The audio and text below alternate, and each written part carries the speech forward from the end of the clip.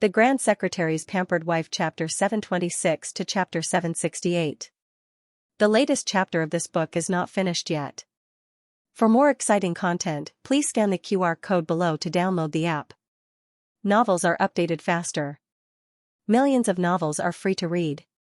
Novels with connotations that can't be found on the internet are available here. Xianxia's clothes were not made of very expensive fabric, but when he wore a plain shirt, he still looked handsome and magnificent. The room was very quiet. No one knew if it was because they were mesmerized by him, or because of the king's reaction. Everyone didn't dare to breathe. Or maybe both. The crown prince summoned his courage and called out, "Father, father?" The king didn't hear him, or maybe he heard and ignored him. From the door to the bed, the king took a long time to walk the short distance of more than 10 steps. He was already past the age where he would be excited about something. His myriad of emotions were hidden in his weather-beaten eyes. He came to the front of the child. The last time the two met face to face, the imperial grandson was only a 5-year-old child. He was less than 2 years old when he returned to Chengdu with Shang Guanyin. When he was 3 years old, the Xianyuan family rebelled. When he was 4 years old, the Xianyuan family was destroyed. When he was 5 years old, he was imprisoned in the imperial mausoleum with the crown princess. Since then, the king could only see him from afar in the state preceptor's palace almost every 2 years. But every time, the king would ask the state preceptor to draw his portrait, so he recognized this child, no matter how far he was. The king stopped and stared at Xianxia. "Qing." Xianxia's eyes flashed with a trace of surprise. "Your Majesty?" Everyone was stunned. The king was stunned. "Do you still remember me?" Xianxia, "Wait, shouldn't I remember you? I come back to Chengdu every 2 years. Don't you two see each other?" This kind of small situation was naturally not difficult for Xianxia. Xianxia glanced at the crown prince, who still hadn't recovered from the shock, and said without changing his expression, "That person called you father. I think, except for His Majesty, no one in the Yan kingdom can afford this title." The king came back to his senses. "So you just recognized me. No wonder you left so quickly in the carriage last time." Xianxia paused for a moment before he realized what carriage, what last time, no way. "Are you that bald old man over there?" This happened the night he was chased by Hanyi. The men of sacrifice who came to save him threw him into a carriage.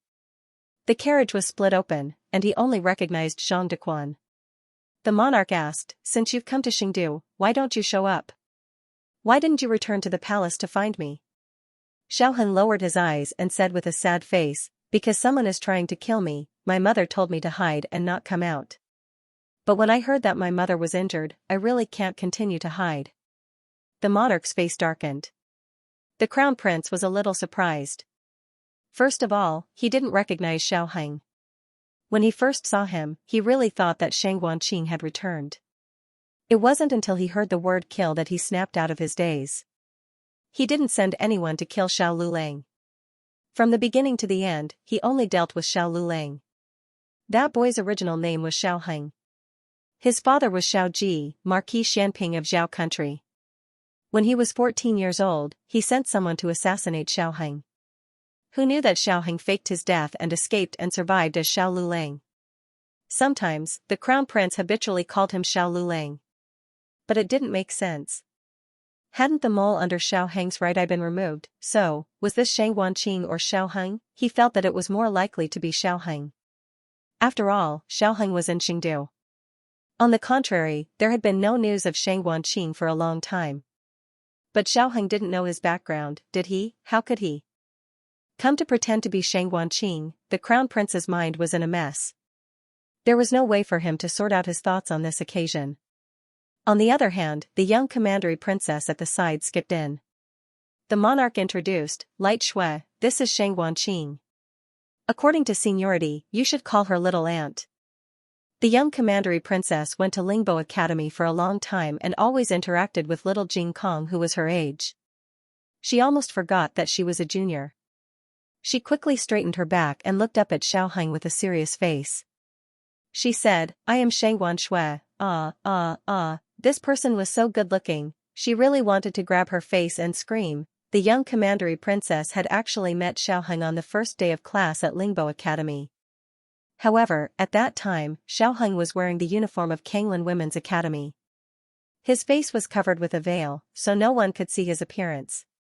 Xiaoheng pretended that it was the first time he met the young commandery princess. He knelt down on one knee and looked at the little girl at the same level. He smiled and said, "Hello, Aunt Light Shui." Countless pink bubbles appeared on the young commandery princess's head. This nephew was so cute, unlike Ming Junwang, that annoying fellow. From today onwards, she would protect him. The young commandery princess's eyes were so bright that they could sparkle like stars. However, she tried to be reserved and calm on the surface. She said, "Well, hello, little nephew." Shang Guanqing followed his mother's surname, which was somewhat similar to the child of a woman's son-in-law. Therefore, he was not the emperor's grandson. He should not call the emperor grandfather, but imperial grandfather. However, Xiaoheng would not easily call him imperial grandfather. Based on the emperor's attitude towards him, Xiaoheng had a preliminary judgment of the emperor's grandson's position in the emperor's mind. The emperor cared about this grandson to a higher degree than he had imagined. Xiaoheng's decision was actually very risky. If the emperor did not like Shang Guanqing, then he would have exposed himself in vain. There were two people lying on the two beds in the room. One was Shang Guanyan, who had just finished an operation and was still in a coma. The other was Gu Jiao, who was so tired that she fell asleep. The emperor's eyes swept over the two people and finally fell on Shang Guanyan's body. He asked, "Did the doctor say how is your mother's condition?" Xiaoheng looked at the sleeping Gu Jiao, clenched his fingers and said, "I heard from the doctor surnamed Xiao that my mother broke her spine in 2 places. In order to save my mother's life, 8 nails were inserted into my mother's back. Iron nails into the bone." The emperor's aura instantly turned cold. His murderous aura instantly filled the entire room. The young commandery princess, who was not afraid of him, subconsciously jumped to Xiaoheng's feet. She turned her head to look at the emperor and hugged Xiaoheng's thigh, becoming his little nephew's leg accessory. Xiaoheng did not move and let her hang there. The emperor was very angry about the crown princess's serious injury. It was unknown whether it was because of the remaining father-daughter relationship or because the emperor's prestige was provoked. Xiaoheng secretly planned in his heart what to say next. "I heard that my mother slipped and fell from the hillside." The emperor looked at him. "My mother's martial arts were abolished before she went to the imperial mausoleum."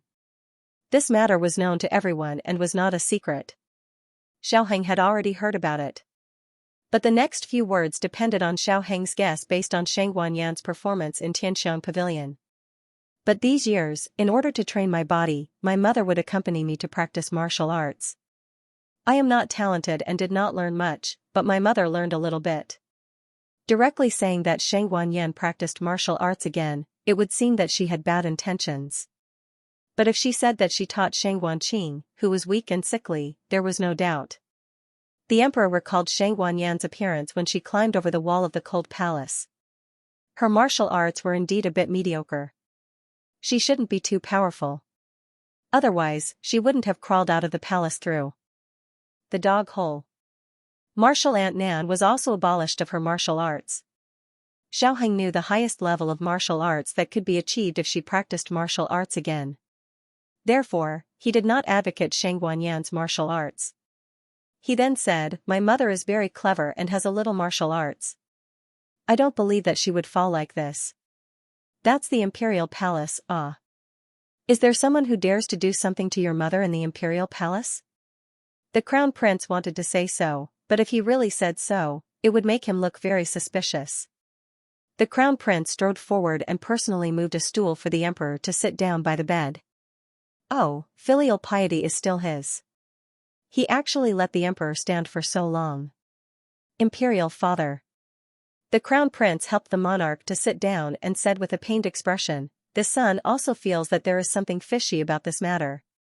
Since you have already grounded third Shang Guanyan, this son believes that she will not run out of Zhaoyang Hall without permission. Perhaps she found someone suspicious, so she chased after them." My goodness, on the surface, he said that Shang Guanyan's injury was suspicious, but in fact, he secretly emphasized that Shang Guanyan disobeyed the emperor's ban. "Who told you to run out of Zhaoyang Hall in the middle of the night? If you obediently listened to the emperor's words, wouldn't everything be fine?" if this is not asking for it, then what is it? The young Junju didn't understand what they were talking about. She hung motionlessly on her nephew's leg, like a confused little fruit. Xiaoheng's eyes were cold, and with the temperament of a young man, he said, "How does your Royal Highness know that my mother was lured out and not kidnapped?" The Crown Prince choked. "This," Xiaoheng coldly said, "I heard that not long after my mother returned to the imperial palace, your Royal Highness ordered the guards to hurt my mother." The Crown Prince refuted, "I didn't. It was the guards who did it. I wanted to stop them, but it was too late. The cause was your mother pushed me. She pushed me down the steps of the pavilion." "Do you know how high the pavilion is?" Xiaoheng asked back. "So your Royal Highness held a grudge and let people throw my mother down from the high hillside?" The Crown Prince's eyes trembled, and he suddenly raised his voice, "I didn't."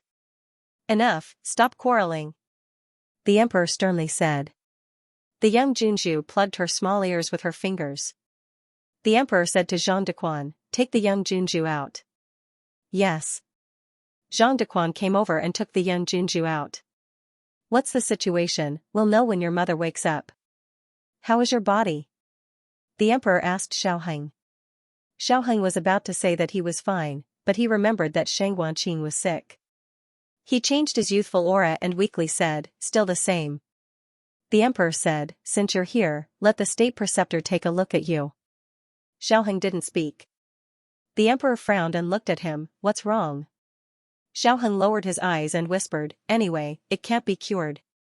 You don't have to waste medicinal materials on me." The Emperor looked at his weak and sick grandson, and then looked at Shang Guanyin, who was seriously injured and unconscious. He deeply frowned. The room once again fell into a strange silence. The Crown Prince's heart gradually sank. The Emperor was old. Although he was still temperamental and tyrannical, there was an inch of his heart that was not so hard. This point could be seen from his attitude toward the young Junju. He was not so tolerant of the young Shang Guanyin. Did he like the young Junju more? No, he was not as cruel as he was when he was young. Shang Guanyuan's injury and the Emperor's grandson's illness hit the flesh of his heart. The Xianyuan family was destroyed at the right time. If it was now, who could guarantee that the Emperor would raise the butcher's knife to the Xianyuan family, even the babies in swaddling clothes? The Crown Prince cupped his hands and saluted. "Father, let me investigate this matter. I will definitely find out what happened last night and give justice to third sister." This time, the Emperor didn't correct him when he said third sister. The Crown Prince secretly clenched his fingertips. "I have my own ideas on this matter." The Emperor refused. The Crown Prince was not surprised by his father's decision. He didn't really want to take the matter into his own hands. He just wanted to show his attitude in front of his father. The Emperor looked at Shang Guanyin with a complicated look and said to Xiaoheng, "Take good care of your mother. You didn't touch your bedroom." The last sentence was undoubtedly to welcome the Emperor's grandson back to the palace. Xiaoheng said almost without thinking, "No, I want to stay in the state preceptor palace to accompany my mother to recover." The Emperor didn't say much, stood up and walked out of the door. The Crown Prince asked the servant to leave the tonic and turned to follow. When he crossed the threshold, the Emperor's footsteps paused slightly, as if he was waiting for something. However, he didn't see it in the end. Xiaoheng did it deliberately. He knew that the Emperor was waiting for him to call him imperial grandfather. In fact, it was just an act. He could call him imperial grandfather 100 times, but he didn't want the Emperor to get his wish too early. After all, he didn't cherish things that were too easy to get. Xiaoheng carefully recalled his performance just now and made sure that he didn't make any big mistakes. The Emperor's affection for Shang Guanqing's grandfather and grandson was an unexpected surprise. One of the reasons for the Emperor's preference for Shang Guanqing should be that Shang Guanqing didn't have long to live.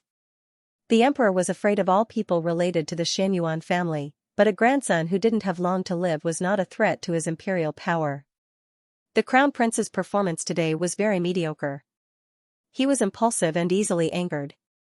But combined with the Crown Prince's secret actions, he speculated that it was just a disguise. The purpose was to make people think that he couldn't hide things in his heart and couldn't play tricks. Xiaoheng touched the mole under his right eye that was dotted with ink and said lightly, "Then let's see who can pretend better." The latest chapter of this book is not finished yet. For more exciting content, please scan the QR code below to download the app. The novel is updated faster. Millions of novels are free to read. There are novels with connotations that can't be found on the internet here. https://zhbqg.com/8964289642826106949312. HTML Genius remembered this site's address in a second. www.zhhbqg.com Bikuga mobile version reading website, mzhhbqg.com. Please scan the QR code below to download the app for more exciting content. Novels are updated faster. Millions of novels are free to read. Novels with connotations that can't be found on the internet are available here. After coming out of the Kailan Hall, the monarch went to find the young princess. The crown prince said goodbye to the monarch and got on the carriage to return home. When the carriage was far away from the imperial preceptor hall, he changed his impulsive and irritable expression and became serious and restrained. The carriage traveled on the spacious street. He said in a deep voice, "Do you know who I saw in the imperial preceptor hall just now?" On the bench beside him sat a man in the official uniform of the commandery. His surname was Xiao and his name was Shui. He was the commandant of Fengche and was in charge of all the carriages and ceremonial guards in the Great Yan Palace. The authority between the commandants was not constant. Occasionally, they would infiltrate each other. Xiao Shui was once responsible for investigating the assassination of the crown prince. Everyone thought he was the confidant of the Wang family, but they didn't know that he had been used by the crown prince. He had even accompanied the crown prince to the Tianqiong Academy to watch the boxing competition. "Your Highness, who did you see?" Xiao Shui asked. The crown prince said, "I saw the eldest grandson." "The eldest grandson returned to Chengdu?" Xiao Shui was surprised. The crown prince smiled faintly. "Surprised, right? I didn't receive any news. I suspect that he is not the real Shang Wanqing. He is Xiaoheng." Xiao Shui asked, "That Xiao Lulang?" The crown prince nodded. "It's him." As the crown prince's confidant, Xiao Shui naturally knew that Xiaoheng had come to Chengdu. He asked, did he reveal his identity, or was he pretending to be Shang Wanqing? "Pretending to be Shang Wanqing," the crown prince said and frowned. "I'm not sure." Xiao Shui looked at the crown prince in confusion. "Your Highness, what are you not sure about?" The crown prince sighed. "I'm not sure whether that person is Xiaoheng or Shang Wanqing. They look so similar that I can't tell them apart." The crown prince and Shang Wanqing had not seen each other for more than 10 years. He only took advantage of the time when Shang Wanqing returned to Qing capital to sneak a peek near the state preceptor's hall or look at the portrait. He did not know much about the grown-up Shang Wanqing, so he could not distinguish the two from their behavior and voices. The crown prince said, "Even my father couldn't recognize it, let alone me." Xiao Shui said, "This is the brilliance of the dethroned crown princess. She let Shang Wanqing stay away from Chengdu and not have any contact with anyone, so as to minimize the distinguishing features other than his appearance. Once Shang Wanqing dies of illness, she can take Xiaoheng back to her side, and no one will know that it's someone else." The crown prince paused and said, "Although there are rumors among the people that father dotes on Shang Wanqing because he doesn't have long to live, what if the eldest grandson's illness is cured and father still dotes on him? I can't take that risk." Xiao Shui said, "Yes, His Majesty is old, and he's not as ruthless as he was when he was young. He killed Empress Xuanyuan's entire family. It's hard to guarantee that he won't make up for it on Empress Xuanyuan's children and grandchildren in his twilight years." The crown prince's eyes turned sharp. "So, Xiaoheng must die. Once Xiaoheng died, Shang Wanyan would not be able to live." Xiao Shui pondered for a moment and said, "In fact, it's not difficult to identify whether the other party is Xiaoheng or not. There are two people who must have dealt with Shang Wanqing." The crown prince thought for a moment. "You mean the state preceptor? He may not help me. That guy is stubborn and won't be roped in by any force." Xiao Shui said in his heart. "That's because no force can be above the state preceptor's hall. To put it bluntly, no one is qualified to rope him in." The crown prince shook his head.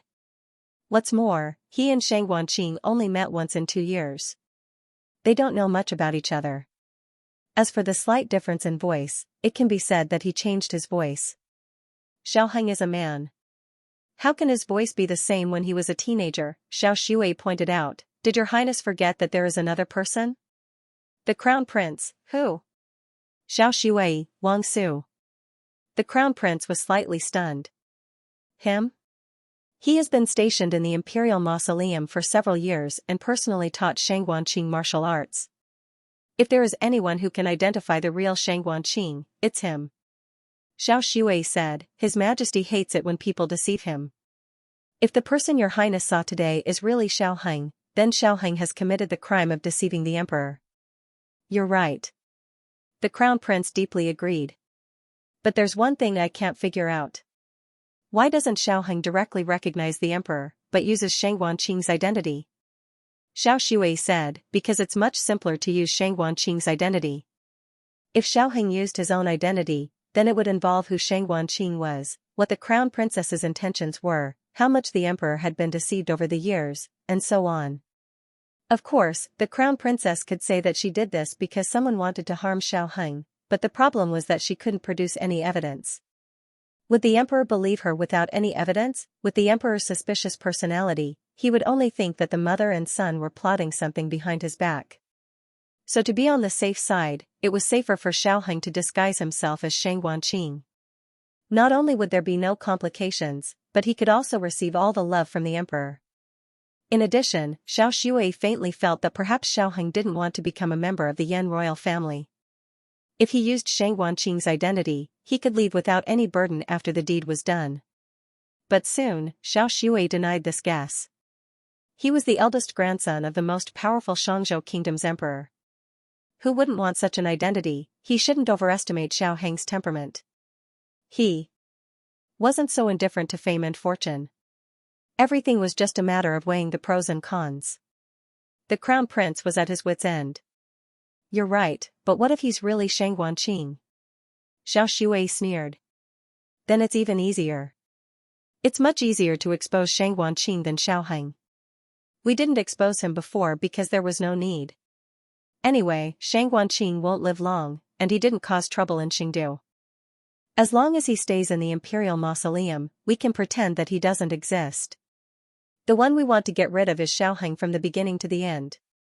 But if Shang Wanqing is not afraid of death and comes to Qingdu to make trouble, then don't blame us for being rude. The crown prince smiled with appreciation. I really can't live without you. Xiao Shui cupped his hands. Your highness, you flatter me. How could the crown prince not understand this? He just said it through his mouth. The crown prince seemed to be innocent, but in fact, he was more shrewd than anyone else. The crown prince said. There is still a problem. The Wang family is only loyal to my father. I want to ask Wang Su to work for me, but I'm afraid Wang Su won't agree. Xiao Shui smiled. Your highness, you just need to cater to his liking. This subordinate heard that Wang Su has taken a fancy to an antique. That antique is now in the hands of the Han family's old man. The crown prince smiled. It's in the hands of my uncle, then it's much easier. In the state preceptor hall's ward, Xiaoheng took out Shang Wanqing's portrait and looked at it carefully. Gu Qingfeng used his qinggong to come to the courtyard, opened the window to the maximum, and jumped in from the windowsill. How's it going? You didn't expose yourself, right? No. Xiaoheng said. Gu Qingfeng came to Xiaoheng and sat down. He looked at the sleeping Shang Wanyan and then looked at the sleeping Gu Jiao. Then, he reached out his hand to Xiaoheng. Xiaoheng looked at him strangely. What? Gu Qingfeng raised his hand. 2 taels of silver. Did I buy the clothes you're wearing for nothing? 1 tael of silver is for the clothes, and 1 tael of silver is for the travel expenses. Why don't you think about how much credit this set of clothes has contributed to your success? People rely on clothes, and Buddha relies on gold. Today, you're here to perform. Without this set of clothes, you can't set up a stage. Do you know how difficult it is to find a set of clothes similar to the one in the portrait? Xiaoheng said, I don't have any money on me. When Xiaojia wakes up, I'll ask her to give it to you. Gu Qingfeng choked. Then forget it. Asking that girl to give him money, isn't that the same as asking for her life? It would be good if he didn't empty his wallet. Gu Qingfeng's eyes fell on the portrait. Is the person in this portrait really the imperial grandson? Why do I feel that he looks like you? You guys aren't twins, are you? No. Xiaoheng said. How do you know? Gu Qingfeng asked. His birthday is different. His birthday is 10 days earlier than mine. He asked Yi Qing in the library. Gu Qingfeng said, birthdays can be faked. Isn't Ming Junwang the same age as Shang Guanqing? Let me guess, is it because he's older than Ming Junwang and can be the imperial grandson? Xiaoheng looked confused, is that so? Gu Qingfeng said that he believed it. Don't worry about this. When Shang Guanyan wakes up, everything will be revealed. Right now, there are more important things for them to do. Xiaoheng said, there is one person who may know that I'm not Shang Guanqing. Gu Qingfeng's action of pouring tea stopped. Who? Xiaoheng looked at a green leaf on a branch outside the window. His eyes were cold as he said, Military Officer Guan, Wang Su. The latest chapter of this book is not finished yet. For more exciting content, please scan the QR code below to download the app. Novels are updated faster. Millions of novels are free to read. Novels with connotations that can't be found on the internet are all available here. https://www.zhbqg.com/896428964286/1069448882. HTML Genius remembers this site's address in a second. www.zhhbqg. Bikuga mobile reading website, mzhhbqg. The latest chapter of this book is not finished yet. For more exciting content, please scan the QR code below to download the app. The novel is more complete and updated faster. Millions of novels are free to read. There are novels with connotations that can't be found on the internet here. It was no secret that Commandant Guan Wangsu taught Shang Guanqing martial arts in the Imperial Mausoleum. Xiaoheng had heard about it a long time ago. But he didn't expect that one day he would have to pretend to be Shang Guanqing. Wangsu, this hidden danger, must be solved. It didn't mean that he had to kill him, but it was enough to prevent him from coming out and disrupting their plans. Gu Qingfeng curled his lips and patted his chest. Who else could do such an important thing except for him? Remember to give me the money. You take it first. I'll ask you for it later. After Gu Qingfeng emphasized his 2 taels of silver, he went out from where he got them. His martial arts were not good, but his lightness skill was superb. He didn't alarm the men of sacrifice in the Imperial Preceptor Palace. Remember to pick up Jing Kong, Xiaoheng said, looking at his back. Xiaoheng watched Gu Qingfeng's back paused in midair, as if he was gritting his teeth and complaining about him. Then he disappeared from the Imperial Preceptor Palace with hidden bitterness. The room became quiet again. Although so many things had happened, not much time had passed. In just half an hour, he completed the change of identity from Xiaoheng to Shang Guanqing. He met the monarch and confronted the crown prince. There was no way out. After today, he would put himself in the whirlpool of power in Qingdu. Everyone would know that he was back. There was more than one force spying on them in the dark. But the whirlpool of power in Qingdu was destined to be bigger and bigger until all the people who had hurt them were swallowed up. The commandant's mansion was located outside the Great Yan Imperial Palace. To enter from the outside, one had to pass through the Gao Gate, Fengtian Gate, and Duan Gate. Gu Qingfeng paced back and forth outside the Gao Gate, secretly wondering whether he should sneak in or wait here. I forgot to ask if Wang Su is in the Imperial Court. If he has already left, then no matter if I sneak in or wait for him outside, there will be no result. No, he should be here. His Majesty had met with Xiaoheng. Based on my understanding of Xiaoheng, even if there wasn't anything fishy about the former crown princess injury, Xiaoheng would still find something fishy about it. Since the monarch trusts Wang Su so much, he will definitely send Wang Su to investigate the case. And the crime scene was in the harem. Gu Qingfeng was deeply amazed by his own wit. how did I become so smart? As expected of me. Wang Su was indeed investigating the case in the harem, but he couldn't find any clues.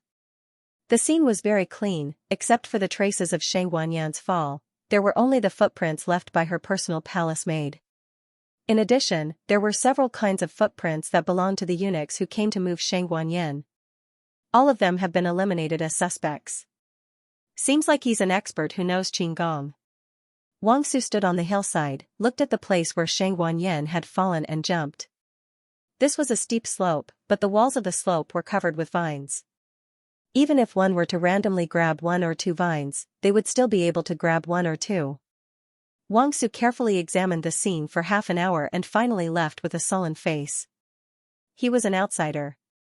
Although he was ordered to enter the harem to investigate the case, he couldn't walk in the harem without permission. Li Sandy from the Xianxia palace followed him. Li Sandy didn't say much and just followed him silently. When the two were about to leave the harem, a eunuch in his early 30s suddenly walked toward them. "Oh, isn't this Wang Darren and Eunuch Li? What a coincidence." He greeted with a smile. Li Sandy slightly bowed and said very politely, "Eunuch Su." This eunuch's surname was Su and his name was Gao. He was the favorite person of imperial concubine Han. Su Gao smiled and looked at Wang Su, chatting with him. "Wang Darren came to investigate the case, right? I don't know if Wang Darren has any clues?" "Not for the time being," Wang Su said. Su Gao's eyes flashed with a trace of loss. "So it's like this?" Wang Su said, "It may not be man-made, maybe it's just an accident." Su Gao sighed, "Yes, the harem is an important place. Ordinary assassins don't have the courage or the ability to enter. In any case, I hope Wang Darren can find out the truth as soon as possible. Don't let the former crown princess get hurt in vain." Wang Su said, "If there's nothing else, I'll go first." Su Gao smiled and said, "Wang Darren, take care." Wang Su went out of the harem. Li Sandy sent him out of the Meridian Gate. Walking on the bluestone path in front of the palace, Wang Su slowly spread out his palm. It was a hooked silk thread. It was found in the thorny bushes on the hillside. There were no footprints in that place. If this silk thread didn't come from Shang Wanyan's clothes, then it must belong to the murderer. Gu Jiao slept for a long time, but Shang Wanyan woke up first. The effect of the anesthetic had largely faded, and her mind was sober. She opened her eyes and looked at the strange roof in a trance. For a moment, she didn't know where she was. "Awake?" Xiaoheng came over and looked at her. Today, Xiaoheng didn't wear a mask, revealing his face. Shang Wanyan stared at him, her mouth couldn't close. After a long while, she closed her eyes. "I'm dreaming." He was the person she could only see in her dreams. Xiaoheng sat down on her bed and looked at her. "Does your wound hurt?" "Hurt?" Shang Wanyan was startled. "It hurts." She was hurting all over. This wasn't a dream. She opened her eyes and looked at Xiaoheng with shining eyes. Xiaoheng smiled softly. Shang Wanyan suddenly felt embarrassed. She couldn't move, only her eyes rolled around in her eye sockets. Then, her ears turned red at a visible speed. "Huh," Xiaoheng was slightly surprised. "You weren't like this when you were in Tianxiang Pavilion. You didn't feel ashamed when you watched me and Jiao doing this and that. I thought you were as good as my father." Shang Wanyan was injured in more than one place. She was wrapped like a rice dumpling. She moved her fingers. Xiaoheng saw it and asked her, "What do you want to take?" "A handkerchief," she said. Xiaoheng asked strangely, "What do you want to do with a handkerchief?" Shang Wanyan sternly said, "To cover my face, I'm shy." "Xiaoheng, Jiao and State Preceptor performed an operation on you. The operation was very successful. Do you feel uncomfortable anywhere?" Xiaoheng asked. "No." Shang Wanyan said and looked at Gu Jiao on the small bed. Xiaoheng followed her gaze and looked. "She's asleep." Shang Wanyan softened her voice, "Then let's talk in a low voice." Xiaoheng smiled, "Okay." Shang Wanyan looked at his flash of a smile, and her eyes also flashed with a trace of bright charm. However, suddenly, she realized something and her expression slightly changed. "This is the State Preceptor's palace?" "How can you come to the State Preceptor's palace?" Xiaoheng calmly said, I met the emperor and the crown prince. I told them that I am Shang Guanqing. Shang Guanyan opened her mouth wide. Xiaoheng continued, I saw Shang Guanqing's portrait. In a flash, Shang Guanyan's eyes flashed with countless complex emotions. She looked at Xiaoheng in a daze. She wanted to say something but hesitated. In the end, she only carefully probed, You know everything? Xiaoheng nodded, N. Shang Guanyan was stunned, No, what? Xiaoheng said, Life experience. Shang Guanyan's eyes flashed with shock again, but she quickly calmed down, How do you know?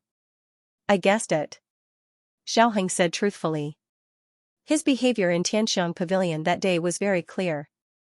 Coupled with his various encounters, the various news revealed by Yi Qing, and even Zhang Dequan's shout of His Highness Zhang Sun that night, he was getting closer and closer to his life experience. When he saw Shang Guanqing's portrait, he finally had an answer to this question. He was Shang Guanyan's child. It's just that he was not completely sure about his relationship with Shang Guanqing. Who is Shang Guanqing? My brother? N. Twin brother? N. A negative tone. Xiaoheng opened his mouth, then he is, Shang Guanyan bit her lips and whispered after a long while, Xiaoqing. Xiaoheng was not surprised by this answer. There was no other reason than Shang Guanqing's birthday was Xiaoqing's birthday. At that time, Xiaoheng and Xiaoqing were poisoned at the same time. There was only one antidote. In order to let Xiaoheng get the antidote, Shang Guanyan hid Shang Guanqing and told Xian Pinghe that she killed him. The process of making Xian Pinghe believe it was not easy, so Shang Guanyan didn't want to mention it. Even later, Shang Guanyan almost died when she faked her own death. Shang Guanyan looked at Xiaoheng with a nervous and perturbed look, Do you think I'm too cruel? In order to let her son get the antidote, she deprived Xiaoqing's chance to live. It was difficult to say who was right and who was wrong. He was not her, so he didn't know what kind of struggle she had in her heart. She only wanted her son to live on. All these years, she had been burdened with what she owed Xiaoqing and Xinyang, as well as the longing for her own flesh and blood. Perhaps anyone in the world could accuse her of being heartless, but Xiaoheng, who had survived because of her heartless nature, could not. I won't. Xiaoheng said, How did you think of taking Xiaoqing away? Shang Guanyan whispered, I wanted to take him back to the Imperial Teacher Hall and see if the Imperial Teacher Hall can cure him. You might ask me why I didn't take you away and see if the Imperial Teacher Hall can cure you. In fact, even if I knew the current situation and had to do it all over again, I would still make the same choice as before. The Imperial Teacher Hall was a way out, not the best way. She would rather be condemned by everyone. She would rather bear the infamy of her previous life. She still wanted to be a selfish mother. All of the crimes and suffering would be left to her to bear. Her Aheng just needed to live well. You are not afraid that Princess Xianxia will kill me to avenge her son?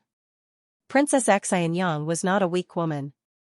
She was also very decisive. Of course, he was not accusing her of being naive. He just wanted to know more about what she had experienced.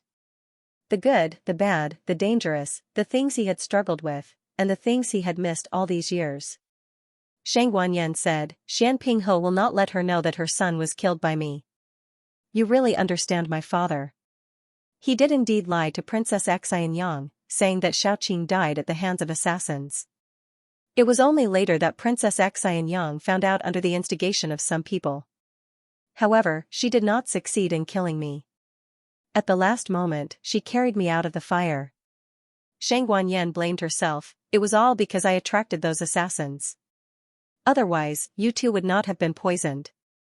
Xiaoheng hesitated for a moment, but still decided to tell her, those assassins were not attracted by you. They were left behind by the previous emperor. That year, the people who poisoned me and Xiaoqing were the dragon shadow guards that the previous emperor of Zhao country left to my mother. The one they really wanted to poison was Xiaoqing. I was poisoned because they were careless. This tragedy had nothing to do with Shang Guanyan. If there was someone to blame, it could only be blamed on the previous emperor. And in a sense, it was fortunate that Shang Guanyan took Xiaoqing away. Otherwise, they would have continued to poison Xiaoqing. At that time, Longyi was not there. Xianping Ho and Princess Xianxia did not suspect the dragon shadow guards. It was really impossible to guard against. Shang Guanyan had been living in guilt for Xiaoqing all these years.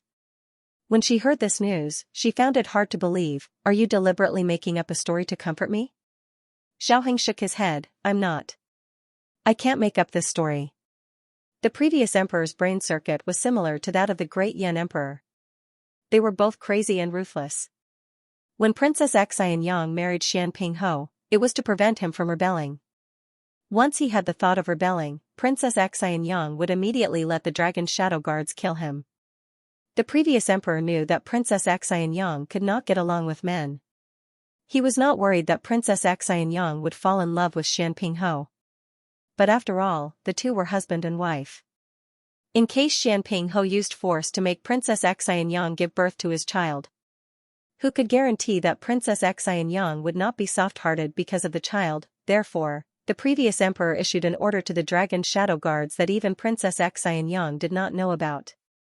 The child of Princess Xianxia and Xianping Ho could not be kept. From Xiaoheng's many years of observation, Princess Xianxia was not soft-hearted toward Xianping Ho. If you asked her to stab Xianping Ho with a knife, she would not even blink. The previous emperor really thought too much. Since ancient times, emperors have always been suspicious, harming others and themselves. Moreover, there was one thing that the previous emperor was wrong about. One of them did use force, but the one who was forced was Xianping Ho. The past was unbearable to recall. As expected, Xiaoheng did not think about the entanglement between Princess Xianxia and Xianping Ho. He spoke out another doubt in his heart, but, since Xiaoqing and I are not twins, why do we look exactly the same? As he spoke, he pointed at the mole under his right eye. Even this mole is the same? Shang Guanyan embarrassedly said, this is because I gave him a face-changing mask. Xiaoheng and Xiaoqing were half-brothers. In terms of appearance, there was a certain degree of similarity. For example, the two's face and nose were very similar to Xianping Ho. But their eyebrows were not the same. Xiaoqing inherited Princess Xianxia's almond eyes and flat eyebrows, looking gentle and weak. Xiaoheng inherited Shang Guanyan's phoenix eyes and slightly raised eyebrows, with a trace of heroic spirit. When he smiled, it was particularly warm and healing. This was also why everyone who had seen the young Marquis of Zhaodu called him a gentle as jade, a youth who made people feel like they were bathed in the spring breeze. But later, Xiaoheng had an accident and was stranded among the common people. The smile on his face was less, and the gentleness in his eyes disappeared. He was covered with a layer of invisible sharp armor. In the early years, I didn't care too much about the problem of appearance. Until one time, I heard a servant whisper that this child didn't look like me at all. When he was young, it was hard to tell, but the older he grew, the more he didn't look like me. I was anxious. The state preceptor hall was willing to treat Xiaoqing because he was the eldest grandson of the emperor. If people found out that he wasn't, he wouldn't be able to continue receiving treatment. So, I sent someone to Zhao country and got your portrait. Then, I drew the parts that didn't look like you.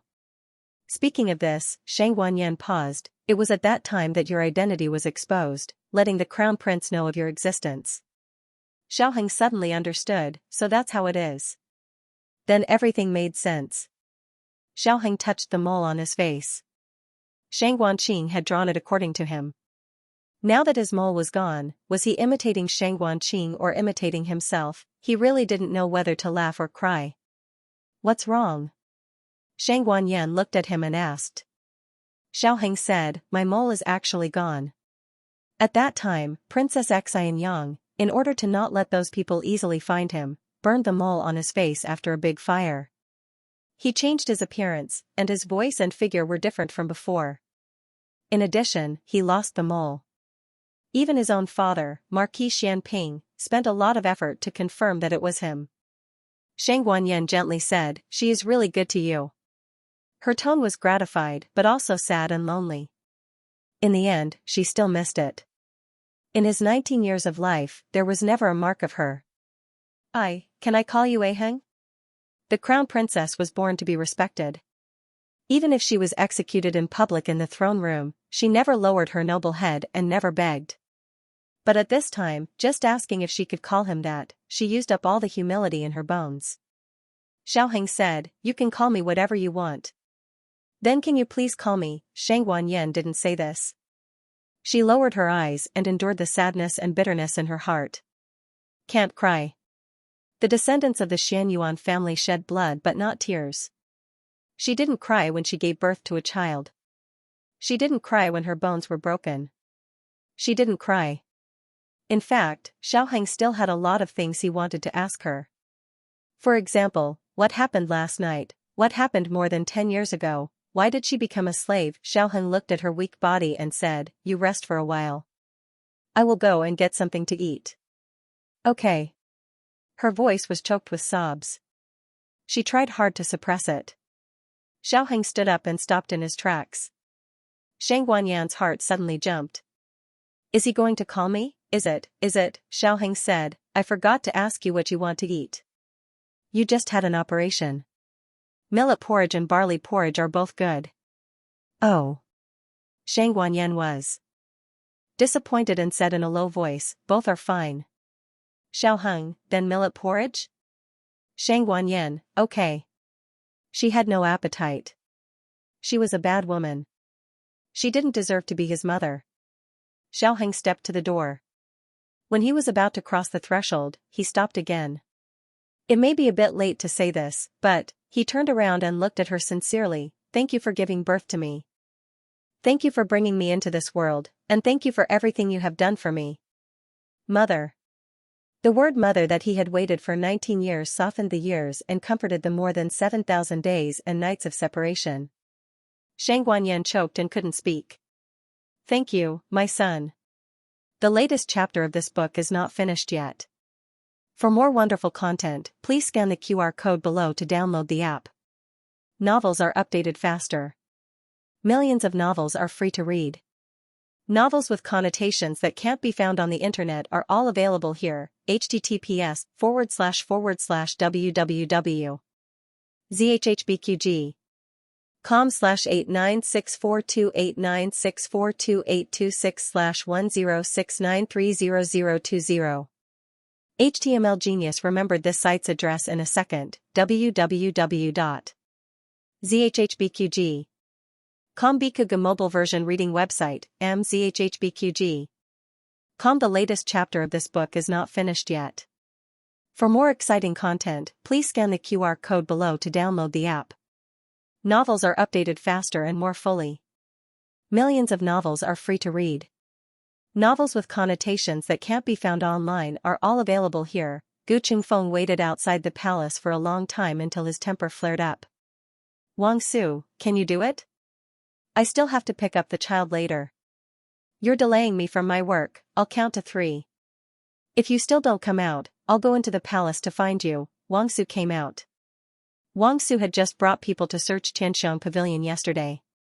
Gu Qingfeng had seen him before. The symbol of Commandant Guan on him was obvious. It was hard not to recognize him. After Wang Su left Gaomen, he sat on the carriage to return to his residence.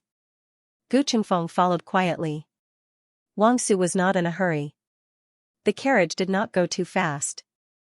As they left the palace, there were more shops and pedestrians on the street. This caused Wang Su's carriage to slow down.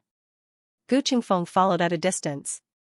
When Wang Su's carriage passed by a restaurant, it was stopped by another carriage. A middle-aged man dressed as a steward came down from the carriage.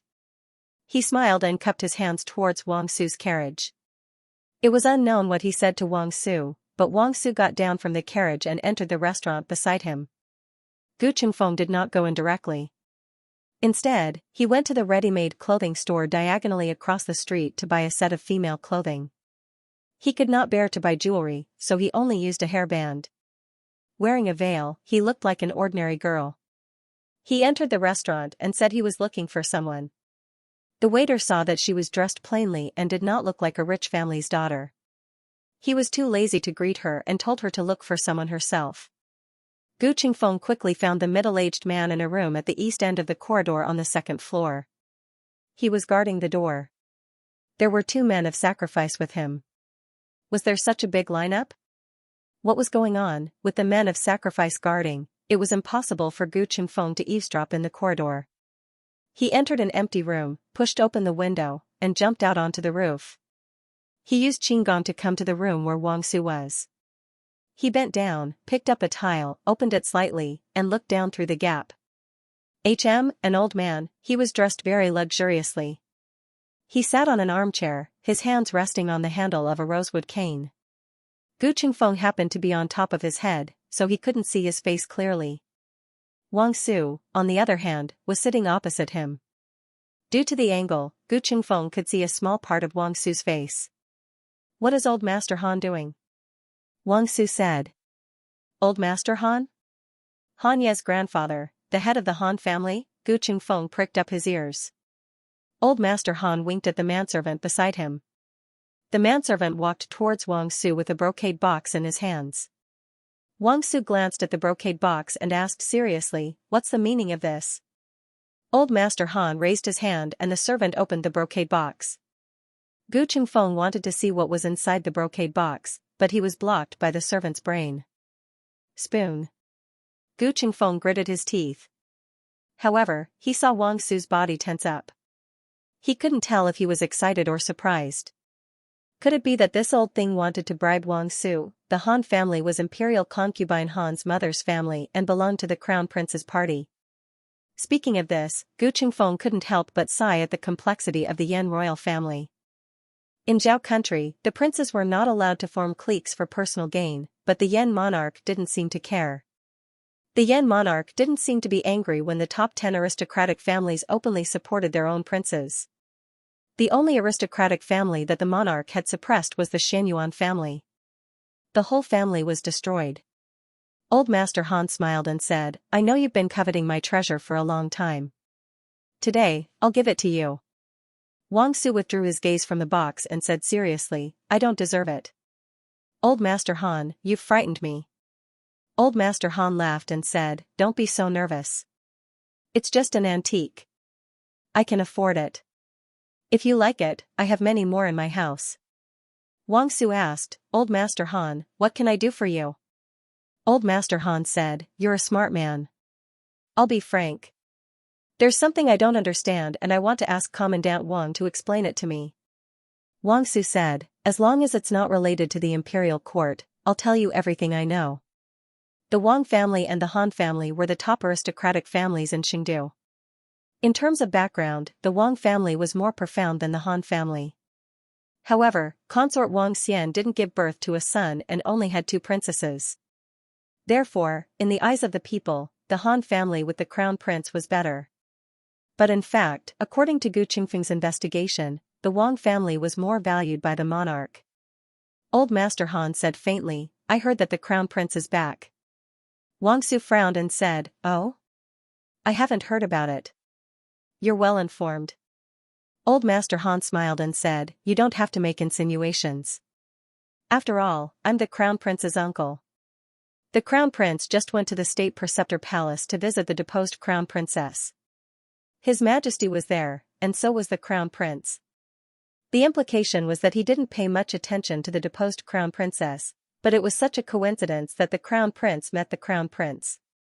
The crown prince was Old Master Han's nephew. How could he not tell Old Master Han such an important thing? Wang Su took a deep look at Old Master Han and asked, "Then what does this have to do with you coming to see me now?" Old Master Han said, "To tell you the truth, I suspect that this crown prince is a fake." Wang Su's expression changed and he asked, "Why do you say that?" Old Master Han said meaningfully, "My family's people were transporting ores to Qi City. Yesterday, they sent a pigeon back saying that they met the crown prince. Qi City is at least 7 to 8 days away from here. I don't think the crown prince can grow a pair of wings and fly back." Wang Su frowned and asked, "Your family's people know the crown prince?" Old Master Han seemed to have expected him to ask this question. He smiled and said, "You don't think that with our Han family's ability, we can't get a portrait of the crown prince, do you?" There was a portrait, but the matter of the crown prince meeting the crown prince was a fabrication. But if he didn't say that, how could he arouse Wang Su's suspicion? No matter whether Wang Su believed him or not, he would still go to the state preceptor palace to check. Gu Qingfeng clenched his fists. This old thing was very cunning. Wang Su looked at Old Master Han with a serious expression and asked, "So, Old Master Han, you want me to expose the Crown Prince?" Old Master Han nodded without hesitation and said, "Exposing him is beneficial to our Han family." "That's right, that's my purpose. I want to clear all obstacles for the Crown Prince. We're all smart people, so why pretend to be innocent and hypocritical?" Wang Su said seriously. "If he's a fake, then it's my duty to expose him. Old Master Han, you should take back your things." Wang Su didn't do this for the Han family, but for the emperor. Old Master Han sent him again and again, but Wang Su refused. In the end, Old Master Han sighed helplessly and Wang Su took his leave. Gu Qingfeng slowly put the tile back and planned to leave as well. At this moment, he heard a conversation in the room. "Master, why didn't he take it? He didn't refuse us, did he?" It was the middle-aged steward. He had been waiting in the corridor outside the door and didn't hear the conversation inside. Old Master Han smiled and stroked the antique in the brocade box. "The Crown Prince is still too young. It's a bad idea to cater to his interests and ask for help. It's better to attack his weakness and turn him into the master. How can I let go of this treasure?" Gu Qingfeng thought, "Good Lord, he's trying to get something without risking anything." The middle-aged steward said worriedly, "Will he tell the emperor about our attempt to bribe him?" Old Master Han said sarcastically, "If he sincerely accepts it, he probably won't tell the emperor." The Crown Prince took this into consideration and decided to bribe him. "But I think it's okay if he tells the emperor. The deposed Crown Princess and the Crown Prince are a huge threat to the Crown Prince. If we don't do anything, it'll be suspicious. Sometimes, if we reveal a little flaw, the emperor will think that we're all under his control. We're not a big threat." The middle-aged steward said excitedly, "Master, you're wise." Gu Qingfeng's mouth twitched. The Crown Prince must have inherited his craftiness from the Han family. Does the Han family all use this kind of tactic? It's really from the same origin. Gu Qingfeng didn't like this guy and really wanted to beat him up. But with his current strength, it would be a little difficult to deal with the two men of sacrifice outside the door. He would never admit that he had no power to fight back. "I'll call that girl over some other day and put you in a sack." Gu Qingfeng chased after Wang Su. Wang Su originally wanted to go home, but after talking with Old Master Han, he decided to go to the Grand Preceptor Hall. Wang Su had stayed in the Imperial Mausoleum for a few years and taught the Crown Prince martial arts, although the Crown Prince didn't learn a single move. But after all, they had been together for a long time and there were things that only the two of them knew. He would know if the other party was really the Crown Prince after a test. After the carriage had traveled for a while, he frowned and said to the coachman, "Stop." "Yes." The coachman stopped the carriage by the side of the road. Wang Su got out of the carriage and went to a pastry shop to buy the Crown Prince's favorite peach pastry. "Excuse me, do you have a washroom?" he asked the shop owner. "Yes, in the backyard," the shop owner said. "Then, I'll put my peach pastry here first." "Okay." Gu Qingfeng waited outside the shop for a long time, but Wang Su didn't come out. What's going on? Did he fall into the latrine? Gu Qingfeng decided to look for him. He searched the backyard inside and out, but there was no trace of Wang Su at all. Gu Qingfeng slapped his head. "Oh no, he found out and ran away." Wait, I can't be anxious. Where would he go? I know. He must have gone to the Grand Preceptor Hall. He went to find the Crown Prince. Gu Qingfeng had been in contact with Xiaoheng day and night. He always listened to Xiaoheng's analysis of the aristocratic families and the current situation in Qingdu. Under the influence of what he saw and heard, his logical reasoning had improved. After that, his temper became a little more stable. He took a deep breath. I'm not anxious, damn you, don't be anxious, he'll be finished if he sees Xiaoheng. Gu Qingfeng ran away immediately. Xiaoheng, hang in there.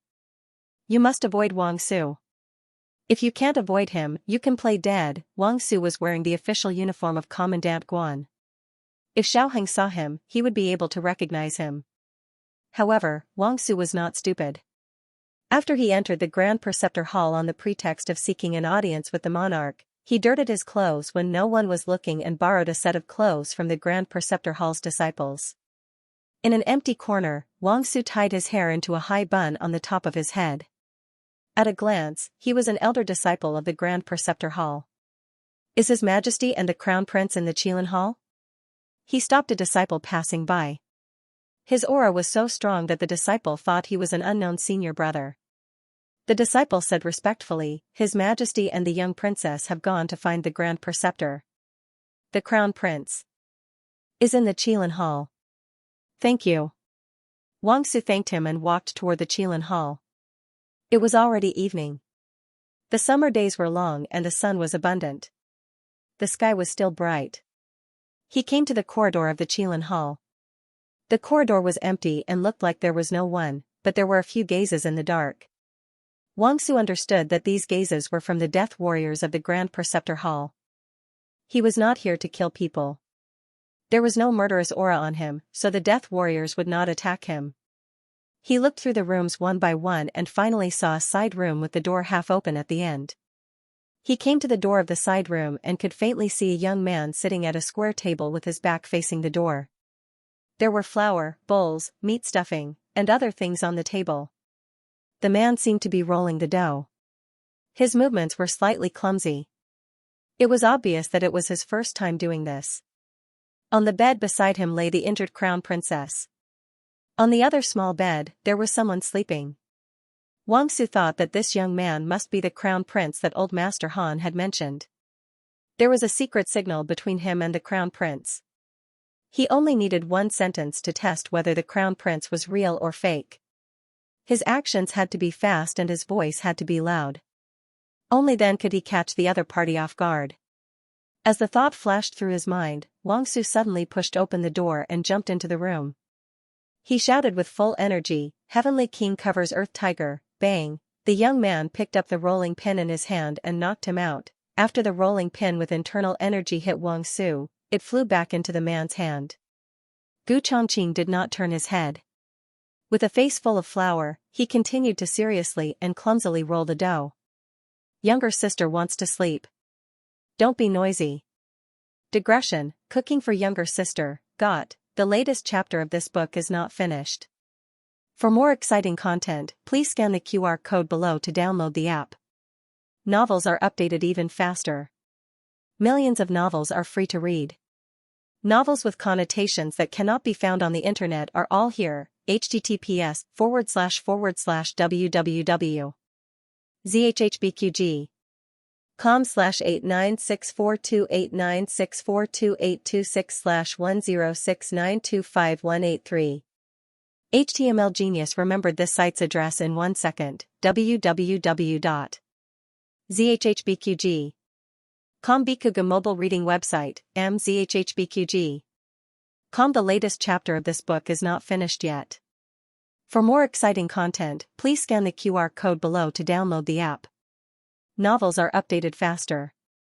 Millions of novels are free to read.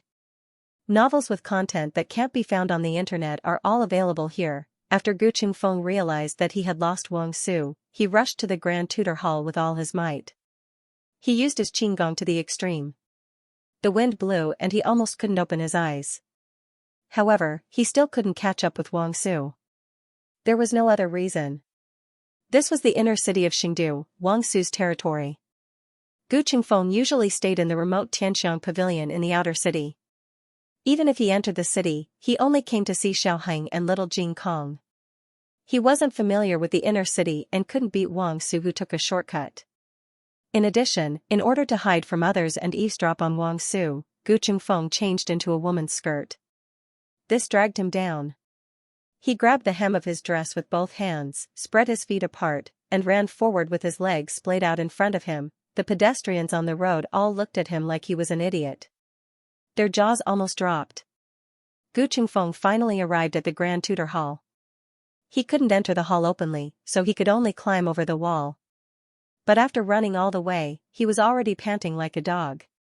I'll pant, twice, damn. What's going on? I'm so tired. Gu Qingfeng was almost done panting. He went to the side wall of the Grand Tutor Hall and jumped up. He was still in the same place. He jumped up again. He was still in the same place. He was really exhausted. Gu Qingfeng had to use the most primitive method, climbing the wall. He climbed to the top of the wall and fell down from the high wall. This was really the most embarrassing mission he had ever been on. When Gu Qingfeng arrived at the courtyard outside the sickroom of the Qilin Hall with his messy hair and loose clothes without a care for his image, it was as if he had just been ruthlessly defiled by someone.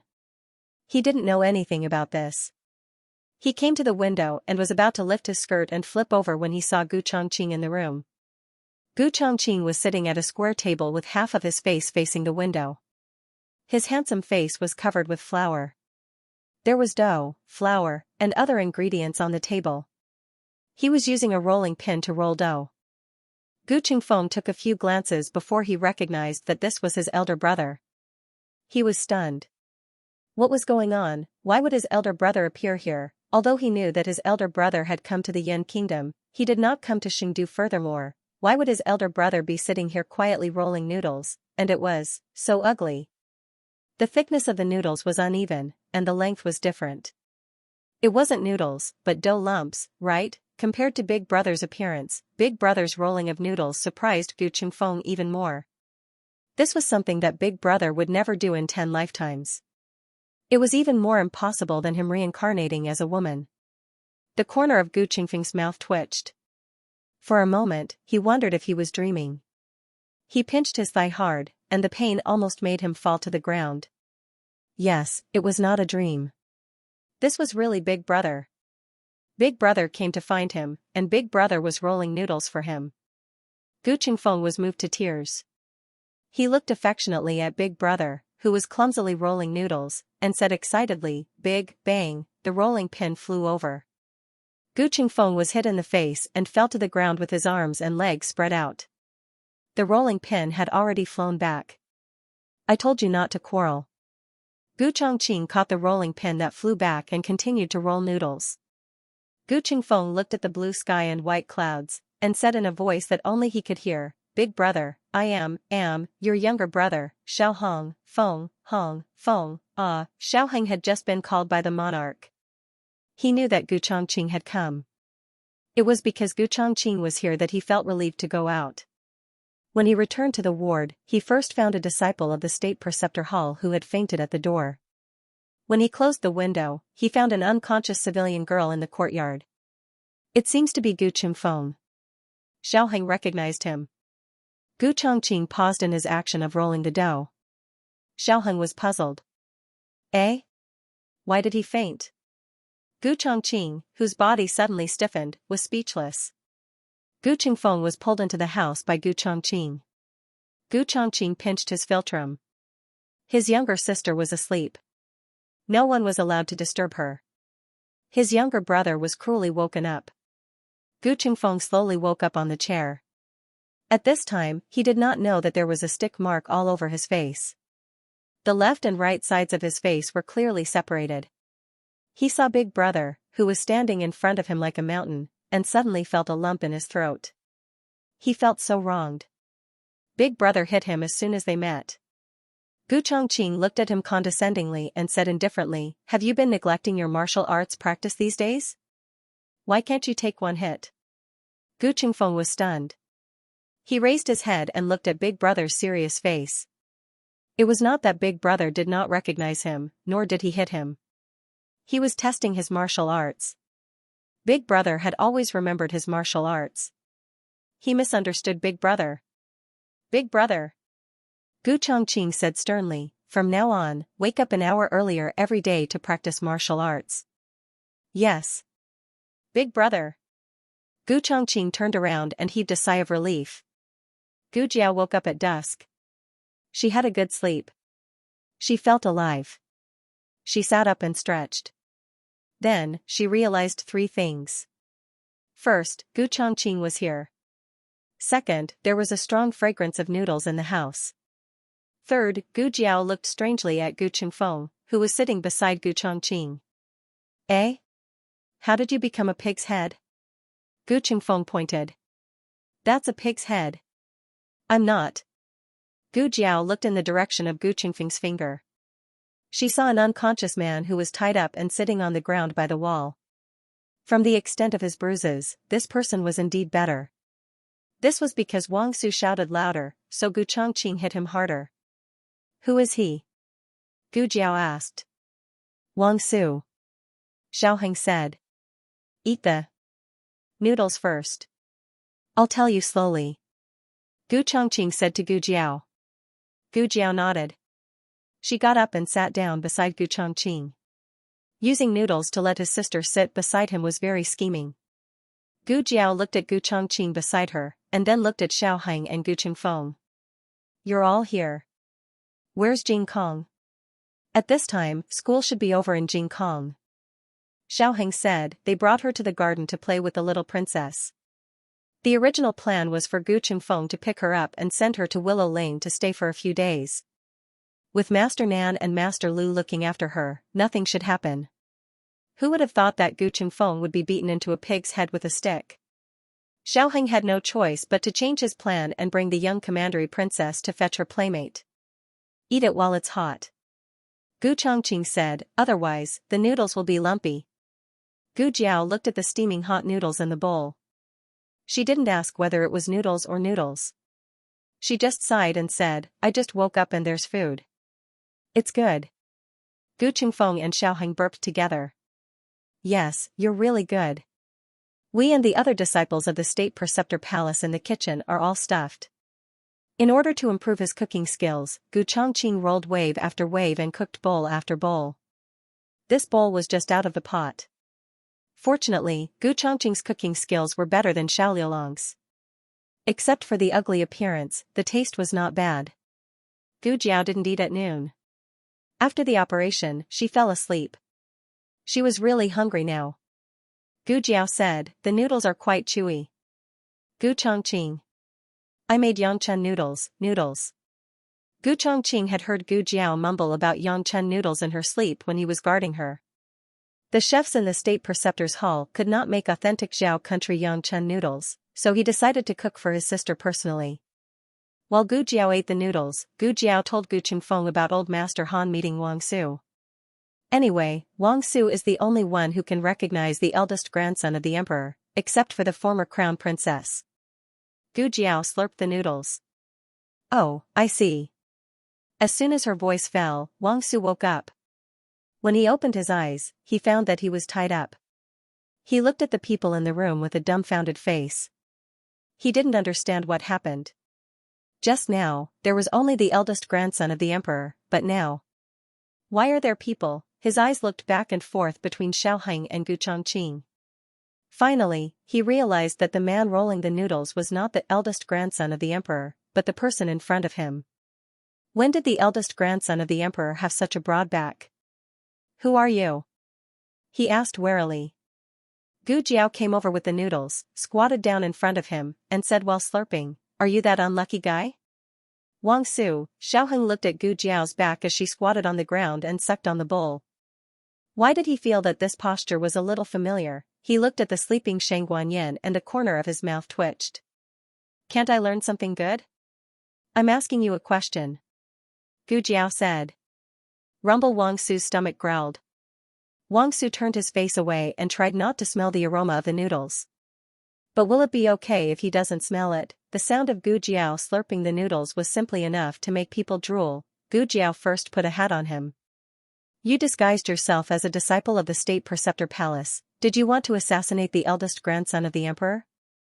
Wang Su turned his face and sternly refuted, you're talking nonsense. How can I assassinate His Highness? Gu Jiao said oh and casually asked, then what are you doing here? Wang Su looked at the noodles in her bowl, swallowed his saliva, and said, I got the news that someone pretended to be His Highness, so I came to identify the real one. Gu Jiao asked, did you identify it? Wang Su awkwardly said, no, I haven't finished the code yet, but I was knocked unconscious by your people. Gu Jiao curiously asked, what code? Tell me about it. The three men in the room all looked at Wang Su, including Xiaoheng, who didn't change his expression. Wang Su was stationed at the Imperial Mausoleum when Shang Guanqing was 13 years old. He didn't have any contact with Shang Guanqing in the first half of the year. It was by chance that he was injured and returned to the camp.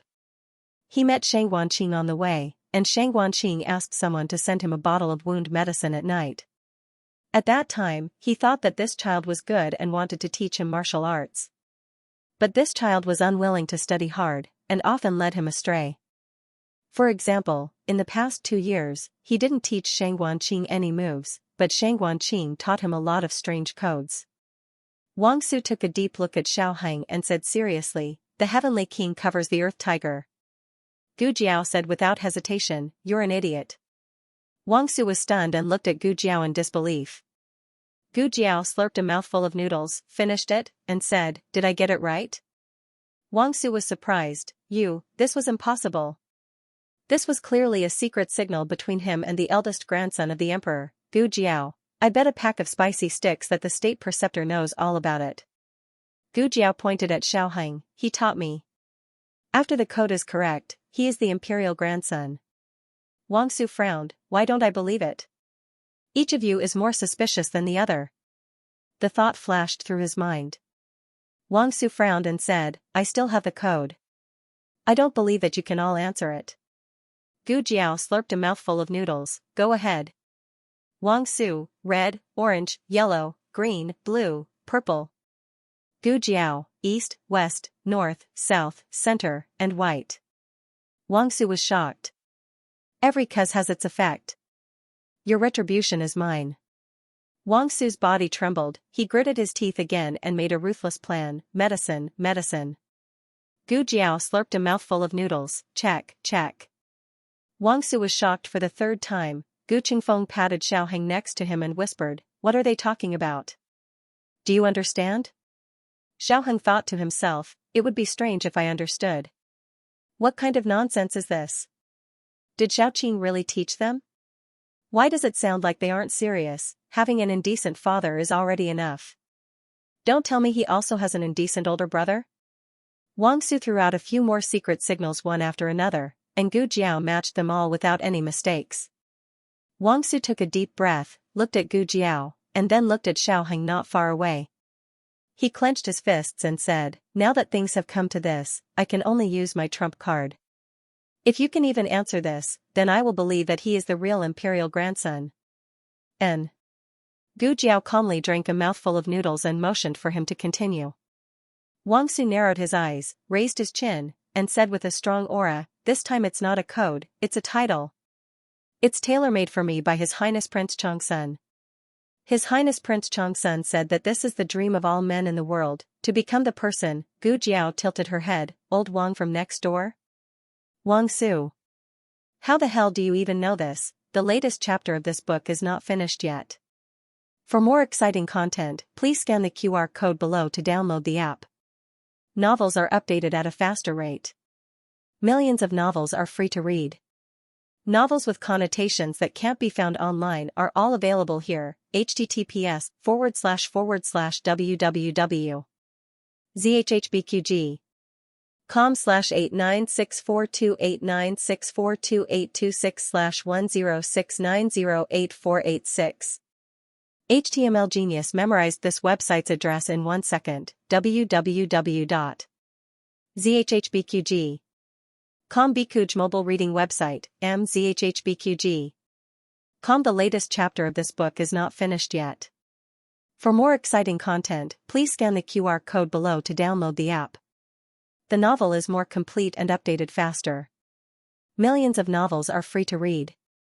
Novels with content that can't be found online are all here. Wang Su completely collapsed.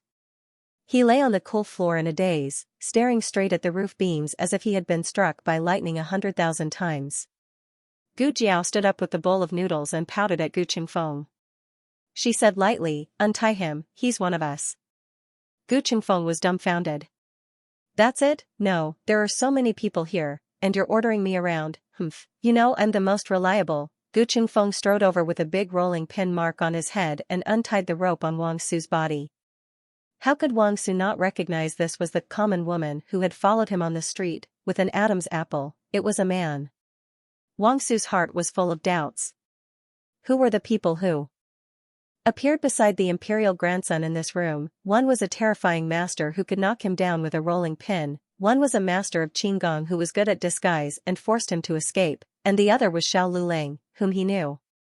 He was the doctor that the monarch had invited for the deposed crown princess. He was the one who had brought Xiao Lulang in through the palace gate. "No, why were you following me just now?" Wang Su asked Gu Qingfeng. Since the girl said she was one of them, Gu Qingfeng didn't plan on disguising himself as a woman anymore. His eyes flashed, and he said in his own male voice, "I wasn't following you, I was following the crown prince. The crown prince met with the old man of the Han family again, so I followed him to see what tricks he was up to." "Who knew you would come?" "You secretly met with the old man of the Han family, isn't that suspicious?" Sure enough, he was a man, Wang Su thought. Wang Su carefully considered the possibility of the situation Gu Qingfeng described. The conflict between the crown prince and the deposed crown princess wasn't new. The cause could be traced back to when the crown princess was deposed and the crown prince became the heir apparent. Anyone would think that the crown prince stole what belonged to the crown princess. A few days ago, the crown prince and the deposed crown princess had an argument in the harem, and the crown prince's guards even injured the deposed crown princess. Now that the deposed crown princess was being persecuted again, it was reasonable that the imperial grandson would be the first to suspect the crown prince and send people to keep an eye on him. After Gu Qingfeng untied him, he stood up and extended a hand to him. Wang Su grabbed Gu Qingfeng's hand and stood up. "Hiss, so painful. Who's that big guy?" He was too heavy-handed. He limped over to Xiaoheng and cupped his hands in salute. "Your humble servant Wang Su greets your highness Xianxia." Through Gu Qingfeng's observation of Wang Su, although this person was a little unreasonable, he was not bought by grandfather Han. It could be seen that he was a loyal person. Xiaoheng nodded and said, "What happened today was a misunderstanding. Commandant Guan, please don't take it to heart. It was this humble subject who was impetuous. Your Highness Xianxia is willing to overlook this humble subject's mistake. This humble subject is extremely grateful. His Majesty is in the stargazing tower. Go and report to him." "Yes." Wang Su cupped his hands in salute again and then retreated. The moment he turned around, he suddenly turned his head to look at Xiaoheng. "Your Highness Xianxia won't ask this humble subject whether or not this humble subject has found any clues. Even Imperial concubine Han had sent people to inquire about it in front of him." Xiaoheng looked at him with a heavy gaze. "I believe that Commandant Guan will give my mother justice." His Highness Xianxia still trusted him as always. A wave of heat rolled through Wang Su's heart. An impulse to be trusted struck him in the heart. He solemnly said, "This humble subject will do his best." He left the room. Gu Qingfeng stuck his head out to take a look. He entered the room and clapped his hands. "Okay, he's gone far." Xiaoheng took out a clean piece of gauze from his bosom. After opening it, a small thread was revealed. This was something that had been found on Wang Su's body. Wang Su had wrapped it in a handkerchief. It was incompatible with Wang Su's identity as Commandant Guan. It also faintly exuded the fragrance of grass and the smell of blood. Xiaoheng speculated that it was the evidence that Wang Su had found at the crime scene today. Xiaoheng cut a small piece of it with a pair of scissors. The clothes that Shang Wanyan wore when she was injured had been taken off by Gu Jiao and placed in a box in the ward as evidence. After careful examination, Xiaoheng found that this piece of silk did not come from Shang Wanyan. The four people sat around the square table. Gu Jiao had finished her noodles and was holding a bowl that was bigger than her face to drink the noodle soup. Xiaoheng sat beside her and said, "It should be the murderer's clothes that were left in the grass or thorns at the scene." Gu Qingfeng and Gu Chongqing sat opposite the two people. "Is it that Hanye's cloth?" Gu Qingfeng asked. Hanye was very suspicious. Not only did he assassinate Xiaoheng, but he also tried to assassinate Gu Jiao. He seemed to be the best knife in the crown prince's hand. Xiaoheng shook his head. "This is coarse silk. It's a fur coat in winter and coarse clothes in summer. Coarse silk doesn't have a strong insulation, but it has excellent ventilation, so it is generally used to make summer clothes," he said and looked at Gu Qingfeng. "Your coat is made of coarse silk. The quality is not as good as the coarse silk in my hand, but this kind of coarse silk is not the best. Today in the forest, when Jiao Jiao fought with Han Yi, he wore silk. That night, when he disguised himself as a black-clothed man to assassinate me at the academy, he wore the best coarse silk. In fact, it was not difficult to understand. Han Yi was the heir of the Han family. He was a real aristocrat. Naturally, it was impossible for him to wear 7 or 8 sets of cheap night clothes on the market. They were all custom-made. They were close-fitting, light, and had good stretch. Gu Qingfeng looked at the coarse silk in Xiao Heng's hand and said thoughtfully, that is to say, this material is neither the cheapest nor the most expensive. Xiao Heng said, it's above average. The common people can't afford it, and the aristocrats don't like it. Gu Qingfeng frowned, who could it be? A master of the Han family? A master of the crown prince's mansion? Could it be that Qi Xian? They had already exchanged all the information they knew. Xiao Heng's background, the fact that Shang Wanyan was the female slave of the Yan kingdom, and the clues about Qi Xian and other people related to Han Yi. Gu Qingfeng asked Gu Chongqing, big brother, you fought with Qi Xian. Did you see what clothes he was wearing? Gu Chongqing said, I didn't fight with him. Qi Xian grabbed Han Yi and left. He didn't fight with Gu Chongqing. Gu Jiao raised a hand from behind the big bull, I fought with Qi Xian. Gu Qingfeng looked at her, did he wear clothes made of this material? Gu Jiao, I don't remember. Gu Qingfeng, Xiao Heng said, keep an eye on Wang Su. See if he has any clues. Gu Qingfeng's mouth twitched. Haha, what happened to the trust? Isn't he still secretly watching?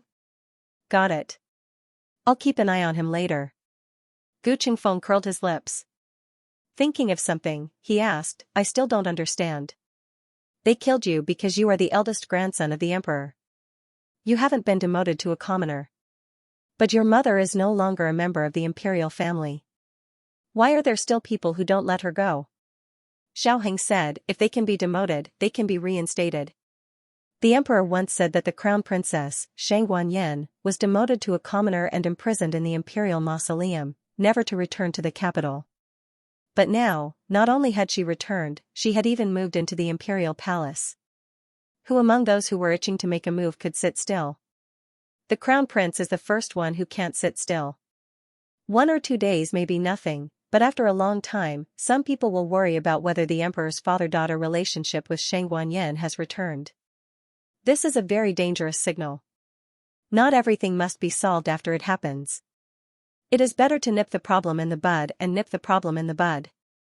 Even if it is just a speculation, it must be stifled immediately. Gu Qingfeng thought for a moment and said to Xiao Heng, you don't have to go through so much trouble. Maybe your mother saw the murderer. We can't rule out this possibility. Xiao Heng said, if she really saw it, we will know if another person came out to take the blame. The person who tried to assassinate him that night was obviously Han Yi, but the one who was punished was the second master of the Han family. Gu Jiao drank the last mouthful of noodle soup. She had just put down the big empty bowl when 2 slender hands reached out to her at the same time. One was Gu Chongqing's, and the other was Xiao Heng's. Both of them were holding a clean handkerchief in their hands. Gu Jiao blinked her eyes.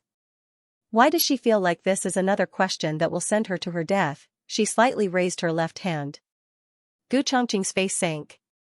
She slightly raised her right hand. Xiao Heng's face turned black. Her eyes moved. She stretched out her hands and grabbed the handkerchief of the 2 men at the same time. No distinction between first and second, fair treatment. While wiping her mouth with 2 handkerchiefs, she ran out of the room. When she was gone, her voice came from the corridor, I'm going to find the state preceptor. The 2 men stared at each other for 3 seconds.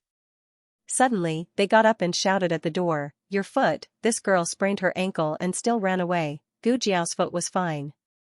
Her body had been trained by her, so her recovery ability was excellent. She went to the library. There were 3 floors in the library.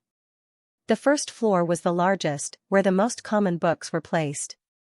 The second floor was the second largest, which contained some more professional and hard-to-find books. The third floor was the smallest, which involved the secrets of the Yan kingdom and the state preceptor's palace. For example, the former 6 books of the Yan kingdom were once displayed on the 3rd floor. Gu Jiao only went to the 1st floor. Yi Qing was sorting out books in front of a row of bookshelves. When he saw Gu Jiao come in, he politely greeted, "Young Master Xiao." Gu Jiao nodded, "Yi Qing." Yi Qing handed the books in his hand to the disciple beside him. "You take these 2 books out to dry. They are a little wet. I will come back later to sort out the rest." "Yes, senior brother." The disciple took the books with both hands, bowed and walked out. Yi Qing took Gu Jiao to the tea table, walked up a high step, and sat down on the opposite side of the desk. Gu Jiao sat down opposite him in the same posture. He picked up a pot of tea from the small wooden bucket filled with ice, smiled slightly, and said, "It's honey flower tea." He first poured a cup for Gu Jiao, and then poured a cup for himself. Gu Jiao had just eaten a big bowl of noodles. To be honest, her stomach was a little full, so she just took a sip. There should be mint in the tea, which was very fragrant and pleasant. Yi Qing said with a smile, "Young Master Xiao, are you here to see my master? Master and His Majesty are on the 3rd floor, and Commandant Wang has just gone up. I guess they won't finish talking for a while. If young Master Xiao has something urgent, I can pass on a message for young Master Xiao." The disciple of the state preceptor's palace who was serving tea for the 2 heard Yi Qing's words, and a trace of surprise flashed through his eyes. When the state preceptor was talking with others, he never allowed anyone to disturb him, let alone pass on a message if there was no urgent matter. What was so special about this young Master Xiao? Gu Jiao didn't know that the state preceptor was so arrogant. She thought that reporting to the state preceptor was a routine operation, but she didn't have to see the state preceptor. Gu Jiao took a sip of tea and asked, "Did your master teach you those secret words?" Yi Qing looked blank. "What secret words?" Gu Jiao, "Red, orange, yellow, green, blue, and purple." Yi Qing blurted out reflexively, "East, west, north, south, and white." Gu Jiao narrowed her eyes. "Sure enough, it's you." Shang Guanqing came to the state preceptor's palace every 2 years and stayed for a few days every time. It was said that he had a good relationship with the disciples of the state preceptor's palace. It was obvious that these secret words were taught by the state preceptor.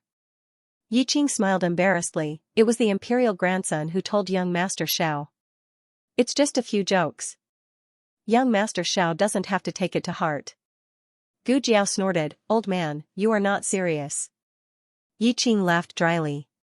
Speaking of which, it was not his master who was not serious, it was the imperial grandson who was not serious. Who knew that his stomach was full of evil ideas at such a young age? He could fall asleep while studying, but he had a better memory than anyone else when it came to learning these unorthodox things. "Can I go up to your 2nd floor to have a look?" Gu Jiao asked. Yi Qing said, "Young Master Xiao, you can." Others were not very good, they had to get the state preceptor's permission. But his master seemed to take special care of this young Master Xiao. Except for a few very special places, he could almost let young Master Xiao walk around. Gu Jiao and Yi Qing went up to the 2nd floor. There were only 2 disciples on duty on the 2nd floor. When the 2 saw Yi Qing, they respectfully saluted, "Big brother." Yi Qing nodded and said to the 2, "You do your thing, I will show young Master Xiao around." "Yes." The 2 stepped aside. Yi Qing said to Gu Jiao, "Young Master Xiao." "Please." Gu Jiao casually looked around.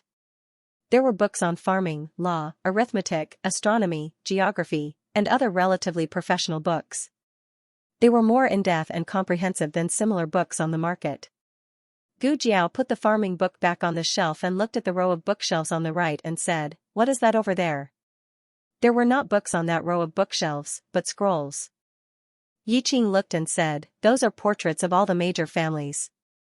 Oh, this was a good opportunity to collect information. "Can I take a look?"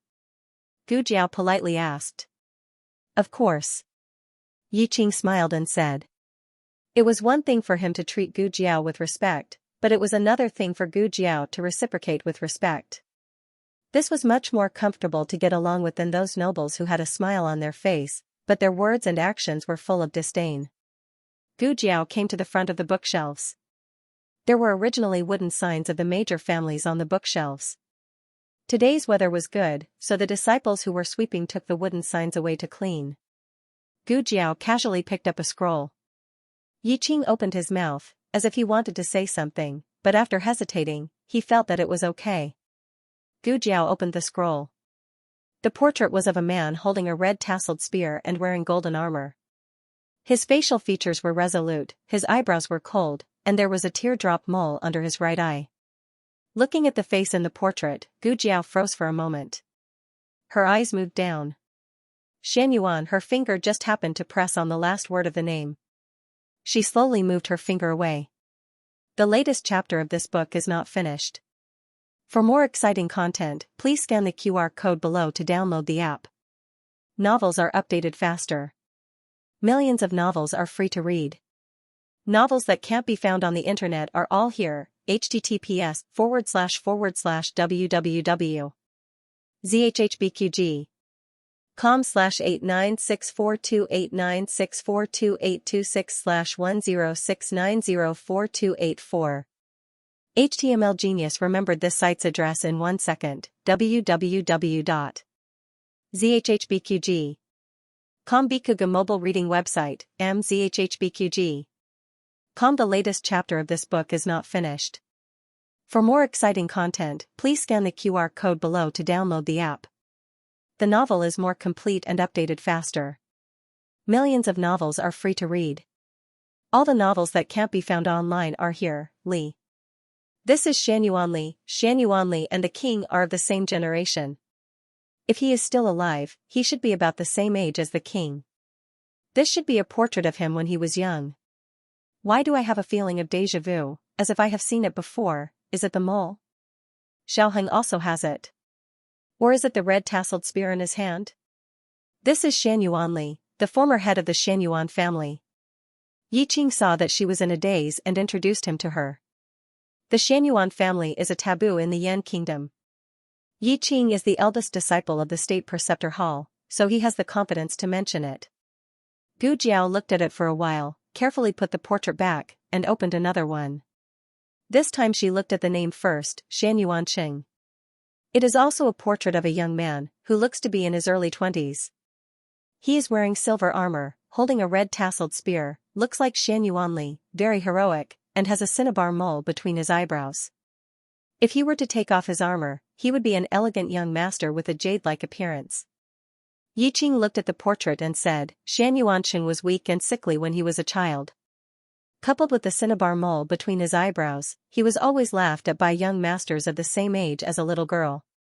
Then he followed his father to practice martial arts desperately, worked hard to become stronger, and finally became a famous general who can continue the legend of Xianyuan Li. Gu Jiao sighed, there is such an anecdote.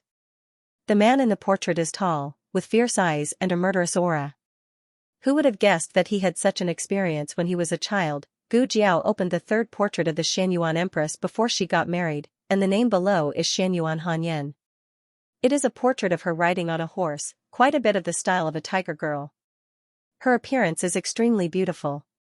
Shangguan Yan is very similar to her, especially that pair of auspicious phoenix eyes. So it seems that Xiaoheng is also very similar to her. Gu Jiao opened the fourth portrait of a daughter of the Xianyuan family, whose name is Xianyuan Zi. Who is she? Gu Jiao asked Yi Qing. Yi Qing said pleasantly, Xianyuan Zi, the eldest daughter of the Li family, Xianyuan Cheng's younger sister, and later prince consort Jing. Gu Jiao was puzzled, Your Highness? Yi Qing thought for a moment and said, yes, Duchessin. When she passed away, Crown Prince Jing had yet to inherit the house of Duke, so she was buried as the Crown Princess. Gu Jiao said subconsciously, Jing Yinin's mother? Now it was Yi Qing's turn to be puzzled. Huh? Young Master Xiao, you know about it? Gu Jiao replied, oh, it suddenly popped up in my mind. Yi Qing expressed his understanding, you have been in the capital for so long, you must have heard about the Dukongua's mansion. Yes, I've heard of her. Gu Jiao continued to study the woman in the portrait. This was an otherworldly face. When the facial features were taken apart, each one of them wasn't too exquisite, but when pieced together, they were beautiful. It was the kind of face that Gu Jiao liked. Gu Jiao stared at Xianyuan Zi's portrait for a long time, long enough for the last ray of light to dim. At this moment, there was a sound of knocking on the stairs from the third floor. It was a disciple who knocked over the scroll in his hand, and it rolled all over the floor.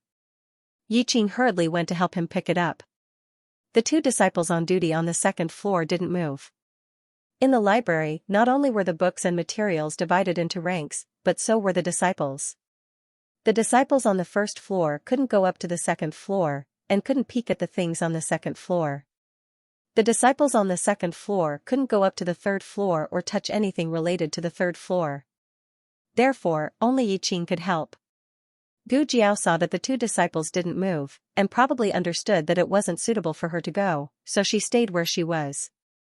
It was just that the disciple was in a hurry, and the portrait that he picked up with great difficulty fell down again. He was in a hurry to grab the portrait, and almost fell down. Yi Qing was also in a difficult situation because of him. A scroll rolled to Gu Jiao's feet. Gu Jiao bent down and picked up the scroll, but didn't open it. She walked over and handed it to them. Here. Yi Qing took it. Thank you. There were several scrolls scattered on the ground. Gu Jiao didn't look at them, and turned around to leave. However, she caught a glimpse of a portrait out of the corner of her eye. Her first reaction was to continue to leave, but her second reaction was to suddenly stop.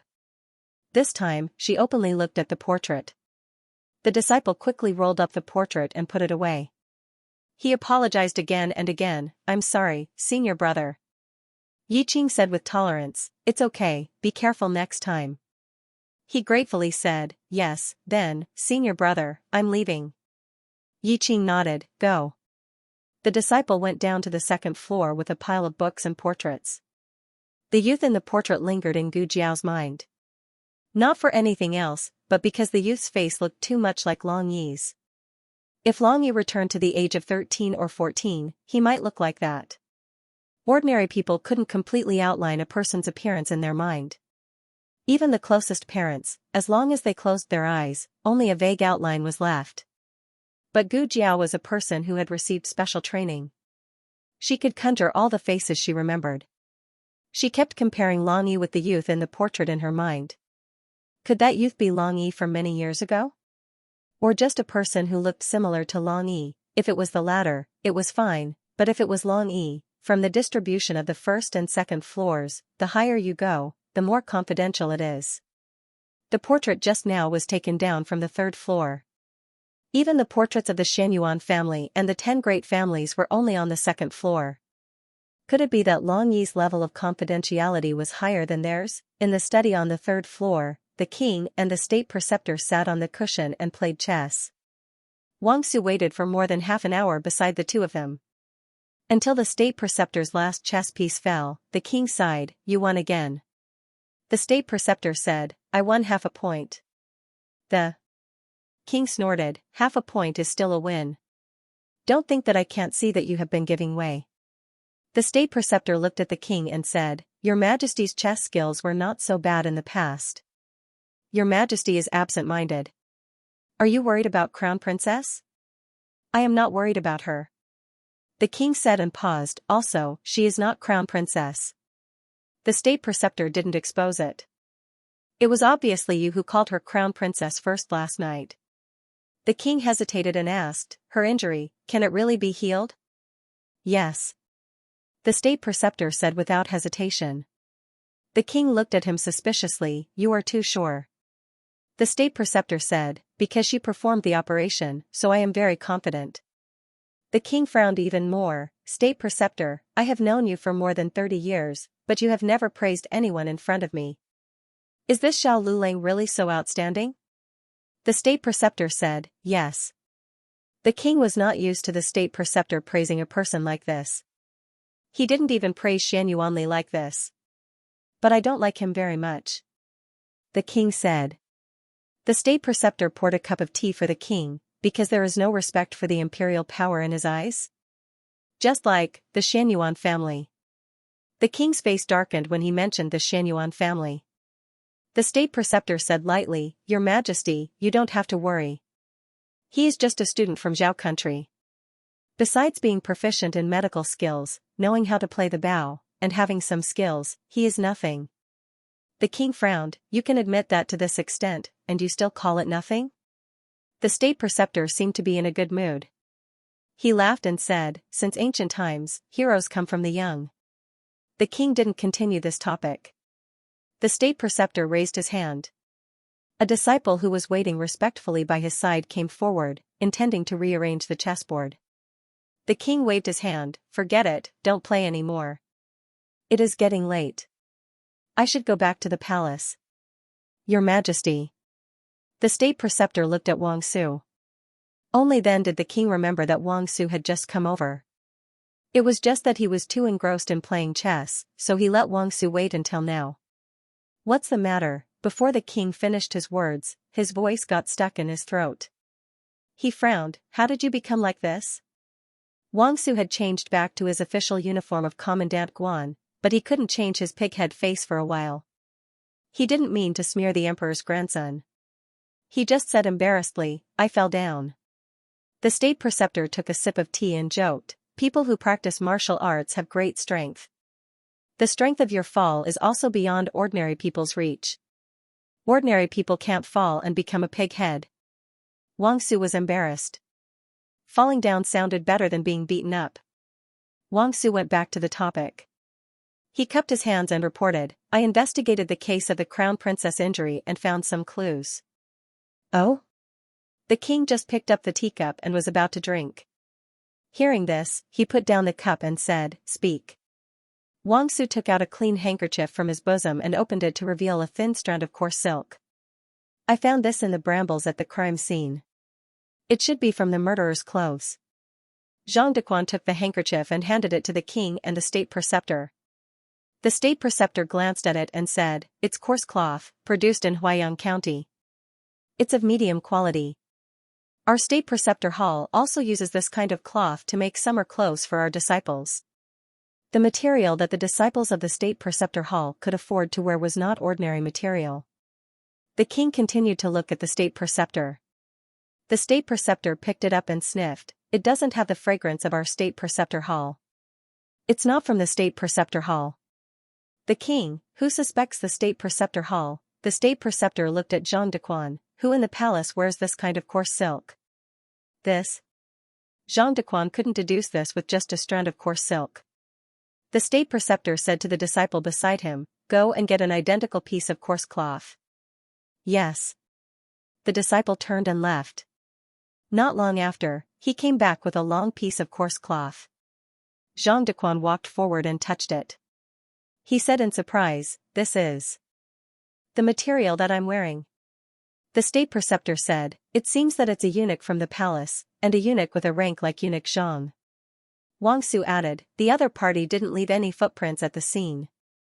I guess that the other party's lightness skill is very high.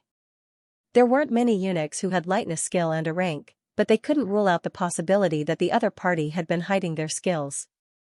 The king said in a low voice, I'll give you one night. If I don't see the culprit by tomorrow morning, you'll be finished as Commandant Guan. Only one night? This was two, but the king was a man of his word.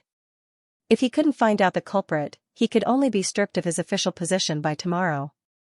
He cupped his hands and said, Yes, sir. It was getting late, and the king should go back. Where's the young princess? He asked Zhang Dequan. Zhang Dequan said, She seems to be playing with her little classmate in the garden. Xiaoxing is following her. Xiaoxing was an expert in the imperial palace. This was the state preceptor's hall, so the king was not worried about the young princess's safety. He was just worried that he had neglected her for so long that she would feel wronged and sad. When she was sad, she would cry.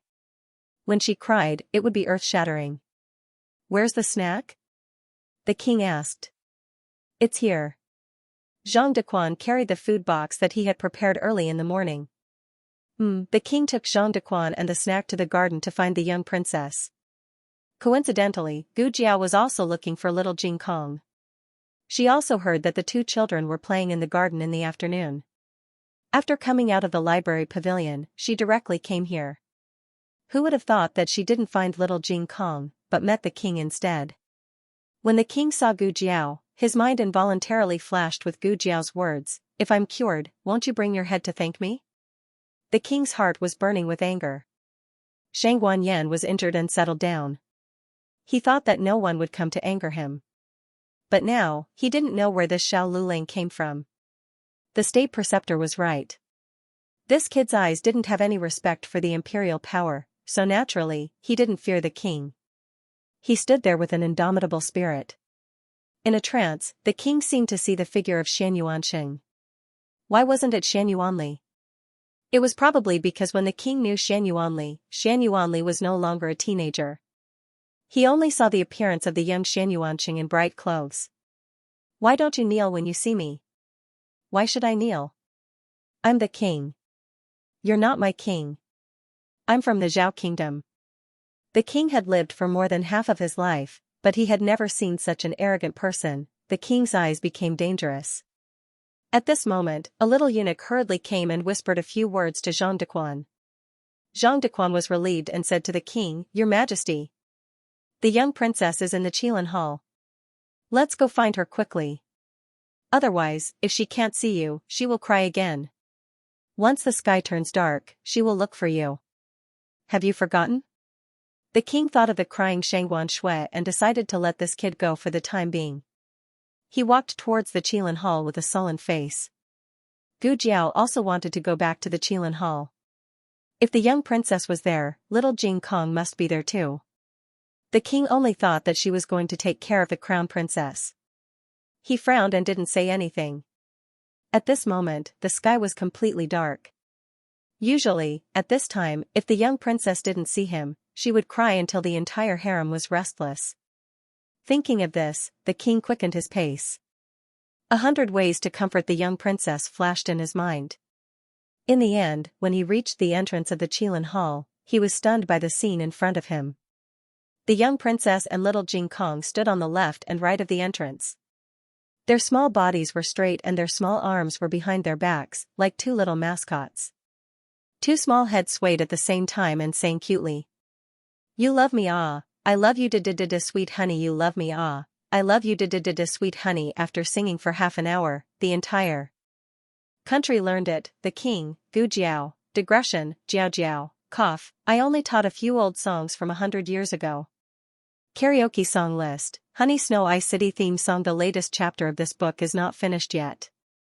For more exciting content, please scan the QR code below to download the app. Novels are more complete and updated faster. Millions of novels are free to read. Novels with connotations that can't be found on the internet are all available here. https://www.zhhbqg.com/896428964286/106882964106882964. HTML Genius remembered the website address in a second. www.zhhbqg.com. Bikuga mobile reading website, mzhhbqg.com. Please scan the QR code below to download the app for more exciting content. The novel was updated more quickly. Millions of novels were free to read. There were all kinds of novels that couldn't be found on the internet. The two little kids couldn't stop singing. They were surrounded by disciples of the state preceptor hall. The monarch's mood suddenly became a little complicated. What happened to the promised wailing? What happened to finding Uncle His Majesty when it got dark? The little lass must have forgotten that she had an uncle. If he didn't interrupt her, she would shake her head and sing until tomorrow. The monarch snorted coldly. Humph, I've never seen her so playful. It was already dark, but she was still so happy that she didn't want to go home. Zhang Dequan smiled and said, "It's rare for the little princess to meet such a playmate." The monarch laughed and said, "You don't have many playmates in the past?" Zhang Dequan smiled and said, "Isn't that different?" The playmates in the past were all young masters and daughters sent by aristocratic families. They were specially chosen to be good-tempered and gentle. They were also taught the rules at home. They knew that Shangguan Shui was the princess of the royal family and they couldn't make her unhappy. Otherwise, the monarch would blame them and their parents would suffer. Who could let go of her then? They were very careful, and the little princess didn't have much fun. Little Jing Kong didn't know the little princess's identity. He only thought that she was an ordinary child and didn't have any scruples when playing with her. In fact, even if little Jing Kong knew, he wouldn't have any scruples. When he was in Zhao State, he and the Prince Qin Chuyu were good friends. The Emperor of Zhao State had never used his identity to ask little Jing Kong to play with him. Little Jing Kong was used to it. In addition, Gu Jiao taught him at home. He only knew how to treat people sincerely and didn't know how to look at people with colored eyes. The monarch stood in the most eye-catching position. The little girl should have rushed over when she saw him. However, she didn't. The young Canton princess sang happily and did not even look in the direction of the monarch. The monarch was deeply ignored by the little girl for the first time. When little Jing Kong saw Gu Jiao, he immediately stopped playing the brainwashing song. When Xiaoheng picked up little Jing Kong, he told him about the new situation. Little Jing Kong knew that his bad brother-in-law had changed his identity again. He was used to it and could accept it very well. He had to restrain himself from getting too close to Jiao Jiao in front of outsiders. Jing Kong, why aren't you singing? The young princess also stopped. Little Jing Kong nodded and pointed at the sky. Look, the moon is out. We should go home. The young princess looked up and nodded her head. Then we'll sing again tomorrow. As soon as she finished speaking, the young princess jumped down the stairs and pounced in the direction of the monarch. Only then did the monarch's expression soften a little. He opened his arms slightly and waited to catch the little fellow. Who would have thought that the little fellow would run right past him? Teacher. The young princess came in front of Gu Jiao and bowed very politely. The monarch was so angry that his wrinkles were twitching. Little Jing Kong was picked up by the young princess to the state preceptor palace. Since the young princess was leaving, she naturally had to send him back too.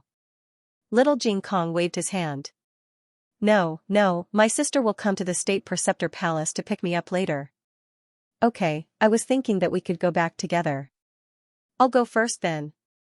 Goodbye. Goodbye. The two little kids said goodbye to each other. The young princess had a pleasant and fulfilling day. She felt refreshed on the way back. She completely forgot why she came to the state preceptor palace. When the monarch's face darkened and he wanted to remind her, she lay back on the soft couch and fell asleep. She played for a whole day and didn't take a nap. It was too tiring to be a child. The monarch was speechless. On the other side, little Jing Kong was Gu Jiao's little tail in the wing room for a while. It was time for him to go back. Little Jing Kong crossed his arms and snorted. He squinted at Xiaoheng. But can you still go back to the academy now? Why don't you ask for leave for me and let me come here? In this way, he could be with Jiao Jiao every day. Haha, he was so witty, the little fellow was so proud that he shook his feet. Since Xiaoheng had become Shangguan Qing, he really couldn't go back to the academy. Otherwise, it would be too suspicious if he disappeared in broad daylight for a whole day. Xiaoheng certainly could choose to ask for leave for both him and little Jing Kong. But Xiaoheng didn't do so. Children can't study for 3 days and 2 days. As Xiaoheng spoke, he took out a set of clothes from the Kanglin Women's Academy. He went back to the Linglong Pavilion to pick up little Jing Kong. He held the clothes and came to Gu Qingfeng. Gu Qingfeng's heart skipped a beat. What are you doing? Xiaoheng pointed at little Jing Kong. You can be his sister. Gu Qingfeng felt like he was struck by lightning. Why me? Gu Qingfeng refused. I'm different from you. I'm not as tall as you. Xiaoheng agreed.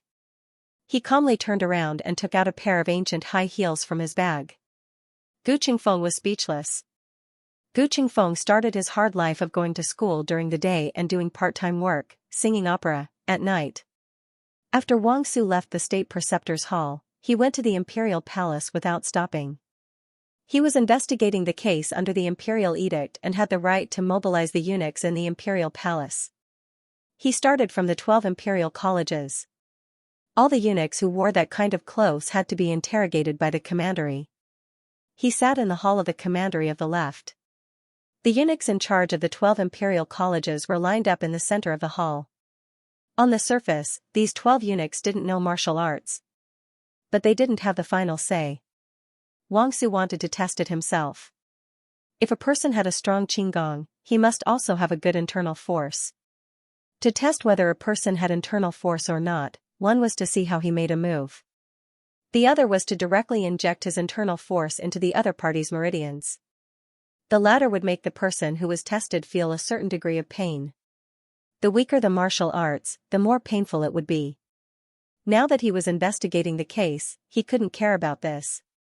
He looked at the crowd and said, "Stewards, I'm sorry to offend you." He started with the ceremony supervisor.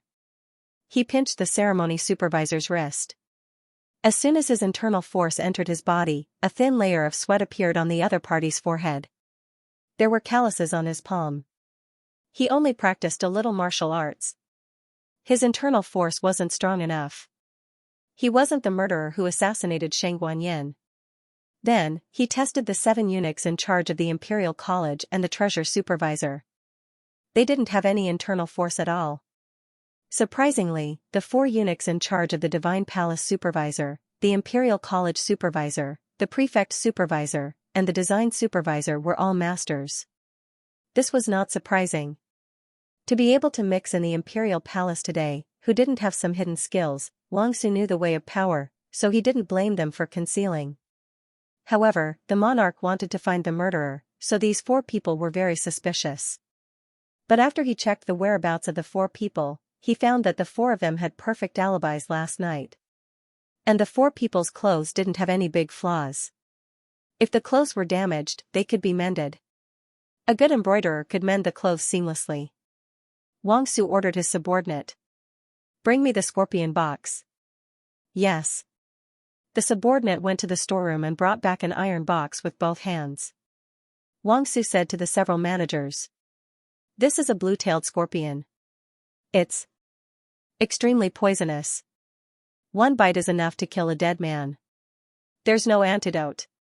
After he said that, he opened the handkerchief, revealing a strand of silk. "This is the evidence left by the murderer at the scene. Now, I'll put it in the scorpion box. The poisonous scorpions inside will remember its smell. In a moment, I'll have to trouble the 4 of you to stretch out your hands. The 4 of you can rest assured that they are all poisonous scorpions. They won't bite anything that smells different from the evidence." The 4 people were a little hesitant. Xianxia smiled faintly.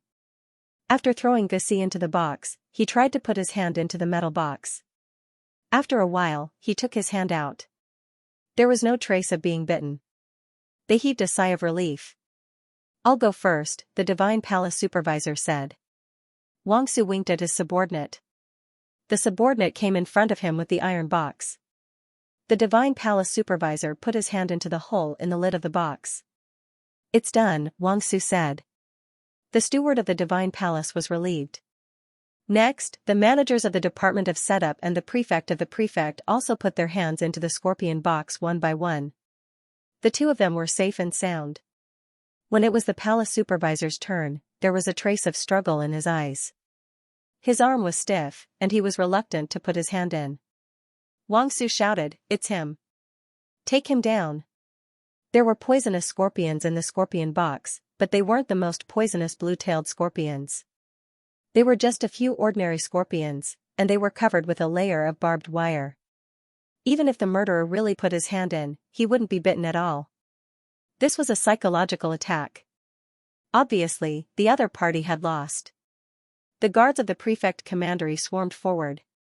The other 3 managers also quickly reacted and wanted to catch the palace supervisor next to them. However, this person's lightness skill was too good. He rushed out with a leap. Xianxia said coldly, "Go after him." The guards of the prefect commandery chased after him.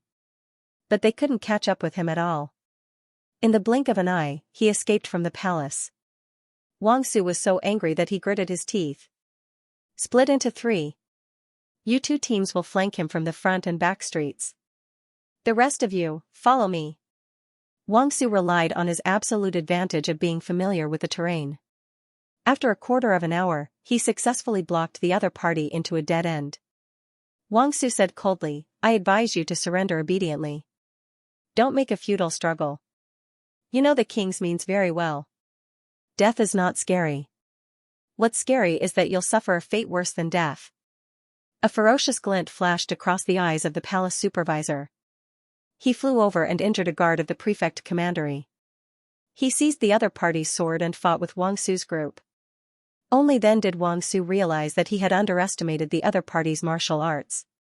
The dozen or so of them were completely powerless against the other party. Wang Su personally fought, but unfortunately, he was defeated in 10 moves. What a powerful opponent. When did such an expert sneak into the palace supervisor? Wang Su blocked the other party's attack with his sword. He gritted his teeth and said, "Who are you? Who sent you to assassinate the deposed princess?" The other party didn't waste words with Wang Su and slashed at his arm. Wang Su fell to the ground, blood splattering everywhere. The other party raised the sword in his hand and ruthlessly stabbed at Wang Su's heart. Even if he died, he wanted to drag someone down with him. Wang Su knew that he couldn't escape. He subconsciously closed his eyes. However, the sword didn't land. An extremely sharp sword chi carried a majestic momentum and was as fast as lightning. It fiercely sent the other party flying into the wall behind him. Wang Su opened his eyes and turned his head to look. He saw an ink-clothed man holding a sword at the entrance of the alley under the moonlight. Wasn't this the expert by the emperor's grandson's side that knocked him out with a stick? Why did he come? And he sent that troublesome fellow flying with a single move. The palace supervisor crawled up while holding his chest. He fiercely wiped the blood from the corner of his mouth. His sword fell to the ground, but he didn't pick it up. He clearly couldn't beat Gu Chongqing, so he decided to escape. He tapped his feet and flew onto the roof. He jumped onto the roof and vaulted over the walls, gradually disappearing into the night. Wang Su said in shock, "He's the murderer. Quickly chase after him." Gu Chongqing lightly said, "This fellow is a good opponent. It's a pity to catch him like this." Wang Su was confused. "How come I don't understand?" The palace supervisor ran for a while and found that the expert didn't chase after him. He sneered, "What's the use of having high martial arts? Haven't I still shaken you off?" Just as he finished speaking, a stick came at him and smashed him down from the roof. "Damn you!" He cursed and fell flat on the ground. Gu Jiao tapped his feet and landed in front of him. He tapped his palm with the rolling pin and calmly walked towards him. "Want to fight, brother?" The palace supervisor was speechless. 15 minutes later, when Wang Su rushed to the scene with his injured arm, the palace supervisor had already been beaten to the point that he couldn't even move his fingers. He looked at Wang Su with excitement in his eyes, as if he had seen his savior. Gu Jiao stood to the side with a refreshed expression. Gu Chongqing walked over and asked softly, "How is it?" Gu Jiao said, "It's okay. He can't take too much beating." Gu Chongqing seriously reflected, "Then I'll pay more attention next time. I won't cripple as many meridians as possible." Wang Su was dumbfounded. "What are you guys talking about? Isn't the main point the case? Pay more attention next time? What do you want next time?" Gu Jiao left him with a few breaths, so he could be interrogated. However, this person was very stubborn. He smiled contemptuously. "I didn't do anything, no one ordered me, you guys, give up." "I don't know anything, is that so?" Gu Jiao looked at him condescendingly, took out a hallucinogen from the first aid kit, and injected it. Digression. Without further ado, he squatted down 2 monthly votes. The latest chapter of this book is not finished yet. For more exciting content, please scan the QR code below to download the app. Novels are updated faster and more complete. Millions of novels are free to read. Novels with connotations that can't be found online are all available here. https://www.zhhbqg.com/89642896428226/1068782009. HTML Genius memorized the website's address in 1 second. www.zhhbqg.com Bikuj mobile reading website, mzhhbqg.com. For more exciting content, please scan the QR code below to download the app. The novel will be updated more quickly. Millions of novels will be read for free. Novels that can't be found on the internet are all available here. Wang Su looked at Gu Jiao with a dumbfounded expression. "Why did you give him a needle?" "To extort a confession." Gu Jiao said. "You can extort a confession with a needle?" Wang Su expressed his disbelief. Gu Jiao didn't tell him that it was a hallucinogen, lest he overthink and think that Gu Jiao was manipulating the murderer's confession. Gu Jiao looked at the murderer lying on the ground. His tense body gradually relaxed and understood that he was hallucinating. She couldn't let him go too deep, otherwise, he would completely lose contact with the outside world and wouldn't be able to hear the outside world. Gu Jiao tapped his shoulder with a rolling pin and said seriously, "If you don't want to suffer more, then hurry up and tell me, who is the murderer?" Gu Jiao had already knocked the person unconscious and waited until Wang Su came to hear the news. She wanted Wang Su to hear the murderer's name with his own ears. The murderer didn't struggle too much and honestly confessed. However, the name he gave was not the person in Gu Jiao and Gu Chongqing's mind. "Who is Li Ping?" Gu Jiao asked Wang Su. Wang Su thought for a moment. He shouldn't be talking about Li Ping, but concubine Li, the imperial concubine in the palace. In order to confirm his guess, Wang Su asked him a few more details about concubine Li's order. He was in a state of confusion, so he didn't hold back and said everything he remembered in his mind. From the testimony, it was indeed concubine Li who ordered him to assassinate Shang Guanyan. Concubine Li didn't tell him why she wanted to kill Shang Guanyan. Concubine Li and he had no intersection. It was by chance that she bumped into his affair with a palace maid. In the Great Yan Imperial Palace, eunuchs and palace maids were forbidden to eat each other. Concubine Li threatened him to help her get rid of Shang Guanyan. Did Concubine Li and Shang Guanyan have a grudge? Gu Jiao asked. Wang Su fell silent. Concubine Li had only been in the palace for a few years, while Shang Guanyan had been imprisoned in the imperial mausoleum more than 10 years ago. There was no intersection between the two. It was impossible to say that they were having a holiday. But Wang Su's silence wasn't because of this. It was because Concubine Li was very close to an imperial concubine in the inner palace. Gu Jiao looked at Wang Su. "Who?" Wang Su said with a serious expression, "Consort Wan." Consort Wan, whose surname was Mu, was Old Master Mu's biological daughter and Mu Qingchen's mother's sister. Concubine Li had no one to rely on in the inner palace. In the beginning, her days were very difficult. It was only after she was able to rely on Wan Fei that she went from a small servant to the present concubine Li. Gu Jiao was puzzled. Consort Wan and Shang Guanyan have a grudge? There are indeed conflicts. Wang Su sighed. That was when Shang Guanyan returned to Chengdu with his 1-year-old grandson. Consort Wan whispered to the servants in private, saying that who knows if the child was a bastard picked up from outside. At that time, Shang Guanyan, who was still the crown princess, heard it. After Shang Guanyan slapped Consort Wan, she was still angry and punished Consort Wan to kneel in the imperial garden as a warning. At that time, Consort Wan was still not an imperial concubine, but a concubine, but it was still very embarrassing. Gu Jiao touched her chin. The crown princess has so much power. Wang Su said, with the support of Empress Xianyuan and the Xianyuan family, of course, her power is great. Besides, she is the only legitimate child. After the emperor and the empress, she is the most honorable. It's like the Xianyuan family's style. So it seems that Shang Guanyan is very protective of Xiaoqing. Gu Jiao said, it's useless for us to guess blindly here. Whether Concubine Li was ordered by Consort Wan or not, we have to ask Concubine Li. Wang Su thought deeply. I'll go to the palace. Wait. Gu Jiao stopped him. Huh? Wang Su was stunned. Gu Jiao pointed to his arm. Your injury. Ah, this. Wang Su forgot that he was injured. He suddenly felt a little uncomfortable and coughed lightly. It's not a serious injury. Having said that, when Gu Jiao came to him with a first aid kit, he reluctantly offered his arm. Gu Jiao took out a cotton swab with iodine from the first aid kit and gave him 3 stitches. Because of the anesthetic, it doesn't hurt at all. Wang Su looked at Gu Jiao with a complicated look. His heart was moved. Thank you.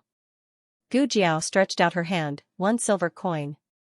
Wang Su. After Wang Su gave the money, he brought the murderer back to the rearguard commandery with a dark face. Looking at the 2 people's back, Gu Chongqing asked, is he the murderer? He was referring to the eunuch. Gu Jiao said, it's him. I saw the crescent-shaped scar on the back of his right hand. Just now, Shang Guanyan woke up for a little while. Gu Jiao took the opportunity to ask her about the murderer. Shang Guanyan didn't see the murderer's appearance, but she grabbed the murderer's hand and touched the scar on the back of his hand. Gu Chongqing's eyes were deep. It's not Imperial Concubine Han. Yes, they all thought that the mastermind behind the scenes must be the crown prince's mother. Wang Su took the murderer back to the rearguard commandery, locked the murderer in the prison, and hurried to report to the emperor. The emperor asked Zhang Dequan to bring concubine Li. Who knew that Zhang Dequan only brought back news of concubine Li? Your Majesty, concubine Li hanged herself. After getting the emperor's permission, Wang Su borrowed a very experienced coroner from the Ministry of Justice. He carefully examined concubine Li's body and determined that concubine Li committed suicide. She was not strangled or killed and then hung. The clue that was hard to get was suddenly cut off. Now that the person was gone, they could only start from concubine Li's belongings and the people around her.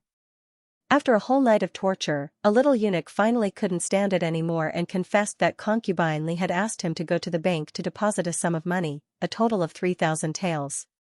Concubine Li's annual salary was only 300 taels. She didn't eat or drink for 10 years to save this money. The problem was that she had been here for less than 10 years. She had spent a lot of money to bribe the servants and show filial piety to the high-ranking concubines. She was already struggling to make ends meet, so how could she have any money left? Concubine Wan, who was close to concubine Li, became the first suspect. Concubine Wan cried injustice, saying that she didn't give concubine Li the money. But when the emperor tortured the palace maids and eunuchs around concubine Wan, a little palace maid confessed the truth. The money was indeed given by concubine Wan, no more, no less, exactly 3,000 taels. Your Majesty, concubine Wan knelt on the cold hard floor. The white marble reflected her sobbing appearance. The emperor sat on the chair, and Wang Su and Zhang Dequan stood on both sides. The emperor sternly said, "Do you admit it yourself, or do we have people thoroughly investigate your transactions with the Mu family?" Concubine Wan's salary was not low, but she spent a lot of money. Without the Mu family's filial piety, how could she take out 3,000 taels in one go? Concubine Wan honestly admitted. This concubine did give concubine Li 3,000 taels. That was because she told this concubine that her father was sick, and urgently needed money to treat his illness. The emperor coldly said, "What illness needs 3,000 taels?" Concubine Wan looked wronged. "A bowl of bird's nest is 100 taels. Is 3,000 taels a lot?" Concubine Wan was the daughter of the Mu family. Since childhood, she had lived a life of luxury. What she ate was golden bird's nest, which could be bought for 1 tael outside. She didn't understand the hardships of the common people. 3,000 taels was more than enough to treat a disease in a small Jiangyang county. The emperor suspiciously asked, "Then why did you deny it?" Concubine Wan choked with sobs. "Isn't it because concubine Li had an accident? This concubine was close to her on weekdays. I was worried that I would be implicated, so I quickly distanced myself from her." The emperor looked at her deeply, his eyes flashed with an ominous light. "Concubine Wan, I don't believe it." The next day, before dawn, the entire harem knew that concubine Wan instigated concubine Li to murder Shang Guanyin. Concubine Wan was banished to the cold palace. The emperor originally wanted to take away her imperial concubine position and demote her to noble lady. It was concubine Wang Xian who interceded and temporarily kept her position. Shang Guanyin was no longer the crown princess. She was just a concubine, and she attempted to commit murder. Such a punishment was extremely heavy for an imperial concubine. Concubine Wan cried and screamed. Concubine Wang Xian asked her to stay in the cold palace for a while.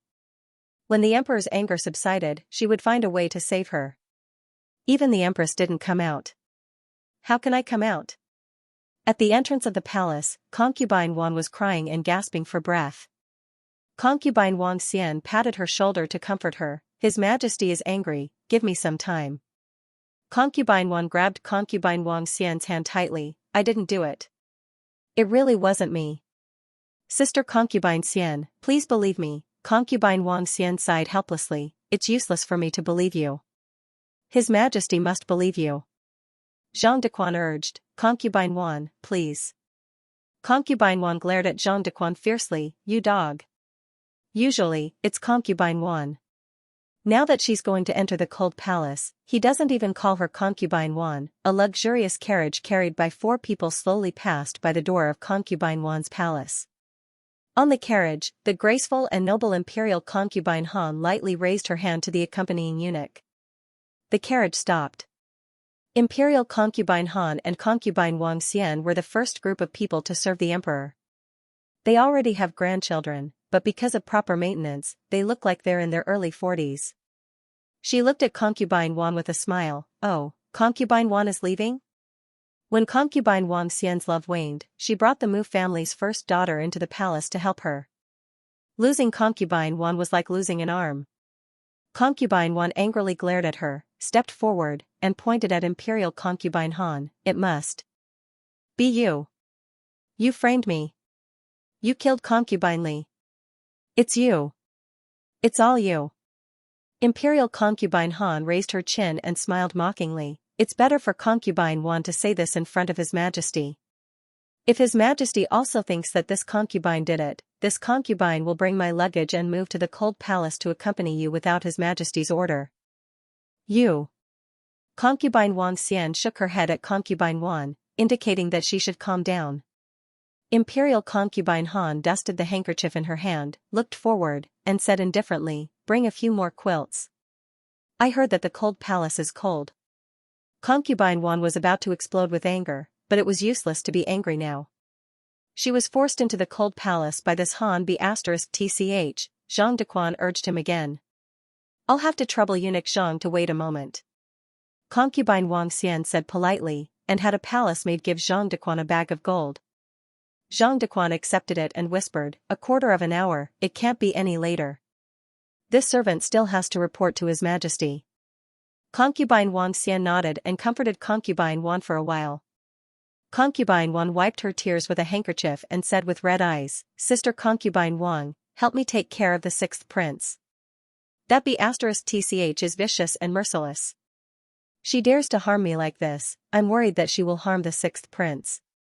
The sixth prince, the only underage prince in the harem, was the youngest son of the monarch. Concubine Wang Xian held her hand and said earnestly, I know. I will bring him to Shanfu Palace and won't let anyone have a chance to hurt him. Listen to me, when you go to the cold palace, don't throw a tantrum. Concubine Wan was taken away by Zhang Dequan. Concubine Wang Xian sent a eunuch to the Imperial Academy to pick up the sixth prince from school. When she returned to her bedroom, she met Imperial concubine Han, who was admiring the flowers in the Imperial garden. Concubine Wang Xian coldly looked at Imperial concubine Han and said, you really went too far this time. Imperial concubine Han took a deep look at her and sneered, oh. At dawn, the state preceptor palace also received the news that concubine Wan was punished. Shang Wanyan hasn't woken up yet. In the room, 3 people sat opposite each other. Xiaoheng, Gu Jiao, and Gu Chongqing. I didn't expect that concubine Wan would take the blame. Gu Jiao said, it's really the Han family style. They all like to make others take the blame. The opponent is very strong. Gu Chongqing said. It's not because of the strength of force, but because of the shrewdness and scheming. It's not terrible to have such a person in a family. If everyone's brain is so smart, it's no wonder that they can compete for the position of the first family. This is a very tricky family. But Xiaoheng didn't have the slightest fear in his heart. On the contrary, a strange desire for power was faintly born in his blood. This is probably Gu Jiao's mood when he sees a master. It's just that Gu Jiao is purely competing. He's more sinister. He wants to take advantage of the situation and not spit out the bones. The Han family and the Wang family are the 2 biggest fish. If the Han family wants to eat all the fish, then let them eat it. The 10 great families are not innocent. When the Xianyuan family was destroyed and the crown princess was persecuted, each family stabbed a knife. He doesn't sympathize with concubine Wan. Just like in the past, no one sympathized with Xianyuan Hanyan who was banished to the cold palace.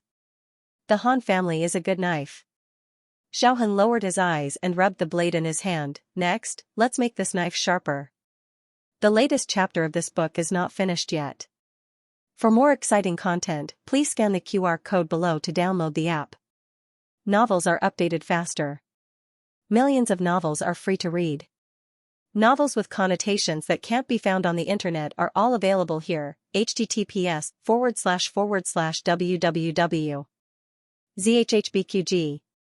com/8964289642826/1068631444. HTML Genius remembers this site's address in a second. www.zhhbqg.com Bikuga mobile version reading website, mzhhbqg.com. Please scan the QR code below to download the app for more exciting content. More novels are updated faster. Millions of novels are free to read. There are all kinds of novels that can't be found on the internet here. In the Mu family, Old Master Mu also received the news that Consort One was banished to the Cold Palace. When the emperor issued an edict to punish Consort One, the eunuch in the palace hurriedly sent the news to the Mu family through his connections. Old Master Mu was furious. He slammed his fist on the table. "How dare you?" The butler comforted him. "Old master, don't be angry.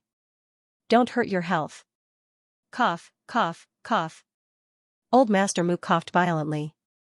Old Master Mu's body was not as strong as the old fox of the Han family. The butler hurriedly poured water for him. "Drink some water first. Calm down." Old Master Mu gritted his teeth.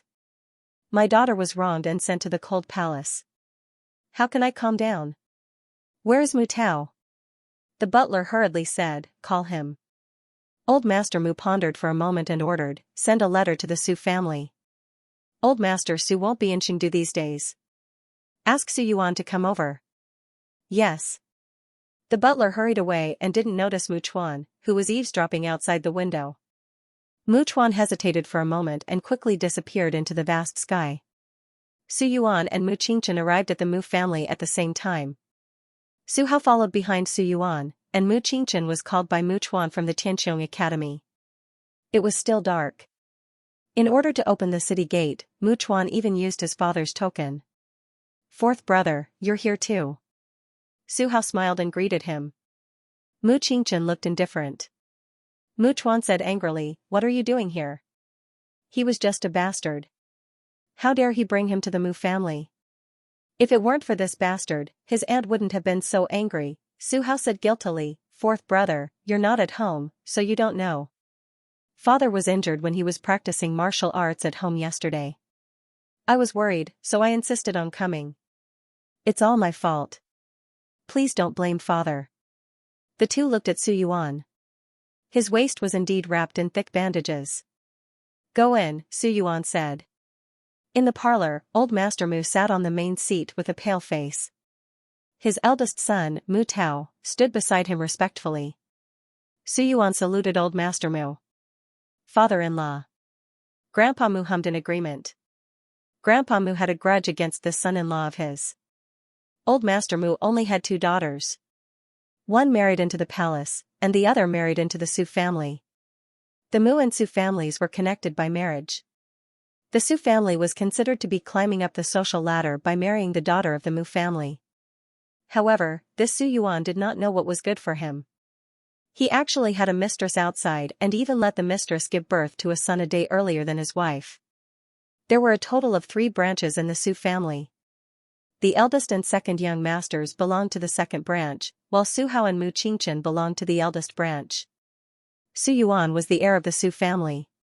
Logically speaking, Mu Qingchen, as the son of the first wife, would inherit the Su family business in the future. However, Su Yuan was very sincere when he admitted his mistake. All these years, Mu Qingchen had been following his mother's surname. Su Yuan had tolerated it and treated Mu Qingchen well. Su Yuan had also made it clear that only Mu Qingchen could inherit the position of the head of the Su family. However, Mu Qingchen had to change his surname back when the day came. Old Master Mu's eyes fell on the bandage on Su Yuan's waist and abdomen. He asked, "Are you hurt?" Su Yuan said, "I accidentally twisted it when I was practicing martial arts. It's just a small injury. It's nothing serious. Sit down." Old Master Mu said and gestured for Mu Tao to sit down. Su Yuan and Mu Tao sat down on both sides of Old Master Mu. Old Master Mu looked at Mu Qingchen with a kind look. "Qingchen, you've lost weight recently.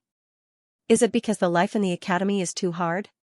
Mu Qingchen said, "No, it's just because the weather is hot." Old Master Mu had always doted on Mu Qingchen. However, he was not in the mood to play with his grandson at this critical moment. He raised his hand tiredly. Sit down. He did not speak to Su Hao. Instead, he looked at the door. Okay, come in. Mu Chuan touched the bridge of his nose and walked in resentfully. No matter what kind of relationship Mu Qingchen had with Su Yuan in private, he still behaved politely on the surface. He sat down beside Su Yuan.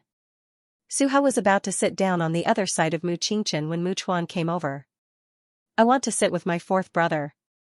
Get over here. Mu Tao shouted. Mu Chuan curled his lips bitterly after being shouted at by his father. He walked over reluctantly and sat down beside his father. Old Master Mu did not beat around the bush. He said bluntly, I'll cut to the chase. I asked you to come here before dawn because of something in the palace. I guess you all know what happened to Concubine 1. Su Yuan nodded. Steward Lu told me on the way here. What's going on? Concubine Li made a mistake. What does it have to do with Concubine 1? Mu Qingchen heard it from Mu Chuan.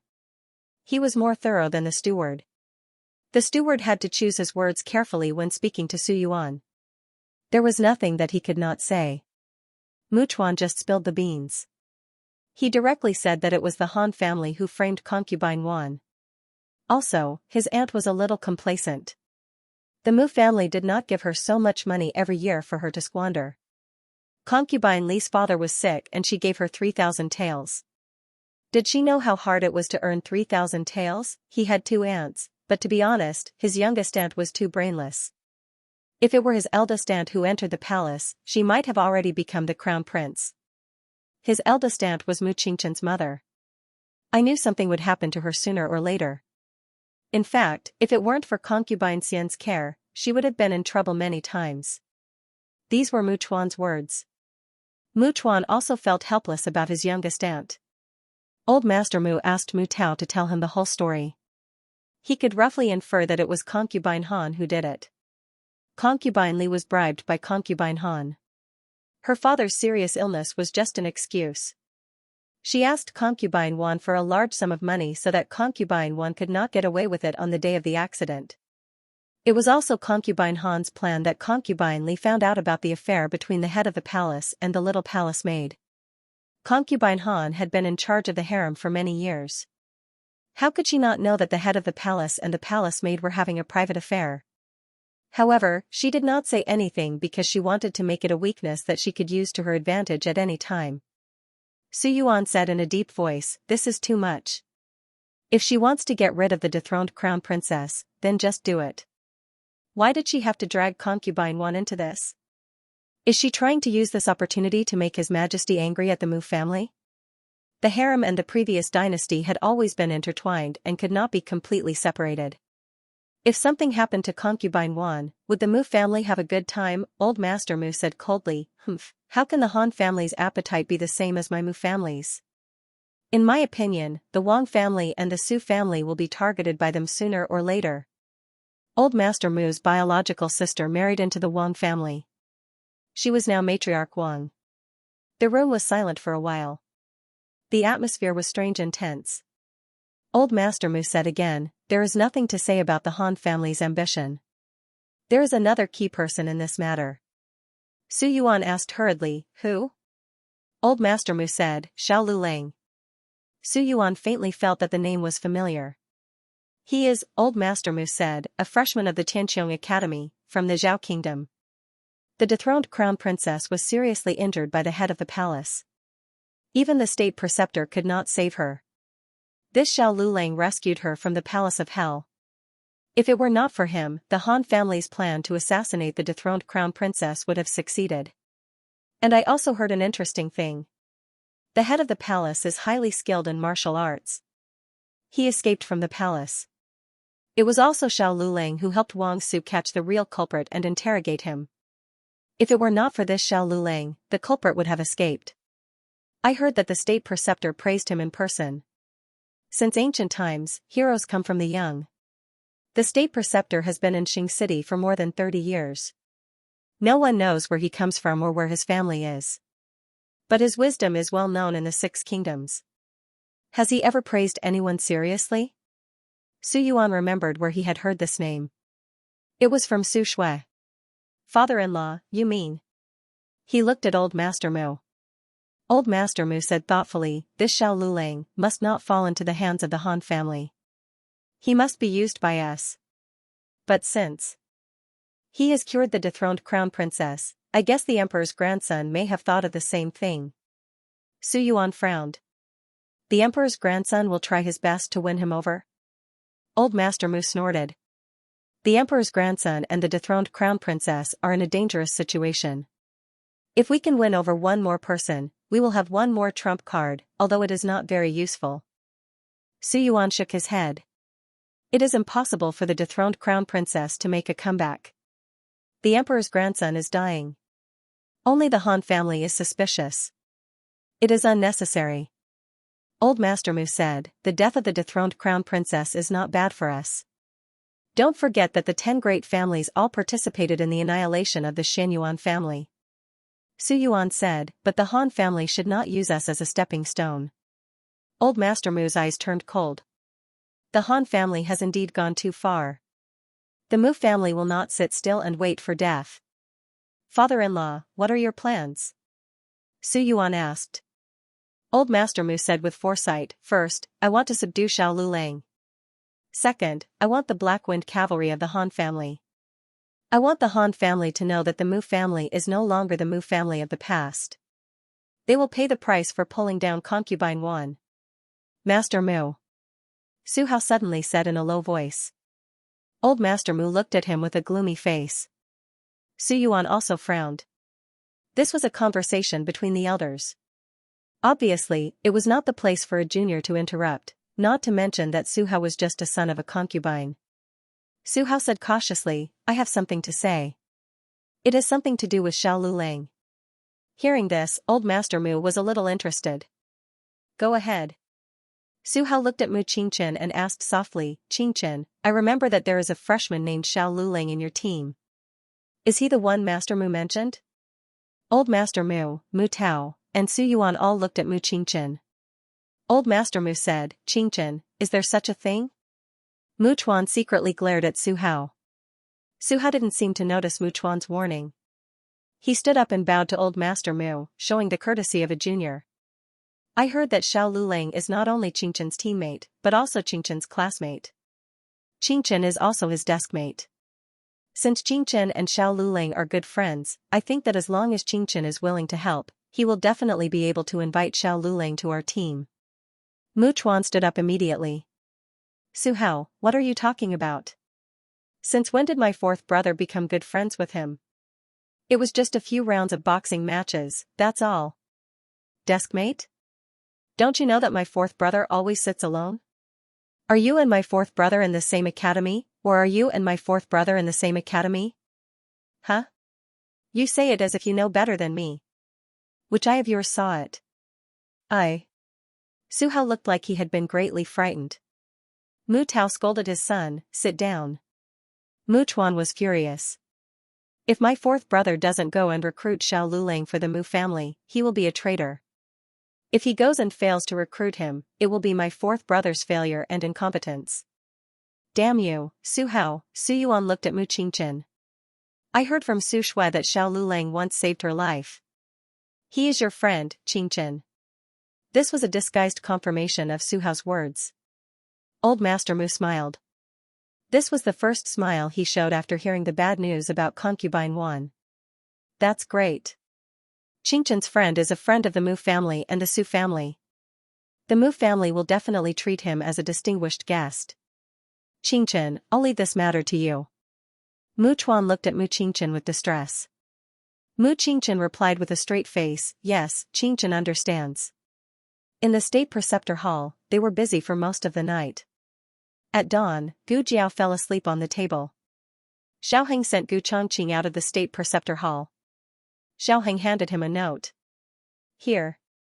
Gu Chongqing asked, what is this? Xiaoheng said, lines. Gu Chongqing refused. No, I want to say that my sister wrote it for me. Xiaoheng twitched the corner of his mouth and pinched the note back. Okay, whatever. In the Crown Prince's mansion. The Crown Prince was about to go to the morning court. A servant reported to him what happened in the palace. After a moment of silence, he raised his hand. I see. You can leave now. Just as he was about to set off, a servant came over with a respectful look. Your Highness, there is someone outside who wants to see you. The Crown Prince asked suspiciously, at this time? Who is it? The servant said, he said his name is Peng Hai and he works in the underground martial arts field. The Crown Prince was slightly surprised. Bring him in. Yes. The servant went to bring Peng Hai into the Crown Prince's mansion. Peng Hai did not enter the mansion alone. There was a lone swordsman beside him. Peng Hai bowed to the Crown Prince in the parlor. I am Peng Hai. Greetings to your Highness. May your Highness live for 1,000 years. No need for formalities. The Crown Prince said. The lone swordsman did not bow. He just stood there like an unshakable iceberg. What a strong aura. He was definitely not an ordinary person. The Crown Prince looked at the lone swordsman strangely. He is, Peng Hai said, he is an expert that I have carefully selected. Last time, he arranged to meet with Prince Ming at Xianxia Pavilion. However, people from the government suddenly appeared. It was inconvenient for us to show up, so we had to leave first. Today, we are here to disturb you. The Crown Prince was stunned. He is the King of Hell? The entire underground martial arts field was filled with the legends of the King of Hell. The experts of the 6 countries gathered in the Zhao Kingdom. They set off from the capital of the Zhao Kingdom. The competition began on the first day of their departure. Out of 100 experts, only 5 were able to enter the Yan Kingdom. The underground martial arts field of the Yan Kingdom was filled with experts who were selected through this perverted method. These 5 people were going to fight fiercely and cruelly in the hands of all the experts. The King of Hell was the one with the best record. Peng Hai said, it is him. The Crown Prince came to the lone swordsman. What is your name? Gu Chongqing was domineering. He said word by word, I will not change my name. Long, Out Yen. The Crown Prince was speechless. Digression, Han Yi said, Crown Prince, don't believe him. His name is Gu Chongqing. He is the one who hurt me. Long Out Yen. Gu Chongqing said, oh, you are talking about the twin brother who pretended to be me? Don't worry, I have already killed him. Han Yi was speechless. The latest chapter of this book is not finished yet. For more exciting content, please scan the QR code below to download the app. Novels are updated faster and more complete. Millions of novels are free to read. Novels with connotations that cannot be found online are all available here. https://www.zhhbqg.com/896428964286/1068592444. HTML Genius memorized the website address in 1 second. www.zhhbqg.com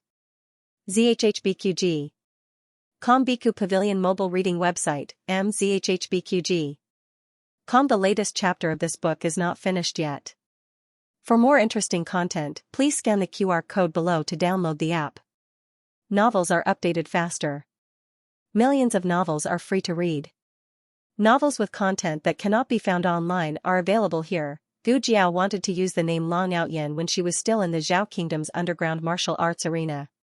However, the Zhao Kingdom was strict and did not allow ordinary people to use the word Long, so she could only choose the name Xiong Badian. The Yan Kingdom did not seem to have any taboos in this area, so Gu Jiao generously gave the name Long Outyen to Gu Chongqing. Because it was a name given by his sister, Gu Chongqing was very satisfied. Because of this crazy name, the Crown Prince was speechless. But now that Han Shitzi was injured, the Crown Prince needed a powerful martial artist. Long Outyen came at the right time. Peng Hai whispered to Gu Chongqing, why did you change your name? Gu Chongqing said without changing his expression, oh, I'm tired of using my old name. People in the underground martial arts arena used aliases, so he directly said Gu Chongqing, making Peng Hai think it was an alias. Peng Hai was too lazy to care. Whether or not Peng Hai was a martial artist, the Crown Prince did not believe him. The crown prince called the brocade guards to exchange a few moves with Gu Chongqing. 10 brocade guards were defeated by Gu Chongqing in a few moves. The crown prince's eyes flashed with surprise. He asked his trusted guard, how is his ability compared to Han Ye's? The guard looked at Gu Chongqing, who had put away his sword, with a complicated expression. He said in a small voice, I feel that his martial arts might be above Crown Prince Han's. The Crown Prince smiled, is that so? In that case, I've picked up a treasure. The guard hesitated for a moment and said, is this person reliable? Is he sincere in seeking refuge with your highness? The Crown Prince said confidently, I am the Crown Prince, the future monarch of the Yin Kingdom. A fine bird chooses a tree to nest in. As long as he is not stupid, he will follow me wholeheartedly. But you are right. The underground martial arts arena is full of good and bad people.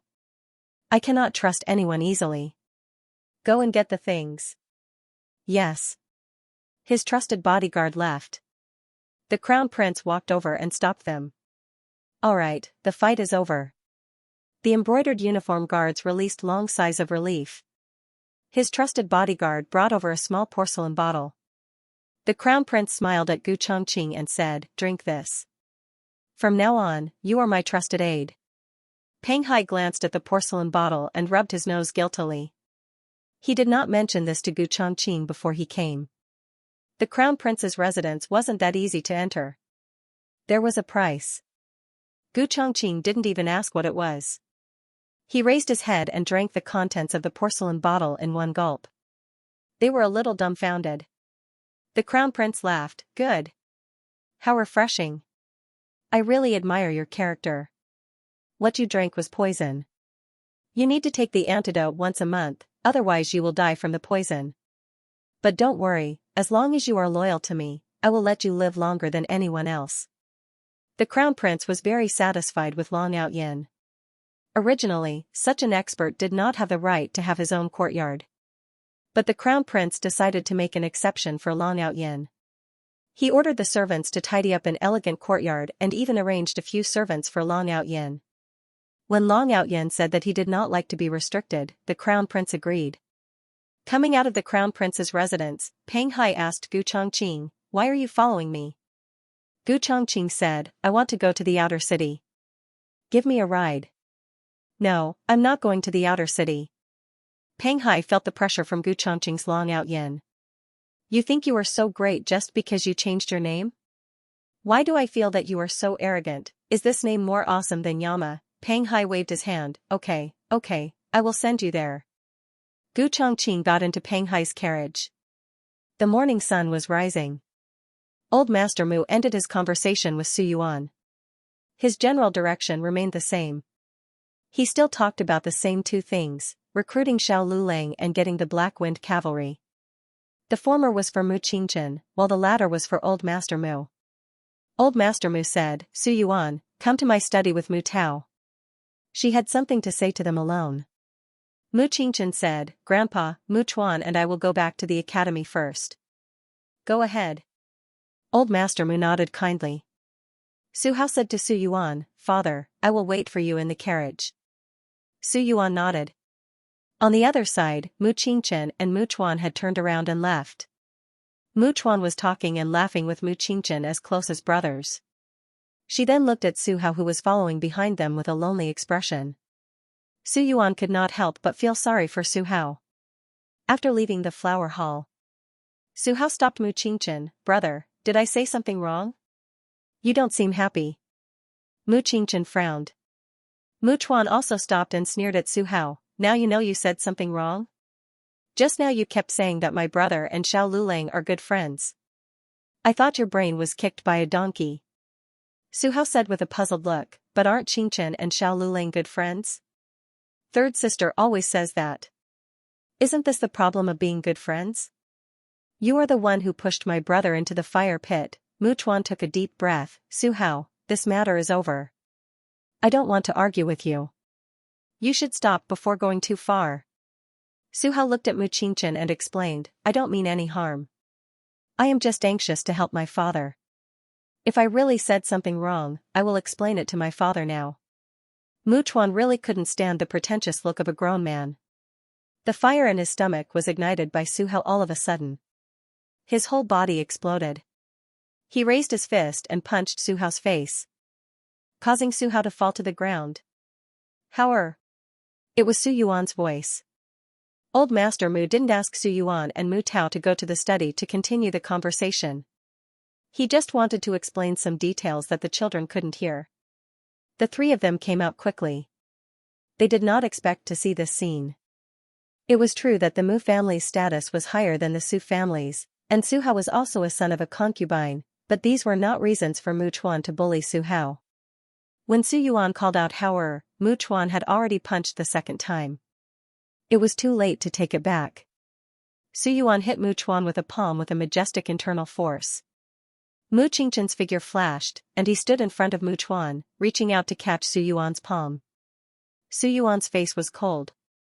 Mu Qingqian did not dodge. The father and son confronted each other, and the atmosphere was extremely strange. Mu Chuan. Mu Tao also came out. He looked at Mu Chuan, who was hiding behind Mu Qingqian, and then at Su Hao, who was lying on the ground with a bloody nose. What else could he not understand? Mu Tao was so angry that he walked over and pulled his son's ear. Mu Chuan ran away. "Grandpa, save me." Mu Chuan rushed over and hid behind Old Master Mu. Mu Tao was so angry that he stomped his feet. "Don't hide behind your grandpa. Get out here. You've got guts, haven't you? Who allowed you to hurt others?" Mu Chuan was chased up and down by his own father. Mu Tao took off his shoes and hit him with the soles of his shoes. Anyone could see that he hit him hard, but in fact, he did not hit him hard. Old Master Mu said, "Chuan, apologize to fourth young Master Su." Mu Chuan curled his lips, glanced at Su Hao, and said reluctantly, "I'm sorry. My hand slipped and I hit you just now. You have the same father. My fourth brother is so good at martial arts. Why are your martial arts so lousy? He can knock you down with one punch." Su Yuan helped Su Hao up. Su Hao lowered his head in shame. "I've embarrassed you, father." Mu Chuan covered his chest. Wretch. Su Yuan, Su Hao, and Mu Qingqian left the mansion. He asked Su Hao to get into the carriage first. Now that only the father and son were left, Su Yuan questioned, "Why didn't you stop Mu Chuan just now?" Mu Qingqian asked back, "Why should I?" "You." Su Yuan gritted his teeth. "He's your brother." "I've never admitted it." Mu Qingqian turned around and got into his own carriage. Mu Chuan was also in the carriage. When he saw Mu Qingqian get in, he moved his body to the side. "Fourth brother, sit." He opened the window and saw Su Hao and the Su family's carriage opposite. He lifted the curtain and looked at them. He spat out his tongue in disgust. "Leave. Let's go." Mu Qingqian ordered the coachman. The coachman waved the whip and let the horse run. Mu Chuan asked, "Fourth brother, are you really going to recruit Lu Lang? With his character, I'm afraid he's not interested in aristocratic families. It's all Su Hao's fault for talking too much." Mu Qingqian said, "Anyway, someone has to find him. If it was not him, it would be someone else." "You're right." Mu Chuan nodded. "But then again, it's not bad to be the Mu family's assistant. The Mu family cherishes talents very much. As long as they're not the kind of diners who make up the numbers, the Mu family will treat them with courtesy and treat them as distinguished guests. Grandpa is right about this. If it's possible, fourth brother should talk to Lu Lang. You two have a good relationship. I believe he will listen to you." Good relationship? The two of them had long been estranged. State Teacher Hall. Shang Guanyan woke up. Her body was wrapped in gauze and it was inconvenient for her to move for the time being. Gu Jiao put an infusion bottle on her. Gu Jiao buried an infusion needle in her wrist yesterday, so it didn't hurt at all. Shang Guanyan curiously looked at the infusion bottle hanging on the ceiling and asked, "Is this water? Are you trying to inject water into me? When I was in the county town, I saw them give water to pigs and then sell them." Gu Jiao thought for a moment and corrected her, "This is not the way to give water to pigs." The State Teacher Hall's disciple who was sweeping the room, Shang Guanyan's operation was very successful. If it weren't for the other big and small injuries on her body, Gu Jiao would have let her wear armor. Zhang Dequan came over, mainly to visit Shang Guanyin. He also said that the real murderer was caught and concubine one was banished to the cold palace. This was also an explanation for Shang Guanyin. Xiao Heng went to the state teacher hall's library. He was the emperor's eldest grandson. Except for the third floor, he can read the books and materials on the other two floors. He walked around and asked the state teacher hall's disciple who was on duty at the door, "By the way, can I ask where the letter of credence of our Yin country is?" The disciple said, replying to His Highness, "The letter of credence is on the third floor." Xiao Heng asked again, "Except for the state teacher and His Majesty, who else can go up to the third floor?" The disciple said, "There are also two senior brothers on duty." Xiao Heng, "Except for them?" "No." The disciple thought about it and felt that this was not serious. He corrected, "If the state teacher agrees, you can go up, but you can't go up without permission." Xiao Heng, "What will happen if you go up without permission?" The disciple, "There are 8 men of sacrifice near the library. Once someone trespasses, no matter who it is, they will be executed on the spot." Xiao Heng, "Has anyone broken in?" The disciple, "Yes, a lot of people, but no one left alive. It seems that they are not ordinary men of sacrifice."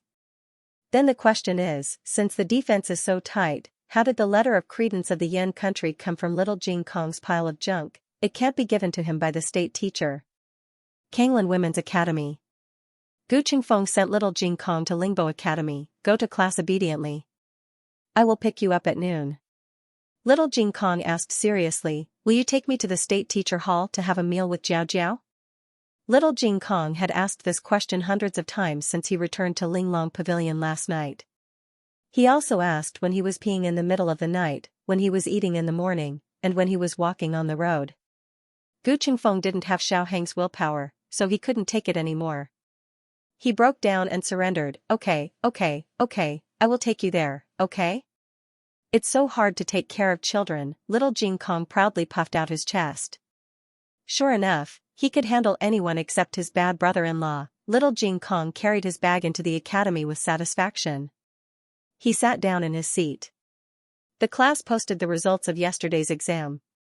There was no doubt that the first place was Jing Kong.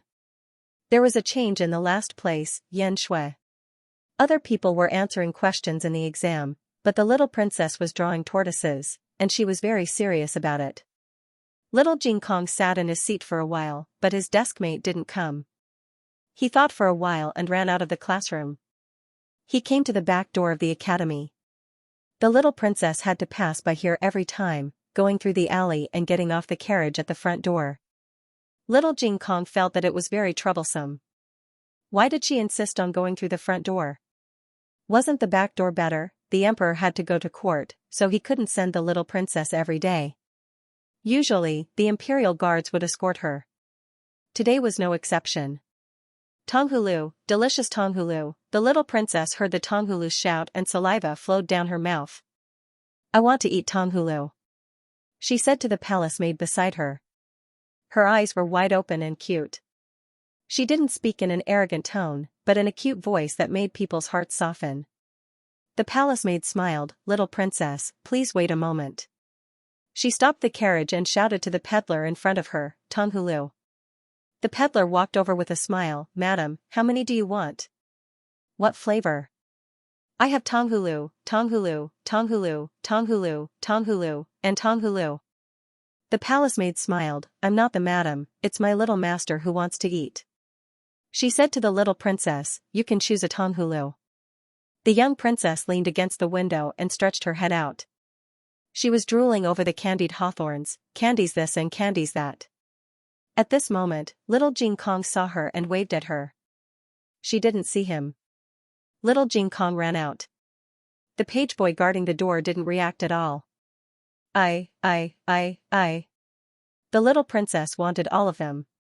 Just when the little princess was hesitating, the tonghulu peddler's eyes suddenly became sinister. He grabbed the little princess's collar and pulled her out of the window. The palace maid's face turned pale. "Princess! There's an assassin!" The imperial guards drew their swords and rushed forward. The peddler threw the tonghulu stick at the imperial guards, carried the little princess, and jumped up with lightness skill. Bang! Little Jing Kong jumped and bit his thigh with his little steel teeth. The latest chapter of this book is not finished yet. For more exciting content, please scan the QR code below to download the app. The novel will be updated at a faster rate. Millions of novels will be read for free. All the novels that can't be found on the internet can be found here. https://www.zhbqg.com/896428964286/1068420004. HTML Genius memorized the website's address in 1 second. www.zhhbqg.com Bikuj mobile reading website, mzhhbqg.com. The latest chapter of this book is not finished yet. For more exciting content, please scan the QR code below to download the app. Novels are updated faster. Millions of novels are free to read.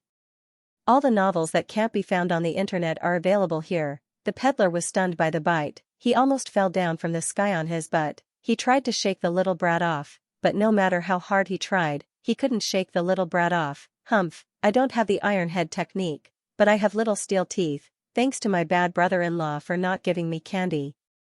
Little Jing Kong knew how to make use of his advantages. If the peddler used his small hands to hold him, he would have been shaken off. But he used his teeth to bite down on the little brat. If the human trafficker wanted to shake him off, he had to bite off a piece of his flesh. The peddler's thigh muscles tightened. He was afraid that it wasn't tight enough. If the little brat loosened his flesh, it would be bitten off. The imperial guards also surrounded him. The peddler didn't have time to fight with them. He could only leave the scene with one child in his arms and the other hanging on his leg. You guys, follow me. You, go back to the palace and report to Her Majesty. Yes. A group of imperial guards chased after the peddler, but they still lost him. The peddler carried the 2 children and ran on roofs and walls, up and down, but the little brat on his leg wouldn't let go. When he arrived at a secluded courtyard, his entire right leg was swollen like a ham. A man in black walked out and looked at his companion in the courtyard with a strange expression. What's going on? Didn't I ask you to catch only one? Why did you catch another one? The peddler twitched in pain. Do you think I want to catch him? Didn't you see how tight this brat is biting? The man in black took a closer look. It was true. Little Jing Kong was also wearing the uniform of Lingbo Academy. He was obviously a student of the academy. The man in black was confused.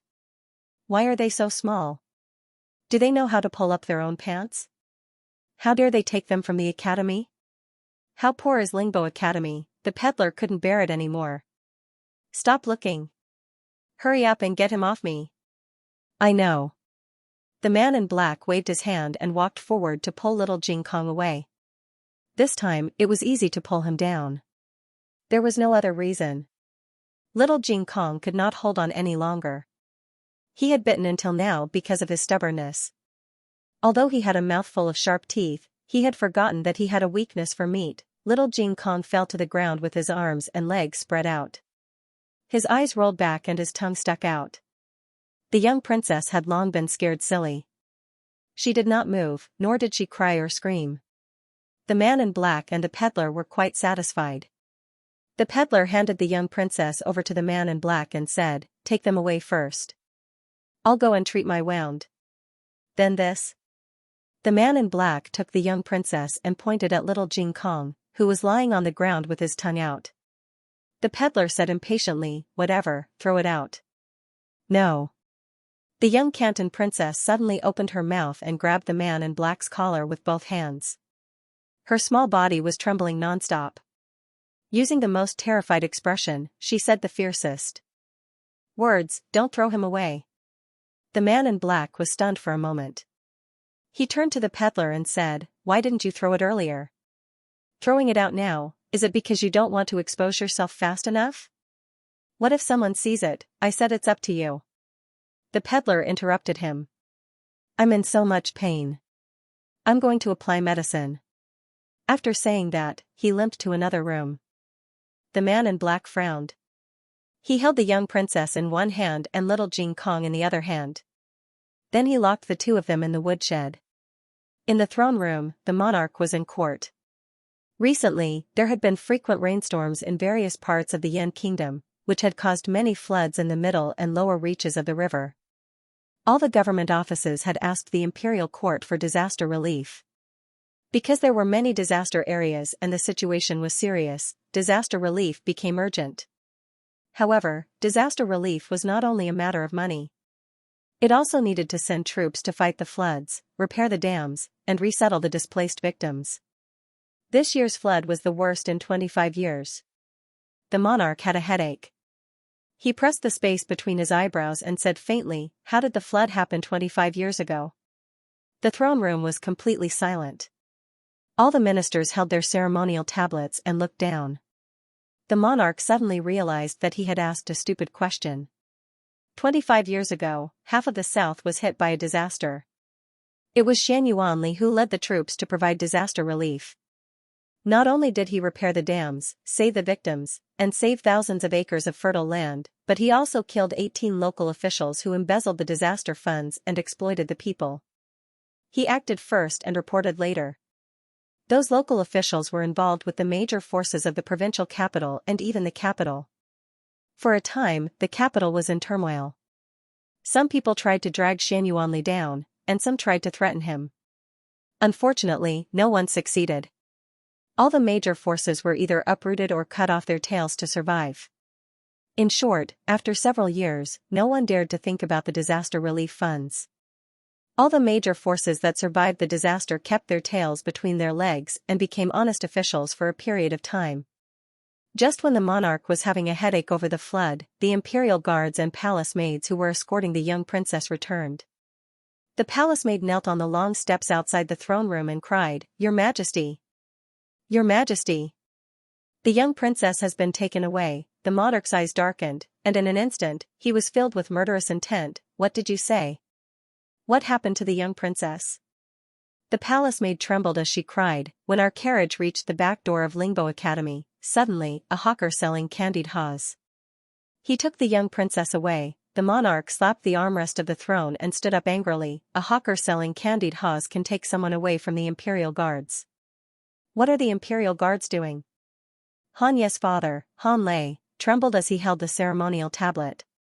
Half of the imperial guards were the Han family's forces, and Han Yi was the deputy commander of the imperial guards. He hoped that the imperial guards who were escorting the young princess this time were not personally promoted by his son. Otherwise, the Han family would be charged with dereliction of duty. The monarch called the imperial guard who came back to report to the palace. To Han Lei's disappointment, this person was called Zhang Feng, and he was Han Ye's subordinate. Han Lei's heart sank to the bottom in an instant. The monarch asked for the details and asked a civil official to draw a portrait of the hawker according to Zhang Feng's description. No one had seen this person before. To find the young princess was tantamount to finding a needle in a haystack. The monarch was furious, and the entire throne room was shrouded in a layer of murderous aura. "Find the young princess for me, even if you have to dig 3 feet into the ground. I want her alive." Zhang Feng reported. There was another child who was also taken away. He was about the same age as the young princess and wore the same academy uniform. This characteristic was too obvious. In the entire Lingbo Academy, there was only one child who was the same age as the young princess, little Jing Kong. State Preceptor Palace. Xiaoheng had just returned from the library and walked to the door when he saw his eldest disciple, Yi Qing, leading 20 disciples and men of sacrifice hurriedly passing by. Xiaoheng asked, "Yi Qing, where are you going?" Yi Qing stopped in his tracks and bowed to Xiaoheng with cupped hands. "Your Highness Chang's son, the young princess and her classmate have been captured. Our state preceptor hall also plans to go out and look for them." Xiaoheng's eyes slightly paused. "Which classmate of the young princess?" Yi Qing said, "The little boy who came yesterday and sang in the Qilin Hall for a long time. He seems to be called Jing Kong." Jing Kong was taken away? In the side room, Gu Jiao looked at Xiaoheng and asked. Xiaoheng nodded. The hawker originally wanted to catch the young princess, but Jing Kong rushed over and bit him. The hawker couldn't get rid of him, so he took him away. Shang Guanyan had fallen asleep. The room was very quiet. Gu Jiao was very calm. "I see," she said. She came to the bedside, looked at the infusion bottle, stretched out her hand, pulled out the infusion tube, and calmly injected heparin sodium into the infusion needle. After doing this, she carefully dealt with the medical supplies. The whole process was orderly. Xiaoheng looked distressed. The imperial guards who escorted the young princess are Hanya's men. "Hanya won't kidnap the young princess. It's not good for him. Either someone wants to retaliate against the king, or someone wants to deal with the Han family. The young princess was the king's sweetheart, so they didn't dare to do anything to her." Jing Kong was hard to say. He was just a child from another country. If necessary, in order to avoid trouble, they may kill him. In fact, the situation of the young princess was not necessarily foolproof. An accident was often full of variables, and any variable may lead to unpredictable consequences. Gu Jiao put on the armor on her arm. Then Gu Jiao came to the weapons room of the Qilin Hall, pointed to the red tasseled silver spear on the wall, and said calmly, "Lend it to me." The disciple who was wiping the weapon looked at her in a daze. She was very calm, like the surface of a lake without any ripples. However, for some reason, the disciple felt a chill in his heart, as if a terrible storm was brewing under this calm lake. When the disciple came back to his senses, Gu Jiao had already taken the red tasseled silver spear out. Gu Jiao also borrowed a horse from the state preceptor hall. She rode on the horse, and the sun was blazing above her head. She raised her head, put her index finger and thumb in her mouth, and whistled towards the vast sky. Not far away, there was the sound of an overlord eagle's cry. A fierce gerfalcon flapped its wings and flew over, circling above Gu Jiao's head. Gu Jiao held the red tasseled spear in one hand and the reins in the other. Her eyes were sharp. "Let's go." The latest chapter of this book is not finished. For more exciting content, please scan the QR code below to download the app. Novels are updated faster. Millions of novels are free to read. Novels that can't be found online are all here. https://www.zhhbqg.com/89642896428226/1068383441. HTML Genius remembered this site's address in 1 second. www.zhhbqg.com Bikuga mobile reading website, mzhhbqg. The latest chapter of this book is not finished yet. For more exciting content, please scan the QR code below to download the app. The novel will be updated faster. Millions of novels will be read for free. There are all kinds of novels that you can't find on the internet. The disappearance of the young princess was no small matter. Even the Grand Master Hall was involved, let alone the aristocratic families. The aristocratic families all sent out their elite forces to try to find the young princess. The Han family was especially eager to find the young princess. In the parlor, Grandfather Han said with a grave expression, "Zhang Feng and the others have failed in their duties. If we don't redeem ourselves and find the young princess, the emperor will blame us and the Han clan will be in trouble." The Han family had already lost a mind because of the assassination of the emperor's grandson. They couldn't be punished by the king again. Han Lei had just returned from the palace. Other than him and Master Han, his younger brother, Third Master Han, was also in the room. Third Master Han was a slacker. He had spent the whole night in the concubine's room, so he was listless now. Han Lei was angry when he saw him. In terms of ability, 10 of his third brothers were not as good as his second brother. According to his original plan, he should have let his third brother take the blame for Han Yi. At least the Han family would only lose an idiot. However, because he was the eldest son of the old madam, he could enjoy the fruits of others' labor even if he didn't work hard or contribute to the family. Han Lei glared at his younger brother. It took him a lot of effort to resist the urge to slap him to death. "Father." Han Lei suppressed his anger and said to Master Han, "There is something wrong with this." Master Han put his hands on the handle of his cane. His eyes were sharp like a hawk's. "Don't worry about it. Find the young princess first. Then the Han family will be saved." Han Lei cupped his hands. "Yes, father. I will bring people to find her. Master Han said meaningfully, remember, it must be the Han family who finds the young princess. Han Lei understood. I understand. And you? Great-grandfather Han looked at Third Master Han with a dark expression. Third Master Han was shocked by his father's scolding. He stood up and wiped the saliva from the corner of his mouth. I will go too. Grandpa Han was exasperated and said, what are you going to do? You better stay at home obediently. You are not allowed to step out of the yard for the next few days. Third Master Han was about to cry.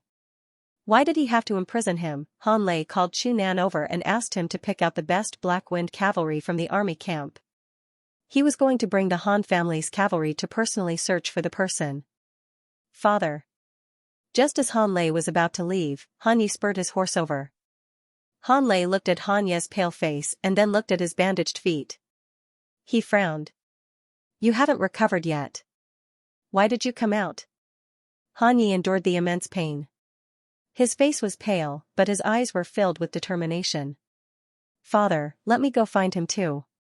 Nonsense. How are you going to find him like this? Didn't the doctor tell you to focus on recuperating? If someone were to find out that your tendons are broken and your legs are crippled, do you think you would still be able to keep your current position? Han Lei's words were like a sharp knife stabbing into Han Ye's heart.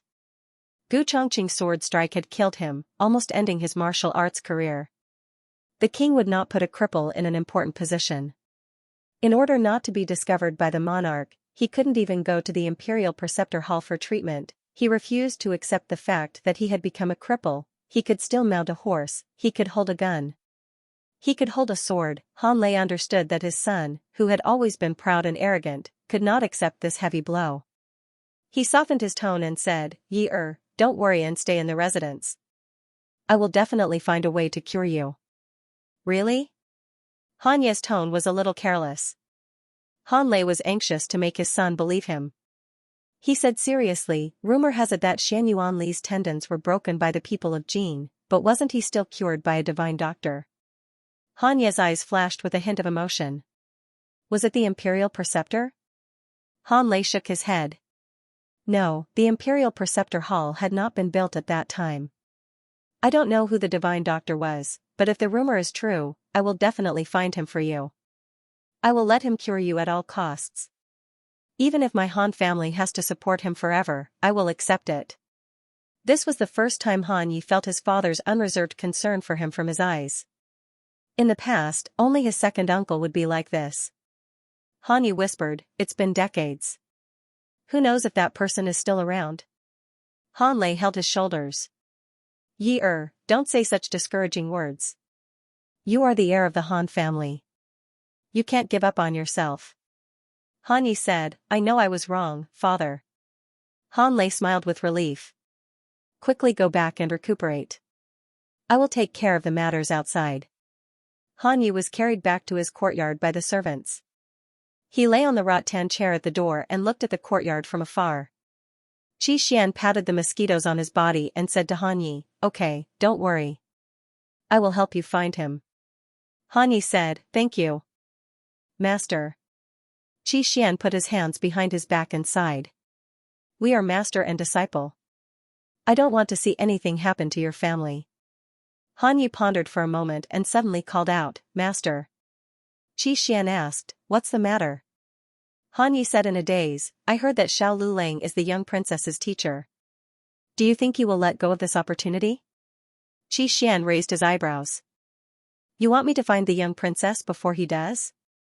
Han Yi looked down and pinched a small mosquito that fell on his leg. I hope that if you meet him, you will kill him for me. Qi Xian smiled and nonchalantly said, okay. In the purple bamboo forest of the Imperial Preceptor Hall, Yuhi carried the iced food box to the small bamboo house in the forest. It was quiet in the central room. A disciple sitting at the door said, Imperial Preceptor, Yuhi has brought the sweet soup to relieve the summer heat. The Imperial Preceptor said tiredly, let him in. Yes. The disciple lifted the bamboo curtain of the central room and nodded to Yuhi. Yuhi stepped in and left his shoes on the steps. He walked slowly on the wooden floor in clean white footwear. Master. Yuhi bowed. In the Imperial Preceptor Hall, only the personal disciples of the Imperial Preceptor were qualified to call him master. The other disciples all called him Imperial Preceptor. Yuhi looked at the turtle shell on the table and asked carefully, "Master, are you divining? Why is the divination like this?" As a personal disciple, Yuhi had learned some knowledge. The divination on the table showed that the divination had failed. But it was strange, wasn't it? Was there anything in the world that his master couldn't divine? The Imperial Preceptor said regretfully, "I can't divine her divination. No matter how many times I try, I can't divine it." Was his master talking about the young commandery princess? Yes, only the young commandery princess had an accident. At this critical moment, no one else was worthy of his master's divination except for the young commandery princess. Yuhi said with a smile, "It must be because the weather is too hot." "Master, do you want to rest for a while?" The Imperial Preceptor sighed, "It has nothing to do with the weather. I have been divining for many years." "Master, you are exaggerating. The young commandery princess is only 4 years old." Yuhi sat down opposite the Imperial Preceptor and opened the lid of the food box. He scooped a bowl of iced mung bean soup and presented it with both hands. "Master, here you go." The Imperial Preceptor took a sip and didn't say anything else. In a room in a courtyard, a man in black and a hawker who had treated his wound stood respectfully in the middle of the room. In front of them was a man in a grey cloak. The weather was hot and humid. The man put down the hood of his cloak and took off the mask on his face. He glanced at the two and asked, "Is it done?" The hawker said, "We caught the man." The man in black added, "But we caught an extra one." The hawker was speechless. "Would you die if you kept quiet?" "What do you mean by an extra one?" the man asked with a frown. The hawker pointed to his injured thigh and said, "He is the young commandery princess's classmate. He followed me here and bit my thigh. I couldn't get rid of him. But don't worry, we have got the information from the young commandery princess. He is a poor boy. He doesn't even have parents at home. He only has an elder sister who is studying at the academy next door. Even if he dies outside, no one can care." The man snorted, "That better be the case." The man in black hesitated for a moment and said, "Master, the young commandery princess. Can't you give her anything to eat? It's already afternoon. She has been hungry for a long time." The man said lightly, "Let her suffer a little. That way, the king will be more distressed and angry." The man in black muttered, "She won't die from hunger, right?" The man said coldly, "She won't die from hunger for a day or two. Remember to give her some water at night." The man in black said, "Yes." In the woodshed, 2 little kids were squatting in the corner. "Jing Kong, I'm hungry," the young commandery princess said with tears in her eyes. Little Jing Kong had been awake for a while. He listened carefully to the sounds outside and asked her in a low voice, "Are you still hungry?" "Yes." The young commandery princess nodded sadly, "The candy can't fill my stomach." Little Jing Kong learned from his grandaunt and had the habit of hiding snacks. He hid a few pieces of osmanthus candy and a small bag of candied fruits in his purse. When the young commandery princess said that she was hungry, he had already given her more than half of it. There were only 3 pieces of candy and 2 candied fruits left. Little Jing Kong took another piece of candy and a candied fruit and gave them to her. "I can't give you any more. We don't know when we can go home. I'll leave the rest for you to eat tonight." "Yes." The young commandery princess nodded obediently. She grabbed the candied fruit with one hand and the osmanthus candy with the other. "Why don't you eat?" she asked. Little Jing Kong patted his little belly, "I have a lot of meat. It's okay if I don't eat for a meal."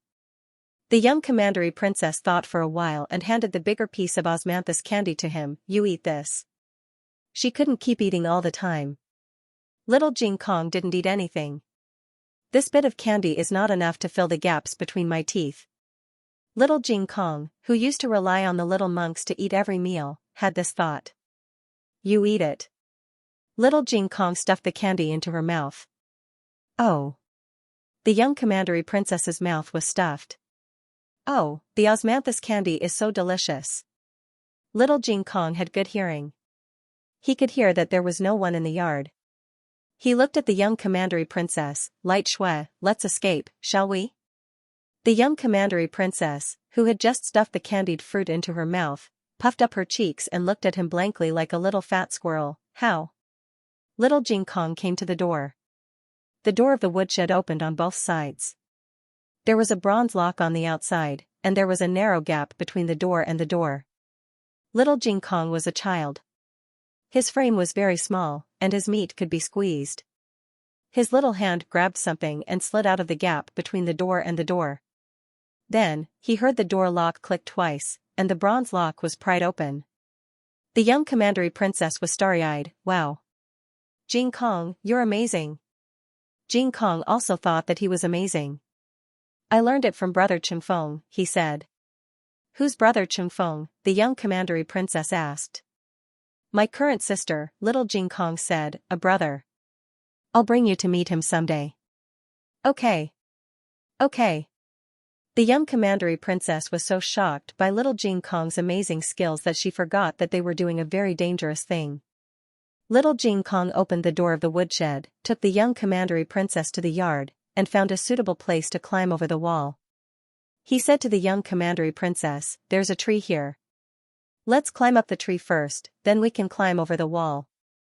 The young commandery princess lowered her head, touched her little fingers, and said in a very low voice, but I don't know how to climb trees.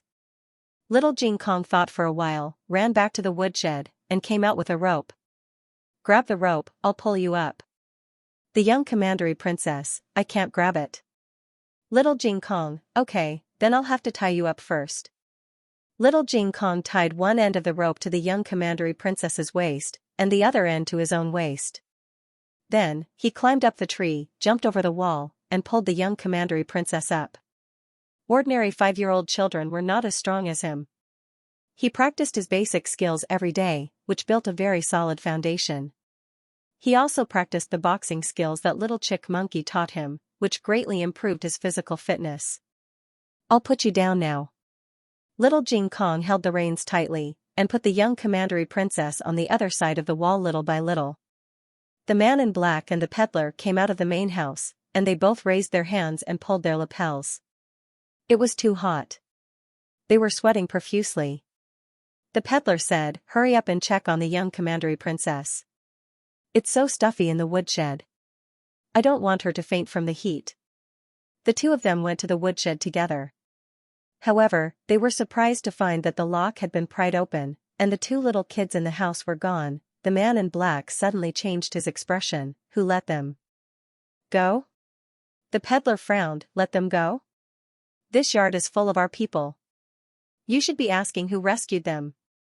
Damn it. The man in black gritted his teeth. Suddenly, his ears moved, and he looked up at the wall. Who's there? The peddler jumped up the wall, looked around, and found a rope in the grass not far away. It was the rope in the woodshed. The man in black jumped over the wall and came to the peddler's side. Did you find anything? The peddler looked at the large field of sorghum that was taller than a person, and finally found a child's footprint in a very hidden muddy puddle. Judging from the direction of the footprints, they were heading to the sorghum field. The peddler said coldly, go after them. The peddler and the man in black chased after them to the sorghum field.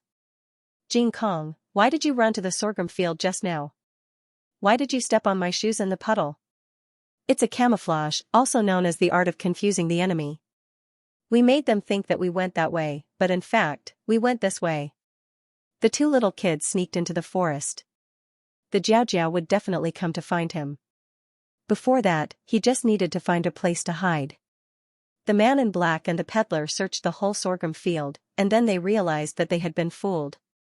There was nothing in the sorghum field, there was no trace of anyone, and there were no traces of anyone rushing through it. In addition, the peddler also realized an even more annoying problem. No one came to save them, they ran away by themselves. The man in black asked, why do you say that? The peddler snorted, if someone really found that courtyard, do you think that the government wouldn't come to search it after so long? The man in black suddenly understood. The peddler's eyes were full of murderous intent. It must be that brat. When I catch him, I'll kill him. The two men chased into the forest. The forest was full of towering trees, and the branches and leaves blocked the sun. Even the temperature was much cooler than outside. The man in black said as he walked, "Actually, we don't have to find the young princess, we can let the other aristocratic families find her. After all, our goal is not to make a contribution in this matter." The peddler said, "We don't have to make a contribution, but we have to make sure that the Han family doesn't get it either. If they find the young princess and make a contribution to atone for their crime, then what's the point of doing all this?" The man in black said thoughtfully, "That's true." The peddler laughed, "At least we can't let the Han family take advantage of us. It's best if we take the credit ourselves." As they spoke, the two men walked further and further away. On a 100-year-old parasol tree, a middle-aged man in his early 40s flew down from the sky with a guard. The middle-aged man looked at a big tree opposite him. "Master Yang, isn't it hot up there? Why are you still hiding?" The branches were quiet for a moment, and then a man in his 50s in a navy blue brocade was brought back to the ground by two guards. He greeted the middle-aged man indifferently, "Master Dong." The middle-aged man called Master Dong smiled and looked in all directions. "Everyone, come out. There are many mosquitoes in this forest, it's not worthwhile to hide behind the trees and get bitten." As soon as he finished speaking, 3 more men came out from the trees or from behind the trees with their guards. Master Dong smiled and glanced at the 3 of them one by one, Lord Chen, Lord Du, Brother Feng. The first 3 were about the same age as Master Dong, and they were all in their prime. Only Master Feng was only 23 years old this year, and he was the youngest master among the top 10 families. It was not that he was very capable, but that the elders of the Feng family were all gone, and only he and his brother were left to support the unstable family. Master Dong smiled amiably and said, "It seems that everyone has been watching them since they entered the forest, so I'm sure you all heard what they said just now. I might as well tell you the truth. The man dressed as a peddler is a master invited by the Mu family from the underground martial arts arena a few years ago. He's good at lightness skill." Lord Chen said, "So this was done by the Mu family, and the Mu family wants to deal with the Han family?" Master Dong smiled and said, "It seems so." Lord Du asked, "Why did the Mu family do this?" Master Dong smiled and said, "As soon as something happened to Consort Wan, the Mu family attacked the Han family." "Don't you think there's any connection?" Lord Feng's temper rose. "Just say that Consort Wan was framed by Imperial Consort Han." Master Dong's smile did not change. "You said that, not me." "You," Lord Feng choked. Among the top 10 family heads, Master Dong was famous for being a smiling fox. It was easy to fall into his trap by talking to him. Master Dong smiled and said, "Except for the Mu, Wang, Su, and Han families, all the other families are here. I have a suggestion, but I don't know if you want to hear it." Lord Feng hated this the most. He could hold back several farts in one sentence, so he said, "If you have something to say, say it." "If you have something to say, say it." Master Dong's eyes swept over everyone. The Mu family, Wang family, and Su family are in-laws. If something happens to the Mu family, it will be difficult for these 2 families to get away with it. Even if the emperor does not take his anger out on them, they will not get any benefits. Lord Feng was annoyed. "What are you trying to say?" Master Dong put his hands behind his back and said with a smile, "The Mu family has committed a capital crime by kidnapping the young princess, and the Han family is guilty of dereliction of duty for failing to protect the young princess. However, this alone is not enough to overturn these 2 families. But what if? What if something happens to the young princess? Can these 2 families survive?" Lord Du frowned. "You mean, the Dong family's master's smile gradually turned sinister. "What I mean is, instead of the 6 families fighting for the credit of finding the young commandery princess, it's better to eliminate the Mu family and the Han family, and directly divide their forces. This way, it won't hurt the harmony, and everyone can take advantage of it." Master Yang, who was the oldest at the scene, laughed. "Smiling fox, you are really ruthless." Master Dong glanced at him and said, "The Han and Mu families are fat meat. Don't you want to take a bite? The Black Wind Cavalry and the supply camp. We also contributed back then, but why can't we get a share of the Xianyuan family's military power?" The forest suddenly fell into silence. Yes, they had paid a great price to defeat the Xianyuan family, but in the end they didn't get a share of the military power.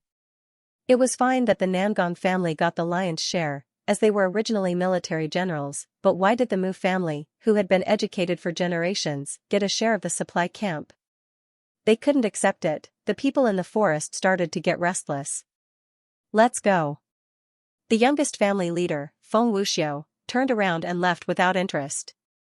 Master Dong narrowed his eyes and looked at his handsome back. He sneered and asked, "Feng, did you agree or not?" Feng Wuxiu waved his hand. "No." Master Dong threatened, "Then you can't just leave like this." Feng Wuxiu glanced at him. "You can stop me. Try." Master Dong's guard grabbed the hilt of the sword at his waist. Suddenly, a young Taoist priest in a blue robe descended from the sky like an unshakable god and stood in front of Feng Wuxiu. Everyone was shocked. Master Yang said in disbelief, "Taoist priest Qing Feng." Feng Wuxiu was young, but his aura was not weak at all. "I don't care what you want to do, and I won't report you, but the Feng family will take this credit. All the masters on the scene are no match for Qing Feng even if they join hands." Patriarch Dong smiled. He said, "I was just joking. Why did you take it so seriously? Alright, let's see who can save the young commandery princess first." They were so close. That despicable Feng Wuxiu had messed up the situation. "Brother, let's go," Feng Wuxiu said to Taoist priest Qing Feng. The latest chapter of this book is not finished yet. For more exciting content, please scan the QR code below to download the app. Novels are updated faster. Millions of novels are free to read. There are all the novels that you can't find online. https://www.zhhbqg.com/89642896428626/1068229775. HTML Genius memorized the website address www.zhhbqg.com. Biku Pavilion mobile reading website, mzhhbqg.com. The latest chapter of this book is not finished yet. For more exciting content, please scan the QR code below to download the app. The novel will be updated at a faster rate. Millions of novels will be read for free. There are all kinds of novels that can't be found on the internet. The sky gradually darkened. The two little kids were hiding in a shady cave. The cave was not deep and was just big enough for the two little kids to hide in. The young princess had already eaten the last preserved fruit and the second last piece of osmanthus candy. The two little kids' clothes were torn and their faces were dirty. They didn't look like noble students at all. If he were to walk on the streets, he was afraid that people would think that he was a refugee from somewhere. The two little kids sat with their backs against the wall. Little Jing Kong sat outside and the young princess was blocked by his body. "Are you still hungry?" Little Jing Kong asked her. The young princess nodded, then quickly shook her head. She swallowed her saliva and said, "I'm not hungry." As soon as she finished speaking, her stomach growled. She covered her small belly and said softly, "I didn't ask it to growl. It growled by itself." The young princess had been kidnapped, locked in a small dark room, escaped with her friends, and hid in this dark and damp cave. She was no longer the young princess she was in the morning. She was a young princess who could endure hunger. Little Jing Kong took out the last piece of candy, broke half of it and gave it to her. He carefully put the other half back into his pocket. "There are fruits on the tree over there. I'll go and pick some." Little Jing Kong looked at the candy in the young princess' hand as he said, "I'll be back when you finish this piece of candy." "Okay." The young princess nodded obediently and held his little hand. "You must come back." "I will." Little Jing Kong sneaked out to pick the fruits. With his excellent tree climbing skills, he quickly climbed up the tree. The fruits were more plump and bright than when he looked from afar. It was too slow to pick them one by one. He hugged the branch and shook it violently. The fruits fell to the ground. He climbed down and used the hem of his clothes to pick up the fruits. He panted and ran back. However, when he ran back to the cave, he found that the young princess was gone. He frowned. Right at this moment, the young commandery princess screamed from the east, "Let me go! Over there!" Little Jing Kong decisively threw away the fruits that he had been carrying along the way and ran towards the direction of the sound. In an open space under the shade of a tree, two guards were fighting fiercely. The first person who found the young princess and carried her out of the cave was the Chen family's guard. However, the guards of the Chen family ran into the guards of the Dong family after walking for a short distance. The guards of the Dong family tried to kidnap the young commandery princess, but the guards of the Chen family would not let them succeed so easily.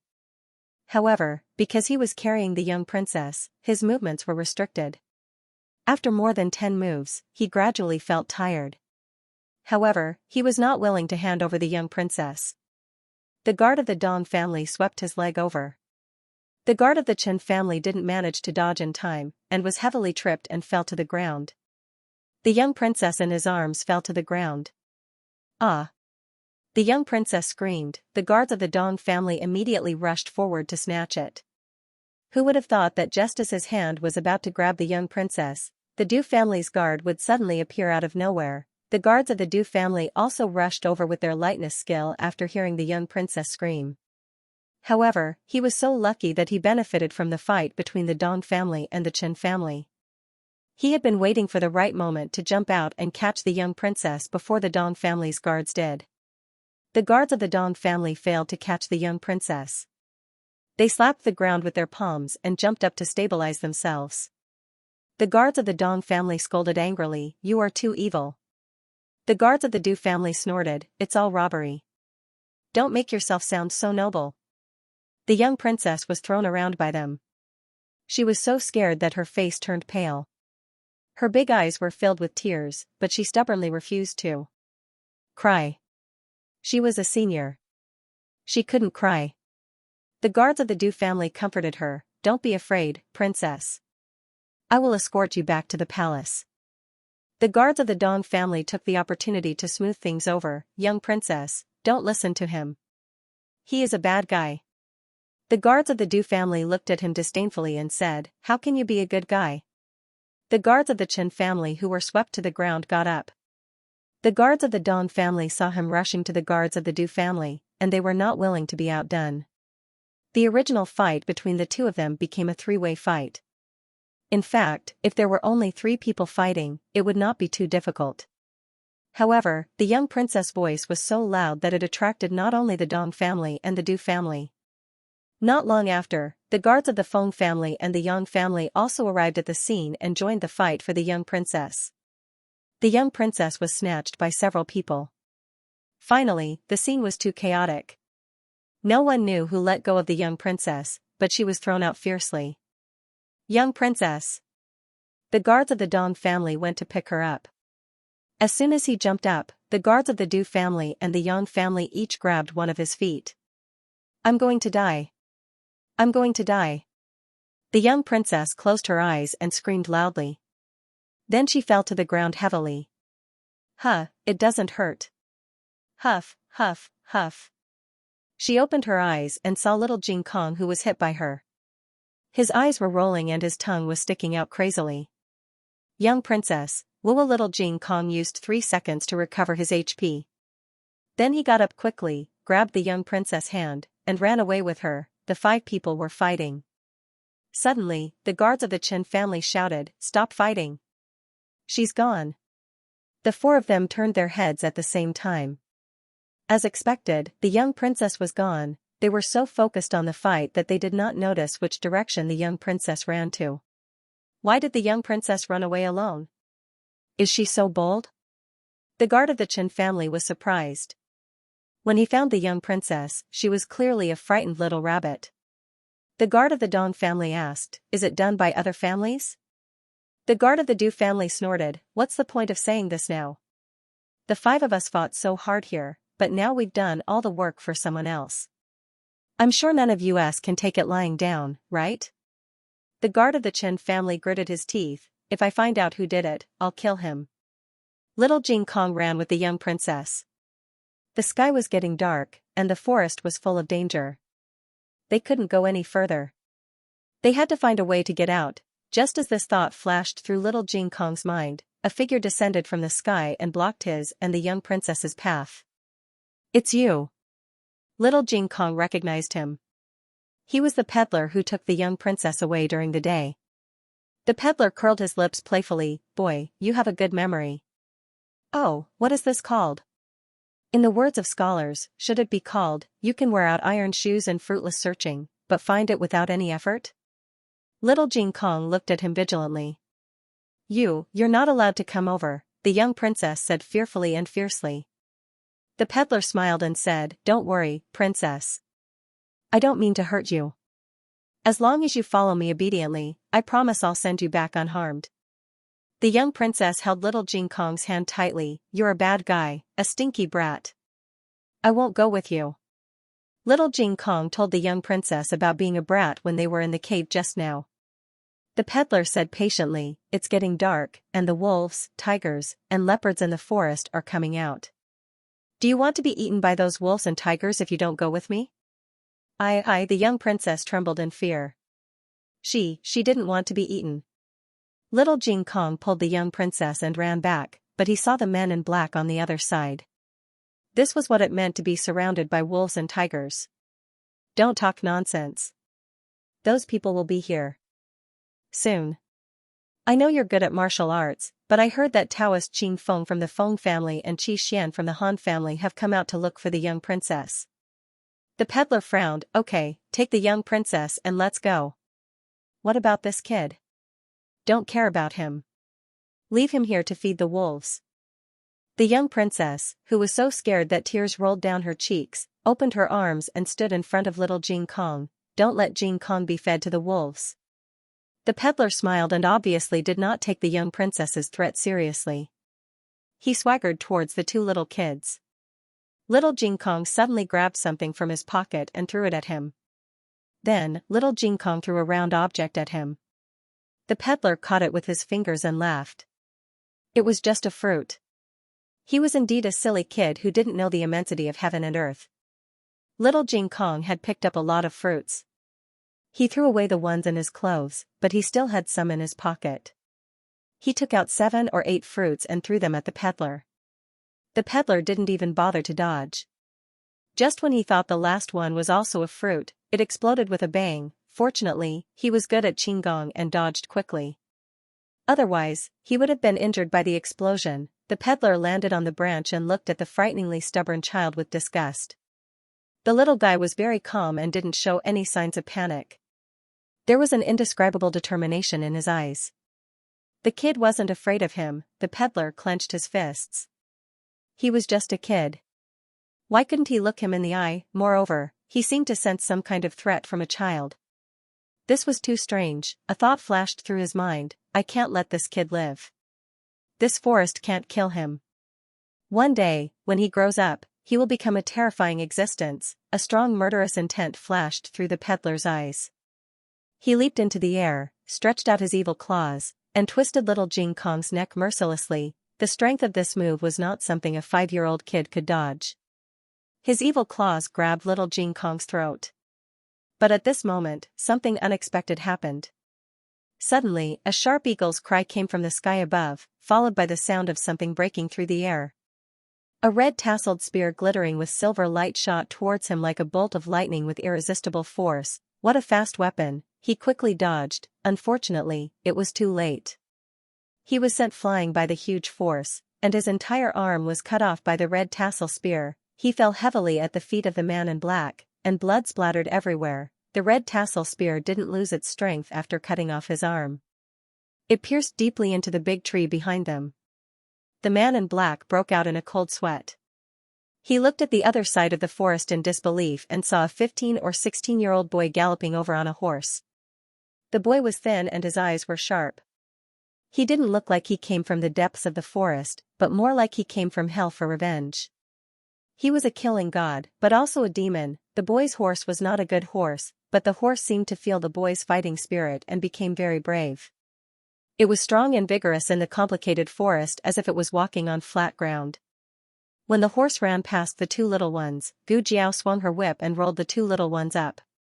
"Close your eyes," she said. The two little kids raised their little hands and obediently covered their eyes. Gu Jiao clamped the horse's belly with her legs, held the two little kids with one hand, and used the other hand to ride the horse over the head of the man in black. The moment the horse's hooves fell, she coldly pulled out the red tassel spear from the tree. The red tassel spear that almost penetrated the tree was pulled out by her easily. She held the red tassel spear tightly, turned it over her head, and swung it backward.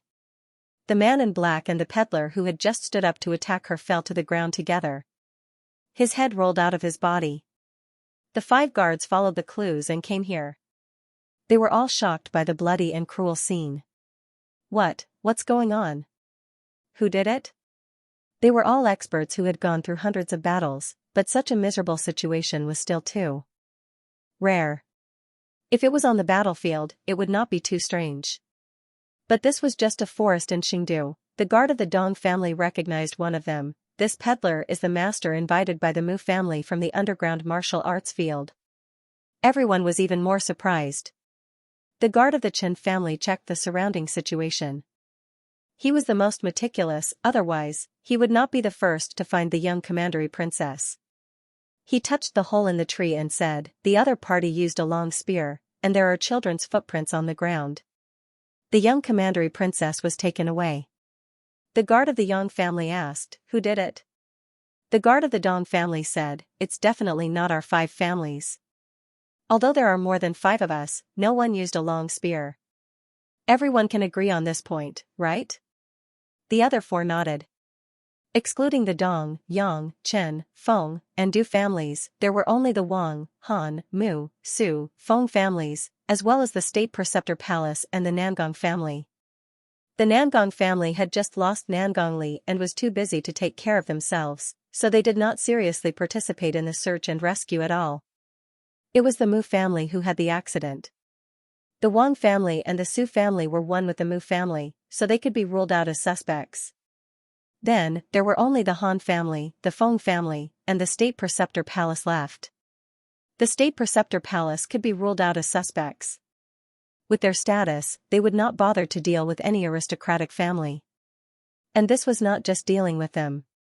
This cruel method was obviously accompanied by a terrible murderous intent, as if they were here to take revenge. It was also impossible for the Feng family, because Taoist Qing Feng did not use a long spear. The guard of the Dong family frowned. Could it be the Han family? The Han family practiced spear techniques. The guard of the Chen family guessed, the Han family and the Mu family are the most hostile. They are very likely to be the culprit.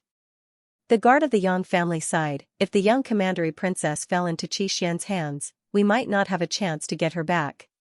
That was Qi Xian of the Tang sect, the top 10 master in the underground martial arts field of the Yan dynasty.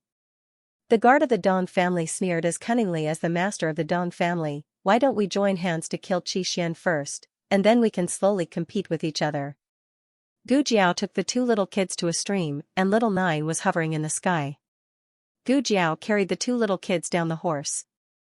The 2 little kids could still hold on when there were no adults around. But now that Gu Jiao was here, all the grievances came to their minds. The young commandery princess cried, "Teacher! I'm so scared. They took me here and there, and I fell down. Boo-hoo." Gu Jiao put the red tasseled spear on the ground aside and squatted down on one knee, like a knight guarding her. She gently wiped the tears on her face and comforted her, "Don't be afraid. No one will take you away again." The young commandery princess threw herself into Gu Jiao's arms and cried loudly. Little Jing Kong tried his best to hold back his tears, but his eyes were full of tears. Gu Jiao also held him in her arms. She knelt down on one knee and held the children in each hand. She did not do such a gentle thing often, so her movements were a little stiff. But this did not stop the 2 little kids from feeling a calming power from her. It was a kind of faith. The 2 little kids were tired after crying for a while. The young commandery princess was only 4 years old, and she was a weak girl in Jiao. Once she felt safe, she fell asleep in Gu Jiao's arms. Little Jing Kong lowered his head and blamed himself, "I made Jiao worry. I couldn't even beat a bad guy." Gu Jiao patted his little head and smiled, "No, you did very well. You protected your companions and yourself. You didn't make me worry. You're the bravest little boy. I'm very proud of you." Little Jing Kong felt a lump in his throat, "Jiao." Suddenly, an eagle's cry came from above. Gu Jiao's eyes turned cold. Over there. There were people coming from the forest. Not just one, but a group of people. They were not the 5 guards from before, but the masters of the 5 aristocratic families who were surrounded by several guards. From left to right, they were Master Dong, Master Yang, Master Feng, Master Du, and Master Chen. Gu Jiao had seen their portraits in the library of the State Preceptor Hall. Gu Jiao gently put the sleeping commandery princess on the ground and said to little Jing Kong, "Cover your ears and don't look back." "Okay." Little Jing Kong answered obediently. He sat facing the stream and raised his hands to cover his little ears. Gu Jiao picked up the red-tasseled spear and walked towards them step by step. Little Nine spread its wings and hovered above her head with high fighting spirit. It was as if it was waiting for her order, and then it would swoop down to its prey. Everyone looked at the teenager who was walking towards them with a murderous look under the moonlight and the eagle who was escorting the teenager. They had an ominous feeling in their hearts. A guard drew his sword and walked forward, shouting, "Who are you? Hand over the commandery princess if you know what's good for you, or you will die a horrible death." Before he could finish, the teenager shot him with a spear. He knelt on the ground and looked at the teenager in shock. The teenager kicked him in the chest and coldly pulled out the red-tasseled spear. Blood splattered on the teenager's face, and one of the drops hit between his eyebrows. It looked like a drop of red cinnabar. Master Dong's eyes trembled. Xianxia, the teenager raised his hand and casually wiped the blood off his face. He looked at the crowd with a murderous look in his eyes. Who's next? The latest chapter of this book is not finished yet. For more exciting content, please scan the QR code below to download the app. Novels are updated faster and more complete. Millions of novels are free to read. All the novels that can't be found online are available here. https://www.zhhbqg.com/89642896428226/1068038669. HTML Genius memorized the website address in 1 second. www.zhhbqg.com Bikuj mobile reading website, mzhhbqg.com. The latest chapter of this book is not finished yet. For more exciting content, please scan the QR code below to download the app. Novels are updated even faster. Millions of novels are free to read. Novels that can't be found online are all available here. That was a guard from the Feng family. The ones who came out to carry out this mission were not ordinary guards. They were all carefully selected elites. Being able to kill him with one shot was enough to prove this young man's ability. However, this alone was not enough to shock everyone present. The murderous aura and wolf-like nature emitted from the young man's body was faintly familiar to everyone, but only the Dong family head thought of Xianxia. Go. The Dong family head and the others all gave the order. The other 5 guards drew their swords and rushed towards Gu Jiao. Everyone watched the fight between the young man and the guards intently. The young man knew that he did not have the advantage in numbers. He had to conserve his strength to the greatest extent, so every move he made hit the opponent's vital points, not giving the opponent a chance to make a comeback. "Who do you think of?" the Dong family head asked. A name flashed through everyone's mind at the same time: Xianxia. Xianxia went to war with his father when he was 10 years old. At the age of 12, he achieved military merits. He was the bravest young man on the battlefield, the Blood Wolf. If he met a god, he would kill a god. If he met a devil, he would kill a devil. Even if he could not kill the other party, he would ruthlessly bite off a piece of flesh from the other party. Therefore, even if they defeated Xianxia's enemy, they were not willing to fight with Xianxia again. The price was too high. Feng Laosan asked, "Who is this young man?" The Dong family head said with a complicated expression, "I've never seen him before. I don't know him." When the last guard fell, the battle was over. It was much faster than expected. This young man did not look like an expert, but why was every move so deadly? Feng Laosan narrowed his eyes and jumped. "I'll fight you." His weapon was a long sword, similar to the red-tasseled spear in Gu Jiao's hand. It was heavier, but not as heavy as Xianyuan Li's red-tasseled spear. He chopped down with his sword. Gu Jiao blocked with her spear with both hands. Her arms were slightly numb. Feng Huai, the Feng family patriarch's legitimate son, was the third in the family, and was known as third brother Feng. He was skilled in the saber and possessed boundless strength. Feng Laosan looked at Gu Jiao, who caught his saber, and unexpectedly sneered, "Brat, to be able to catch my saber, your strength is not small. Let's see if you have the ability to withstand my second attack." He only used 30% of his strength in the first strike. When the second slash came down, Gu Jiao's feet sank half a foot into the ground. If he continued fighting like this, he would sooner or later run out of energy. Gu Jiao decided to turn defense into offense. When Brother Feng's third blade came, Gu Jiao didn't meet it head-on. Instead, she used her spear to jump up, and with a flip, she jumped over Brother Feng's head. The moment she landed on the ground, she pulled out the red-tasseled spear from the ground. She turned around and swept it across Feng Laosan's waist, which he didn't have time to protect in time. Feng Laosan was shocked. He looked at his wound in disbelief, and then looked at Gu Jiao, who was holding the red-tasseled spear and panting slightly. "Brat! You just used the Xianyuan family spear technique." "What?"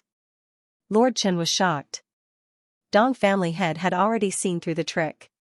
This brat used a normal spear technique to deal with the guards.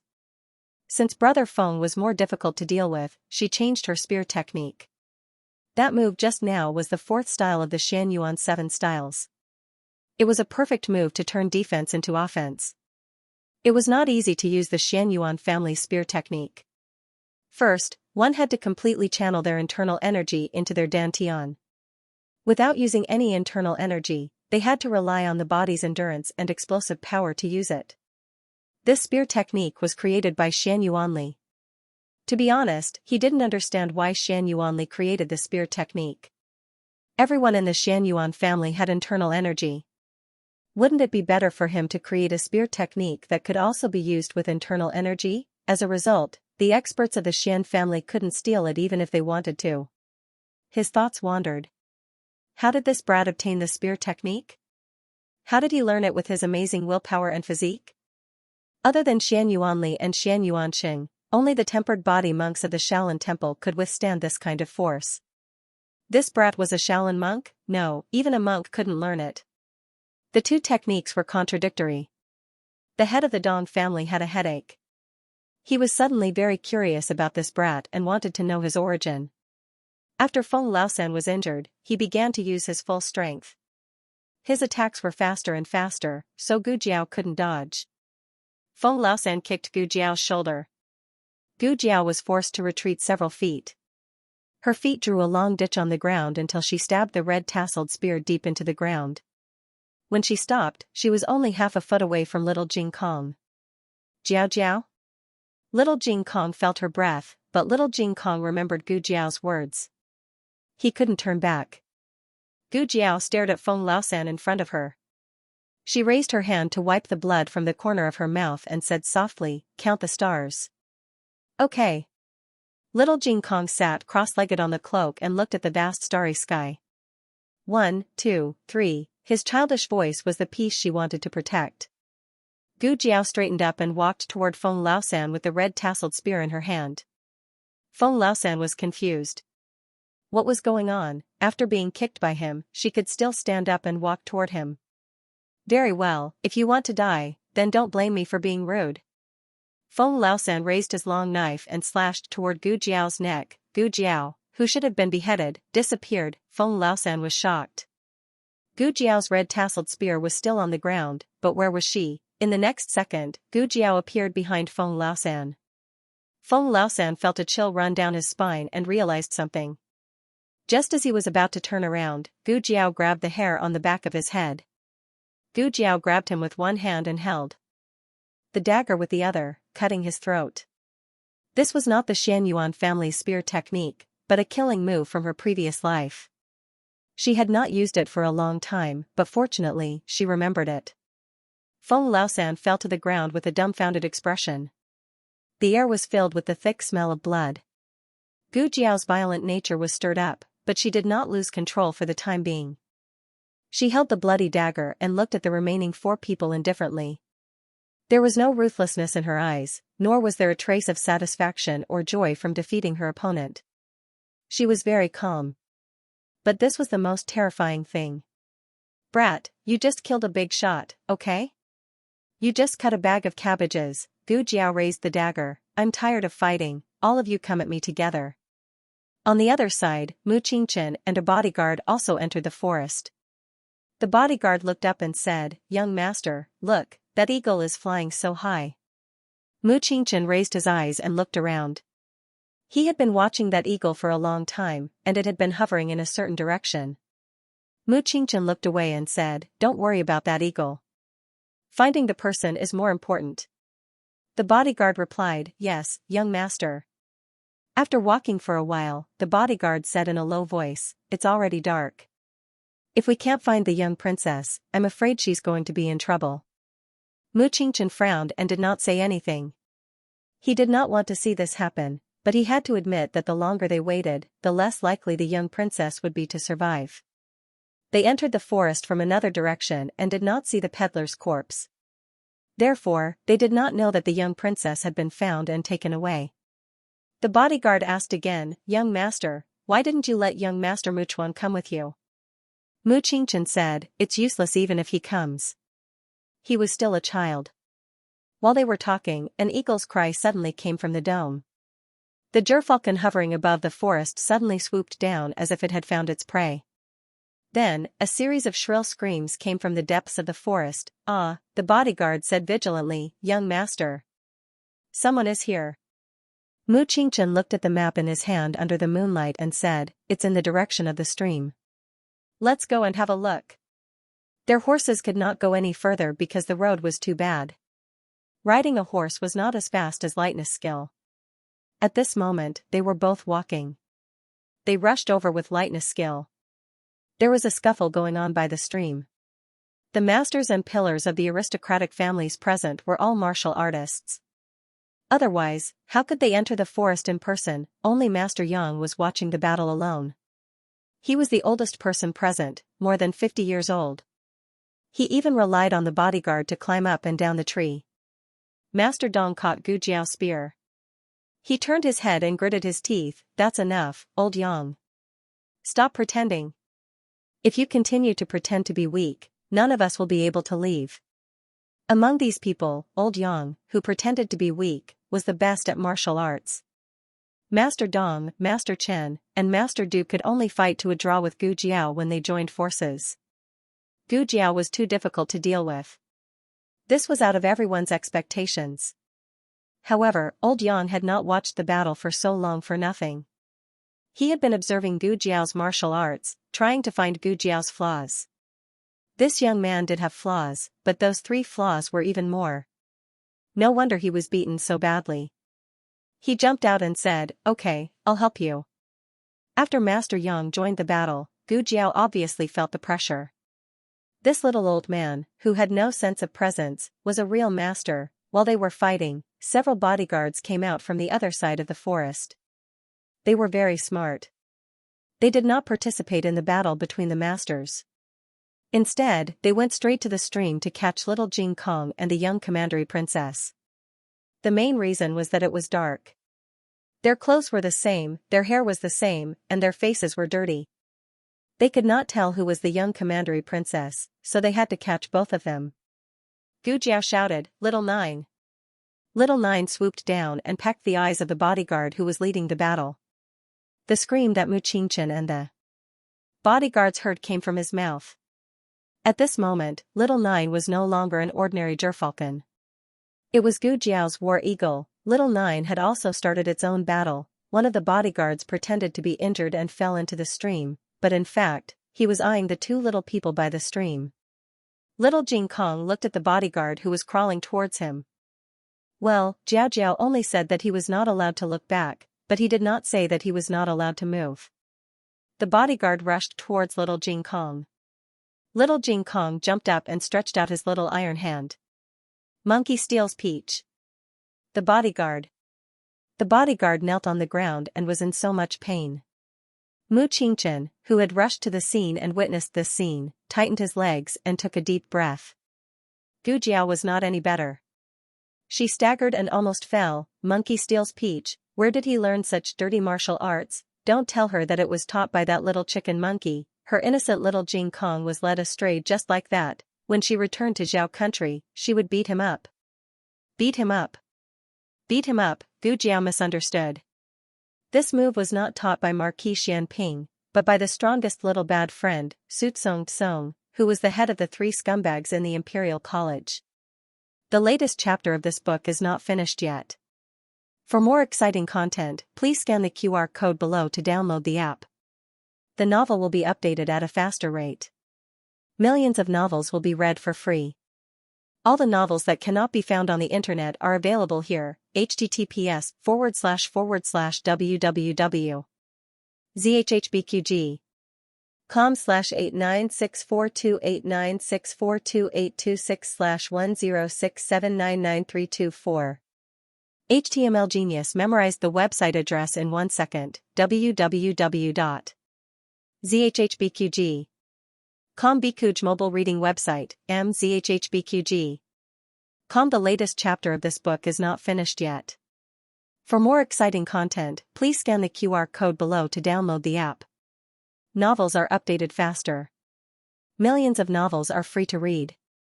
Novels that can't be found online are all available here. The battle between Gu Jiao and Dong Family Head and the others was very fierce. With the addition of Yang Family Head, the other side's fighting strength had indeed increased a lot, but Gu Jiao was definitely a tough bone. She fought as if she didn't care about her life, but Dong Family Head and the others couldn't do the same. On one hand, they didn't want to be injured, but on the other hand, they wanted to easily kill Gu Jiao. As a result, the more they fought, the more chaotic they became. In the end, except for Yang Family Head, the other 3 were all injured. Dong Family Head was an old fox.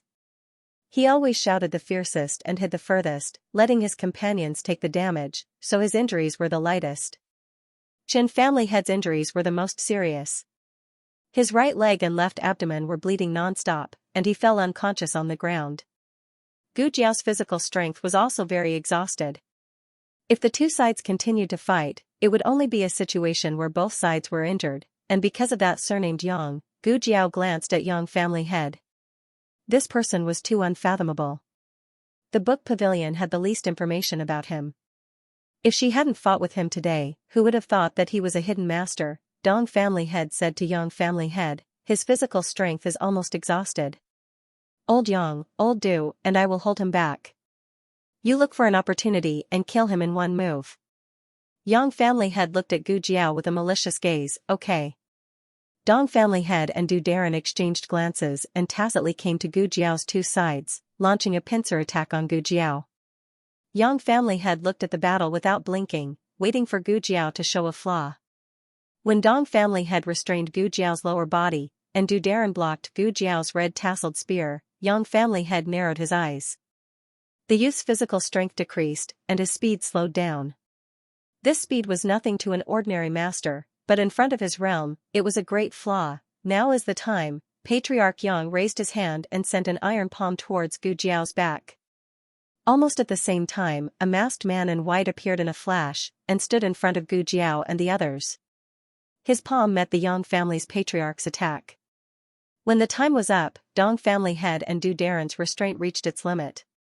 Gu Jiao forced the 2 of them back with a single spear strike. She looked back. The white-robed man leaped up and flew towards her. He grabbed her slender waist and brought her up into the air. It's me, he whispered.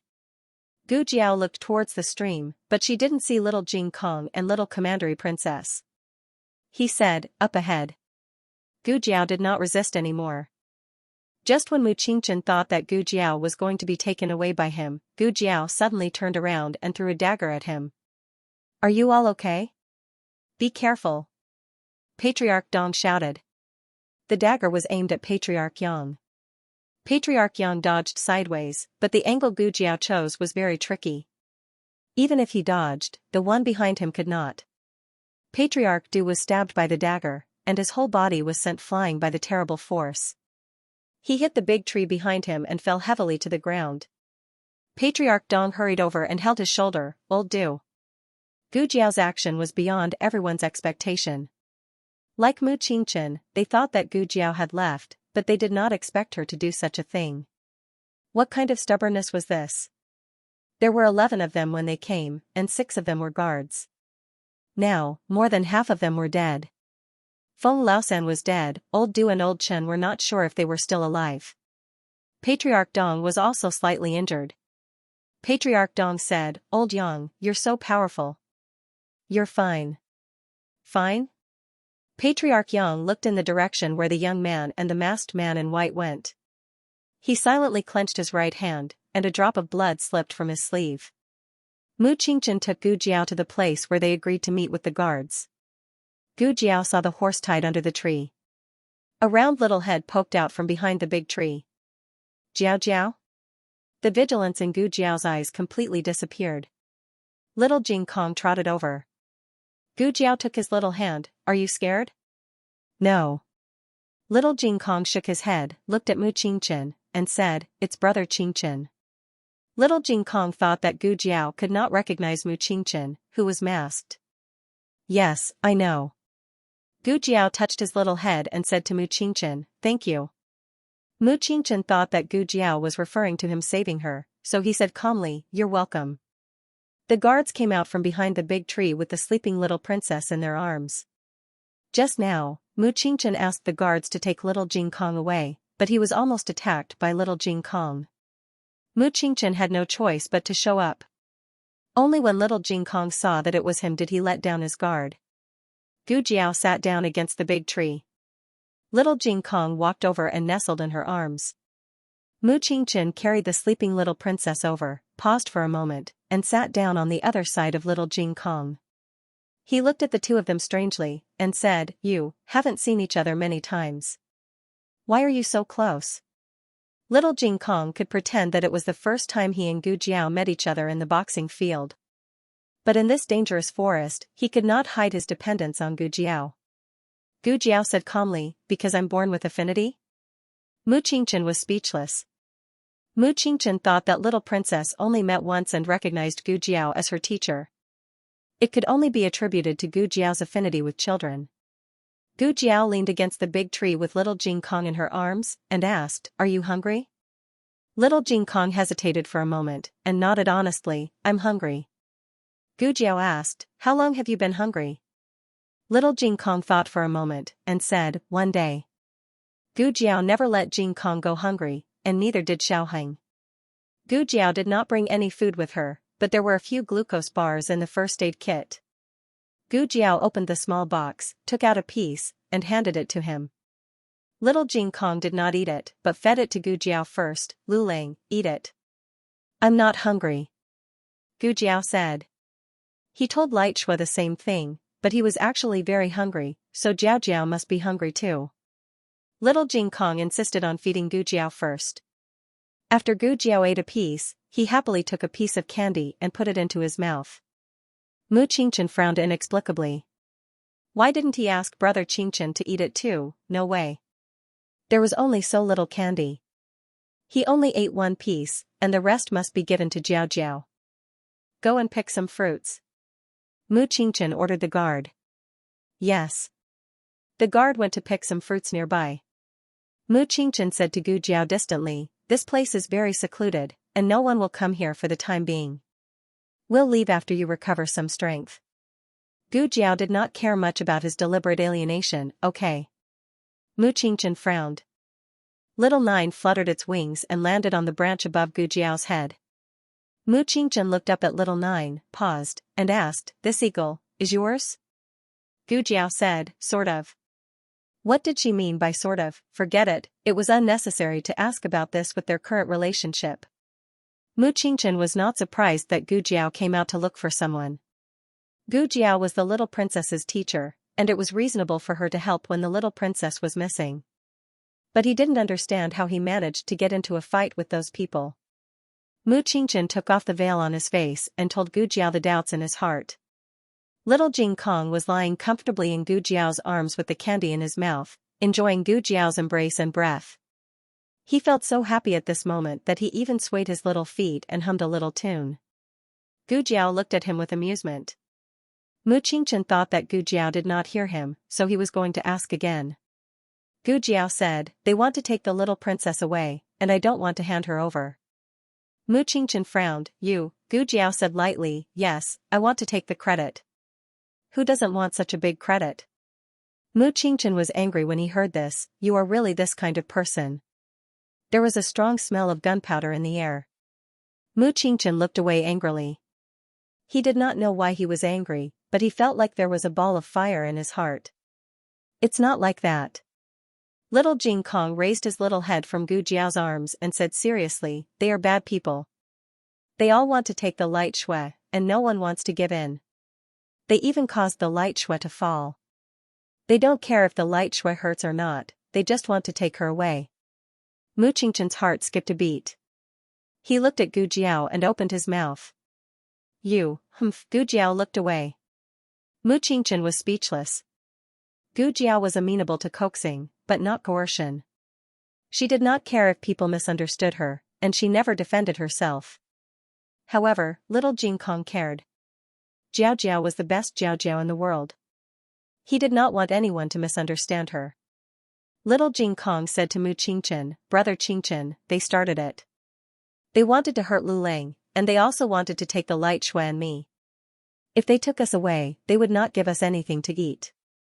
Mu Qingchen was here to look for the young princess with sincerity. Judging others by their own standards, he assumed that the others were the same as him. However, after listening to little Jing Kong's description, it was clear that this was not the case. The one who wanted to take the credit was not Xiao Lu Lang, but the aristocratic families. However, couldn't this brat explain it to him nicely? Would he rather be misunderstood than to explain himself? Was he so insignificant in his heart, he did not care about his misunderstanding at all, did he? Mu Qingchen's face was frighteningly dark. Little Jing Kong scratched his little head with both hands. Brother Qingchen seemed to be angrier because he did not explain himself clearly. The guard came back with a pile of fruits. "I've tasted it. It's not poisonous. It's sweet and sour, and it's quite delicious." Gu Jiao took a big and red fruit, wiped it with a handkerchief, and handed it to little Jing Kong. Little Jing Kong sat up straight in Gu Jiao's arms, held the big fruit with both hands, and took a bite. Little Jing Kong was so sour that he almost made an emoji. Gu Jiao, "Oh, I forgot that Jing Kong just ate candy." Little Jing Kong moved his little butt and continued to eat the sour fruit. He took a bite and looked at Gu Jiao. Gu Jiao looked at him curiously. "You're not sour anymore?" Little Jing Kong spread his hands and tilted his head.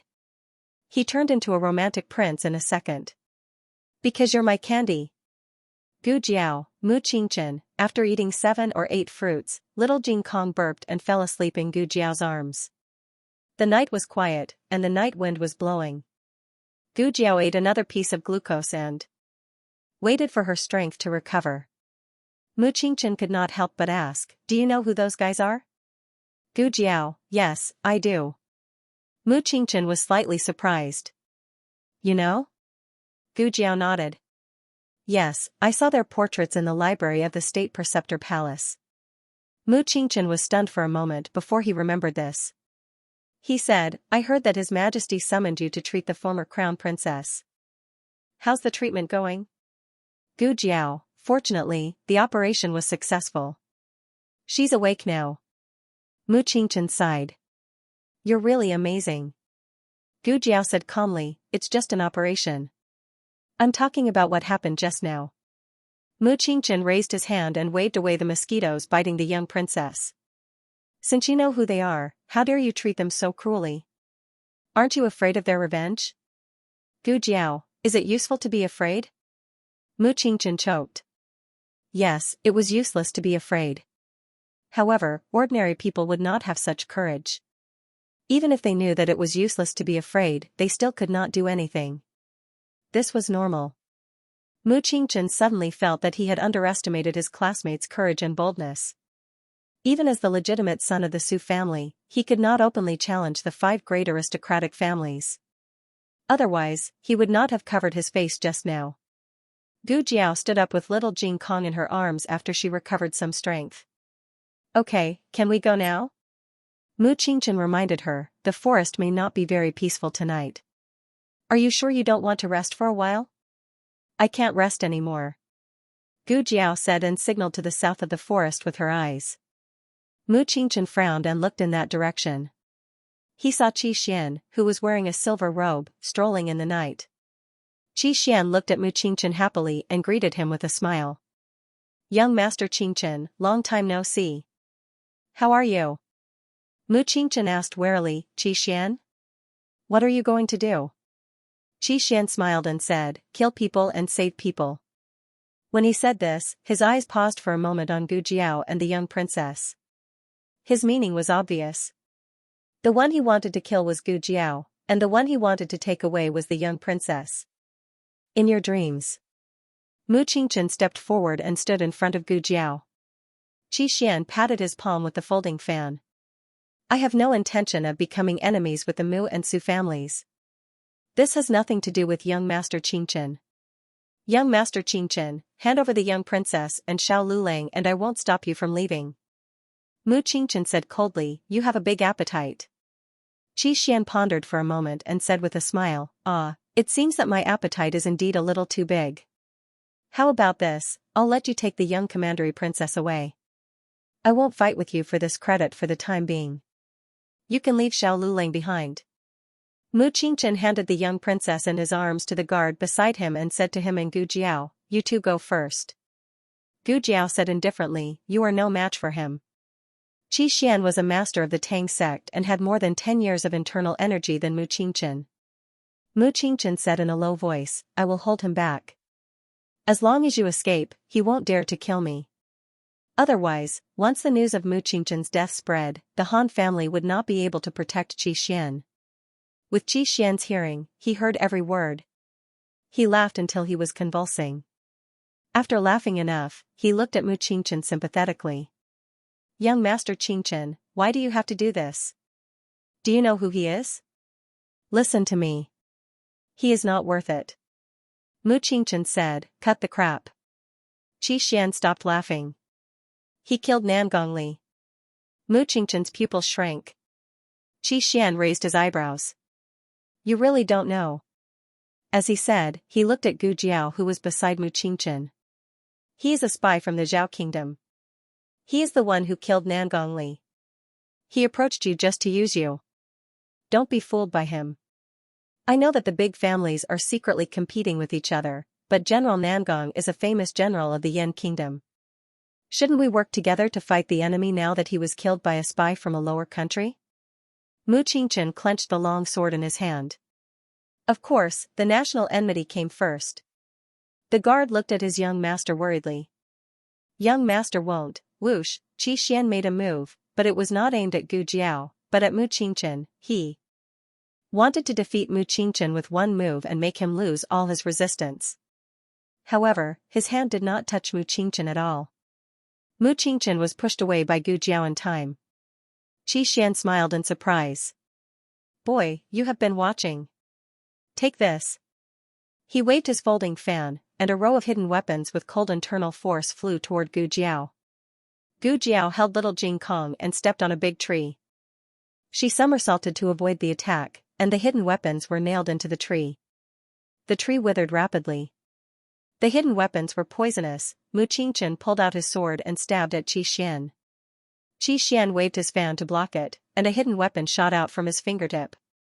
Mu Qingchen blocked it with his sword. The force was so great that the hidden weapon and the sword actually made sparks in the night. Mu Qingchen's eyes darkened. Qi Xian was too powerful. They were no match for him. Mu Qingchen gritted his teeth.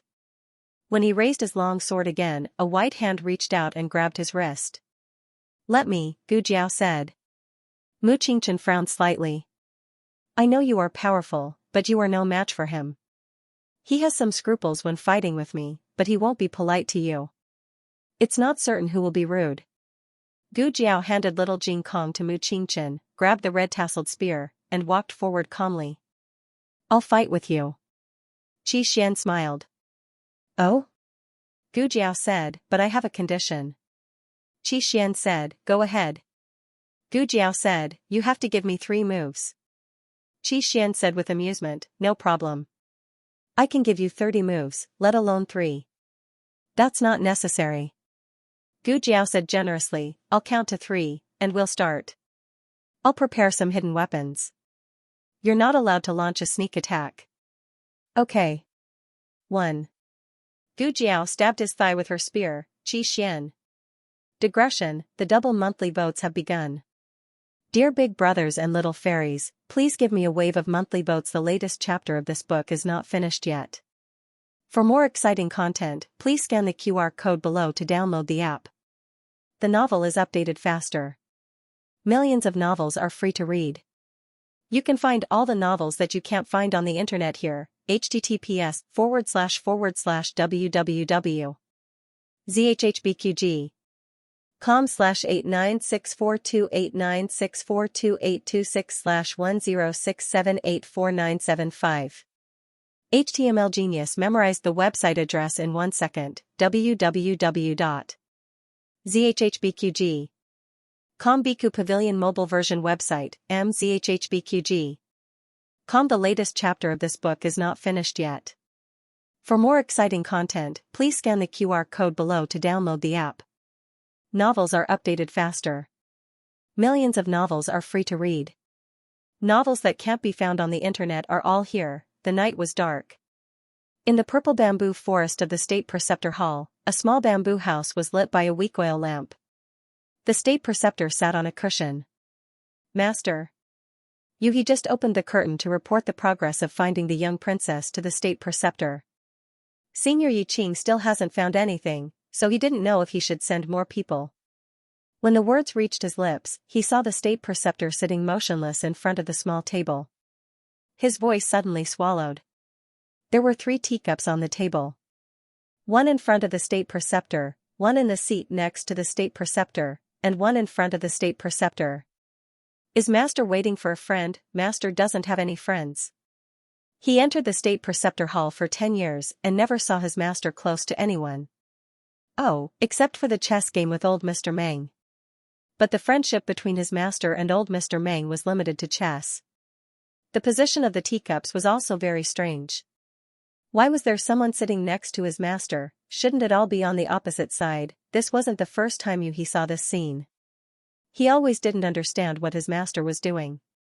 He privately asked Senior Yiqing, but Senior Yiqing just told him not to ask too much and not to disturb his master at this time. Yuhi carefully put down the curtain and silently left. Thinking of the scene of his master sitting there, who knows if he was waiting or reminiscing, Yuhi's expression paused. Master has 2 very important friends. Yuhi thought. In the forest, Qi Xian was stabbed with a face full of confusion. What happened to the 1, 2, 3? Did you eat 2, 3, 3? Young people don't talk about martial ethics. Qi Xian lived for more than 30 years and really never saw such a sinister and cunning person. What kind of dirty tricks are not as ruthless as this? Qi Xian was so shocked that even his instincts were slowed down for a second. He stared at Gu Jiao in a daze. Gu Jiao looked at him innocently and turned the red tasseled spear in his thigh. Fuck. Qi Xian was in so much pain that all the hair on his body stood up and his facial features almost escaped from his face. You stab is enough, you still turn, you think you're stirring meat. Qi Xian finally regained his senses.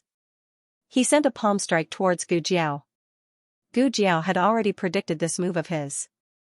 She kicked his palm and borrowed the force of his attack to send herself flying. The red tasseled spear was also pulled out. Blood spurted out from Qi Xian's thigh. He had never seen such an infuriating person. Qi Xian gritted his teeth and sealed the major acupoint on his leg, sealing the spurting blood. He quickly tore off a piece of his clothes and wrapped it around his wound. His series of movements were as smooth as flowing water. It was obvious that he had suffered many injuries when he practiced martial arts in the past. No one was born an expert. Although talent was important, if one didn't train hard, it would be impossible to reach a realm that ordinary people couldn't touch. Gu Jiao steadied herself 10 steps away from Qi Xian.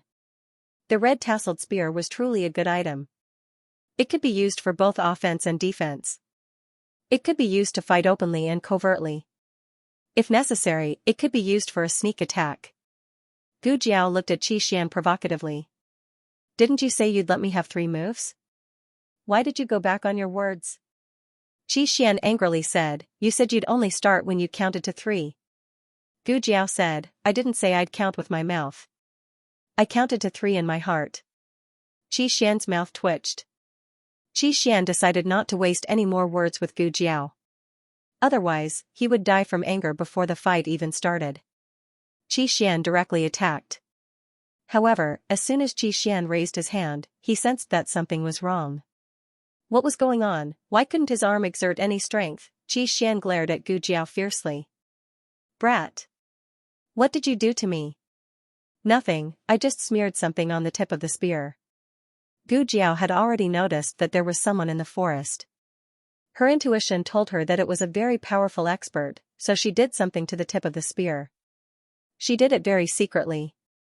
Even Mu Qingchen and the guards beside her thought that she was just cleaning the spear. Xian felt the internal force in his body. It was terrible. He could barely feel it. What is it? Gu Jiao said, neurotoxin. Xian was puzzled. What kind of toxin? Gu Jiao shrugged. Forget it if you don't understand. Damn it. He was a member of the Tang sect. There was actually a poison in the world that he had never heard of. Gu Jiao did not give Xian a chance to breathe. She held the red tasseled spear and rushed toward Xian. I'll take your life when you're sick. There was not much neurotoxin. She had to seize the opportunity. However, just as Gu Jiao approached Xian, a man of sacrifice from the Han family rushed out from the forest. The man of sacrifice blocked the spear for Xian. Mu Qingchen handed little Jing Kong to the guard beside him. The guard held one in each hand and looked at his master in confusion. Leave him to me. Mu Qingchen forced the man of sacrifice to take a few steps back. Gu Jiao attacked Xian again. Xian grabbed Gu Jiao's red tasseled spear. He used all his internal force to snatch the spear and threw it into the depths of the forest. The red tasseled spear was not heavy, so he could still throw it. If it was Shan Yuanli's magical weapon, he would not be able to pick it up. As expected of Xian from the Tang sect. He could still fight in this state. Gu Jiao clenched her fist and punched Xian's face. Xian's head was tilted and a tooth flew out. Gu Jiao raised her leg and kicked him into the sky. She leaped onto a tree branch, and when Xian fell from the sky, she flew up and stomped down on Xian's dantian. Xian accelerated and fell to the ground, creating a large crater on the spot. Gu Jiao grabbed the tree branch with one hand and landed beside the hole. Gu Jiao raised her leg again and mercilessly stomped on Xian's head. Unexpectedly, a bony hand grabbed her leg. Under the dust, Xian wiped the blood from the corner of his mouth and smiled coldly. It's time to end this. Gu Jiao instantly felt Xian's majestic and vast inner strength. It only numbed him for a short while. Gu Jiao tried to pull her leg back. She could not. Xian was full of murderous intent. He said word by word, I said it's time to end this. As soon as he finished speaking, he grabbed Gu Jiao's ankle and twisted it. You broke Hanya's hamstring. Fine, I'll break one of your legs first as interest. With a loud bang, Xian was blasted flying by a strand of sword qi that was like a graceful swan. He stood on the tree branch and steadied himself. This familiar sword energy was, he took a closer look. Under the moonlight, Gu Chongqing held a cold sword and stood in front of Gu Jiao like a cold-faced demon. What a powerful sword energy. Xian narrowed his eyes and looked at Gu Chongqing. He then looked at the 100-foot-long gully on the ground caused by the sword energy. He clenched his fists. Why was it this person again? He was the one who broke Hanya's hamstring last time. Damn it. He still had poison in his body and was injured by that brat's sneak attack. He snorted coldly. I'll let you go today. The next time I see you, it'll be the day you die. He used his qinggong to leave. Gu Chongqing did not chase him. His sister was more important than the enemy. Gu Chongqing turned around and asked Gu Jiao, are you hurt? No. Gu Jiao shook her head. Gu Chongqing was still worried. He handed the sword to Gu Jiao and let Gu Jiao hold it. He knelt down on one knee and held up his sister's leg. He pinched it to make sure it was not swollen or cracked. Only then did he feel relieved. On the other side, Mu Qingchen also finished his battle. He was not used to killing people, so he knocked the men of sacrifice out. He walked over. Gu Jiao raised her dirty hand and wiped Gu Chongqing's face. His sister's face was covered in dirt. Well, he would not wash his face today. Mu Qingchen looked at the two of them and asked about Gu Jiao's condition. Are you okay? I'm fine. Gu Jiao said. Mu Qingchen looked at Gu Chongqing. He is, I don't know him. He's from the same hometown. Gu Jiao and Gu Chongqing said in unison. He's from the same hometown. I don't know him. Gu Jiao and Gu Chongqing said in unison again. Mu Qingchen was speechless. Do I look gullible? Mu Qingchen snorted. Don't say it if you don't want to. I don't have to know. Oh. Gu Jiao did not say anything. Mu Qingchen was speechless. Gu Chongqing's arrival made Gu Jiao feel much more relaxed. They encountered several groups of men of sacrifice and guards, but they were all taken care of by Gu Chongqing alone. Gu Chongqing fought, fed his sister, and hugged little Jing Kong. Throughout the whole process, Gu Jiao ate, and ate. Gu Jiao finished the last piece of dried meat and burped. We are almost out of the forest. There shouldn't be any masters who can fight, right?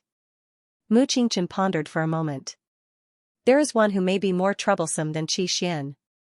Gu Jiao asked, who is it? Mu Qingchen said solemnly, Taoist Qingfeng from the Feng family. He is a real martial arts genius. He is only 26 years old, but his inner strength is much stronger than Qi Xian's. If we encounter him, we can only wait to be beaten up. Somewhere in the forest. Feng Wuxiu squatted on the ground and drew circles. He looked hopeless. Brother, are you sure you are in the right place? Taoist Qingfeng nodded. Yes. But we have already walked around 7 times. Feng Wuxiu looked up and pointed at an old locust tree. I will leave a mark here every time I come here.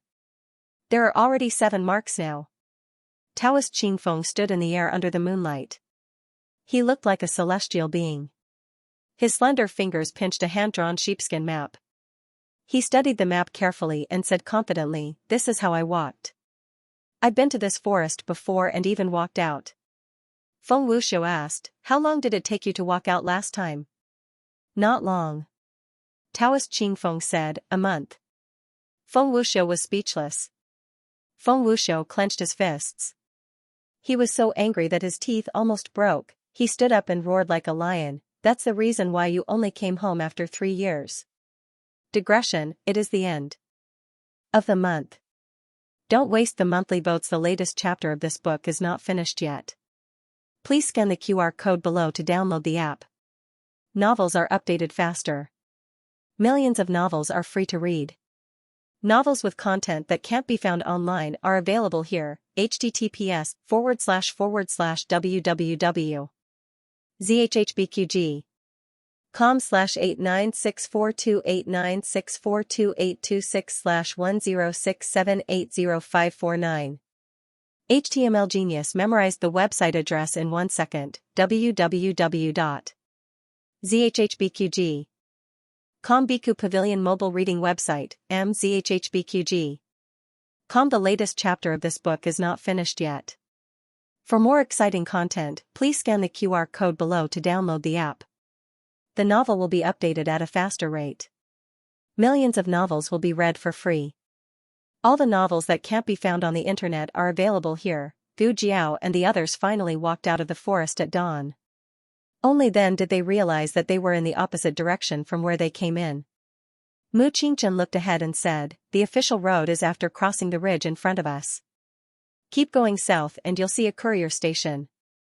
If there was a courier station, there would be carriages and horses. The horse that Gu Jiao brought out from the state preceptor hall was so tired that Gu Jiao didn't ride it anymore. Mu Qingchen's bodyguard led the horse. Gu Chongqing carried little Jing Kong while Mu Qingchen carried the young princess. They continued on their way. However, when they were crossing the ridge, a small incident occurred. The young Canton princess suddenly had difficulty breathing. Not long after, her face turned pale and her lips turned black. Let me take a look. Gu Jiao walked over and leaned over to listen to the young princess's heartbeat and breathing. Mu Qingchen's breath stopped when he saw her suddenly approaching. He looked at the young princess in his arms and then looked at Gu Jiao's face. He couldn't help but cough. How is she? It seems that she has an asthma attack. Gu Jiao took off the first aid kit from her waist and took out a bottle of asthma aerosol. Young princess. The young princess opened her eyes and looked at Gu Jiao sadly. Gu Jiao carried her over and found a place to sit down. She shook the aerosol and pulled out the cork. Breathe out the air first and hold it in your mouth. Breathe in when I tell you to. Don't spit it out after you wash. The young princess nodded weakly. It was said that chronic illness made the doctor. The young princess who suffered from asthma had been taking medicine since she was a child. She was more cooperative in treatment than other children. Breathe out. Gu Jiao said. After the young princess breathed out, Gu Jiao put the nozzle into her mouth and pressed the switch of the aerosol. Breathe in. I'll hit you 10 times before you exhale. The young commandery princess held the spit in her mouth obediently. Although she felt uncomfortable holding it, she could only look at Gu Jiao. 10, done, Gu Jiao said. The young princess heaved a long sigh. Are you feeling better? Gu Jiao asked her. The young commandery princess took a few deep breaths. Few not feeling any discomfort, the young princess opened her eyes wide in surprise. Did she recover so quickly? The imperial physicians regularly treated the young princess. In addition, Yan Shanjun and the monarch had taken good care of her these past few years, so her asthma rarely flared up. Gu Jiao suspected that the young princess had inhaled some allergens in the forest, which caused her to have an acute attack. What kind of medicine is this? It's so effective. In the past, it would take a long time for the young princess to recover from her relapse. The imperial physician said that she would not recover every time. Therefore, prevention was the most important thing and they tried their best not to let her relapse. Gu Jiao asked, "This is a special medicine for asthma?" Mu Qingchen asked confusedly, "You still have this medicine with you? Shouldn't a martial artist carry gold sore ointment, hemostatic ointment, and detoxification pills? Didn't you tell me that the young princess has asthma?" Since Mu Qingchen told her, she had prepared a bottle of asthma aerosol in the first aid kit.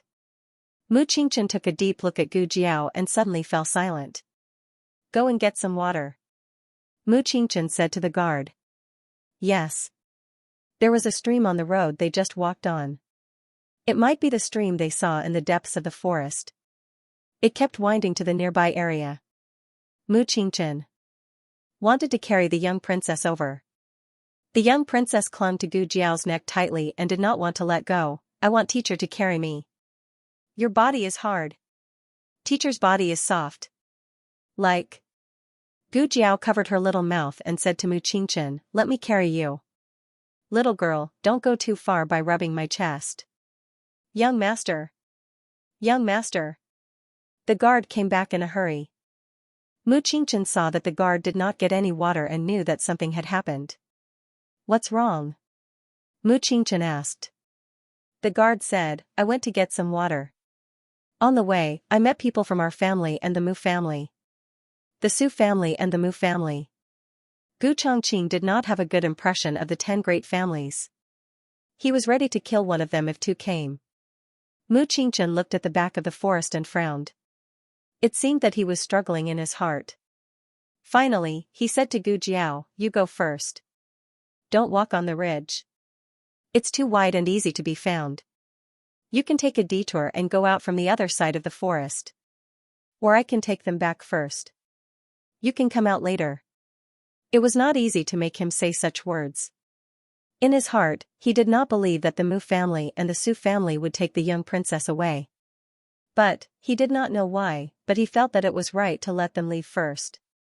Maybe he already had a guess in his heart that he did not want to face. "Then we'll go." Gu Jiao turned around with the young princess in her arms. "Goodbye, Mu Qingchen."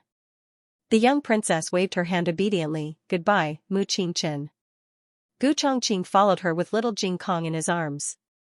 They walked a few steps to the east and entered the forest. When they were far away, they could still hear the conversation there. "Qingchen, why are you here? Have you found any clues?" No, second uncle. But I heard that the young princess has gone back. What? Gone back? Yes. I met an injured guard just now. I don't know which family he belongs to. He said that he saw someone take the young princess out of the forest and walk in the direction of the ridge. The young princess is safe. She's fine. Then we came here in vain. I don't know if it's too late to go after them now. Mu Qingchen looked at his second uncle with disappointment in his eyes. The young princess lay in Gu Jiao's arms for a while and fell asleep again. Gu Jiao looked at the little girl in her arms and said, I didn't expect that the disappearance of a little girl would cause all kinds of monsters to come out. Gu Chongqing said, the top 10 aristocratic families are not on good terms. This day will come sooner or later. In the past, everyone was jealous of the Xianyuan family and wanted to get rid of them. But when the Xianyuan family really died, they all wanted to be the next Xianyuan family. Gu Jiao asked, by the way, why are you here? Gu Chongqing said, Xiaoheng told me. He had planned to go out of the city to see Gu Yan, but Xiaoheng caught up with him when he reached the gate of the inner city. Gu Jiao asked, did you tell him that you were going out of the city? Gu Chongqing said, no. He guessed it himself. Gu Jiao raised her eyebrows, my husband is so smart. Gu Chongqing's face darkened. The forest was against the mountain and the light was not very good. The two walked very carefully. Gu Jiao asked again, by the way, is everything going well with the crown prince? Gu Chongqing said, it's going well. Gu Jiao said, he's so trusting of the people sent by the underground martial arts arena? Gu Chongqing explained, he gave me a kind of poison. I have to take the antidote once a month, or I'll die. Gu Jiao looked at him, you drank it? Yes. Gu Chongqing nodded and looked at Gu Jiao, I think you can cure it. Gu Jiao said, I don't think I can cure it. Gu Chongqing was speechless. Gu Jiao's ears twitched. She turned her head and looked into the depths of the forest, there seems to be some movement over there. Gu Chongqing looked over, I heard it too. Should we go and take a look? Gu Jiao thought for a while, let's go and take a look. Gu Chongqing carried little Jing Kong with one hand and wrapped his other hand around Gu Jiao's waist. He used his qinggong to bring her over. The two hid behind a big tree with the child in their arms. About 100 steps away, a young man in a Taoist robe was fighting with two masked men in black. In the middle of their fight, there was a handsome young man. It's Feng Wuxiu and Taoist Qing Feng, Gu Jiao whispered. You know them? Gu Chongqing asked in a low voice. Gu Jiao nodded, I've seen Taoist Qing Feng in the Grand Preceptor Hall. I've seen Feng Wuxiu's portrait in the library. Why is Feng Wuxiu younger than in the portrait? Feng Wuxiu was 23 years old, but he looked less than 20 years old in the portrait. Now that she saw the real person, he looked 3 years younger. Feng Wuxiu's age was not a lie. He was just naturally young. Taoist Qing Feng and the two men in black were fighting fiercely. The men in black were not much weaker than Qi Xian. The two of them together were equivalent to Qi Xian too. 0. Gu Jiao sighed, the Yan kingdom is really full of masters. Who do you think will win? That Taoist priest, Gu Chongqing answered without hesitation. The two men in black used their killer moves. Taoist Qing Feng held back. In order to prevent his inner energy from affecting Feng Wuxiu, he split each move into two. One move was used to defend against the enemy, and the other was used to remove his inner energy from a certain part of his body. It was the first time Gu Chongqing saw such a fighting style. It was an eye-opener for him. Gu Jiao watched intently, it seems that Mu Qingchen was right. Luckily, we didn't meet this Taoist priest from the Feng family. The fight is almost over. Let's go. They were only halfway through the fight, but Gu Chongqing could already tell how long it would take for Taoist Qing Feng to defeat the two men in black. Gu Jiao and Gu Chongqing returned to the State Preceptor Hall at noon. The two children had woken up and had eaten at the relay station. However, their bodies and faces were still dirty and they looked a little miserable. Gu Jiao could not check their injuries at night. When she got on the carriage, she found that they had different degrees of bruises and abrasions. They were all bruises and abrasions from the road. Xiaoheng had been waiting at the entrance of the State Preceptor Hall for a long time. Gu Chongqing and Gu Jiao got off the carriage with the children in their arms. Xiaoheng quickly walked over and looked at the two little fellows who were in a terrible state. His eyes turned cold. He looked at Gu Jiao and Gu Chongqing. Are you okay? We're fine. This time, she and Gu Chongqing were really fine. Only the two little ones had suffered a lot. Let me do it.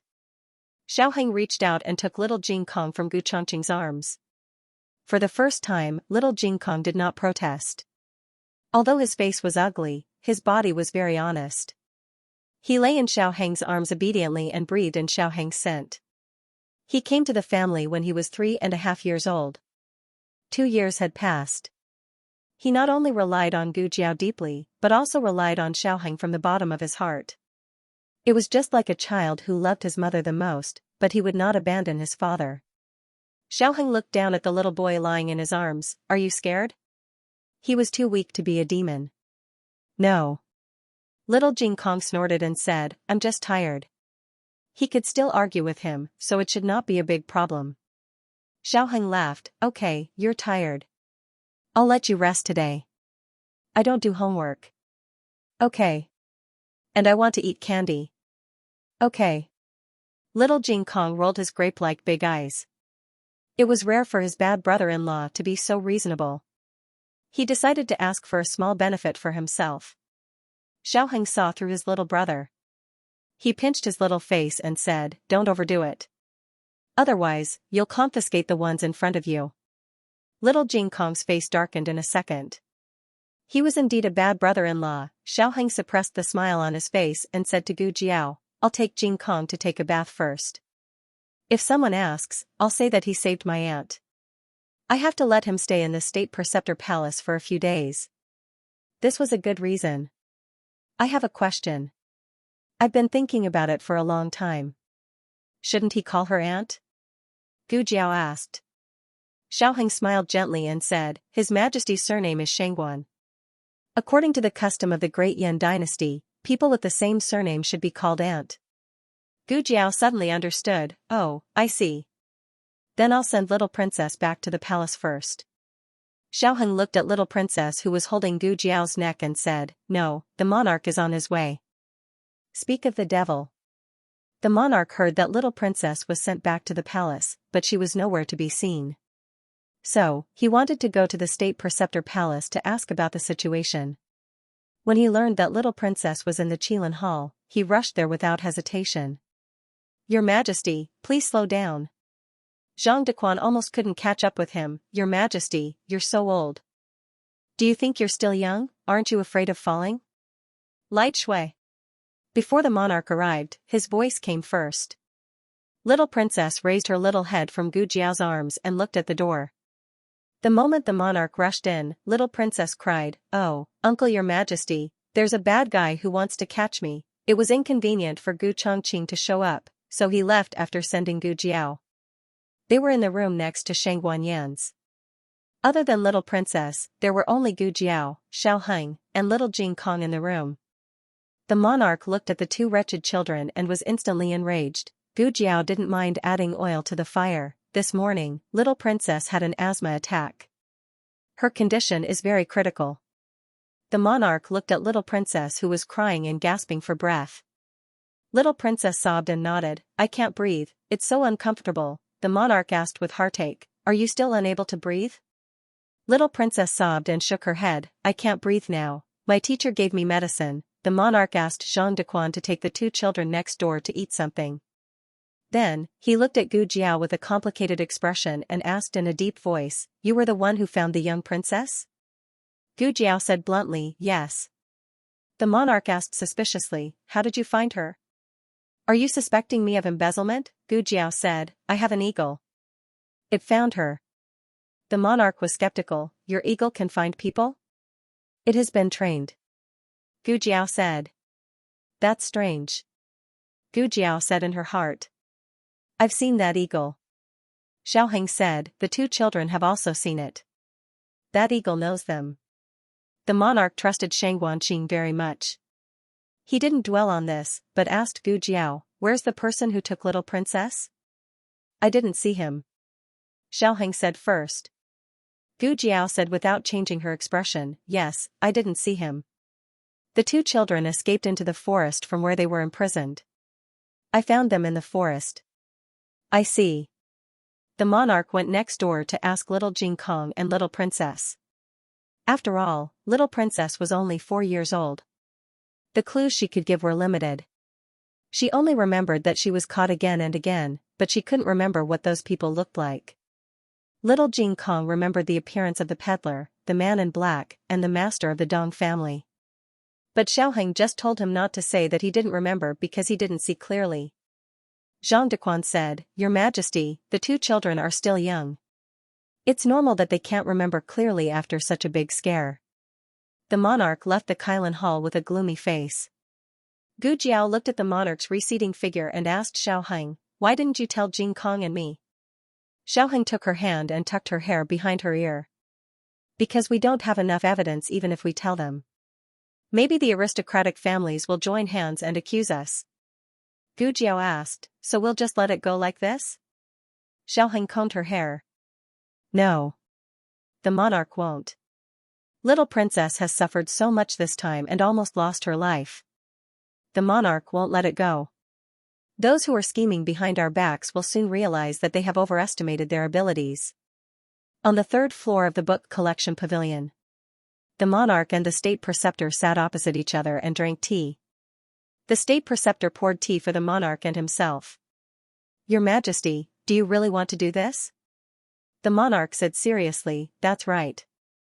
The state preceptor smiled faintly, picked up the teacup and took a sip. We agreed at the beginning that the state preceptor hall will not intervene in the affairs of the imperial court, will not participate in the struggle for power, and will not ask about the aristocratic families. The monarch said earnestly, I am not ordering you as the monarch of a country, but as an old friend asking you to help me. The state preceptor stopped drinking tea. Yi Qing. Yi Qing stepped forward and saluted. Disciple is here. The state preceptor asked, What time is it? Yi Qing replied respectfully, It's just past noon. The state preceptor said faintly, Master wants to see the mastermind behind the kidnapping of the little princess. Yi Qing's expression was solemn. Disciple accepts the order. Digression, the last 2 days, the tickets were cleared. The latest chapter of this book is not finished. For more exciting content, please scan the QR code below to download the app. The novel is more complete and updated faster. Millions of novels are free to read. There are novels with connotations that can't be found on the internet here. https://www.zhhbqg com/89642896428226/1067644137. HTML Genius remembered the address of this site in a second. www.zhhbqg.com Biku Pavilion Mobile Version Reading Website, mzhhbqg.com. The latest chapter of this book is not finished yet. For more exciting content, please scan the QR code below to download the app. The novel is more complete and updated faster. Millions of novels are free to read. There are novels with connotations that can't be found on the internet here. The Mu family. Old Master Mu sat on the main seat. All the people who went to do things had returned. It was his second son, Mu Hong, who came to report to him. Father. Mu Hong stood in front of Old Master Mu and reported what happened in the forest truthfully. The families are fighting fiercely. I don't know who sent the young commandery princess back. Humph. Old Master Mu snorted coldly. They all look aloof from worldly affairs, but they are secretly more powerful than anyone else. Mu Hong said, I heard that there were many casualties. The specific situation depends on what the major families say. Old Master Mu frowns and says, I didn't expect so many things to be involved in this. Mu Hong said with shame, it wasn't so troublesome. If that little bastard hadn't escaped with the young commandery princess, we wouldn't have gone all the way to look for them. In the end, we led the people from the major families there. If they had stayed in that house quietly, who would have found out? But things had come to this point. It was useless to say these regretful words. It's all that little bastard's fault. Mu Hong couldn't help but complain. Who would have thought that a 5-year-old little bastard would mess up the Mu family's overall plan? Old Master Mu exhaled deeply. Have you dealt with everything that should be dealt with? Mu Hong said, Father, don't worry. All the evidence has been destroyed. Old Master Mu said again, what about the people who caught the young commandery princess? The young commandery princess has seen their faces. Mu Hong replied, they are dead. I don't know which family killed them. Dead men tell no tales. No one will find out that it was the Mu family. Old Master Mu said thoughtfully, the fox of the Dong family seems to know a lot of things. Mu Hong said indifferently, he's not afraid even if he knows, unless he can show evidence. But the Dong family is not clean. He doesn't have the guts to bite the Mu family. Although the undercurrents between aristocratic families were turbulent, there were some shady dealings that no one would reveal to the surface. If the Han family and Mu family hadn't acted against Consort 1 first, the Mu family wouldn't have thought of using this kind of method to suppress the Han family. Grandpa Mu closes his eyes and sighs. That's it. Don't mention it again. Tell your men to keep their mouths shut. Mu Hong cupped his hands and bowed. Yes, father. I understand. What are you doing here? Mu Tao's shout suddenly came from outside the door. Grandpa Mu frowns warily. Mu Hong turned around and quickly walked to the door. He opened the door and bumped into Mu Chuan, who was shaking outside the door. Mu Chuan looked at Mu Hong in horror. Mu Hong also looked at him in surprise. The two of them had different feelings of shock. Mu Chuan's had a hint of unfamiliarity and fear, as well as a slightly complicated feeling. Mu Hong quickly came back to his senses. He looked at Mu Tao, who was striding forward, and greeted him. Big brother. Mu Tao grabbed Mu Chuan's wrist and walked out. Brat, who allowed you to enter your grandfather's courtyard? Didn't you go to school? Why didn't you say hello when you came back? Mu Chuan's feet were nailed to the ground. Is it true? He asked. Mu Tao paused. He looked past Mu Chuan and at Mu Hong, who was inside the door. Mu Hong took a deep breath and asked slowly, Xiao Chuan, how much did you hear? Mu Chuan's eyes turned red. I heard everything. Mu Hong looked at Mu Chuan and said, listen to second uncle and forget what you heard. Mu Chuan shook off his father's hand, raised his hand to wipe his eyes, and quickly walked out of the door with red eyes. Mu Tao frowned. Where are you going? Mu Chuan choked. I'm going to tell fourth brother. Mu Tao's face darkened. Brat. Come back here. Mu Hong looked at Mu Tao. Big brother. Mu Tao nodded knowingly. I know what to do. I will let Xiao Chuan stay at home for the next 2 days. Mu Tao grabbed Mu Chuan back and locked him in his own courtyard. He let the guards and the Mu family's men of sacrifice take turns to watch him. The Mu family, which was thought to be foolproof, was approached by people from the state preceptor's hall. The leader was Yi Qing, the chief disciple of the state preceptor. Yi Qing was wearing a dark blue robe of the state preceptor's hall. The white edge of the lapel and collar were embroidered with light blue bamboo leaves, which was the symbol of an inner disciple. Yi Qing held a long sword and stood outside the gate of the Mu family with a stern expression. Under the orders of the state preceptor, I invite family head Mu to the state preceptor's hall. Mu Tao and Mu Hong went out to greet him. Mu Tao was shocked and guilty at this scene, but he still said politely, my father is not well. I don't know what the state preceptor wants to say. Why don't I go with you? Yi Qing held his long sword horizontally. You are not qualified. Mu Tao frowned. Yi Qing, I'll say it again. Under the orders of the state preceptor, I invite family head Mu to the state preceptor's hall. The Mu family's guard said disdainfully, are you inviting or arresting people? Don't you know some etiquette? My master is someone you can take away if you want to, He was stunned by Yi Qing's internal force. Yi Qing didn't even use his sword. At this time, Yi Qing was no longer the modest and gentle senior brother of the state preceptor's hall. He was an unsheathed sword with a sharp edge. Mu Tao suppressed his anger and asked, when did your state preceptor's hall start to intervene in our family's affairs? Yi Qing, no comment. Mu Tao took a deep look at Yi Qing and said to Mu Hong, go and inform father. No need. Old Master Mu walked calmly from the Mu family's residence. Mu Tao and Mu Hong turned around and saluted Old Master Mu. Father. Old Master Mu stood on the high steps and looked down at Yi Qing. Since the state preceptor has invited you, this old man will go with you. A straight body is not afraid of a crooked shadow. This old man doesn't believe that your state preceptor's hall can wrong this old man's innocence for no reason. Yi Qing said lightly, I didn't say anything bad or good. Why do you say that? Family head Mu shouldn't be guilty. Old Master Mu snorted coldly. Don't argue with this old man. When this old man worked for the imperial court, you were still reincarnated in some place. Yi Qing sneered. Is that so? Please. Mu Tao and Mu Hong said in unison, Father. Old Master Mu gave them a reassuring look. What should be cleaned up has been cleaned up.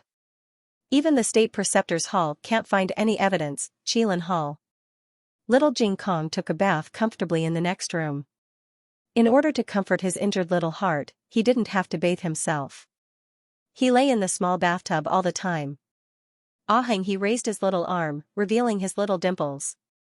I also need to wash here, Ahang, and here. He raised his little feet again and scratched them with his toes smugly. The feeling of ordering a bad brother-in-law is too good. I feel that my child has reached the peak. Xiaoheng looked at him with a fake smile. Fine, you can show off. When Jiao is gone, see how I deal with you. Digression, there is one more chapter. The latest chapter of this book is not finished. For more exciting content, please scan the QR code below to download the app. The novel is updated faster. Millions of novels are free to read. There are novels with connotations that can't be found on the internet here. https://www.zhhbqg.com/896428964286/1067616661. HTML Genius remembers this site's address in 1 second. www.zhhbqg.com Bikuga mobile reading website, mzhhbqg.com.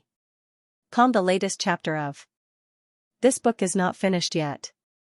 For more exciting content, please scan the QR code below to download the app. The novel is updated even faster. Millions of novels are free to read. The novels that cannot be found on the internet are all available here. Xiaoheng took very good care of the little, sick, egg ghost. He took a bubble bath the whole time, and after washing, he even gave him a full-body massage and applied the baby's prickly heat powder in the small medicine box. Here, and here. Wow, I smell so good. I want to let Jiao smell me. Jiao likes me the most. Nonsense, it's clearly me. Gu Jiao was also bathing and could not be seen for the time being. A certain white and tender little wax gourd rolled on the bed and supported his head with one hand. Lying down like a little Buddha, he said with an accent, Aheng, bring me some tea. Xiaoheng, I think you're asking for a beating. Little Jing Kong was crazily testing the edge of death. He did not realize that his bad brother-in-law's gaze was becoming dangerous. After taking a bath, he felt refreshed all over. Not long after, he fell asleep on his back. There was wind today, so it was still cool. Xiaoheng called a disciple of the Imperial Preceptor Hall and had him look after little Jing Kong. The corridor on the right side of the Qilin Hall was a rather special place. There were no unrelated people living in it. The room closest to the operating room was Shang Guanyin and Gu Jiao's room. He lived next door. The room opposite was empty. Xiaoheng had the disciple of the Imperial Preceptor Hall clean up a room for Gu Jiao. Xiaoheng arrived in front of the room. Just as he was about to knock on the door was opened from the inside. Gu Jiao had just finished bathing and changed into a clean young man's robe. Her long hair was wet and draped over her shoulders and back. There was also a strand of hair that fell on her forehead. The water droplets trembled at the tip of her hair. They were sparkling and translucent, reflecting thousands of rays of light. Her black hair was black and shiny, which made her skin look like jade. Her long eyelashes also had water droplets hanging on them. Her eyes were moist, and her lips were soft and bright red. Xiaoheng's throat moved. Gu Jiao looked at him with a smile. Xiaoheng realized that he had lost his composure. He cleared his throat and said, I came to see you. Is it convenient for me to come in? Gu Jiao stepped aside to let Xiaoheng in. Xiaoheng closed the door and went to the table. He poured himself a large cup of herbal tea and gulped it down. Only then did he feel the fire in his heart subside a little. Then, he looked at Gu Jiao. It's not like you're drying your hair. Oh, Gu Jiao said indifferently. The weather is hot. It'll dry in a while. She went to the small table by the window and opened the small medicine box. Xiaoheng looked at the ointment she took out and asked, Are you hurt? Gu Jiao shook her head. No, I was just bitten a few times by mosquitoes.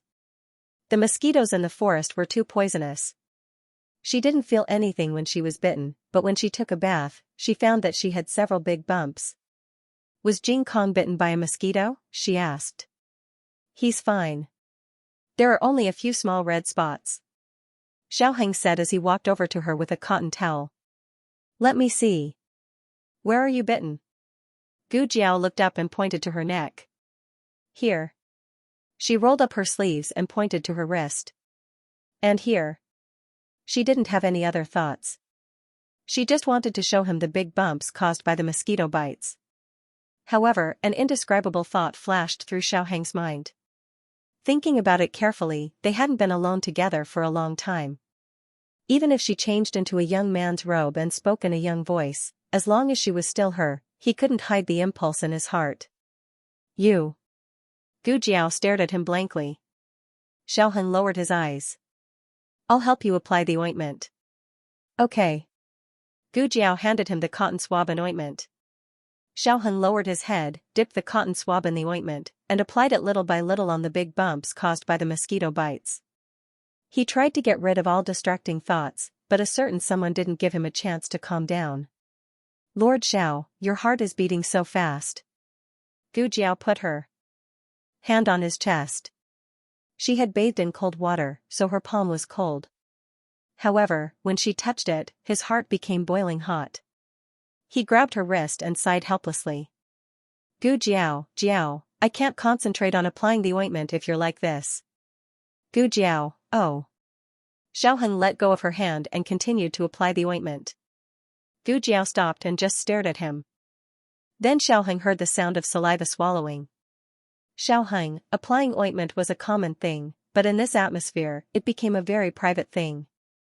The atmosphere suddenly became ambiguous. Xiaoheng took a deep breath and calmly pulled her hand over.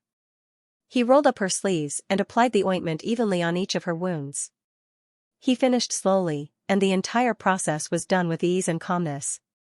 But the moment he placed the ointment on the table and threw the cotton swab into the basket, he suddenly clasped Gu Jiao's neck with one hand and lowered his head to kiss her deeply. He had been so calm earlier, like an old monk in meditation. Gu Jiao thought that he wouldn't do anything. This was too exciting. Gu Jiao's little heart contracted, and then she was swallowed by his domineering strength. He had really grown up. Were all men self-taught in this area? He was too good at it. It wasn't too hot today, and a cool breeze blew into the room. It was quite comfortable. Your Highness Changsun, I cut some fruits, ah. I didn't see anything. He covered his eyes with one hand and quickly turned around while holding the tray with one hand. He planned to leave, but after thinking about it, he still walked in and put the fruits on the table. Then he closed his eyes and walked out. He didn't dare to open his eyes and even bumped into the wall. After he blindly stepped over the threshold, he blindly closed the door for the two of them. You two continue. Gu Jiao couldn't help laughing. Xiaoheng's ears turned slightly red.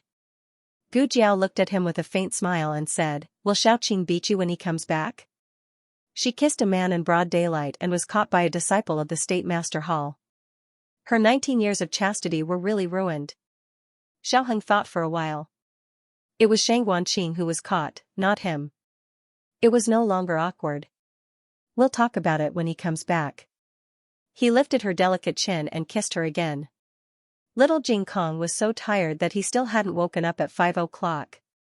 Yi Qing, the eldest disciple, took old Master Mu to the 3rd floor of the book pavilion. Gu Jiao and Xiaoheng went to the 2nd floor of the book pavilion to eavesdrop. They leaned against the window and pressed their ears against the wall. Gu Jiao asked, did you hear anything? Xiaoheng shook his head, no, what about you? Gu Jiao said, neither did I, it shouldn't be. She saw that they were upstairs, right above her head. Why couldn't they hear anything? Was the book pavilion so soundproof? Keep a lookout for me, Gu Jiao said to Xiaoheng. She was referring to the two disciples of the State Master Hall who were guarding the entrance of the second floor. Okay, Xiaoheng said. Gu Jiao climbed out of the window on the second floor, grabbed the reliefs on the wall, and climbed to the third floor little by little. When she finally climbed to the window on the third floor, she saw a man of sacrifice of the State Master Hall with a very high realm standing in the window and looking at her expressionlessly. Gu Jiao, hello, master. Goodbye. Gu Jiao climbed down quickly. Xiaoheng carried Gu Jiao in. Why are you so fast? Did you see them? After Gu Jiao landed, she clapped her hands, took a long breath, and said, yes, I saw them. They were quarreling. On the third floor. Old Master Mu said confidently, what evidence does the State Master Hall have to prove that the Mu family did it? We have never offended the State Master Hall. Why should we be slandered like this? The State Master Hall said, the divination has made it very clear that it was your family who did it. Old Master Mu looked up to the sky and laughed, divination? Huh, what a joke. Does the State Master Hall arrest people based on divination? You don't need evidence.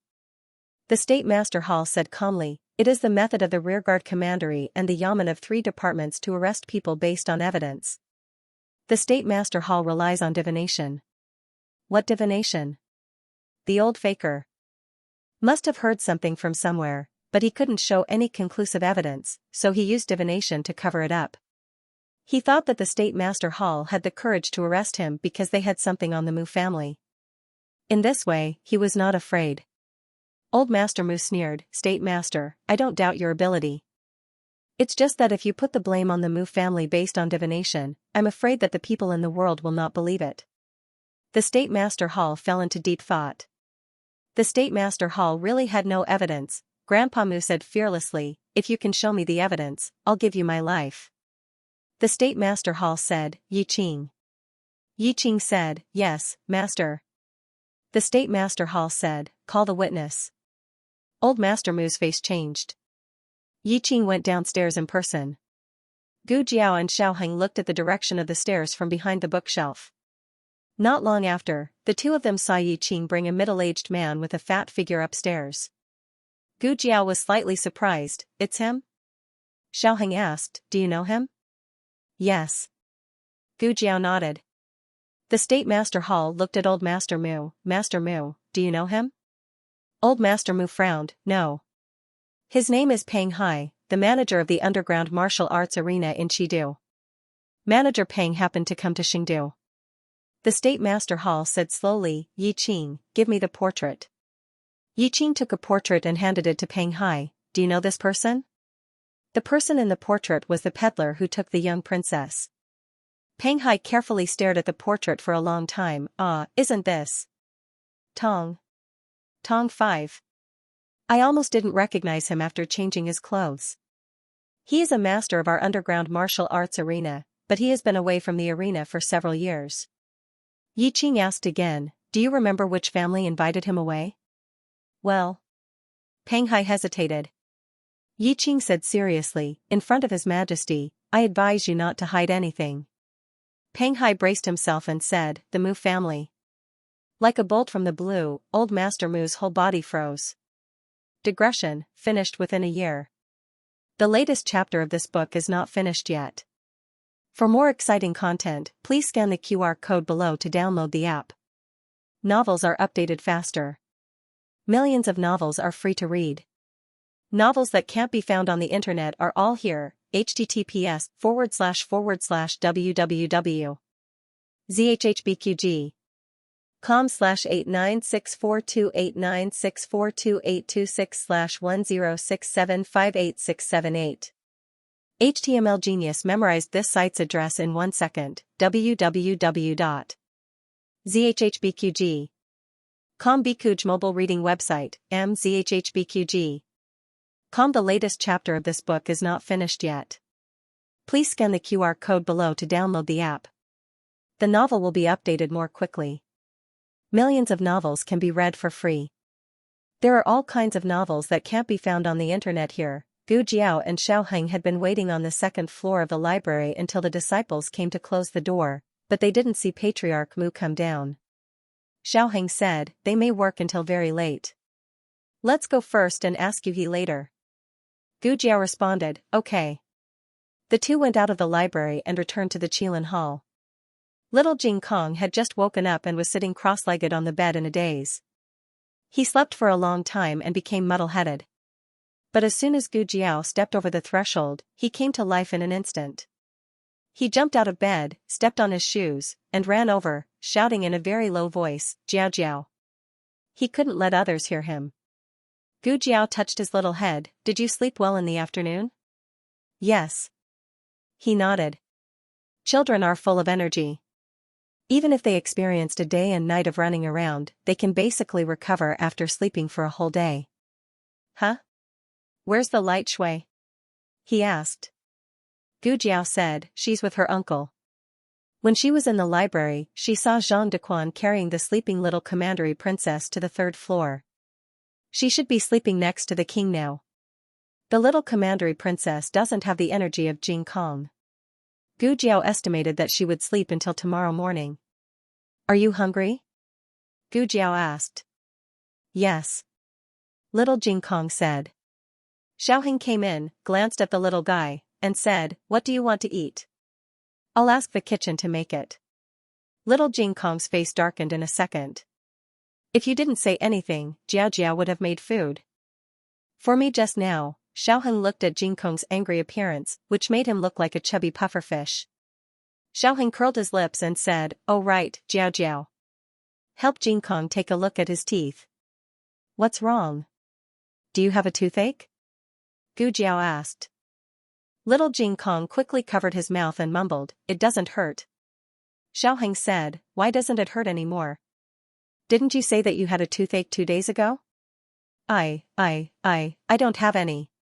He put his hands behind his back and looked up at the sky. Little Jing Kong did say that he had a toothache 2 days ago, but that was because he did not want to spoil his brother-in-law's extra homework. Gu Jiao thought that little Jing Kong was 5.5 years old. It was indeed the age for him to lose his teeth. It was time to check his oral cavity. "Let me see," Gu Jiao said. Little Jing Kong gave his bad brother-in-law a resentful look. He could reject anyone in the world, but not Jiao Jiao. Little Jing Kong opened his mouth helplessly. Gu Jiao gently turned his little body to face the light outside the window. Then, he took a cotton swab from the small medicine box and checked his baby teeth one by one. "One of your front teeth is loose," Gu Jiao said. "Pay attention to brushing your teeth during this period. Don't eat candy, and don't use your tongue against it." Little Jing Kong felt as if he had been struck by lightning. He could brush his teeth properly and not use his tongue against it, but it was too pitiful to not be able to eat candy. Xiaoheng walked over and patted his little shoulder pretentiously. "You must have loosened your teeth from biting that man's tooth. This is a heroic act. You should be proud. Why do you look so sad?" "That's because of you. Bad brother-in-law did it on purpose. He had no candy to eat." Xiaoheng sighed to Gu Jiao. "I just promised to give him candy." Gu Jiao said sternly, "Don't give it to him." Xiaoheng looked at little Jing Kong and raised his eyebrows. "Oh." Little Jing Kong roared in his heart. Bad brother-in-law is too hateful." The kitchen made porridge and egg noodles with vegetables. Firstly, it was to take care of Shang Guanyan's injury. Secondly, little Jing Kong couldn't eat meat. They ate in Shang Guanyan's room. Although it wasn't the first time little Jing Kong came to Qilin Hall, he was always late. If Shang Guanyan wasn't asleep, then he was asleep. Now, they were officially meeting. Xiaoheng already had a princess mother, and now he had a crown princess mother. Xiaoheng thought little Jing Kong would ask, but little Jing Kong accepted it very smoothly. Little Jing Kong walked out of Bai Shui Alley with his hands behind his back. He said with the same accent as Uncle Zhao, I know. You have a new identity. You're quite familiar with it. Xiaoheng, you can think of it that way. Gu Jiao also told Shang Guanyan about little Jing Kong's origin.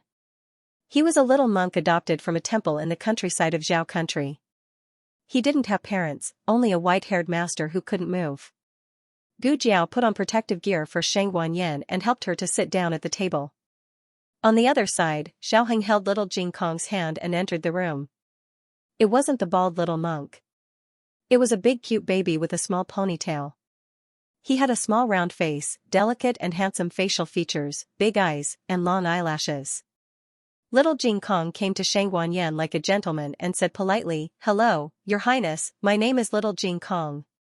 Shang Guanyan didn't speak, she just stared at little Jing Kong. She stretched out her hand and gently touched little Jing Kong's face. "Gu Jiao, what's the situation, Xiaoheng? I don't know." After the two finished their eye contact, they continued to observe Shang Guanyan's reaction. Little Jing Kong was also dumbfounded. Why did this beautiful auntie touch him the moment she came up? Shang Guanyan opened her mouth and asked softly, "What's your name?" "Jing Kong." Little Jing Kong repeated his name.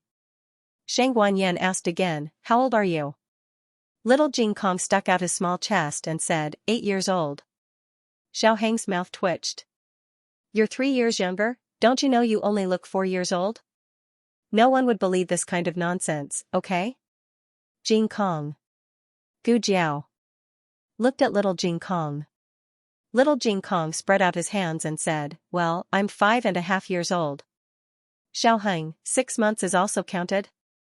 You. Shang Guanyan wanted to say something but stopped. She smiled and said, "You're so cute." Little Jing Kong said with a smile, "You're also very beautiful." After the two complimented each other for a while, the family began to eat. Little Jing Kong was too small, so there was no special stool for him in the state preceptor hall. Xiaoheng specially brought a high chair for him. Little Jing Kong sat opposite Shang Guanyan, while Gu Jiao and Xiaoheng sat opposite each other. During the meal, Shang Guanyan glanced at little Jing Kong from time to time. She seemed to like little Jing Kong very much. Little Jing Kong felt the kindness from Shang Guanyan and was very happy to get close to her. He also generously shared his vegetarian meatballs with Shang Guanyan. After dinner, he took Gu Jiao to the yard to catch fireflies. Xiaoheng and Shang Guanyan stayed in the room and watched the two playing from the window. Xiaoheng expressed his doubts, "You seem to be very interested in Jing Kong." Shang Guanyan, who was sitting on the official's chair, looked at little Jing Kong and laughed. She said, "No, it's just that when I saw him, I thought of someone." Xiaoheng paused and asked, "Who?" Shang Guanyan said, "Your uncle." Xiaoheng said, "I have many uncles." Shan Yuanli had 6 sons in total. Shang Guanyan said, "Your youngest uncle. When your grandaunt was pregnant with him, she was old and her body was seriously damaged. Your youngest uncle was much smaller than ordinary children when he was born. He could only walk when he was 2 years old and could only speak when he was 3 years old.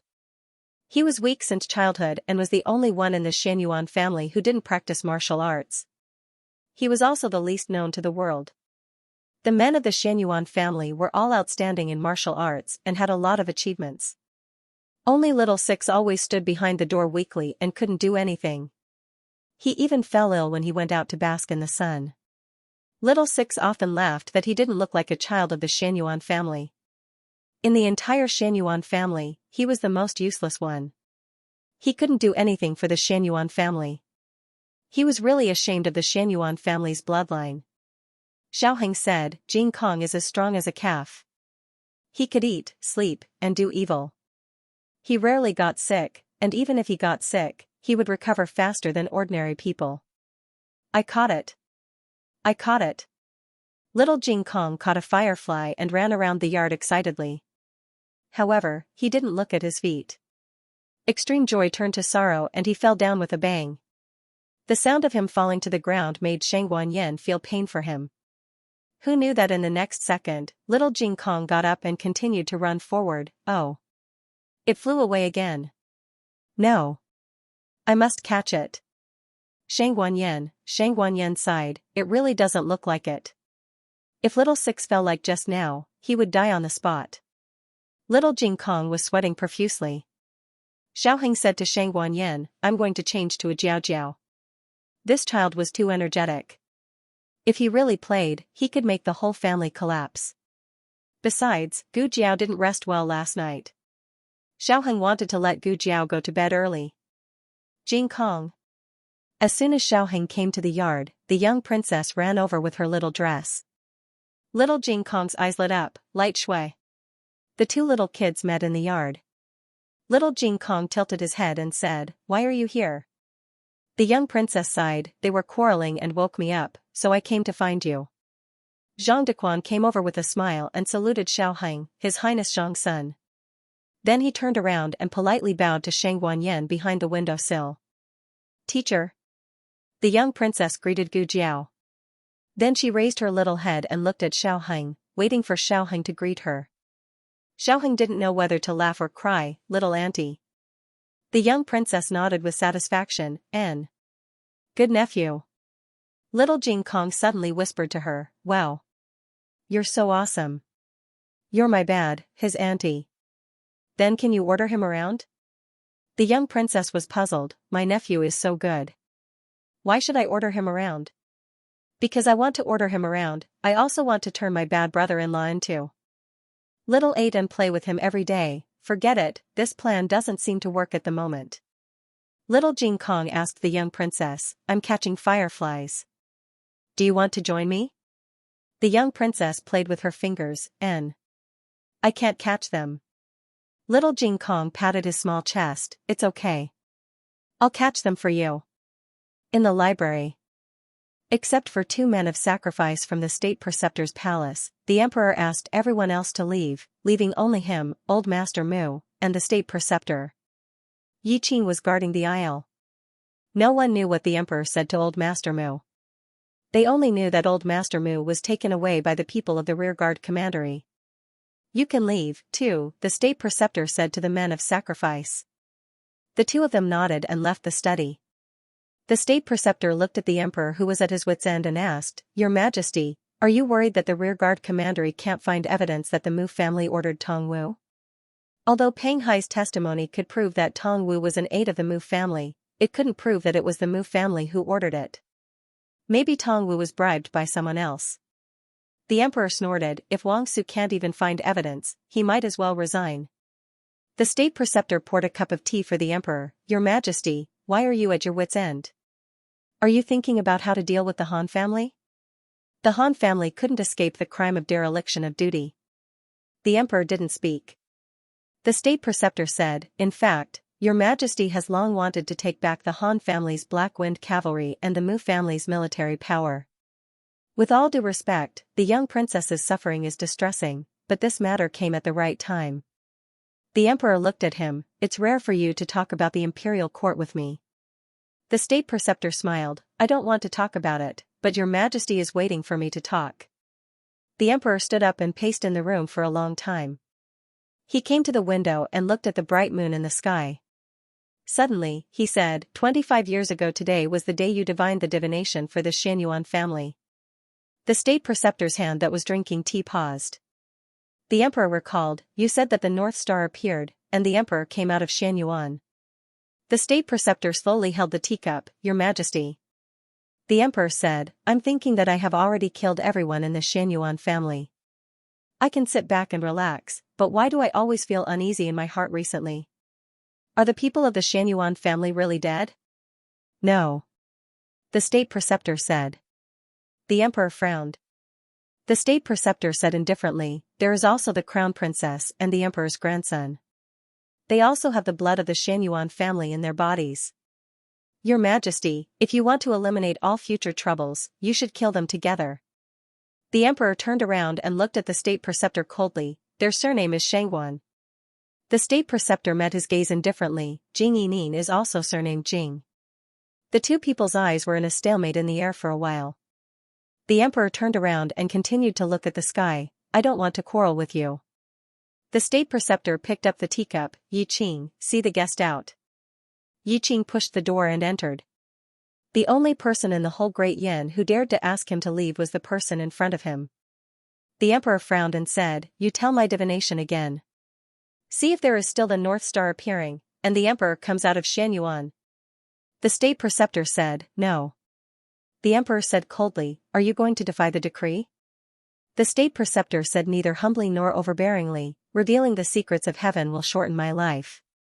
I have already lost 10 years of my life. If I calculate again, I am afraid I will lose my life. What's more, the same divination can't be calculated twice." The emperor flicked his sleeves and left. "Where is the little princess?" the emperor asked the eunuch outside the library. The eunuch said, "Your Majesty, the little princess went to the Qilin Hall." "Why go to the Qilin Hall again?" The emperor frowned impatiently and strode toward the Qilin Hall. Digression: on the last day, the monthly ticket will expire if you don't vote. The latest chapter of this book is not finished. For more wonderful content, please scan the QR code below to download the app. The novel is more complete and updated faster. Millions of novels are free to read. The novels that can't be found on the internet are all here. https://www.zhhbqg.com/8964289642826/10674142. HTML Genius remembers the address of this site in a second. www.zhhbqg.com Biku Pavilion Mobile Version Reading Website, m. zhhbqg.com. Please scan the QR code below to download the app for more interesting content. The novel will be updated at a faster rate. Millions of novels will be read for free. All the novels that can't be found on the internet can be found here. Little Jing Kong was playing happily with the little princess when he heard the laughter of the two little kids from afar. The little princess wasn't so childish in the palace. She always put on the airs of an elder and acted like an elder. The two little kids were chasing the fireflies in the courtyard and didn't notice that someone was coming towards them. Zhang Dequan was the first to notice the monarch. He quickly bowed to him. The monarch raised his hand and signaled him to step aside. Zhang Dequan stepped to the side. The two little kids were chasing the fireflies. The little princess was running in front and accidentally bumped into the monarch's thigh. Little Jing Kong didn't stop in time. In order to avoid bumping into the little princess, his little body swayed to the side and bumped into the monarch's other thigh. The monarch had met little Jing Kong twice before. The first time was when little Jing Kong and little princess stood outside the Qilin Hall and sang something like "You love me, I love you," and so on and so forth. Until now, those sweet words were still echoing in the monarch's mind. As for the appearance, the monarch didn't take a closer look. The second time was at noon. The two little kids were sitting in the Qilin Hall. Their faces were dirty and he couldn't see their faces clearly. Now that little Jing Kong was in front of him, he finally had the chance to look at his young and tender face. There was no doubt that he was good-looking.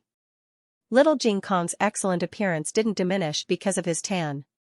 Whether it was his fair and tender appearance in the Xiaogua kingdom or his current tanned appearance, he was extremely cute. But there was a trace of heroic spirit in his delicate eyes. More importantly, there was no trace of fear in his eyes when facing the monarch of the Yan dynasty. When this child grows up in the future, he would definitely be extraordinary. "Uncle." The little princess hugged the monarch's thigh. Little Jing Kong responded with an "oh" and took a step back. He politely greeted the monarch, "Uncle Light Shui, how are you?" The monarch's gaze fell on little Jing Kong's face. As he looked, he couldn't help but frown. It was a very strange feeling, and even he couldn't tell what it was.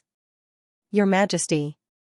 Xiao walked over from the other side of the old locust tree. "Qing." His Majesty shifted his gaze away from little Jing Kong's face and looked at Xiao. "Did they disturb your rest?" Xiao was now setting up a weak and sickly persona. He would pass away in half a year. He adjusted his breathing and said weakly, "No, it's too hot. I can't sleep." The monarch looked at him and said, "If you feel uncomfortable, ask the imperial advisor to get you some medicine." Xiao smiled bitterly. "Don't waste the herbs." For a dying person, taking medicine was just a psychological comfort. Xiao Black-Bellied Hang had a good grasp of his character setting. The king's gaze was still unconsciously attracted to little Jing Kong. He frowned. "This child," Xiao said. Dr. Xiao said that he had just come back from the forest. It's best to observe him in the imperial advisor's palace for a day or two. After making sure that his body and mind are fine, we'll send him back. I've already sent someone to inform his family. After all, he was the child who risked everything to save Xianxia. It was reasonable for him to rest in the imperial advisor's palace for a few days. The monarch looked deeply at little Jing Kong and didn't say anything more. Light Shui, we should go back to the palace. The young princess reluctantly waved goodbye to them. Goodbye, Jing Kong. Goodbye, teacher. Goodbye, little nephew. Goodbye, cousin. Shang Guanyan waved at her from behind the window. The monarch looked at Shang Guanyan and frowned. In the end, he didn't say a word. After getting on the carriage, the young princess happily played with the light-colored glass bottle in her hand. The glass was translucent. There were fireflies caught by little Jing Kong inside. They were flashing like stars in the sky. But the monarch thought of that child. A 5-year-old child actually dared to bite a human trafficker in the middle of the street, and calmly brought little Snow out of the place where they were locked up. He even found a hiding place and hid for an entire afternoon. He was hungry and gave all his food to Light Shui. Brave, witty, calm, kind, all the good qualities in the world seemed to be applied to that child. Uncle, can I come to Jing Kong again tomorrow? The young princess interrupted the monarch's thoughts. You're not afraid? The monarch asked her. Afraid of what? The young princess asked him. The monarch said with a smile, didn't you say this afternoon that you won't go out in the future? You're afraid that you'll meet bad people when you go out. Oh, this, I just told Jing Kong. The young princess said, but Jing Kong said that we can't. Grandpa Greystone. The monarch was confused. What Grandpa Greystone? The young princess tried to explain. It's, you choked on your food. You can't stop eating because you're afraid of choking in the future. So, I can't stop going out because I'm afraid of meeting bad people. The world is so big, I want to see it. I think you just want to go to the state preceptor palace. Also, it's called stopping eating because of choking, the monarch asked. Did he really say that? The young princess nodded and said, yes. The monarch sneered, you know a lot. He coaxed her in the afternoon until his throat was dry, but the little girl didn't listen to a word he said. Why? Her little friend said something, and she immediately took it as the truth. Zhang Dequan smiled and said, he must have a good family education. It's a good thing that the young princess can make such a friend.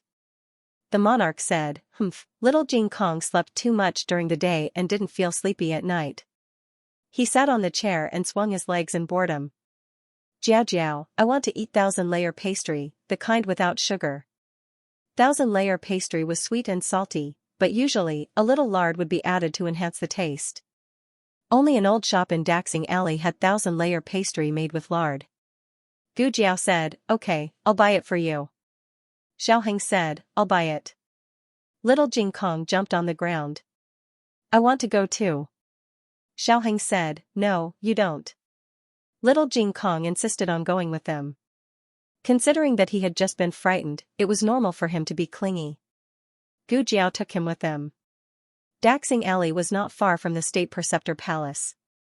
It was windy tonight and the temperature was cool, so the family decided to walk. Gu Jiao held little Jing Kong in the middle. Little Jing Kong jumped up and down excitedly. The inner city of Chengdu was very busy when there was no curfew. It was late now, but the streets were still crowded with pedestrians. Wow! It's so beautiful. Their lanterns are made of gold. Can I go and have a look? No, that's a brothel. Wow! It's so lively. So many people. Can I go in and have a look? That's a gambling den. Then what about this? That's a funeral clothes shop. There are so many children there. I want to go too. That's a place where the poor send their children to the palace to be eunuchs. What's wrong with you, kid? Xiaoheng decisively carried the little guy on his shoulder. Little Jing Kong struggled. Put me down.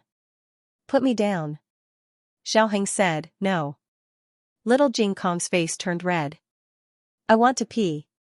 I can't hold it in anymore. Xiaoheng was speechless. Children's pee really came at a whim. Xiaoheng's body shook. Don't pee on me. Then, he said to Gu Jiao, I'll take him to the toilet. Then I'll line up. The shop is in the alley ahead.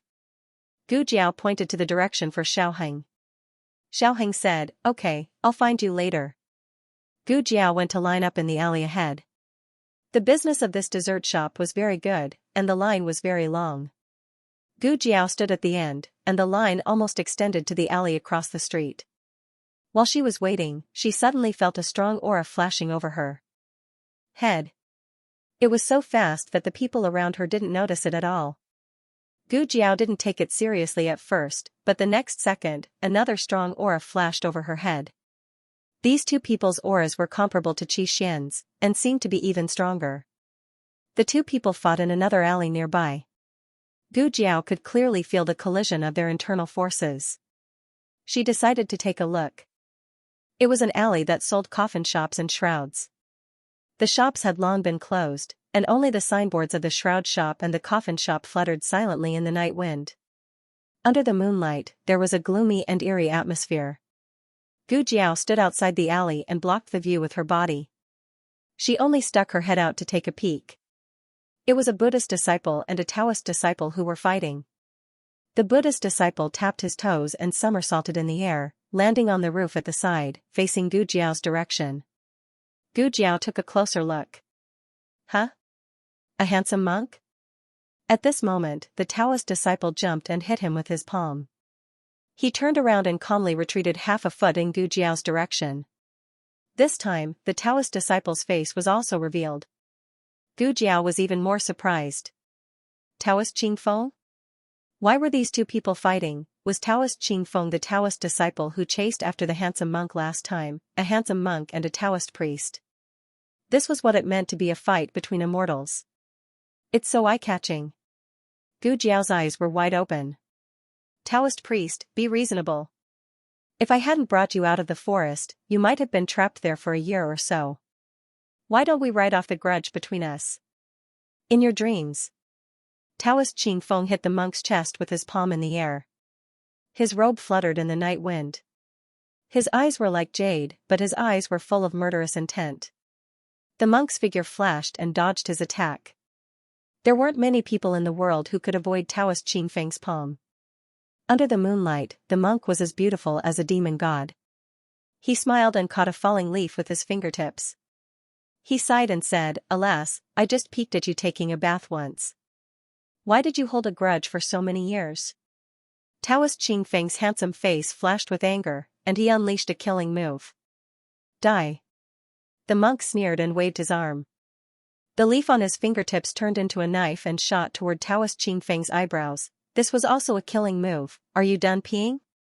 Xiaoheng looked at little Jing Kong who came out of the toilet. Go wash your hands. Little Jing Kong came to the well to wash his hands with a sulky face.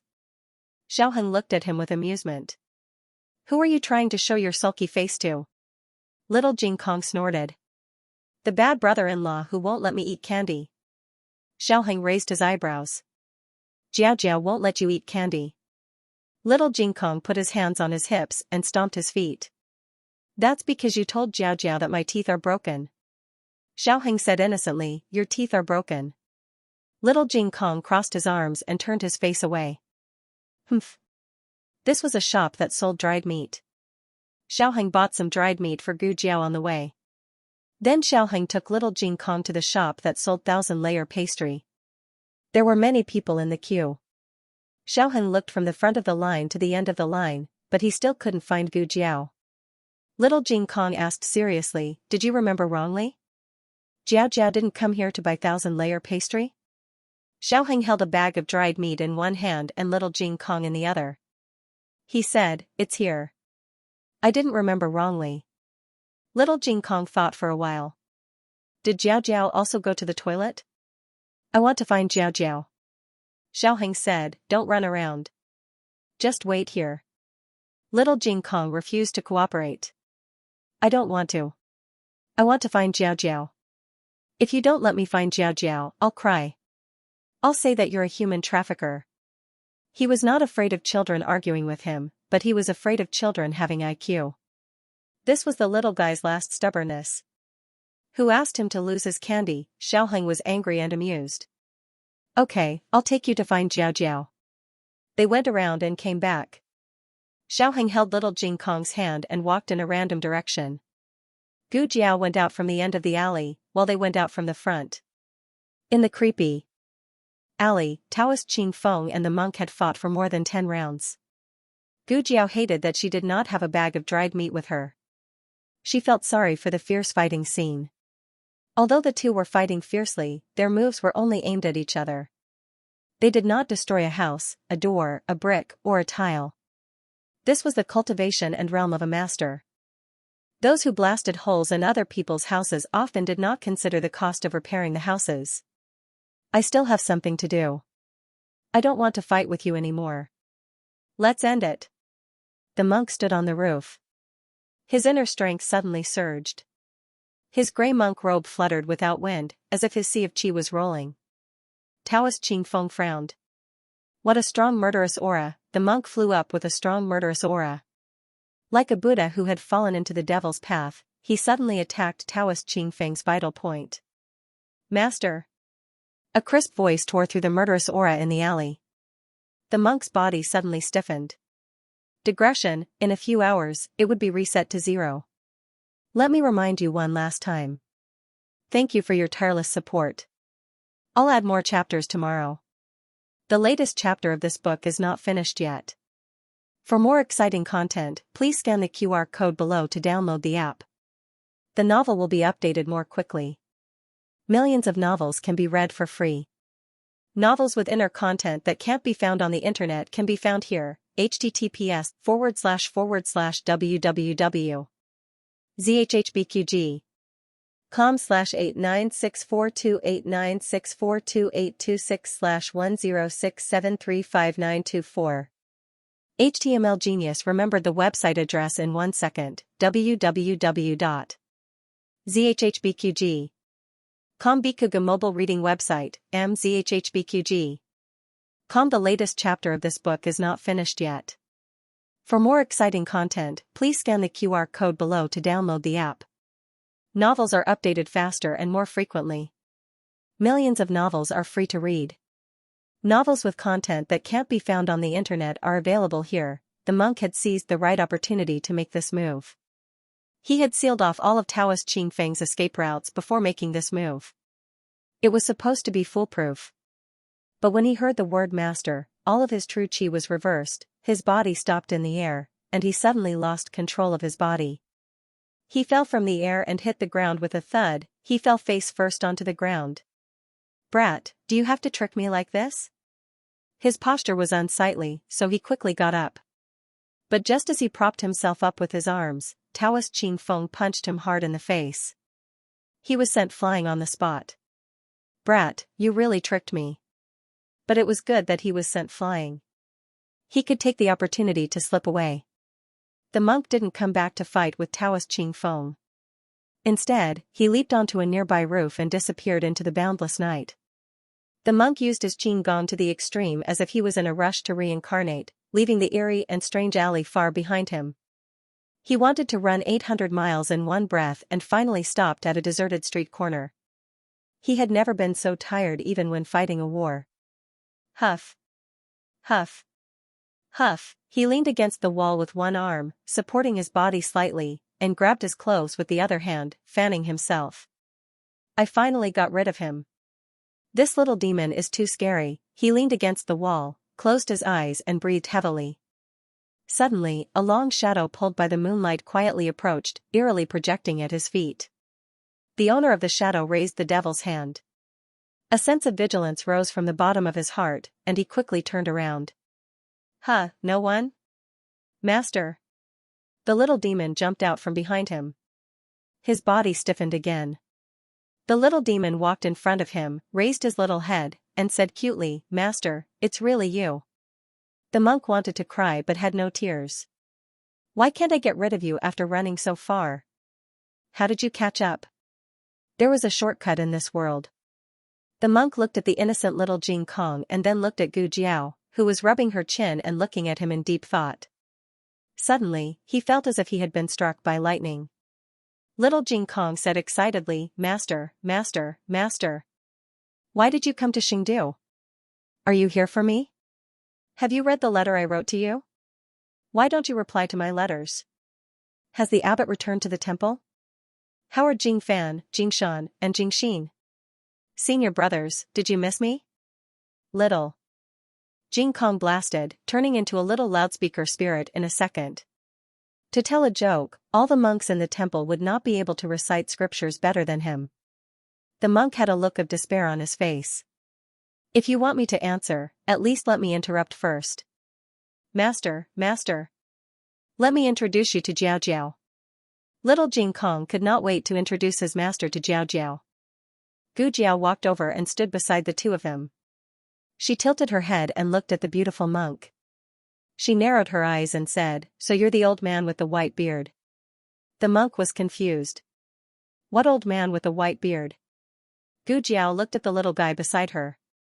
"Jing Kong, didn't you say that your master is an old man?" Little Jing Kong said seriously, "Yes. I'm a little guy, but isn't my master an old man?" He said it himself. "If you don't do it, do you want me to do it?" Little Jing Kong imitated him perfectly. The monk who always found all kinds of excuses to order his disciples to do this and that in order to slack off was speechless.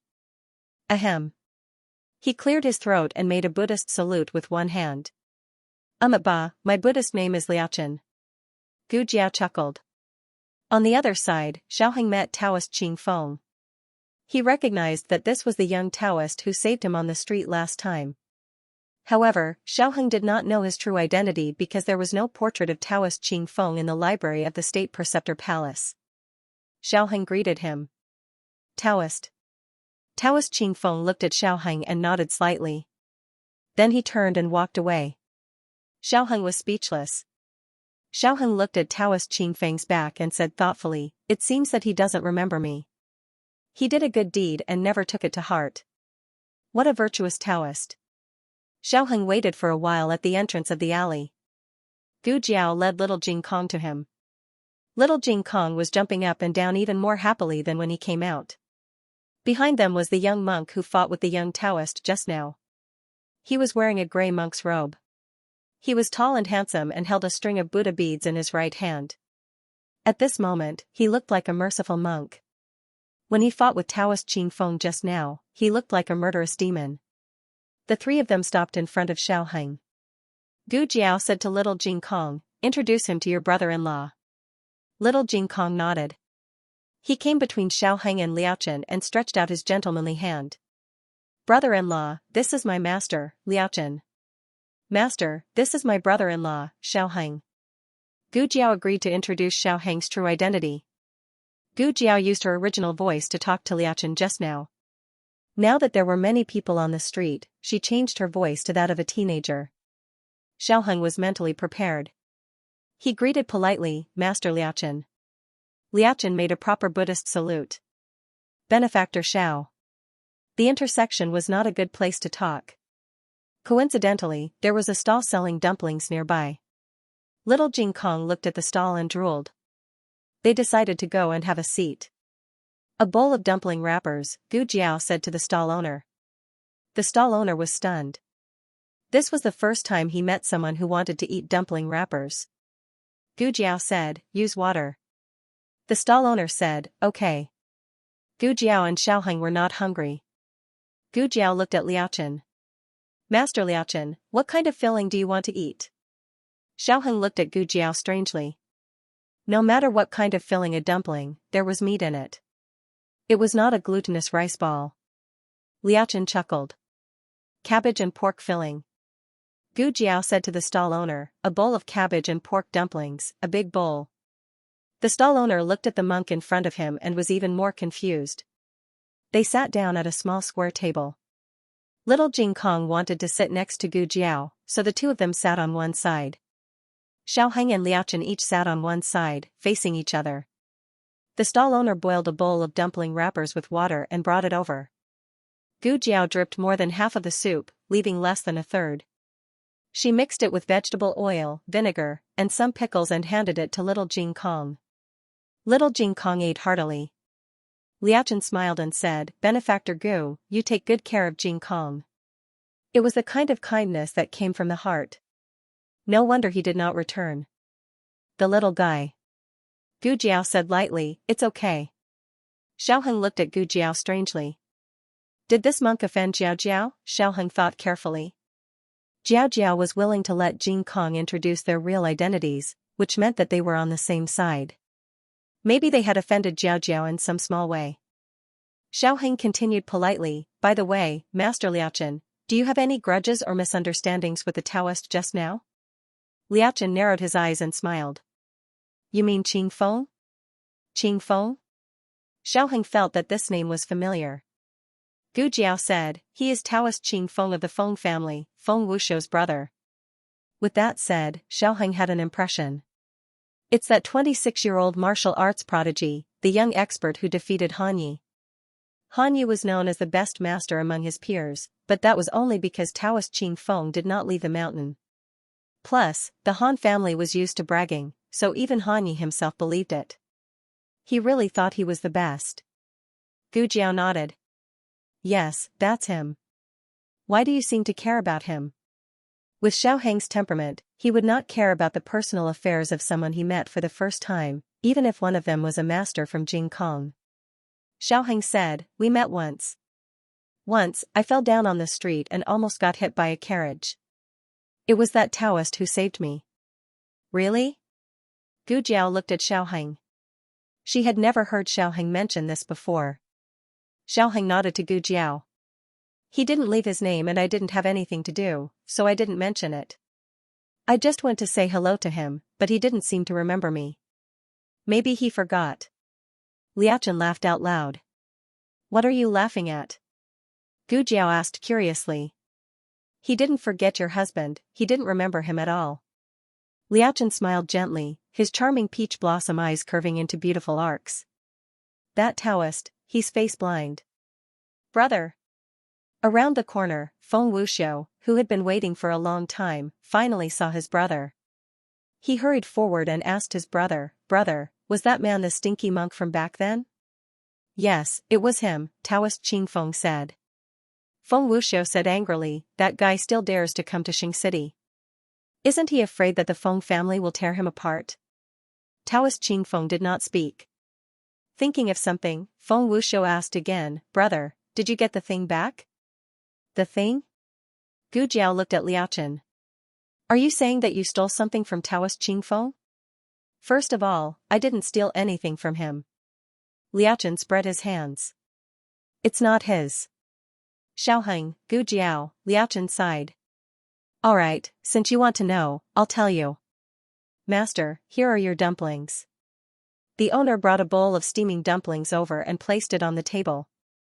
Liachen picked up his chopsticks and put one into his mouth. He smiled with satisfaction. It tastes good. It's nothing special. It's just a book.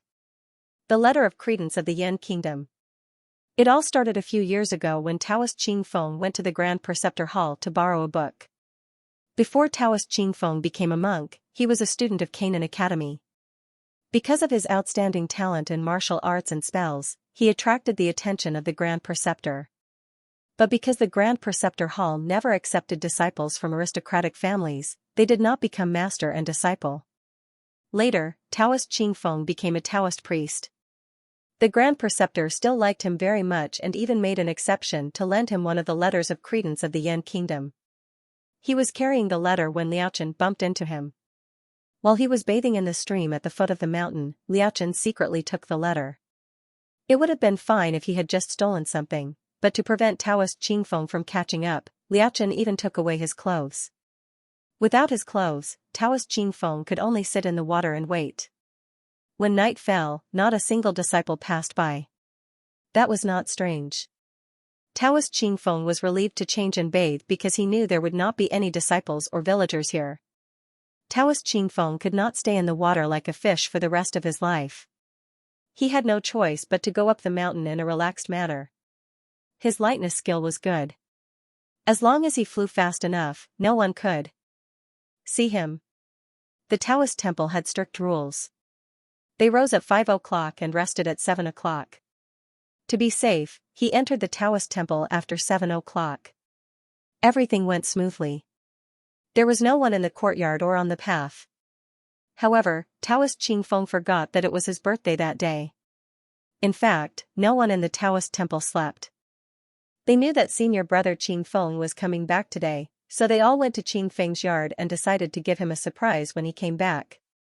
They wanted him to feel the warmth and care of his fellow disciples. So, when Taoist Qingfeng passed all the checkpoints and finally flew back to his courtyard, the disciples who had been waiting for a long time lit up the fireworks in the open space. With a loud bang, the fiery trees and silver flowers danced in the nightless sky in the cool breeze. The disciples in the Taoist temple all witnessed the celestial light reward. Taoist Qingfeng turned around and left. No one saw his handsome face covered by his long hair. But everyone knew that it was embarrassing. However, although the height resembled, the figure resembled, the length of the hair, the aura, the lightness scale that flew over their heads, resembled, everything resembled, but even if his toes were exactly the same, he could not be the purest and most flawless Taoist Qingfeng of the Baiyun Temple. It must be some shameless pervert who deliberately blasphemed their Taoist Qingfeng. They were very angry, the consequences were very serious. So, the Baiyun Temple posted a wanted poster with a high reward on the Jianghu website. The kind with a picture. The latest chapter of this book is not finished yet. For more exciting content, please scan the QR code below to download the app. The novel is updated faster. Millions of novels are free to read. There are all kinds of novels that can't be found on the internet here. https://www.zhhbqg.com/896428964286/1067206882. HTML genius remembered the website address in 1 second. www.zhhbqg.com Biku Pavilion mobile reading website, mzhhbqg.com. The latest chapter of this book is not finished yet. For more exciting content, please scan the QR code below to download the app. Novels are updated faster. Millions of novels are free to read. Novels with content that can't be found on the internet are available here. Gu Jiao crossed her arms and looked at Liao Chen. I don't believe that you just stole a book. You must have done something else to make them remember you and come all the way to kill you. Liao Chen put his palms together. Ba, monks don't lie. Gu Jiao looked at his empty bowl. There was not a single dumpling left with cabbage and meat fillings. Even the dumpling soup was gone. Gu Jiao thought, are you a monk? Master. Where do you live? Little Jing Kong asked. Master. Liao Chen paused and smiled. I have a place to live. You don't have to worry about me. Oh. Little Jing Kong said, no, I just want to ask where you live. If I want to see you, I'll go to you. Liao Chen smiled. No, I'll come to you. Little Jing Kong tilted his head and looked at him. So, will you stay in Xingdu for a long time this time? I'm going to school in Xingdu, and I don't know how long it will take. At the mention of this, Xiaoheng remembered that Liao Chen asked the abbot to bring their admission documents. Who was he? How did he get so many admission documents from the Yan Kingdom? Was he from the Yan Kingdom? If so, why did he become a monk in the Zhao Kingdom? Little Jing Kong was present, and the adults were very restrained. They didn't ask anything that they shouldn't ask, and they just silently complained in their hearts. Little Jing Kong finished his food. He picked up the small bowl and drank the soup. Not a drop was left. No way, you ate it so cleanly? Liao Chen was shocked. He looked rounder than when he was in the temple. It didn't look like he wasn't fed well. Little Jing Kong put down the bowl and said to Liao Chen seriously, every grain is hard work. Jiao Jiao said that we can't waste food. Liao Chen curled his lips. After all, she was 2 years older and didn't want to be a colander anymore. In the past, when he was in the temple, he would eat all the way and spill all over the table. Little Jing Kong was sweating profusely. Gu Jiao took out a handkerchief to wipe his sweat and asked, are you full? Little Jing Kong rolled his eyes and pointed at his little fingers. Jiao Jiao, Can I have another box of 1,000-layer pastry? No. Gu Jiao refused immediately. You'll get indigestion if you eat too much at night. This bowl of dumpling wrappers was given to him because he had exhausted his energy from playing with the young princess. Liaochen looked at his little disciple with interest. Little disciple, quickly recite the scriptures, quickly reason with them, quickly use your 3-inch tongue to make your opponent dizzy. Can't you talk from dawn to dusk? Little Jing Kong nodded cutely. Okay, Jiao Jiao. Then I'll eat it tomorrow. Liaochen. Why can't you be so obedient under my name? Gu Jiao touched his round belly. She wanted to see if he could eat a small piece, but she decided against it. He was already a little watermelon. They sat at the stall for a while, then got up to walk on the street to help little Jing Kong digest his food. Gu Jiao held little Jing Kong's hand and walked in front. Xiaoheng and Liaochen followed behind. Little Jing Kong was still the most clingy to Gu Jiao, but Liaochen's arrival made him feel happy. Liaochen suddenly said, "It's getting late, you should go back." Little Jing Kong stopped and looked back at him. "But master, you haven't asked me where I live." Liaochen smiled gently. "Ah, really? Where do you live?" Little Jing Kong said, "I live in the State Preceptor Palace now. I may go back to the academy in a few days. My classes are in the prodigy class of Lingbo Academy, and I eat and sleep in the Ling Long Pavilion of Kanglin Women's Academy next door." He explained in detail, as if he was worried that his master would not be able to find him. Liaochen smiled. "Okay, I'll remember it." Liaochen said goodbye to the three of them, then turned and walked into the alley opposite. Xiaoheng said, "Let's go back too." Gu Jiao nodded and looked at little Jing Kong, who was yawning. "Can you still walk? Let me carry you." Little Jing Kong touched his round belly, and his eyes flashed with a little hesitation. Finally, he turned around and stretched out his little arms to Xiaoheng. "Brother-in-law, carry me." He had eaten a lot and was already a little chubby boy. He must not tire himself out in Jiao Jiao. Xiaoheng was annoyed and amused at the same time.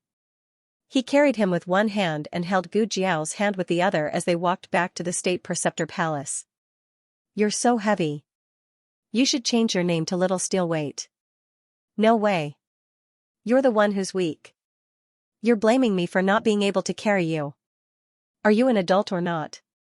If I'm an adult, then do you admit that you're a child?" "No, I'm an adult." "You're an old man. Then you should carry me." In the alley, Liaochen did not go far. He stood quietly in the dark, looking at the backs of the three people and listening to the bickering of the father and son. "Did you see that?" Jing Kong was very happy. He had a complete family. The moon was beautiful tonight. The half-moon hung high above the Milky Way. Liaochen left the noisy market and came to a quiet long street. In sharp contrast to the bustling streets of Xing City, this place was particularly desolate. This was a place that even the night watchman did not want to come to. It was like a path in the underworld, full of ghosts and vengeful spirits. Liaochen came to a sealed mansion. He stared at it for a long time, then walked up the stairs to the door. The seal had long been broken, and the iron lock was rusty. There were also bloodstains on the door. Liaochen frowned. He looked up at the cracked plaque covered in cobwebs. His fingertips moved as if he wanted to take it down and wipe it clean, but he resisted. He went around to the side of the mansion and used his lightness skill to easily cross the weeds growing in the cracks of the courtyard wall. He landed on a piece of slippery moss. But he did not fall. He walked unhurriedly over the moss. The yard was full of weeds as tall as a person. Even the cracks in the tiles were cracked by the weeds. The corridors on three sides were all blocked by the weeds. The only thing that was not attacked by the weeds was a large round white marble table under Liaochen's feet. But it was also covered with a thick layer of dust. Every step Liaochen took left his footprints in the dust. It was too quiet. It was so quiet that it made people sad. Liaochen took a few steps and stopped in the middle of the round table. He looked straight ahead, empty and unfocused. "Come out," he said. A small figure jumped down from the east wall. "When did you find out?" Gu Jiao came up behind him. "I was very careful." "Huh. Liao did not turn his head. He looked at the vast galaxy and said indifferently, "Do you have something to ask me?" Gu Jiao patted the dust off his body and spat out the weeds in his mouth. "Did you know who I was a long time ago?" he asked. Liao said, "How long do you mean?" Gu Jiao thought for a moment and said, "Last time on Mount Guan, you must have recognized me a long time ago. But I don't know if you purposely fell into a trap the first time in the countryside and waited for me to save you." Liao said indifferently, "Falling into the trap was an accident.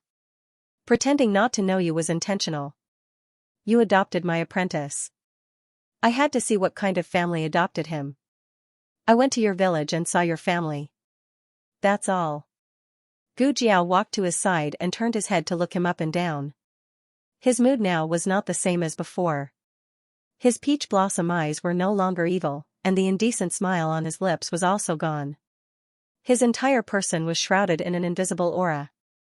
Gu Jiao pulled back his gaze and looked in the same direction as him, the vast expanse of the starry sky. "Fine, I'll believe you for now. But why did you pretend not to know me?" Gu Jiao asked. "Wasn't it because I was afraid that you would occasionally bring back little troublemakers to show your filial piety to me?" Liao said seriously, "I'm not used to interacting with people. I'm more comfortable with strangers. Otherwise, I'd be annoyed if you secular people kept interacting with me." "That's a barely acceptable reason." Mainly because Gu Jiao didn't think this question was very important, so Gu Jiao didn't care whether he lied or not. But Gu Jiao needed him to answer the next question honestly. Gu Jiao turned his head to look at him. "Do you know where this place is?" "The training field," Liao said. As soon as he finished speaking, he realized that Gu Jiao wasn't asking about the empty space under their feet, but the entire mansion. Gu Jiao turned around and stared at his profile. "You even know that this is the Xianyuan family's training field. What is your relationship with the Xianyuan family? Don't say that you don't know. The spear technique you taught me is the 7 styles of Xianyuan. I already know." Liao looked at the half-moon and clenched his fingers. He didn't speak. Gu Jiao said, "It's fine if you don't want to answer this question. After all, you're not related to me. You don't have to tell me anything about yourself." "Then let me change the question." Her expression became serious. She asked in a tone that brooked no refusal, "Is Jing Kong related to the Xianyuan family?" Digression, there's still one more chapter. Squatting a wave of guaranteed monthly votes. The latest chapter of this book isn't finished yet. For more exciting content, please scan the QR code below to download the app. Novels are updated faster and more frequently. Millions of novels are free to read. Novels with content that can't be found online are all available here. https://www.zhhbqg.com/89642896428626/10671665 HTML Genius memorized this website's address in 1 second. www.zhhbqg.com Bikuga mobile reading website, mzhhbqg.com. The latest chapter of this book is not finished yet. For more exciting content, please scan the QR code below to download the app. Novels are updated faster. Millions of novels are free to read. Novels with content that can't be found on the internet are available here. Gu Jiao's question was not without reason. She had thought it through on the way here. Before Gu Yan was injured by Nangong Li, the admission papers had been sent to little Jing Kong. In other words, Liao did not know that Gu Yan would be in trouble. He only hoped that they could come to the Yan kingdom to study. Or more precisely, they accompanied little Jing Kong to study in Xingdu. Little Jing Kong was the most clingy to Gu Jiao. Gu Jiao was arranged to study in the Kanglin Women's Academy. This way, they would not have to be separated. Although Tianqiong Academy was in the outer city, it was the academy with the simplest background. Except for Mu Qingchen and Mu Chuan, no one from the 11 aristocratic families came to study. And Mu Qingchen had not come for a long time. Their classes were separated from Mu Chuan's. This greatly reduced their chances of meeting the aristocratic families. It could be said that all the arrangements were meticulous and perfect. Was he sending little Jing Kong to study or bringing little Jing Kong home? Liaochen retracted his gaze and turned around. His gaze fell on Gu Jiao's childish but heroic face. Before I answer your question, I also have a question to ask. Gu Jiao said, I asked first. Liaochen said, I know, so you don't have to answer me. Gu Jiao looked at him. He said solemnly, can the current you really bear the whole truth? If you can't, then it's better for you not to know. In the latter half of the night, it was drizzling in Chengdu when Gu Jiao returned to the state preceptor hall. There was a thin layer of water on her clothes. Xiaoheng was waiting for her in the room. When he saw her come in, he quickly took a towel to wipe the water on her face and head. Gu Jiao said, it's fine, just a light drizzle. It stopped before it started raining. Is Jing Kong asleep? Xiaoheng looked at the little fellow behind the curtain. She fell asleep before we reached the state preceptor hall. How's your situation? Gu Jiao came to the bedside and looked at the little fellow. She said, he went to the Xianyuan family and is very familiar with that place.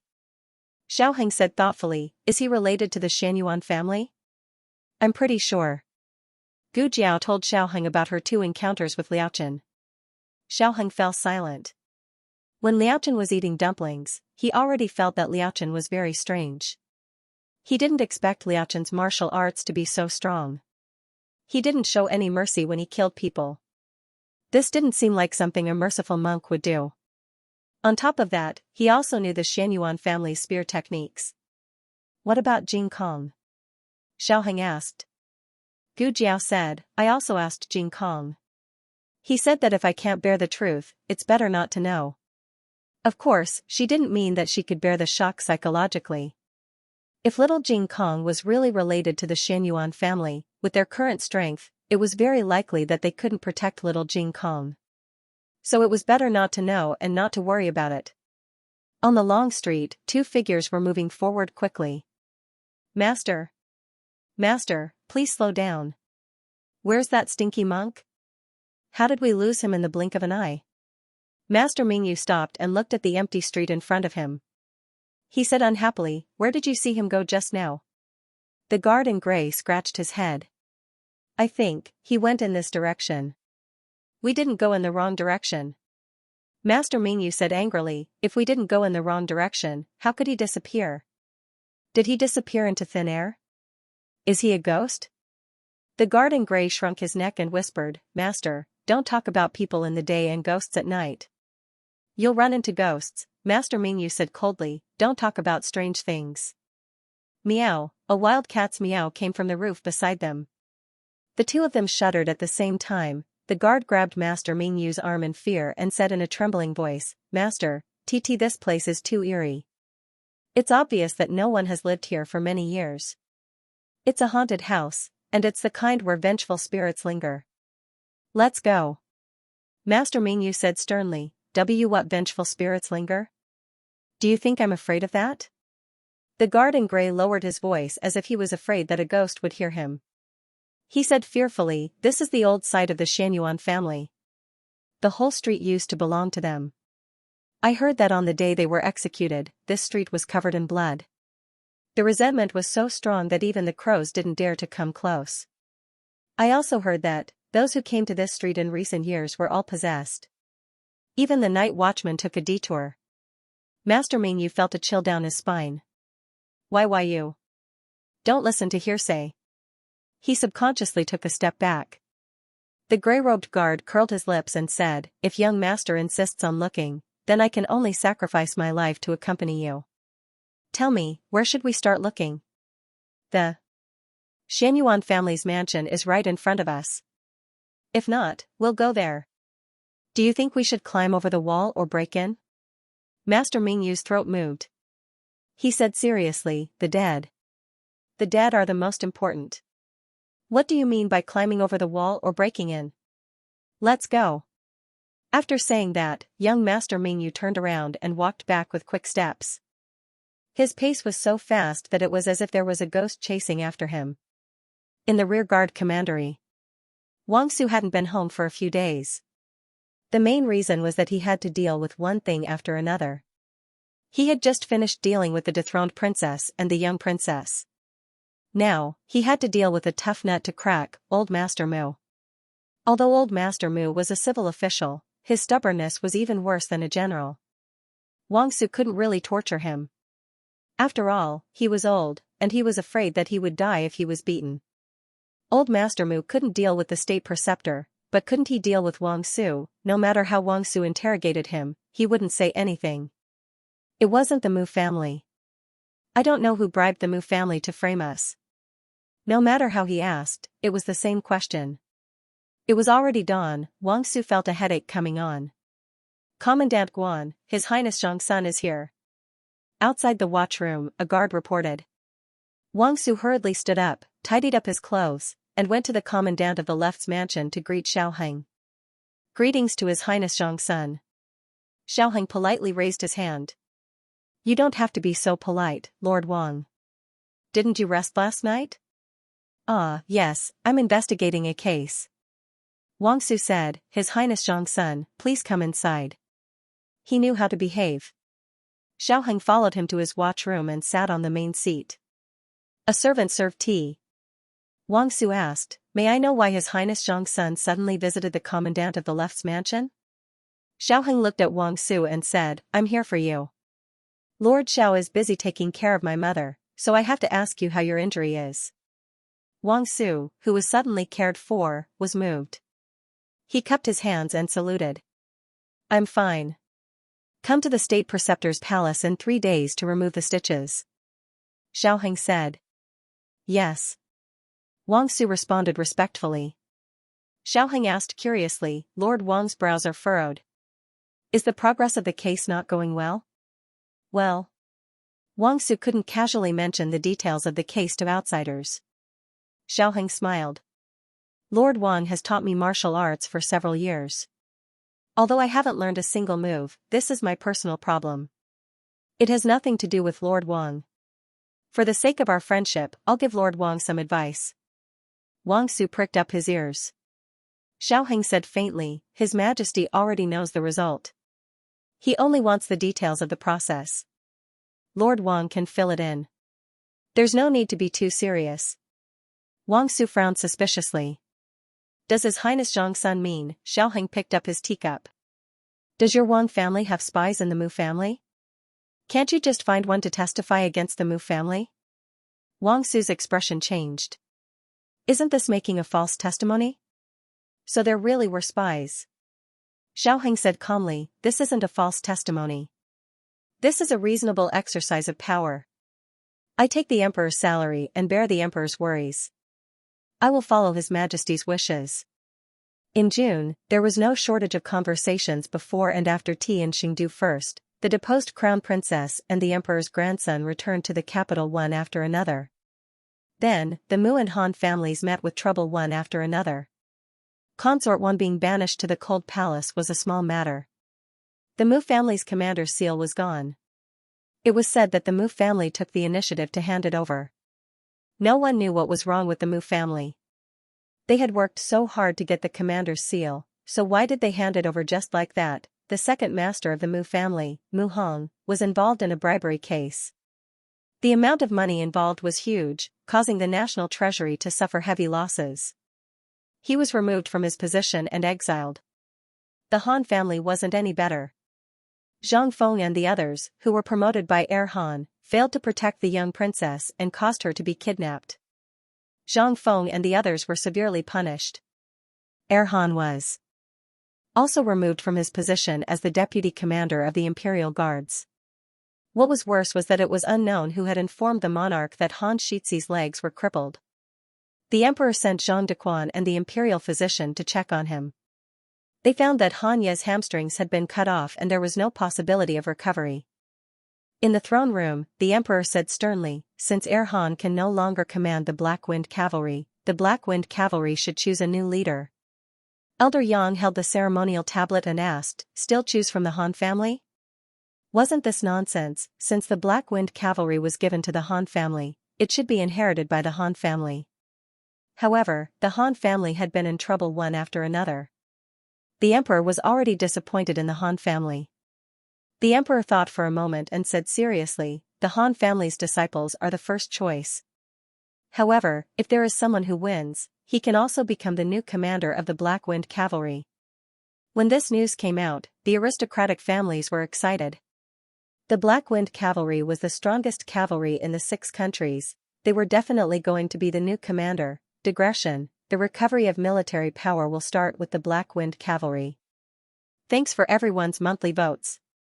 The latest chapter of this book is not finished yet. For more exciting content, please scan the QR code below to download the app.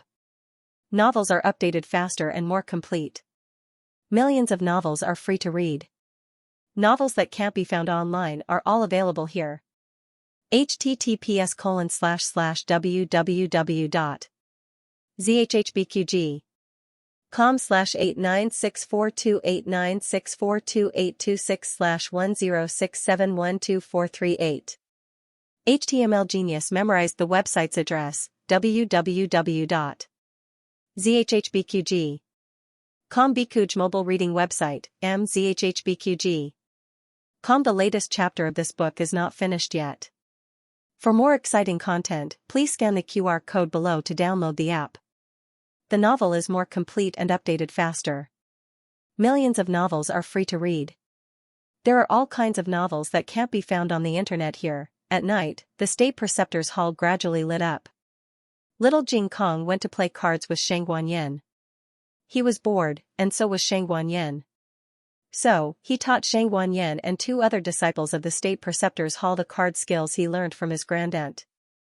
The 4 of them sat at the table. In Xiao Hang's room, 4 people and a bird gathered. The bird was little Nine, who was responsible for keeping watch. Although no one in the state preceptor's hall was watching them, they still had to be vigilant. Gu Jiao, Xiao Heng, Gu Chongqing, and Gu Qingfeng sat around the table.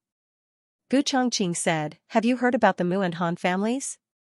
The 3 of them nodded together. It was hard not to hear about it with such a big movement. What's more, Xiao Heng was now the eldest grandson of the emperor. It was easy for him to inquire about this kind of news. The Mu family handed over the commander's seal to protect Old Master Mu. Xiao Heng said, "The consequences of kidnapping a commandery princess are so serious?" Gu Qingfeng was a little speechless. Even when the emperor of Zhao country was hunted down, they didn't make such a big fuss. Gu Chongqing said, "It's not the same. The emperor of Zhao country was a benevolent ruler, while the emperor of Yan kingdom was a tyrant. The 2 men's styles were completely different.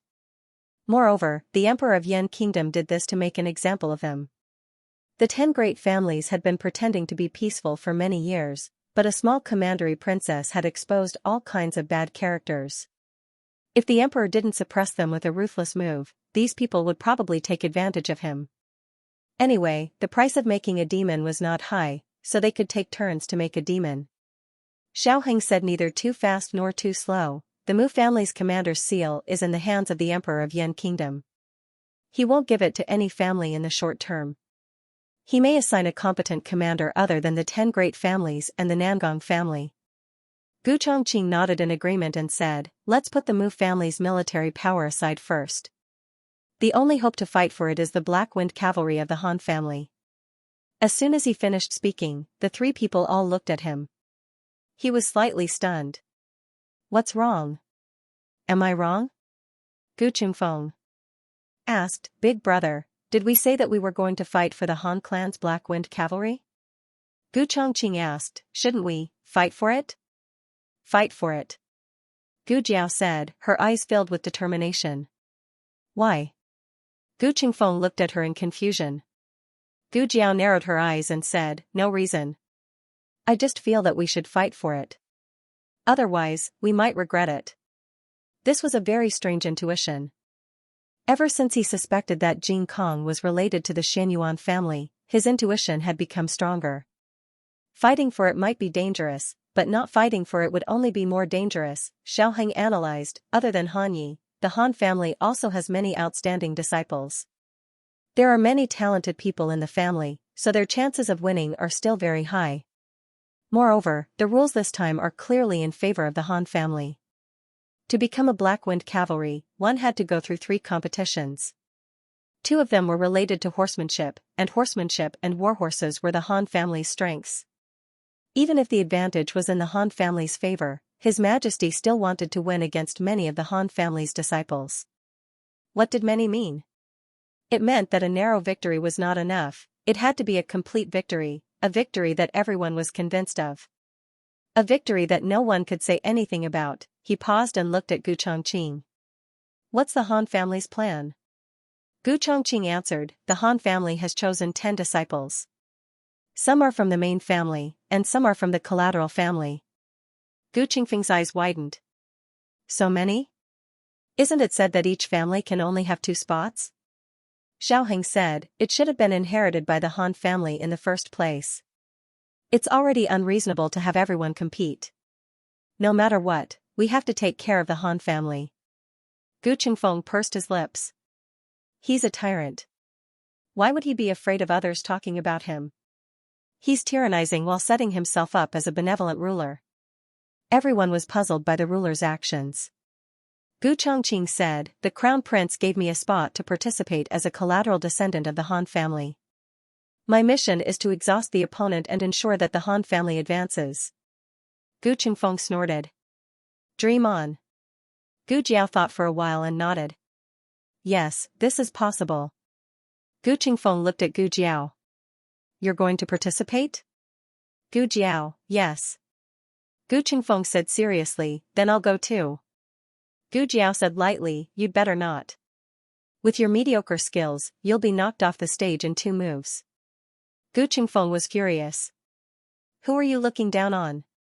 I'll go, Gu Jiao said. Gu Chongqing glanced at his sister and wanted to say something but stopped. Gu Jiao asked strangely, what's wrong? Gu Chongqing said, have you been in the Yan kingdom for too long and forgotten that you're actually from the Zhao kingdom? The Yan kingdom only allowed its own people to participate in the cavalry selection. Gu Jiao, oh, I really forgot. Purple bamboo forest.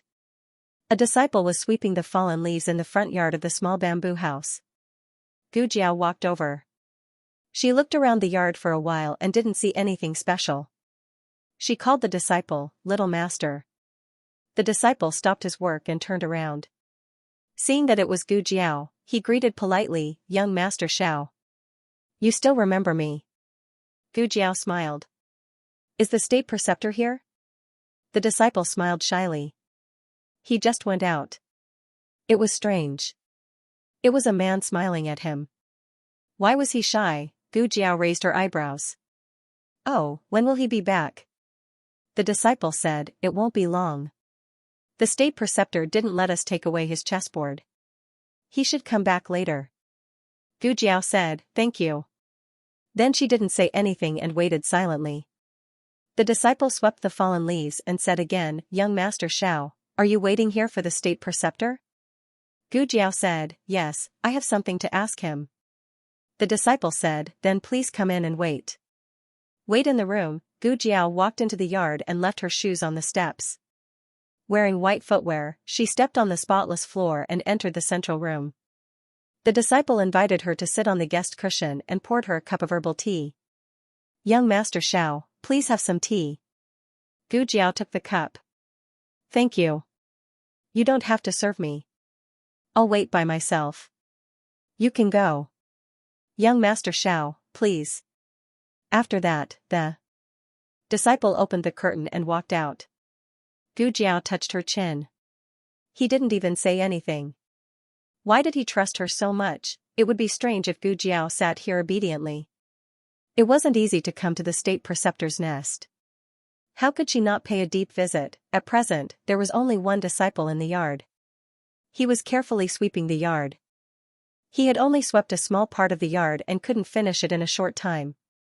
Gu Jiao stood up quietly and walked around the central room. The central room was empty. There was nothing to provide any information. However, there was a small study on the east side. Gu Jiao quietly pushed open the door of the study, and the smell of books assailed her nostrils. The window was open and the light was good. The furnishings were simple. There was only a row of bookshelves, a bookcase, a desk, and a cabinet. Gu Jiao learned the language of the Yan kingdom well. She could read it without any difficulties. However, these were all the Analects of Confucius and the Book of Songs, which gave her a headache. Soon, she was attracted by the toys on the cabinet. Yes, they were toys. There were many wooden knives, wooden swords, small bows and arrows, small meteor hammers, small 9-section whips, and small red tasseled spears. No way. Even the exclusive small weapons she made for little Jing Kong didn't have such a complete set. Was the state preceptor so childlike? Who did he make them for? Not long after, Gu Jiao found a picture album nailed up beside the small weapons.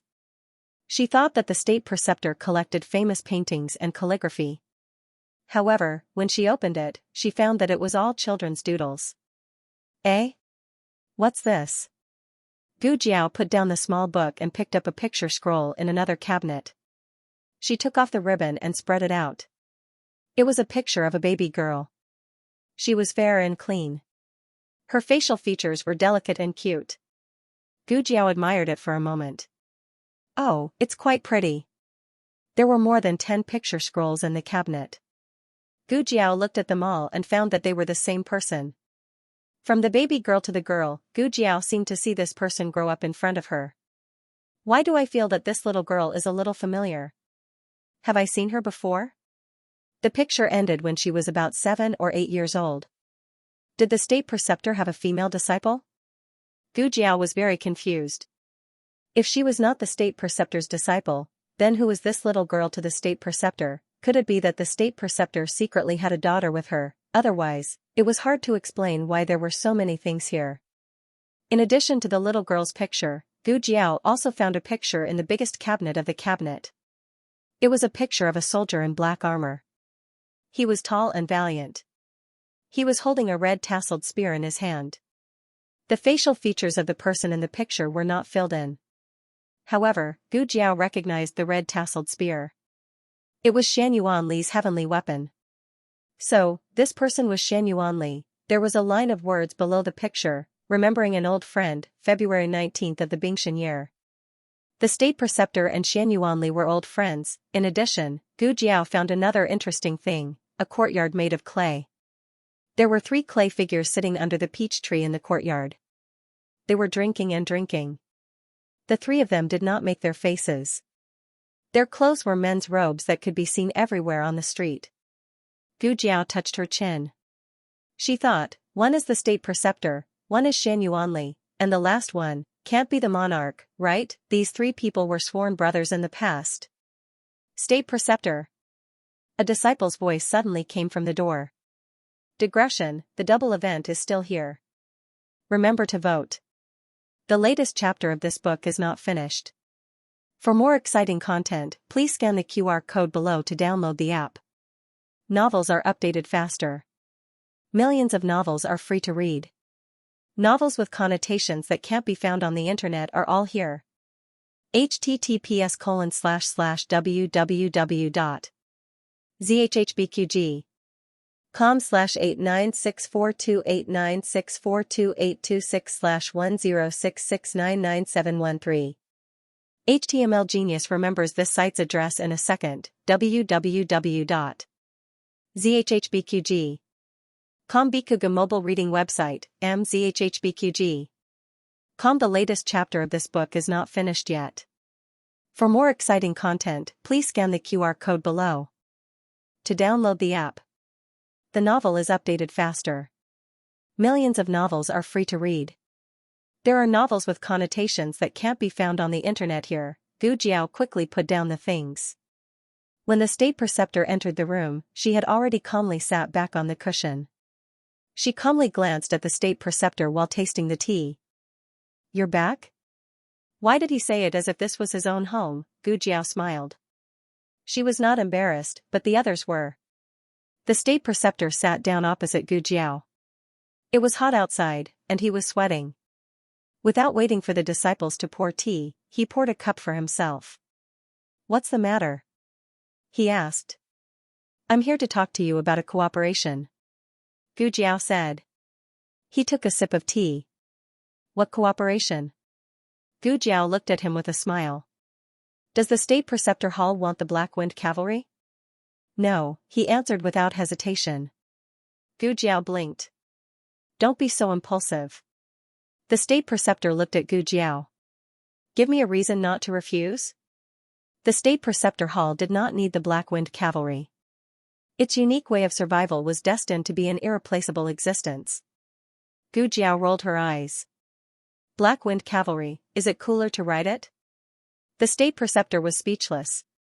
The State Preceptor took a big sip of herbal tea. The anger in his heart was a little strong. The State Preceptor Hall does not participate in the Imperial Court's political affairs. You're guilty and don't dare to do it, right? The State Preceptor looked at Gu Jiao with a puzzled face. Gu Jiao crossed her arms and hinted at the small study in the east. I saw it all. You, the Emperor of Yen, and Shan Yuanli were close friends. You were like brothers, and you colluded with one brother to kill the other. The State Preceptor stopped drinking tea. Are you very angry? Was he admitting it in a disguised way? Gu Jiao raised her eyebrows and said, the North Star has appeared, and the Emperor has come out of Shanyuan. You and the Emperor are really daring. One dares to speak, while the other dares to believe. Shan Yuanli definitely didn't expect that he would die in the hands of his two most trusted brothers. The State Preceptor was silent. Gu Jiao rested her chin on one hand and rested her elbow on the table. She looked at him with a smile that was not a smile. State Preceptor, if it wasn't for your face, I would have already made a move on you. Both Shang Guanyan and Xiaoheng had the blood of the Shanyuan family flowing in their veins. Little Jing Kong might also have a relationship with the Shanyuan family. The enemy of the Shanyuan family was her enemy. Most people would ask Gu Jiao, what happened to my face?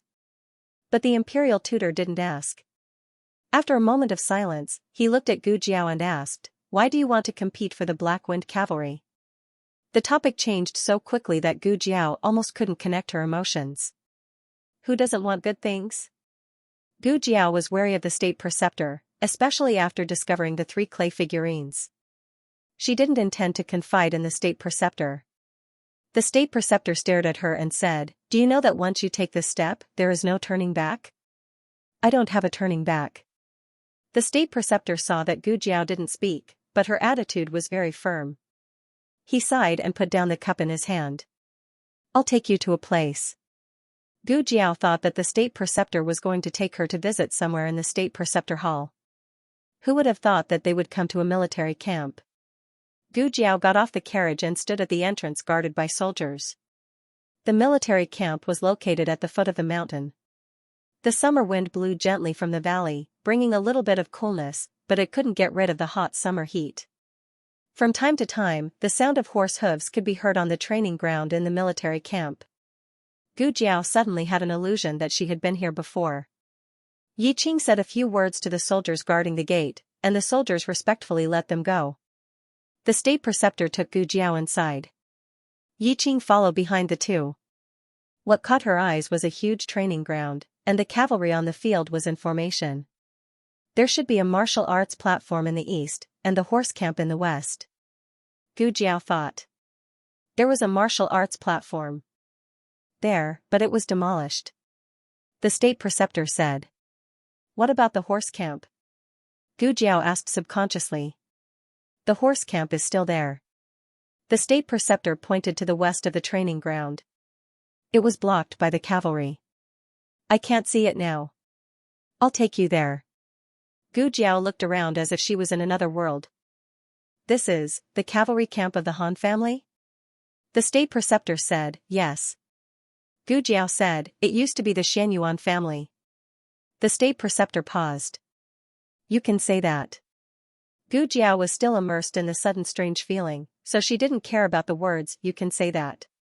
The two arrived at the horse camp. The horse camp was the place where the Black Wind Cavalry was trained. Every Black Wind Cavalry had to go through a strict physical selection and physical training. Only then could they be assigned to the cavalry and undergo further training. The Black Wind Cavalry was very hard. Do you see it? The State Preceptor pointed. Gu Jiao looked over and saw a horse trainer instructing 2 ponies to cross the fire bridge. They were going to cross the fire that was burning on both sides. The bridge was also the unstable type. One of the ponies was scared. It stood in the fire and didn't dare to move, letting out a pitiful cry.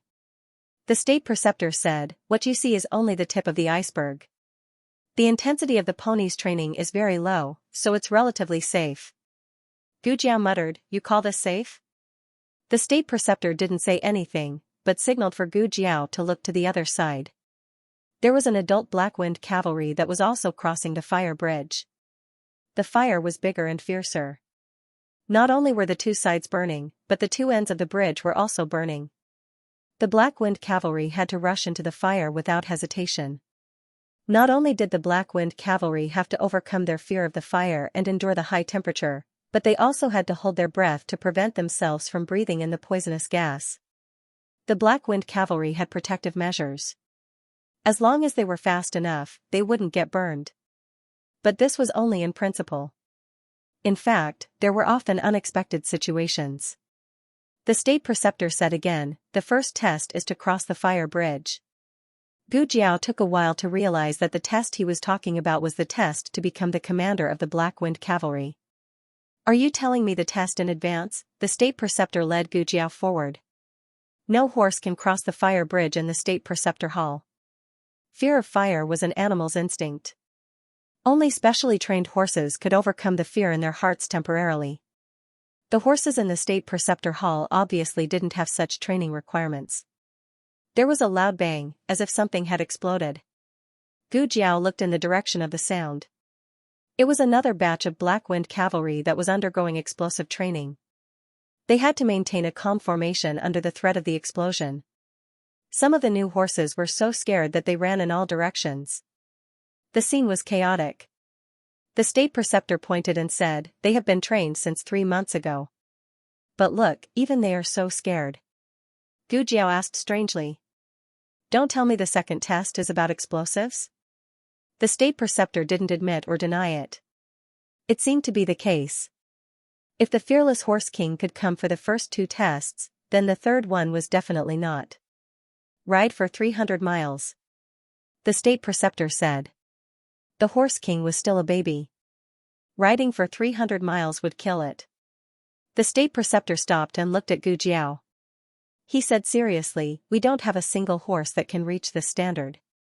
So do you know how difficult it is for the Blackwind cavalry? Also, let me tell you a secret. The Han family has a new Blackwind king. He is 5 years old and a male horse.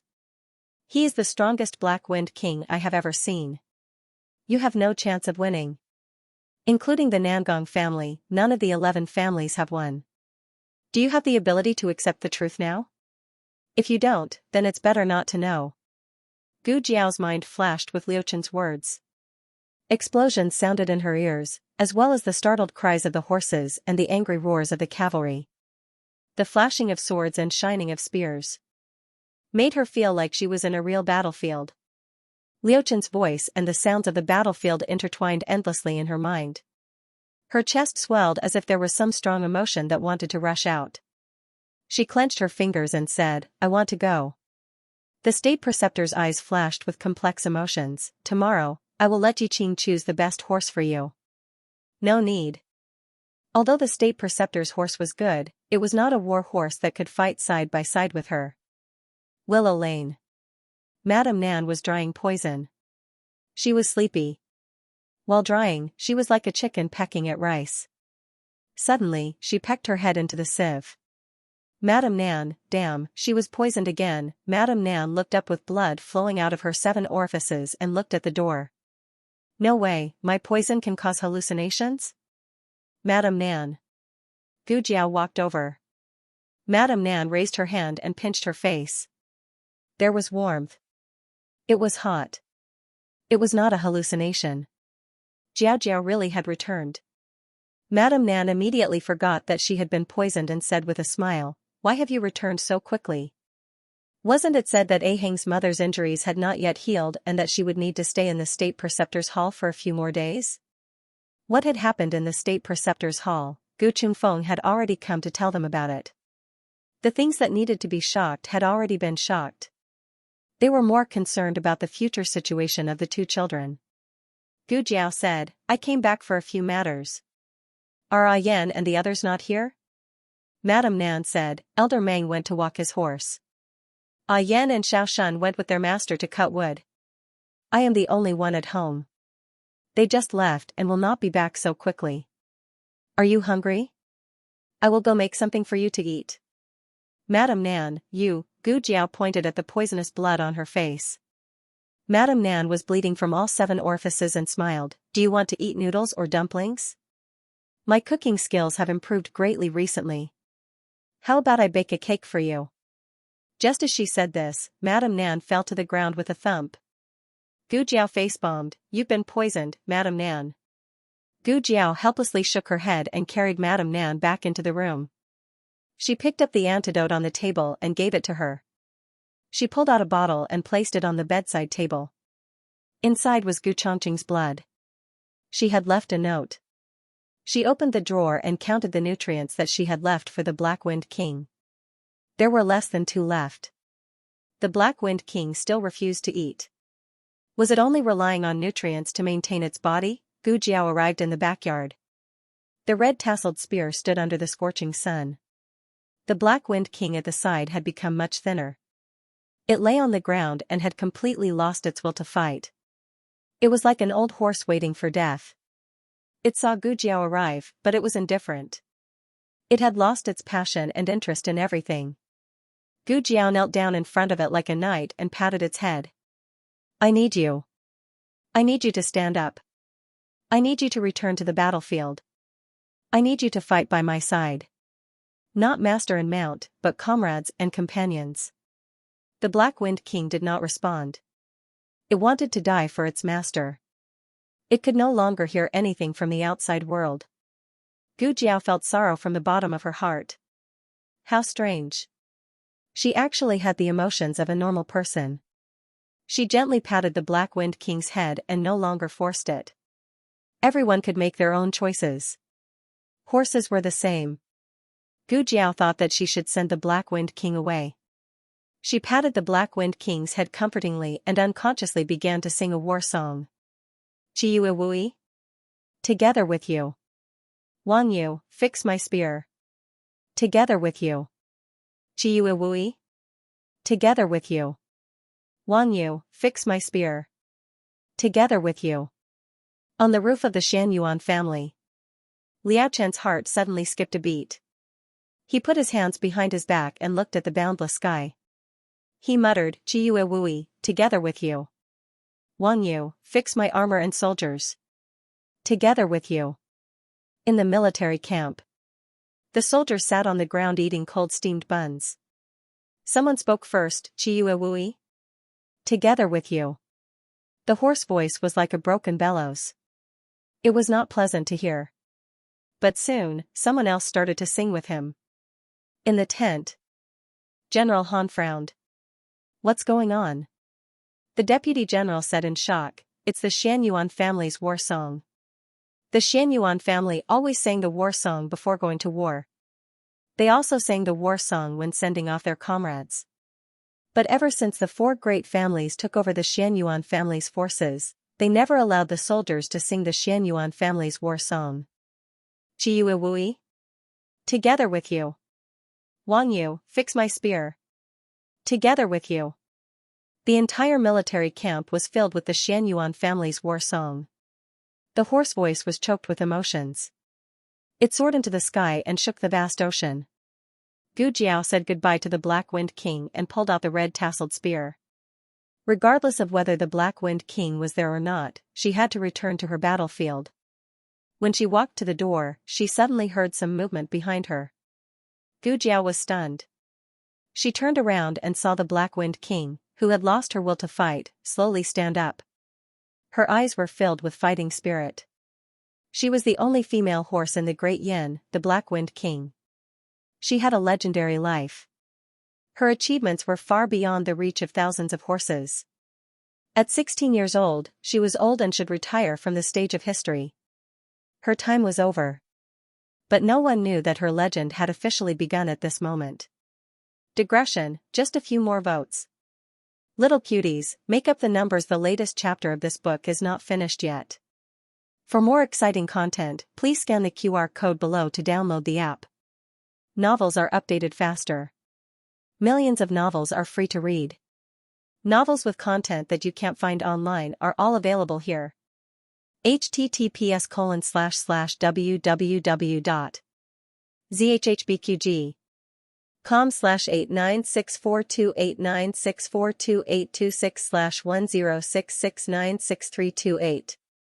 HTML genius memorized this website's address, www.zhbqg.com. Bikuga mobile reading website, mzhbqg.com. The latest chapter of this book is not finished yet. For more exciting content, please scan the QR code below to download the app. Novels are updated faster and more frequently. Millions of novels are free to read. All the novels that can't be found online are available here. The Han family. Old Master Han went to the family to discuss the selection of competitors with the elders. Han Yi was left in the room to recuperate. Han Yi sat in a chair with a terrible look on his face. Xian pushed the door open and said to the servants, "You can leave now." The servants felt as if they had been relieved of a heavy burden. Xian sat down beside him and said, "I heard that it will start tomorrow." The two of them knew what it was going to start. Han Ye's hands, which were placed on the armrest, were tightly clenched into fists. His eyes, which had not closed for the entire night, were bloodshot. Xian sighed and said, "You're upset. I understand." Han Yi was furious and his eyes were like torches. "No, master, you don't understand. You don't know how it feels to be called a good-for-nothing. You don't know how painful it is to fall from the clouds. You don't know how humiliating it is to let the Black Wind Cavalry be taken away from me." Xian opened his mouth but didn't refute him. Han Yi said coldly, "Who leaked the news?" Xian said, "The Han family has kept your injury a secret." "It can't be from the Han family. It should be from Xiao Lulang and the emperor's grandson." Han Yi frowned. "It's so annoying. The emperor's grandson is real. Wang Su had confirmed it himself. It couldn't be fake." The question was, how did he get involved with Xiao Lulang? Xian didn't have an answer to this. But he was sure that the emperor's grandson had caused them a lot of trouble and would continue to do so in the future. Han Yi gritted his teeth. "If I lose the Black Wind Cavalry, I'll be the sinner of the Han family." Xian said, "It won't happen." Han Yi frowned and looked at Xian. "Why not?" Xian smiled and said, "The Black Wind Cavalry won't be taken away by other families." Han Yi snorted. "Master, are you so confident in the Han family?" Xian said, "Your fifth uncle is back." Han Yi was shocked. "Fifth uncle?" Xian nodded. "He's back with a new Black Wind King. It's stronger, younger, and more agile than your previous mount." Han Yi could hardly believe it. "More powerful than my Black Wind King. How is that possible?" He found it hard to accept this fact.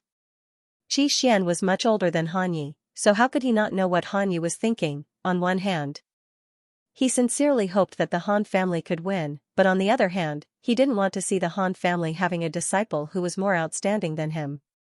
In short, it was very contradictory. Xian didn't expose his thoughts, and simply said, "You should know that the Han family has been trying to use a new method to train the Black Wind Cavalry since a long time ago." Han Yi asked suspiciously, "That method worked?" Xian nodded and said, "Yes, it was a success. So you can rest assured that no one can take away the position of commander. The Black Wind Cavalry belongs to the Han clan. Madam Nan, Master Lu, old Mr. Meng, I'm leaving." In the house, Gu Jiao said goodbye to the three of them. Master Lu looked at the dark sky and said, "It's so late, why don't you leave tomorrow morning?" Gu Jiao said, "Tomorrow is the day of the primary selection. If I go today, I can let the Black Wind King rest more and wait for him to be exhausted." Madam Nan glared at her husband and said, "Who can bear to run all the way from here tomorrow morning and then start the competition right after?" Moreover, the Black Wind King hadn't eaten well recently and had lost a lot of weight. He wasn't at his peak condition. Master Lu smiled and said, "That's true. Jiao Jiao, be careful on the road." "I'll send you off," Gu Yan said. "Sister, I'll send you off too," Gu Shaoshun said. "All right." Gu Jiao curled her lips. Old Mr. Meng calmly stopped her and said, "Wait. What's wrong?" Gu Jiao looked at old Mr. Meng as she fixed the saddle for the Black Wind King. Old Mr. Meng took the token of the chess sage of the 6 kingdoms from his waist and handed it to her. Take it. After knowing that he was the real chess sage, Gu Jiao returned the token to him. Gu Jiao said, I don't need the token to enter the inner city now. The State Master Hall gave her a token of the inner city. Old Mr. Meng said with a sour face, take it. If there's anything you can't handle, just tell him. I, Old Mr. Meng, owe him a favor. Gu Jiao didn't refuse and took it. Okay, thank you, old man. Old Mr. Meng coughed and said, call me master. Gu Jiao left. Old Mr. Meng thought, rebellious disciple. Gu Yan and Gu Xiaoshan walked Gu Jiao all the way to the entrance of the alley. Gu Yan hooked Gu Jiao's finger and said, you have to win. If it were others, they might say that winning or losing was not important and that one should act according to one's ability. But Gu Yan could feel that in the depths of her soul, there was something more important than her life. Okay. Gu Jiao nodded. Gu Xiaoshan secretly gave his sister a mechanical box. This time it's been modified, so it won't attack indiscriminately. You can use it without worry. Last time, even Gu Jiao herself was hit by it. Gu Jiao tested it once in the State Master Hall and almost turned herself and Yiqing into sieves. Gu Jiao took the mechanical box and said, you guys go back, I'll be back as soon as I'm done with this. Gu Xiaoshan pulled Gu Yan away. Even when they were far away, he still turned around and waved at Gu Jiao, sis, be careful on the road. Gu Jiao also waved back, I will. Only when the two entered the courtyard did Gu Jiao get on the horse. This was her first time riding the Black Wind King, and it was indeed different from other horses. She raised her eyebrows, am I riding a horse? It's a Lamborghini. Too flashy. Considering the Black Wind King's condition and stamina, Gu Jiao didn't ride too fast. Halfway through, she faintly felt that she was being followed. She looked at the shadow on the ground and slightly rubbed her chin. She told the Black Wind King to stop. That shadow also stopped. She left. That shadow also followed. Her fingertips tapped on the saddle a few times, then she suddenly got off the horse and walked towards that shadow. The horse panicked and buried its head into the grass on the side of the road. Can't see me, can't see me, can't see me, Gu Jiao.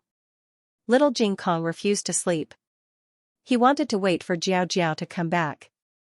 He wasn't satisfied with waiting in the Qilin Hall, so he directly ran to the State Master Hall's entrance. Xiaoheng helplessly followed.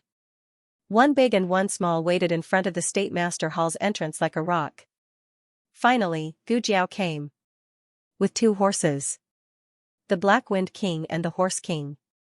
The moment little Jing Kong saw the Horse King, his eyes lit up. Wow. Little Shi. Jiao Jiao, you brought little Shi here. The Horse King's body trembled. It was so frightened that its legs almost fell off. Why is this little brat here? Is it too late to escape now? Eh? Little Jing Kong's gaze was attracted by the Black Wind King. He realized that this was not the horse from his family. The horse at home was not so tall and majestic. Little Jing Kong was like a small spore in front of the Black Wind King. He looked at a towering tree and exclaimed, wow. He looked at the Black Wind King in amazement. The Black Wind King also looked at him curiously. After a while, it took 2 steps towards him and sniffed his scent. It was just like how it sniffed the red-tasseled spear in the backyard. It likes you very much, Gu Jiao said to little Jing Kong. It doesn't have a name yet.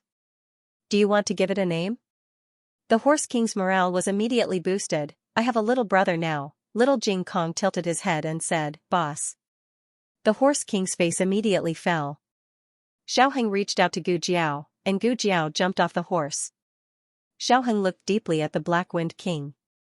It is, Gu Jiao nodded. It is. Little Jing Kong led the 2 horses happily into the State Preceptor Palace. Xiaoheng looked at the back of the Black Wind King and said, it has been starving for too long. It seems to be a bit weak. Is it really okay? Gu Jiao looked at the Black Wind King walking silently in the dark and said with certainty, I believe in it. Early the next morning, Gu Jiao saw Yiqing in the Qilin Palace. Yiqing first greeted Xiaoheng who sent Gu Jiao here, Your Highness Zhongsun. Then he said to Gu Jiao, Master asked me to send Mr. Xiao to the primary election. I have already signed you up. This is the token. Oh, Gu Jiao replied, took it, and put it into her pocket. Yi Qing was stunned. Gu Jiao rode the Black Wind King out of the state preceptor palace.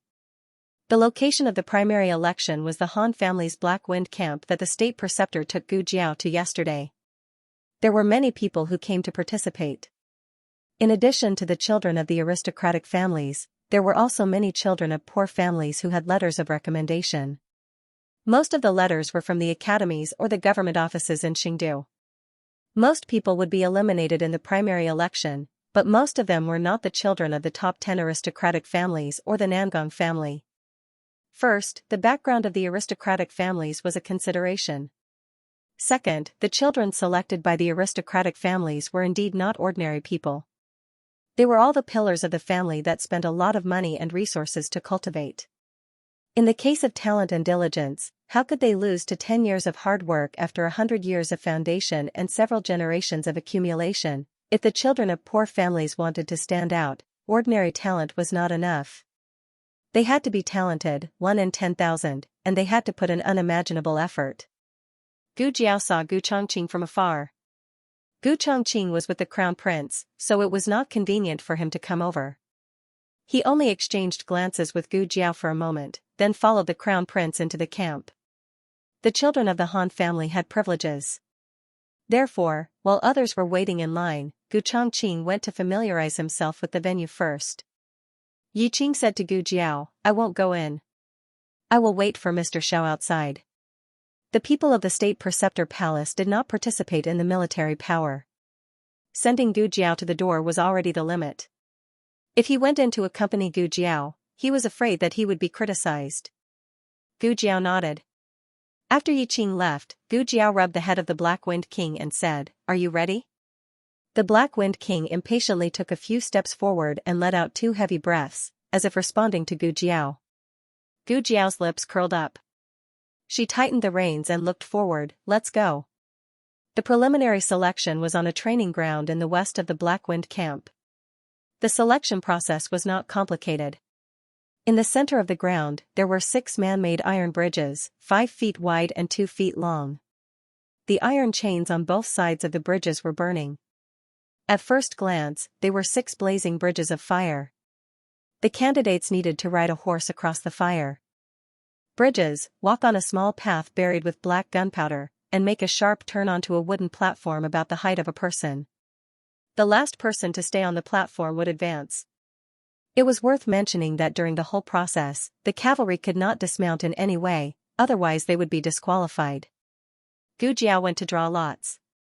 6 people in a group. She was number 36, the group in the morning. Gu Chongqing was number 6. When Gu Jiao entered, he had just finished his competition. He rode a Black Wind mount, and his riding and martial arts skills were excellent, so he advanced without any suspense. Gu Jiao was not so lucky. She met both the Han family and Feng family in the first round. The Han family sent Han Che, who rode a fierce and vigorous Black Wind mount. The Feng family sent a branch family member, who was also a rare expert. Although his horse was not a Black Wind mount, it was still very fierce and fierce. Adding on his strong internal energy, he could use his own internal energy to stabilize his mount when necessary.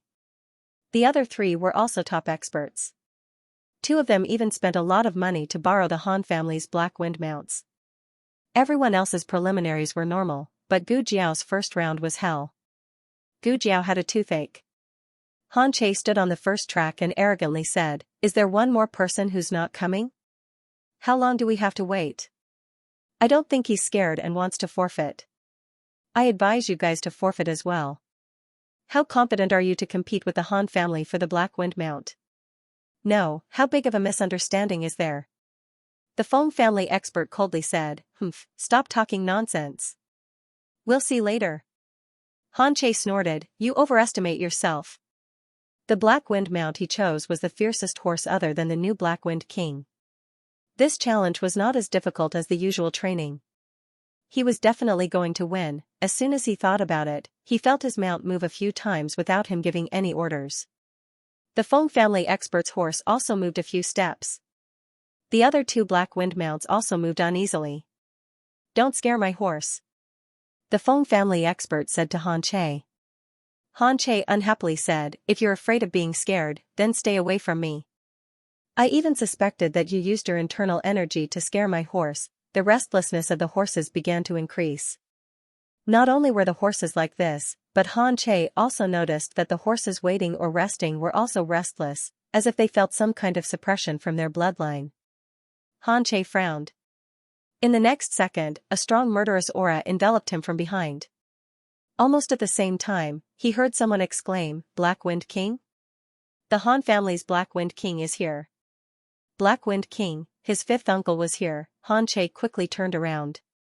However, he did not see his fifth uncle, but a young man that he would recognize even if he turned into ashes. The young man was riding the Han family's previous Black Wind King.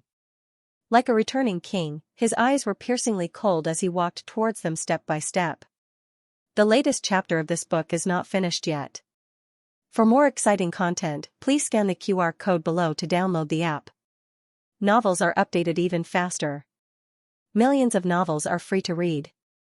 Novels that can't be found online are all available here. https://www.zhhbqg.com/896428964286/1066783336. HTML Genius memorized this site's address, www.zhhbqg.com. Bikuj mobile reading website, mzhhbqg.com. The latest chapter of this book is not finished yet. For more exciting content, please scan the QR code below to download the app. Novels are updated faster and more frequently. Millions of novels are free to read. Novels that can't be found online are all available here. The rest of the people present didn't know that Black Wind King had retired, but Han Yi knew very well. This horse was old and couldn't fight anymore. Plus, it went crazy looking for its previous owner and was judged to have no military value by the Han family. The Han family announced that it was retired. In reality, they didn't want it anymore and left it to fend for itself. According to Chunan, when it found out that its previous owner was never coming back, it wouldn't hesitate to sacrifice itself. After so many days, it was starving to death. Why was it standing in front of him all of a sudden? No, it wasn't all of a sudden. It had lost a lot of weight.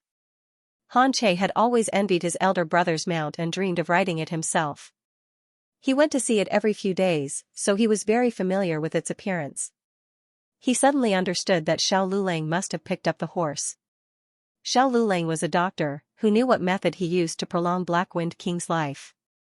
Unfortunately, Black Wind King had lost its will to fight. So what if its life was prolonged? He was nothing more than a walking corpse. Xianxia, who figured it all out, didn't have a trace of fear in his heart. Instead, it was replaced by endless ridicule and disdain. "I was wondering who it was." "So it's you, Xiao Lulang." He rode on his Black Wind mount and looked at Gu Jiao's handsome face with the red birthmark. He said sarcastically, "You don't have money to buy a horse, so you stole our Han family's old Black Wind King?" As soon as these words came out, everyone was shocked. What? Stole? His Black Wind King was stolen? I was wondering, it's obviously Erhan's mount. How did it end up in this kid's hands? The cavalry contestants began to whisper among themselves. A horse to a cavalry was like a weapon to an expert. Everyone wanted to have the best. However, they often couldn't obtain the best things, and they definitely didn't want their opponents to obtain them. If it belonged to someone that everyone could only look up to, then everyone's hearts would still be balanced. However, once it was snatched away by an ordinary person, this balance would be instantly broken. So it was stolen. The realization made them feel a little better. Unfortunately, Gu Jiao's existence was not to satisfy some people's self-consolation. She was here to shatter their fantasies. Gu Jiao said calmly, "The Black Wind King of your Han family? Why don't you try calling it and see if it responds?" Xianxia choked. He stared at the horse on Gu Jiao's back and said seriously, "Black Wind King. Come here." The Black Wind King didn't move. "Black Wind King." Xianxia ordered again. The Black Wind King remained as still as a mountain. Xianxia frowned. Strangely, this horse was not usually so indifferent to him. It did not allow him to ride it, but at least it gave him some response. Xianxia racked his brain and suddenly had an idea. Horseshoe. The horseshoe on its feet belongs to our Han family. Gu Jiao patted the Black Wind King and said, "Come on, boss. Raise your horseshoe and let this blind man see it." Xianxia was furious. "Who are you calling blind?" The Black Wind King raised its own hoof. It no longer had the horseshoe on its feet. It was a new one from the State Preceptor Hall. If he had the guts, he would go and argue with the State Preceptor Hall and see if it was the State Preceptor Hall that stole their horse. Xianxia gritted his teeth and changed the direction of his attack. "Xiao Lulang, you don't have the right to participate." Gu Jiao raised her eyebrows. "I'm qualified to be here.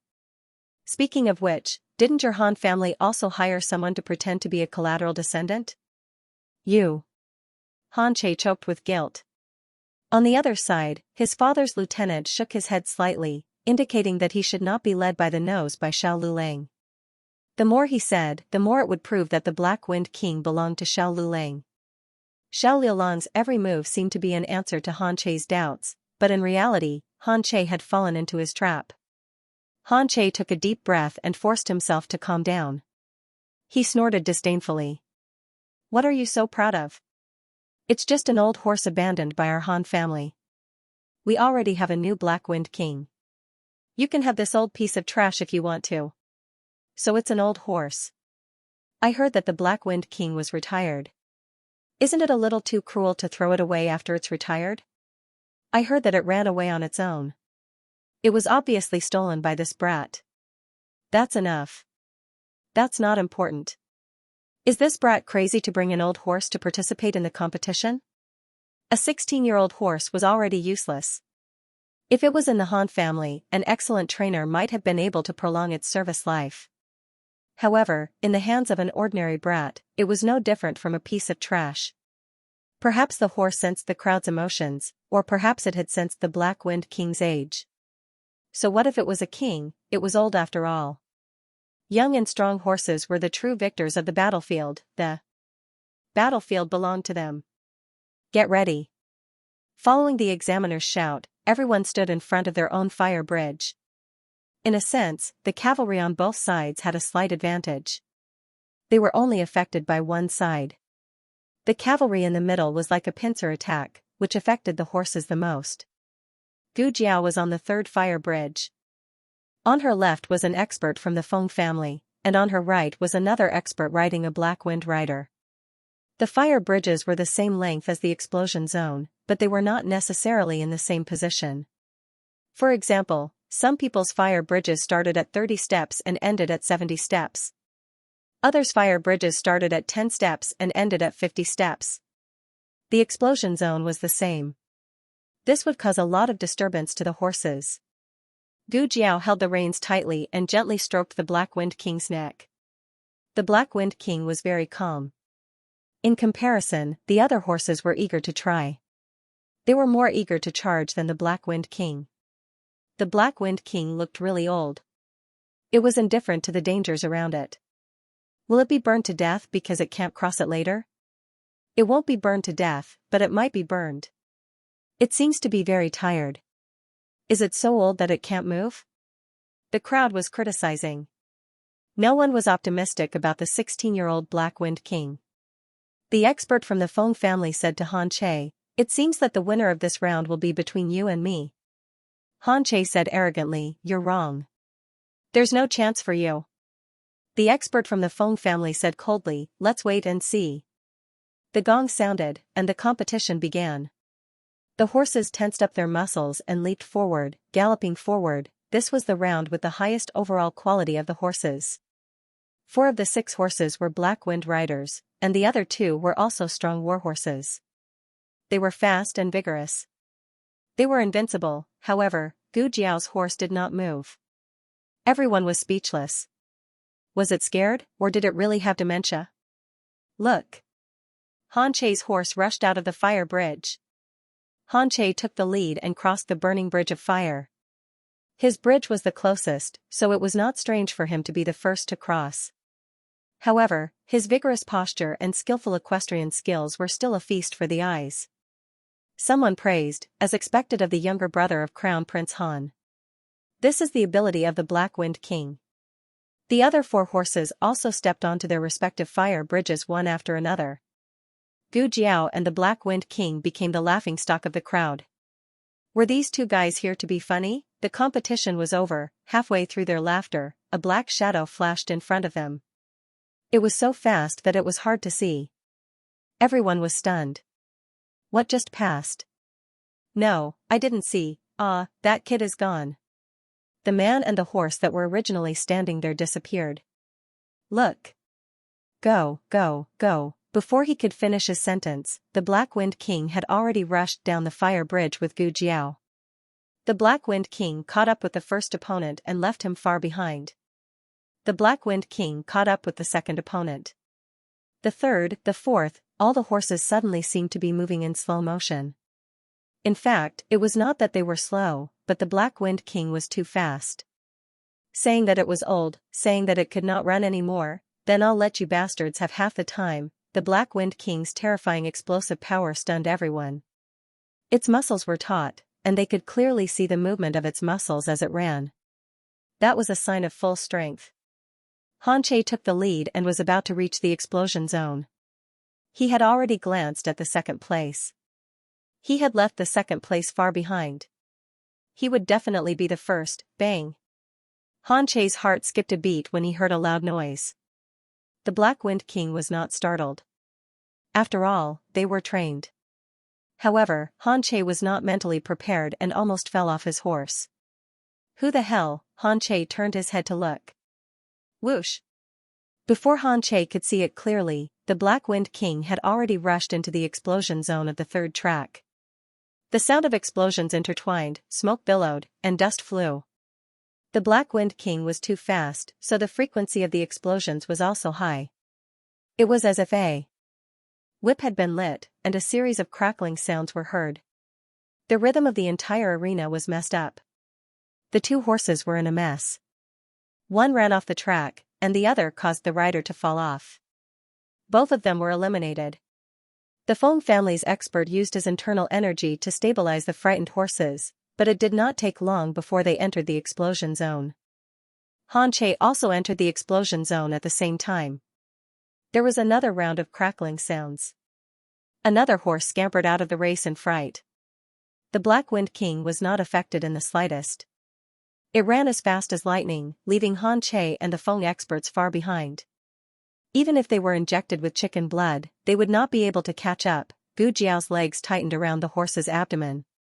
Her strength and the Black Wind King's strength seemed to have merged into one.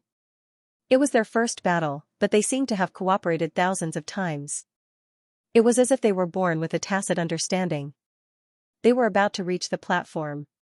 From afar, Gu Jiao felt that the platform was about the same height as her. When she got closer, she realized that the platform was even taller than Gu Chongqing. It was at least 2-3 meters tall. Prepare to accelerate. Gu Jiao stood up from the saddle with the stirrups. She leaned over and grabbed the reins. Charge! The Black Wind King's speed was already unbelievably fast, but no one expected it to be able to accelerate. The platform was 7 feet high. It rose from the ground and jumped. The surroundings seemed to be quiet all of a sudden. Everyone held their breaths, and the sound of explosions could not be heard. Everyone could not help but feel nervous for the Black Wind King. The platform was too high. Could it even reach it? The Black Wind Rider stepped up easily and landed firmly on the high platform. It used its strength to prove that it could handle the situation with ease. What useless old horse, the Han family is blind. Sir, the height of the platform is wrong. It's 1 foot too high. Then hurry up and lower it. The cavalry has already gone up. Where are the Han family and the Feng family? They haven't gone up yet. Then lower it. There was a mechanism under the platform. It could be raised and lowered freely. Gu Jiao felt the platform slowly move down. Oh, they wanted to lower the height. How could they cheat in public like this? In the crowd, some of the nobles were dissatisfied. Isn't this too much? Why didn't they lower it earlier or later? It's not fair. Gu Jiao rode on the Black Wind King and faced the direction where Han Che and the Feng family came from. She licked her lips and said amusedly, "It's useless." Han Che was happy to see the platform lower. He knew it. The platform was not that high during yesterday's training. Now it was foolproof. The corners of his lips curled up as he spurred his horse forward. The Black Wind King suddenly rushed over, raised its hooves, and kicked him and his horse down. Han Che was caught off guard. This action was very dangerous because the platform was too high. If he was not careful, he could fall down due to inertia. Ordinary cavalry would not let their mounts do this. However, Gu Jiao was not an ordinary person, and the Black Wind King was not an ordinary horse. "If you dare to come, I will dare to kick you." The Black Wind King showed everyone its severely underestimated combat power. It was as if it had returned from nirvana. Even its strength was reborn. Han Che was directly kicked out of the competition. The Feng family's master was cunning. He took advantage of the time when Gu Jiao and the Black Wind King were dealing with Han Che to jump up from the other side of the platform. Unexpectedly, the Black Wind King rushed over and knocked the Feng family's master's mount down. The Feng family's master, "I'll go." A man and a horse fell from the high platform. The Feng family's master had to abandon his horse in order to not be crushed into meat paste. The Feng family's master was eliminated. Advance to the next round, Xiao Lulang. Digression, please vote for the Black Wind King. The latest chapter of this book is not finished yet. For more exciting content, please scan the QR code below to download the app. Novels are updated faster and more complete. Millions of novels are free to read. Novels with content that can't be found online are all available here. https://zhhbqg.com/89642896428626/1066748007. HTML Genius memorized this site's address, www.zhhbqg.com. Bikuga mobile reading website, mzhhbqg.com. The latest chapter of this book is not finished yet. For more exciting content, please scan the QR code below to download the app. Novels are updated faster. Millions of novels are free to read. Novels that can't be found online are all available here. Gu Jiao's victory was beyond everyone's expectations. Before the results were announced, Xiao Lulang didn't know about this person at all. Although Xiao Lulang was already famous in the archer circle, the distance between them was like a mountain. The military circle had never heard of this person. There were more than 200 people participating in the preliminaries. 6 people in a round, 44 rounds in total. Not every cavalryman who advanced would receive attention. Obviously, Han Che, who was Han Ye's younger brother, contributed a lot of attention to Gu Jiao. Coupled with the Black Wind King and the Feng family's experts, Gu Jiao suddenly became the hottest topic. Many people wanted to talk to her, but they were too scared by the Black Wind King beside her to go forward. The Black Wind King's aura was too strong, automatically creating a spacious space around Gu Jiao. Gu Jiao enjoyed the feeling of not being squeezed around by others. She stood at the side of the training ground, quietly watching the other people's selections. Gu Chongqing walked towards Gu Jiao. The Black Wind King moved. Gu Jiao gently touched its neck. The Black Wind King was no longer wary of Gu Chongqing. Outsiders naturally couldn't understand the communication between the man and the horse. They only thought that the young man was too bold, daring to approach the Black Wind King. Wasn't he afraid that the Black Wind King would kick him away? One had to know that Han Che and the Feng family's experts were kicked away like this. Not far away, there were several Han family's disciples standing. Gu Chongqing turned around and exchanged glances with them. They made a gesture, and Gu Chongqing nodded knowingly. Then he came in front of Gu Jiao. There were explosions and all kinds of screams, so no one could hear what they were talking about. But looking at Gu Chongqing's expression, it seemed like he was denouncing Gu Jiao. "Frown a little." "Yeah, that's it," Gu Chongqing said. Gu Jiao frowned exaggeratedly. "Gu Chongqing, I want you to frown, not punch your face." Gu Chongqing said, "You did well just now. The horse has lost some weight." Gu Jiao nodded. She stroked the Black Wind King's mane and said, I haven't eaten properly for a few days. I've lost weight from hunger. But I'll try to eat more in the future. Gu Chongqing had already heard about the Black Wind King's departure from the Han family. Han Yi could have gotten the horse back, but he didn't. He had no faith in the Black Wind King. He had never truly regarded the Black Wind King as his mount. He only saw it as a valuable item. Once the value of the item was gone, there was no need to keep it. Fortunately, I ran into you, Gu Chongqing said sincerely. If it was someone else, the Black Wind King might not be able to recover. I didn't run into it, Gu Jiao said. It was the Horse King that brought the Black Wind King back. It was also on the way to find the Horse King that it brought the Black Wind King back. Gu Chongqing didn't know what to say. His sister liked to pick people, and the horse she raised also liked to pick other horses. You're being targeted. Gu Chongqing didn't forget about the important matter. If it wasn't to remind her, he wouldn't have told the Han family's disciples that he was coming over to beat this kid up. Oh. Gu Jiao wasn't surprised. Someone from the Feng family?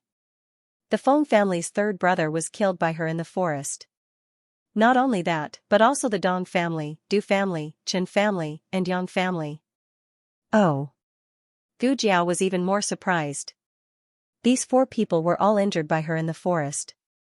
Among them, Master Du and Master Chen were the most seriously injured, while Master Yang and Master Dong were slightly better. After coming out of the forest, she wondered if these people would report her to the emperor, but they didn't. She and Xiaoheng carefully analyzed this problem and came to the conclusion that they didn't dare to. They rudely snatched the young princess, causing her to fall and injure her. The young princess still remembered it. The emperor was worried about who those people were. How could they have the courage to mention what happened in the forest? However, because it couldn't be made public, they all hated Gu Jiao. Gu Chongqing said softly, be careful. I will tell the Han family that I'm trying to win you over. Okay. Gu Jiao responded. In order to not arouse suspicion, Gu Chongqing couldn't stay for too long. The Han family has been watching this place. I'm going over. Gu Chongqing said, I won't go to the State Preceptor Hall for the next few days. If there's anything, I'll contact you. Gu Jiao nodded. Thinking of something, Gu Chongqing asked again, by the way, what identity are you using? I haven't seen it yet. Gu Jiao said and opened the pouch.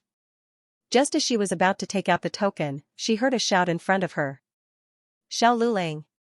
Come and get your number. Gu Chongqing looked at the deputy examiner and said to Gu Jiao, it's the drawing of lots to determine the order of the next round. I've already drawn the lot. It's Heavenly Stems 1. Go quickly. The order of appearance was according to the heavenly stems and earthly branches. The first of the heavenly stems was the number 1, so it was also called Heavenly Stems 1. After drawing the number, it wouldn't be announced to the public. Thus, Gu Chongqing didn't know who would draw the other Heavenly Stems 1. Gu Chongqing said, as long as you don't draw the Heavenly Stems 1, it's fine. It wasn't worth it for them to fight so early. He still wanted to exhaust a few more opponents for her. Gu Jiao looked at him and said, you can't raise a flag. You'll fall. Huh? Gu Chongqing was confused. Gu Jiao said, nothing. I'll tell you in detail next time. I'm going. Go. Gu Chongqing said. Gu Jiao led Black Wind King to the east side of the camp. Another round of selection was going on. One of the participants was Priest Qing Feng. Gu Jiao was surprised. He was here too. Yes, he was the elder brother of the Feng family. The Feng family had 2 spots. The one just now was obviously not enough. If he didn't go up personally, the Feng family had no chance of winning. Priest Qing Feng was riding a beautiful white horse. He looked like a celestial being. Even when he was riding, he looked like a celestial being. He rushed out of the fire. His eyes were cold and determined. His face was stained with ashes, which made him look beautiful. He rode his horse up the platform ahead of the other 5 people. Gu Jiao could see that he was deliberately going easy on them. It was the first round. They just needed to advance. They didn't need to fight too hard. Who didn't go easy on them? Right, boss? Gu Jiao patted Black Wind King and no longer paid attention to the situation on the platform. Priest Qing Feng didn't lose in writing, so he wouldn't lose in martial arts. When she came to the gate of the camp, she met another acquaintance. Compared to Priest Qing Feng, the person in front of her didn't seem so surprised. Mu Qingchen. She greeted him. Mu Qingchen looked a little tired. She didn't know if he was affected by what happened in the Mu family. Mu Qingchen didn't look too surprised. He didn't expect Gu Jiao to come. It was just that he saw Gu Jiao during the selection. He didn't ask why Gu Jiao was here. His intuition told him that Gu Jiao wouldn't answer. He looked at Gu Jiao with a complicated expression and said, "I'll do my best."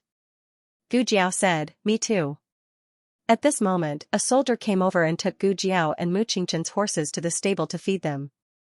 Mu Qingchen gave the horse to the soldier. Gu Jiao said, "My horse doesn't need to be fed." The soldier said, "It's hot. The horse has consumed a lot of energy. If you don't replenish it with water and food, it will be dehydrated." Gu Jiao still said, "I know. It's not necessary." The soldier opened his mouth. He wanted to say something, but Mu Qingchen said, "Take the horse away." "Ah, yes." The soldier took Mu Qingchen's horse away. When the soldier took the horse to the stable, two men in brocade clothes came over.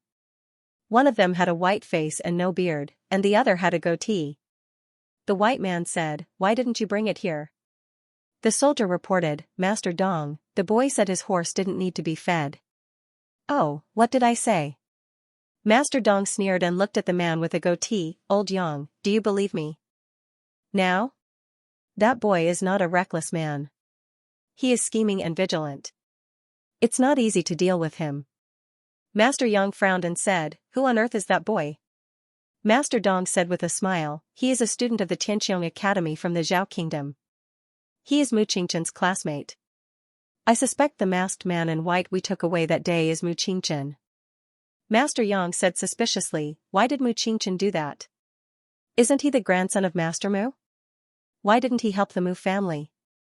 Master Dong said with a faint smile, "Maybe the Su family has their own ideas. Who knows?" Master Yang said thoughtfully, "Since he is not from the Yan Kingdom, he must be a collateral disciple to participate in the selection. Is his purpose to help Mu Qingchen exhaust his opponent?" Master Dong agreed, "It's very possible." On the other side, Gu Jiao and Mu Qingchen had finished drawing lots. They didn't exchange any information in the tent. After coming out, Mu Qingchen hesitated for a moment and called out to her, "I'm from the Earth Branch." Gu Jiao said, "What a coincidence. I'm also from the Earth Branch." Mu Qingchen held his breath slightly. "Shinjiao." Gu Jiao said, "8 limbs. I'm 1 round ahead of you." Mu Qingchen breathed a sigh of relief secretly. Somehow, he didn't want to fight with Gu Jiao. Even if it was only a matter of time, he still hoped that the battle between them could be delayed a little bit. While they were drawing lots, the cavalries of the 10 great families came out one after another. 9 of them from the Han family, except for Han Che, who was eliminated by Gu Jiao. All the other 8 advanced. Everyone was amazed by the strength of the Black Wind cavalries of the Han family. However, Gu Jiao didn't think that the Han family was that powerful. The Black Wind cavalries were taken from the Xianyuan family, and the method of taming them was also passed down by the Xianyuan family. The Han family was just eating the blood of the Xianyuan family. Gu Jiao was not interested in watching anymore. She planned to go back and feed the Black Wind King. "I'm leaving now. See you in the next round." Just as she bid farewell to Mu Qingchen, she suddenly felt a chill run down her spine. It was as if a terrifying murderous aura had swept over from the other side of the battlefield. It was unstoppable and instantly filled the entire battlefield. The horses on the field began to become restless. Even the horses who were concentrating on the game shook their bodies. What a powerful aura! The only horse that wasn't affected was the Black Wind King. Ah! A horse that was trying to get onto the stage paused in midair. It didn't manage to get onto the stage and fell down with the cavalryman. The cavalryman let out a cry of surprise.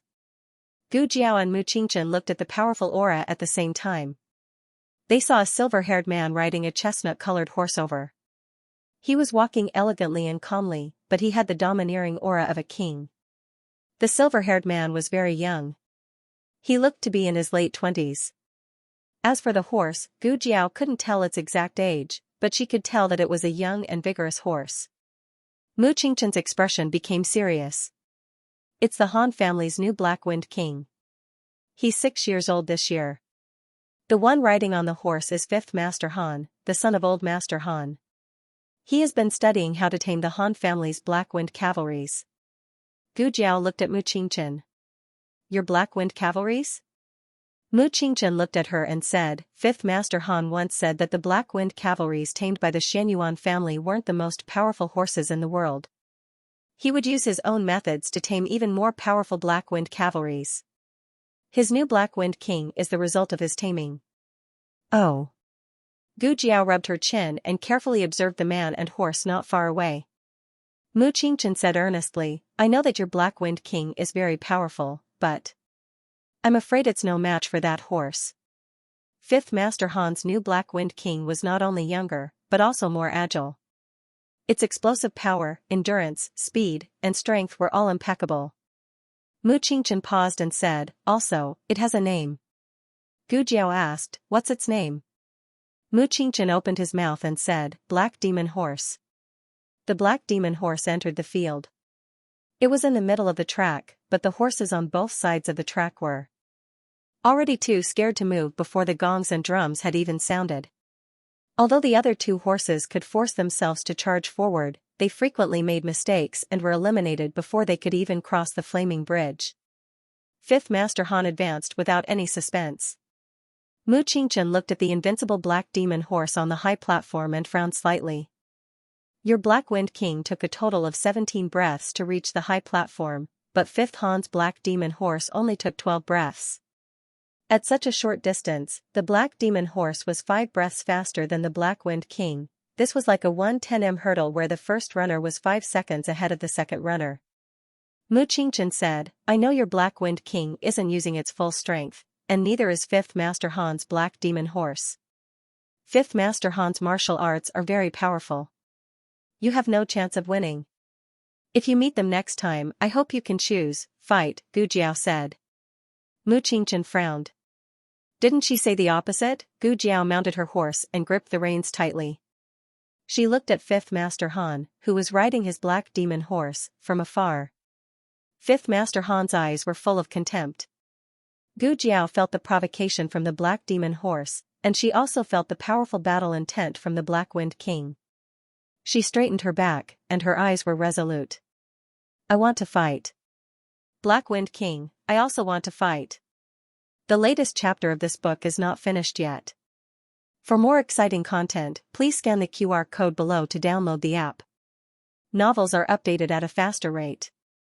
Millions of novels are free to read.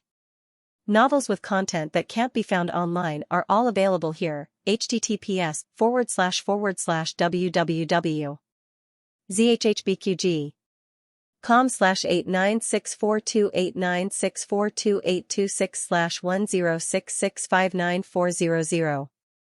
HTML Genius memorized this website's address in 1 second. www.zhhbqg.com Biku Pavilion mobile reading website, mzhhbqg.com. The latest chapter of this book is not finished yet.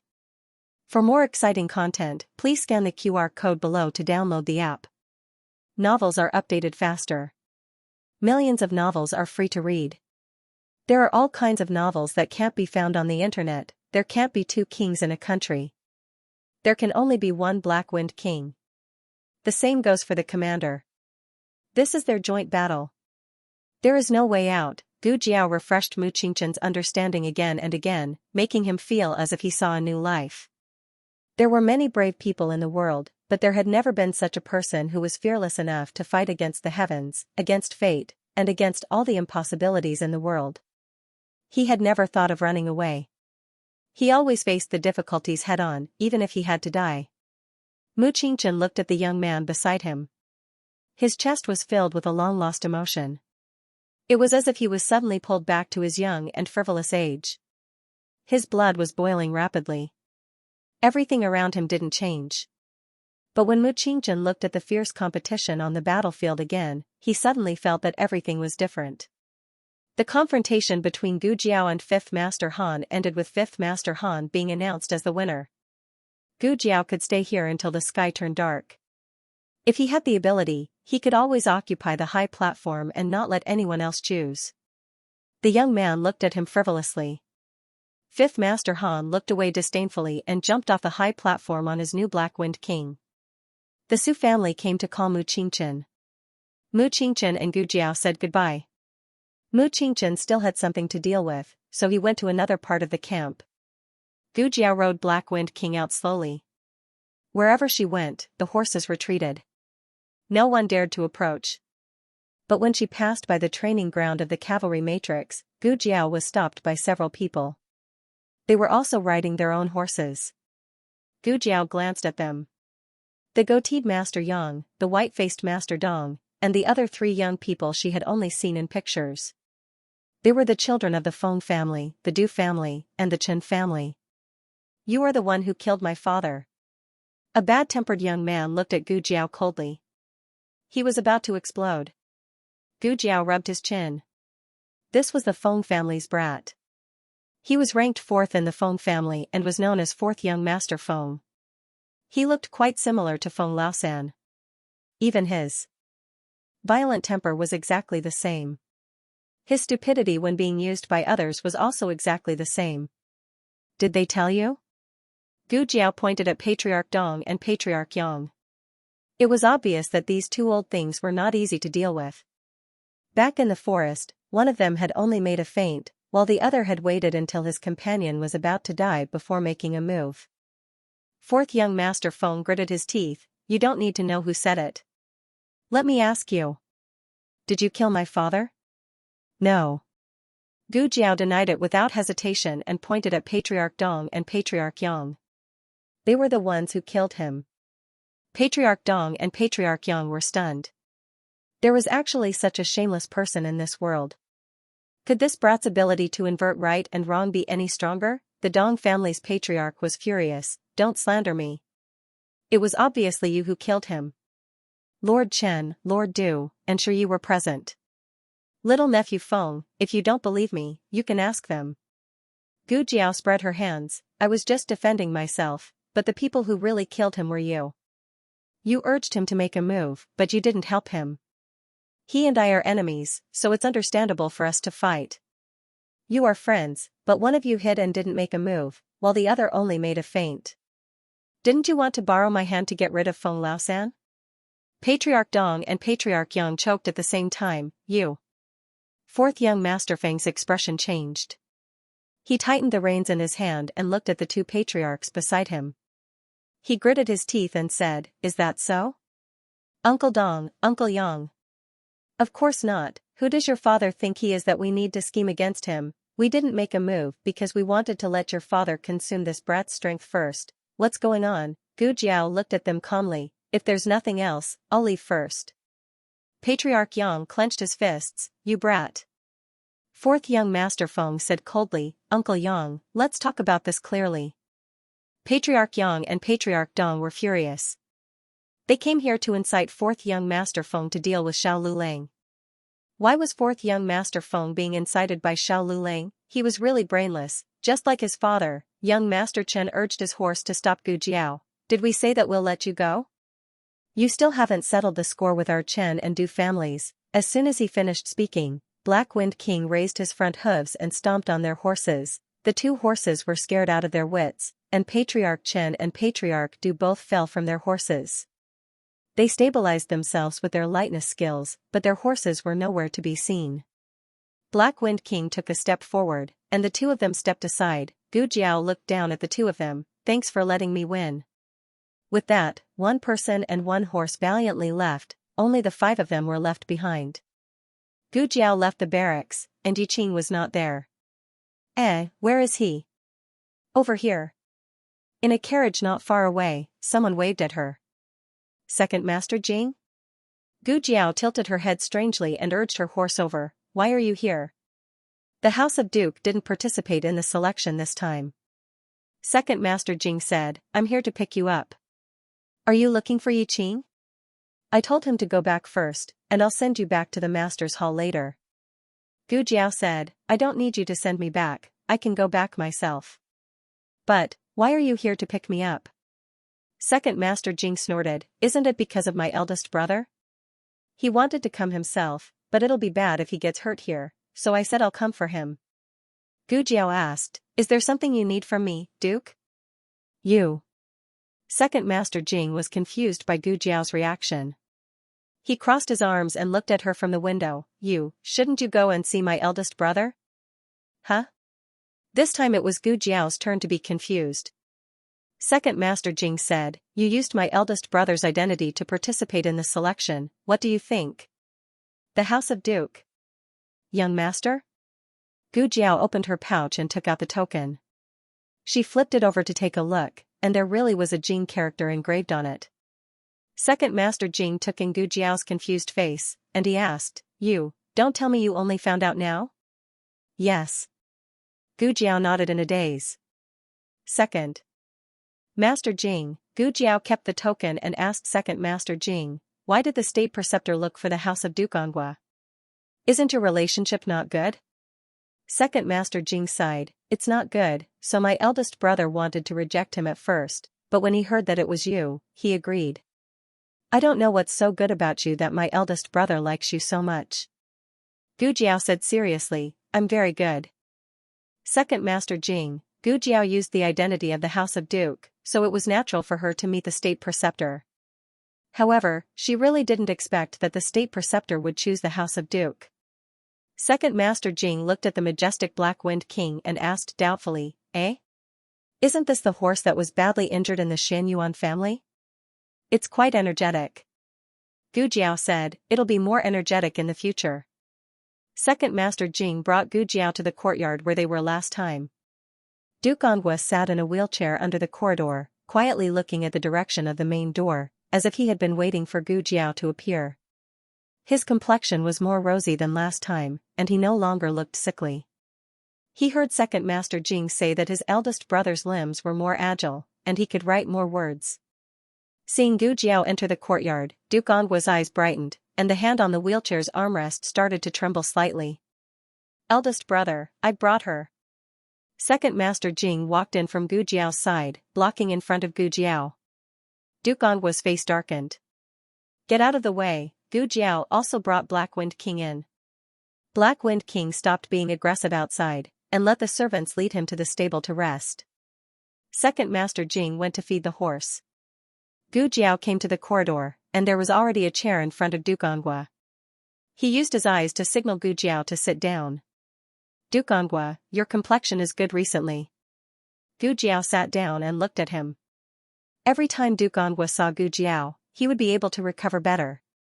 This was really a miraculous thing. Duke Anhua dipped his fingertips in water, and wrote on the wheelchair's armrest, how did I choose? Gu Jiao curved her lips, I was promoted. Duke An wrote proudly, just like what? I think. Gu Jiao observed the strength of his fingers, and he did recover well.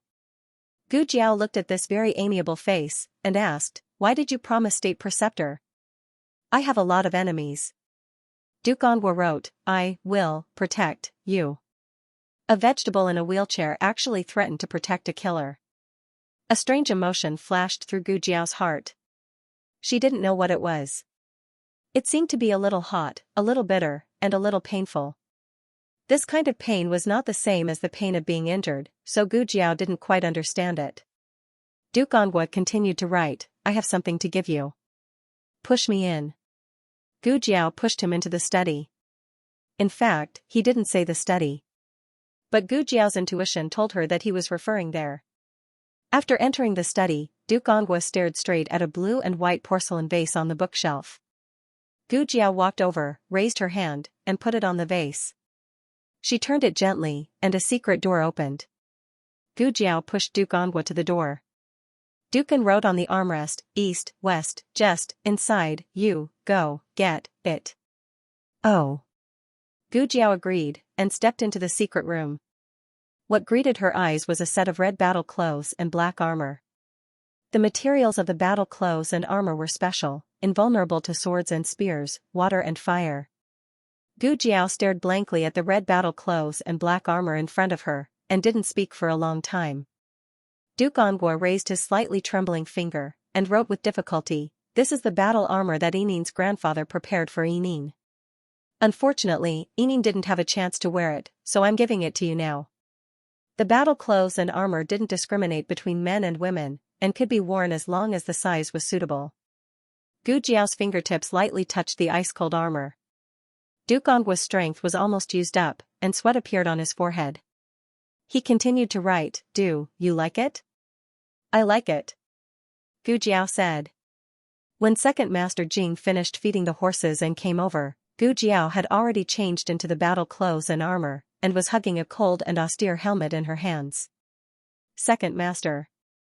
Jing immediately stopped in his tracks.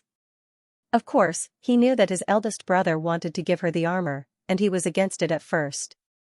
After all, it belonged to Yinin, and he didn't approve of giving it away.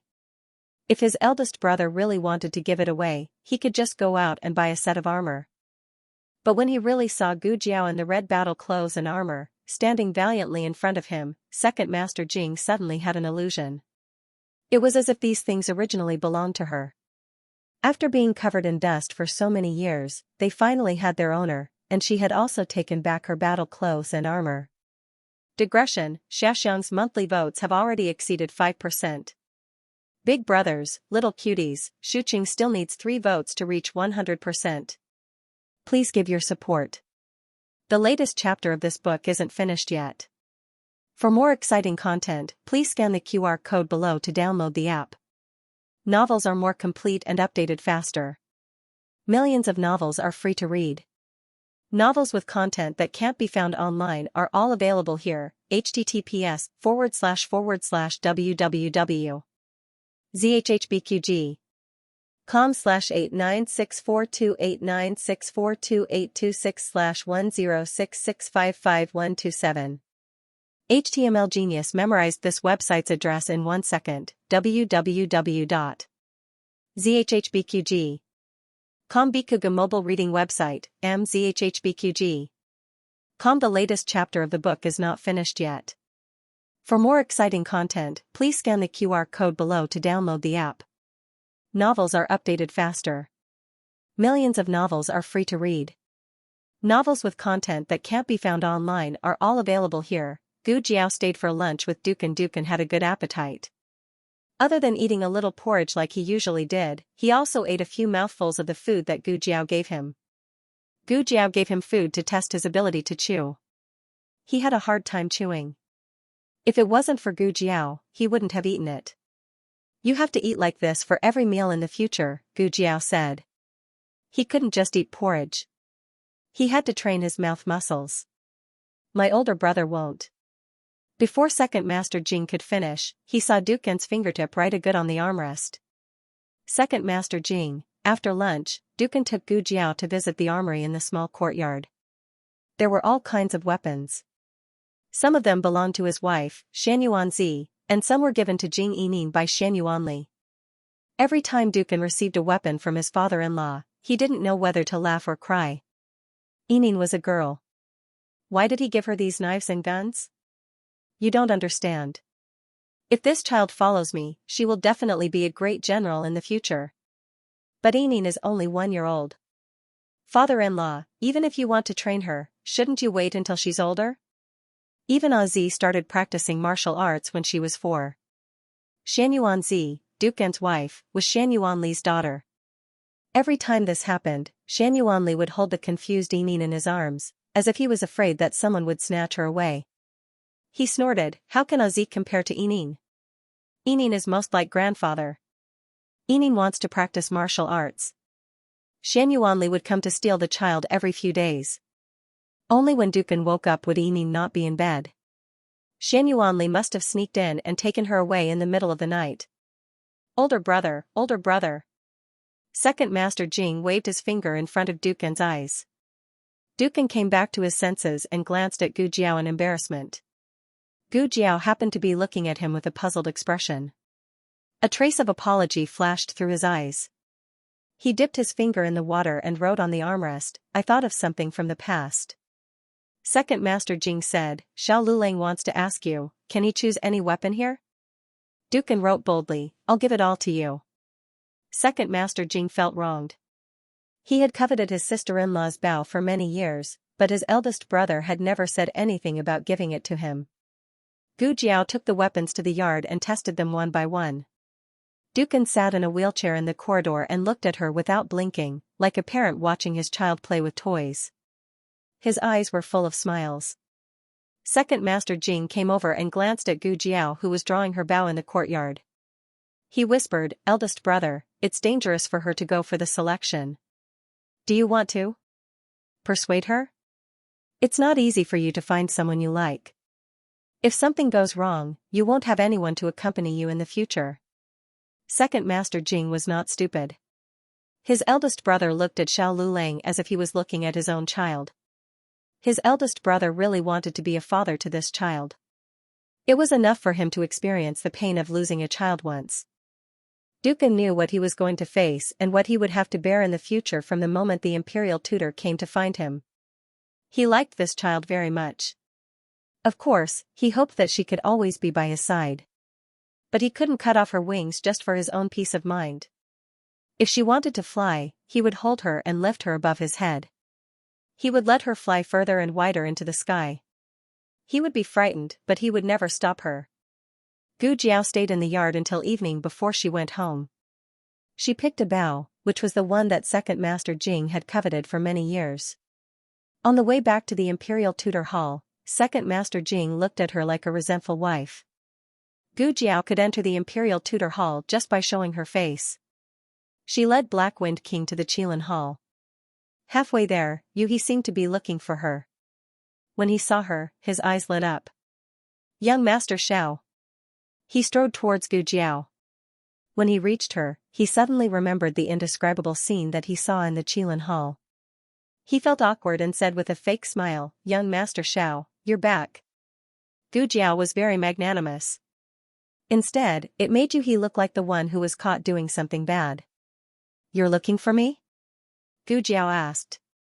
Yuhi braced himself to talk about business. "Ah, it's my master. He said that your horse is in the recovery stage and you need to pay more attention to feeding it. He asked people to get some fine feed and asked if you want to take a look." Gu Jiao didn't have much experience in raising horses. She should ask the imperial tutor for advice. Yuhi took Gu Jiao to the purple bamboo forest. Yuhi couldn't face Gu Jiao. He couldn't help but think of the appearance of Gu Jiao and Xiaoheng in the room. How could the imperial grandson like a fairy like a jade like a man, cough, cough. He couldn't think about it anymore. Perhaps to resolve the awkwardness, Yuhi tried to find something to talk about. "I think you're very good at raising horses. Little Shi is very good." The Horse King had only been here for a day, but Yuhi already knew that it was called Little Shi. Yuhi asked, "How do you usually feed it?" Gu Jiao said, Just feed it casually?" Yuhi smiled. "What do you feed it?" Gu Jiao thought for a moment. "Grass? Sometimes I give it some carrots." Yuhi's mouth twitched. "Are you sure you're raising a horse and not a donkey?" Yuhi continued to find something to talk about. "By the way, I heard from Big Brother that you advanced." "I haven't congratulated you yet." Gu Jiao said, "Yes." The conversation died. Yuhi couldn't find anything to talk about. He endured the great awkwardness alone and took Gu Jiao to the state preceptor's small courtyard. The state preceptor went to pick some purple bamboo. Yuhi let Gu Jiao sit in the central room for a while. The Black Wind King strolled in the forest. Yuhi took out the special wine of the state preceptor's palace to entertain Gu Jiao. Gu Jiao took a sip. "It's so sweet." Yuhi smiled. "This is osmanthus wine made by master himself. There's only 1 jar a year. Ordinary people can't drink it." At this time, Gu Jiao had finished her cup. She was slightly startled. "It's wine." Yuhi nodded. "Yes, but it's not bitter at all, right? The wine made by my master is," bang, Gu Jiao's head hit the table.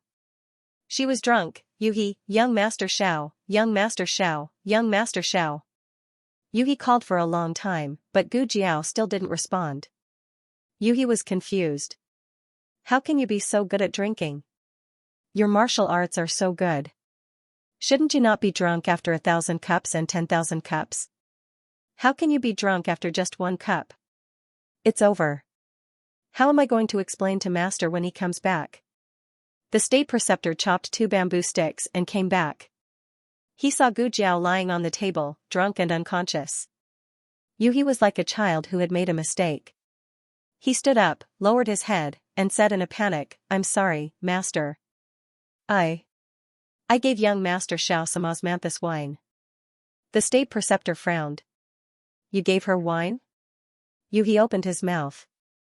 The state preceptor had always been expressionless when talking to people, but now he was a little unhappy. She can't drink. Yuhi lowered his head even more. Yes, I know I was wrong. The osmanthus wine was placed on the table. He thought that his master was going to use it to entertain Xiao Lulang. The state preceptor gently put the bamboo sticks on the ground and came behind Gu Jiao. He bent down and picked up Gu Jiao and carried her to the inner room. Yuhi's eyes almost popped out of their sockets.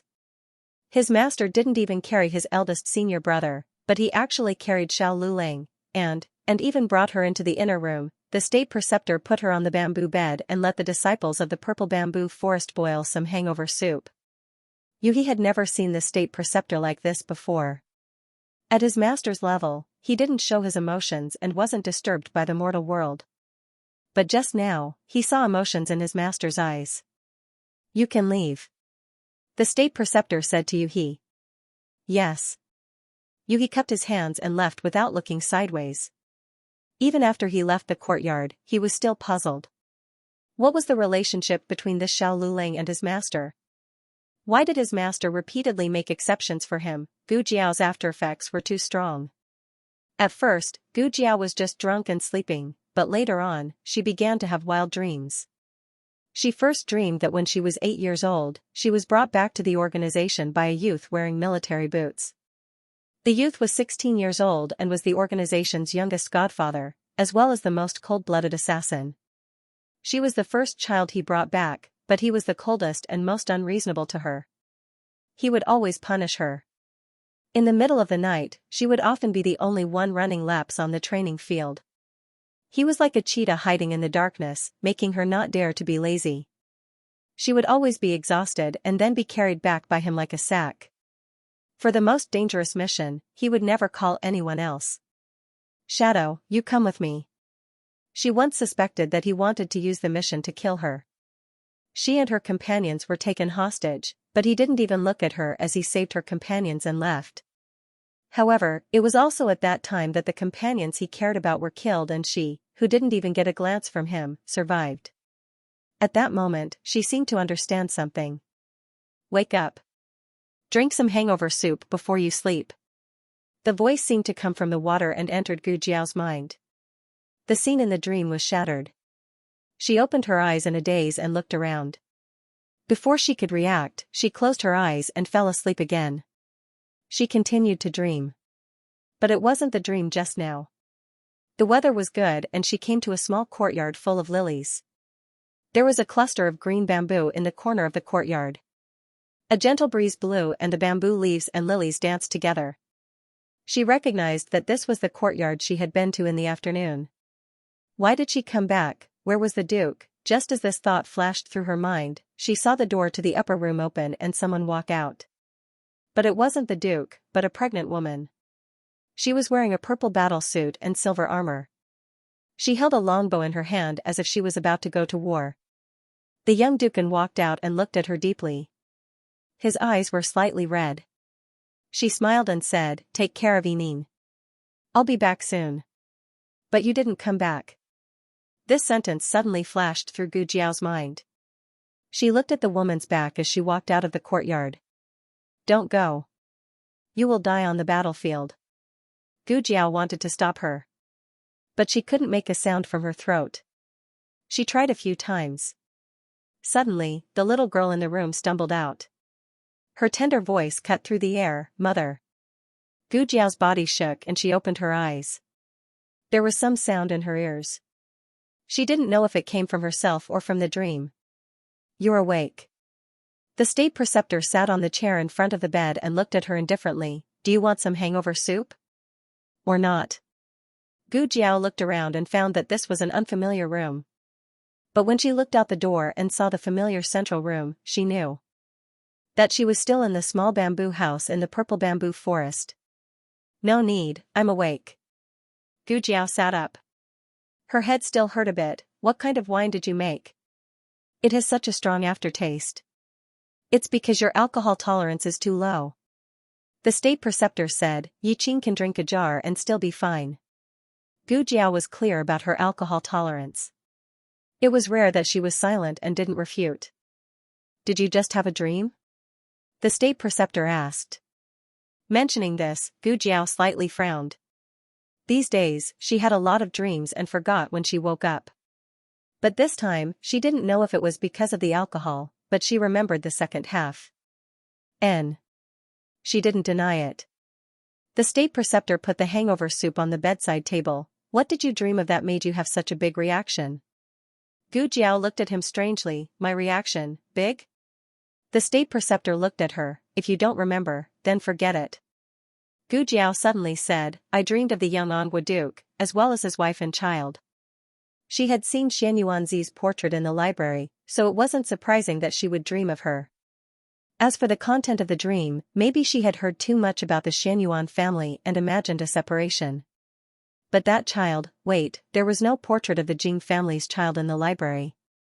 That was the child in the portrait she saw in the state preceptor's study. Was that child really Jing Yining, or did she just put the appearance of a random child on the Jing Yining in the dream? The state preceptor felt Gu Jiao looking at him. "Why are you looking at me like that?"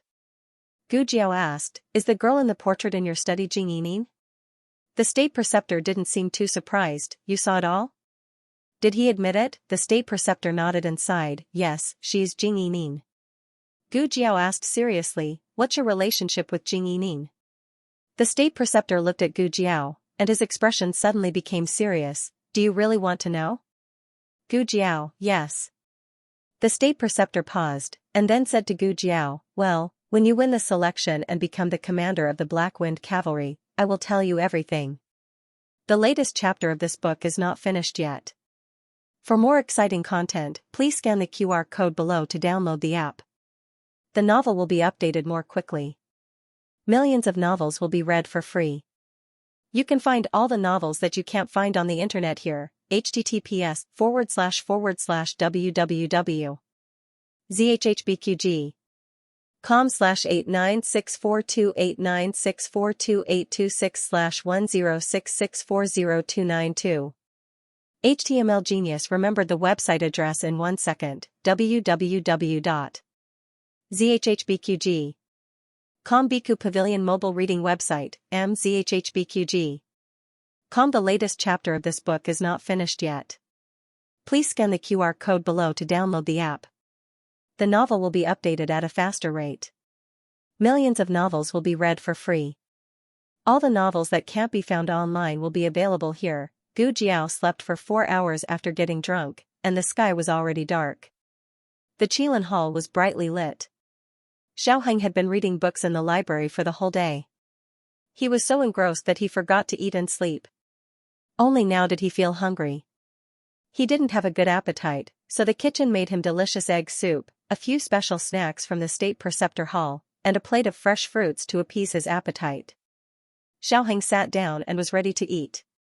Little Jing Kong was taking a bath in the house. Because he was too active in the past 2 days, it was determined that he didn't have any PTSD, so he had to bathe himself again. Although Xiaoheng would still bathe him again, the strength was different. It was impossible to let little Jing Kong take a bath quietly. He used to be the little monk who was the best at chanting scriptures in the temple. Although he didn't chant scriptures anymore, he had an interest that made him more intoxicated. He tied strange strips of cloth around his body, struck strange poses, and began to sing. Hawthorn a pear a cherry o pear, bring them all to wash, bring them all to wash, if you don't wash them all I'll have diarrhea. Xiaoheng, who had just picked up a hawthorn, was speechless. Xiaoheng put down the hawthorn decisively and didn't touch the rest of the fruits. He looked at the snacks on the plate. The snacks were fried, and he didn't know what the ingredients were. In short, they looked crispy and golden, and there was even sauce. He picked up a piece with his chopsticks and took a small bite. Just the sound alone was enough to whet one's appetite. Xiaoheng thought, oh, what is this made of? It's so crispy. Little Jing Kong finished singing Hawthorn and Pear and started to sing the next song affectionately. Dreams are so precious, chicken dung is crispy. Xiaoheng was speechless. Little Jing Kong changed his tune in a second. Hot pot and barbecue in the toilet. Once I wake up I'll lick it. *CK heartless Xiaoheng, who had just licked a mouthful of sauce. A quarter of an hour later, the Qilin hall was filled with the angry voices of little Jing Kong. Ah! Bad brother-in-law is here. He's coming with a feather duster. Run quickly, it was another chaotic night. The solemn Grand Preceptor Hall seemed to have become a scene of fireworks in the mortal world because of the quarrel between the adult and the child. 3 days later, on the first day of the 7th lunar month, today's competition was the true first round of the selection. The location was still the Han family's Black Wind camp. A total of 44 cavalrymen had advanced to the next round. In the preliminary round, 6 would advance to the next round, and 2 would advance to the next round. Outsiders were not allowed to watch this kind of selection in the military camp. Only the soldiers of the military camp or those who were related to the selection could appear at the scene. Xiaoheng took the carriage and sent Gu Jiao to the entrance of the barracks. He watched as Gu Jiao rode the Black Wind King into the barracks before letting the carriage leave. However, he didn't go far. He found an inconspicuous shade and waited.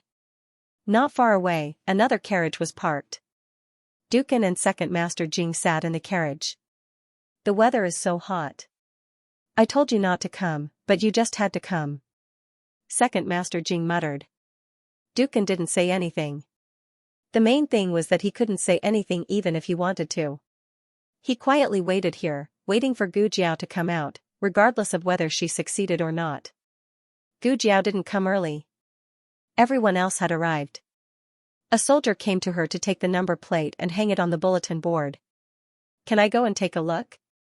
Gu Jiao asked a soldier passing by. The soldier said, yes. Gu Jiao walked over. The number plates were almost full. It seemed that everyone had arrived. The first number plate belonged to Gu Chongqing.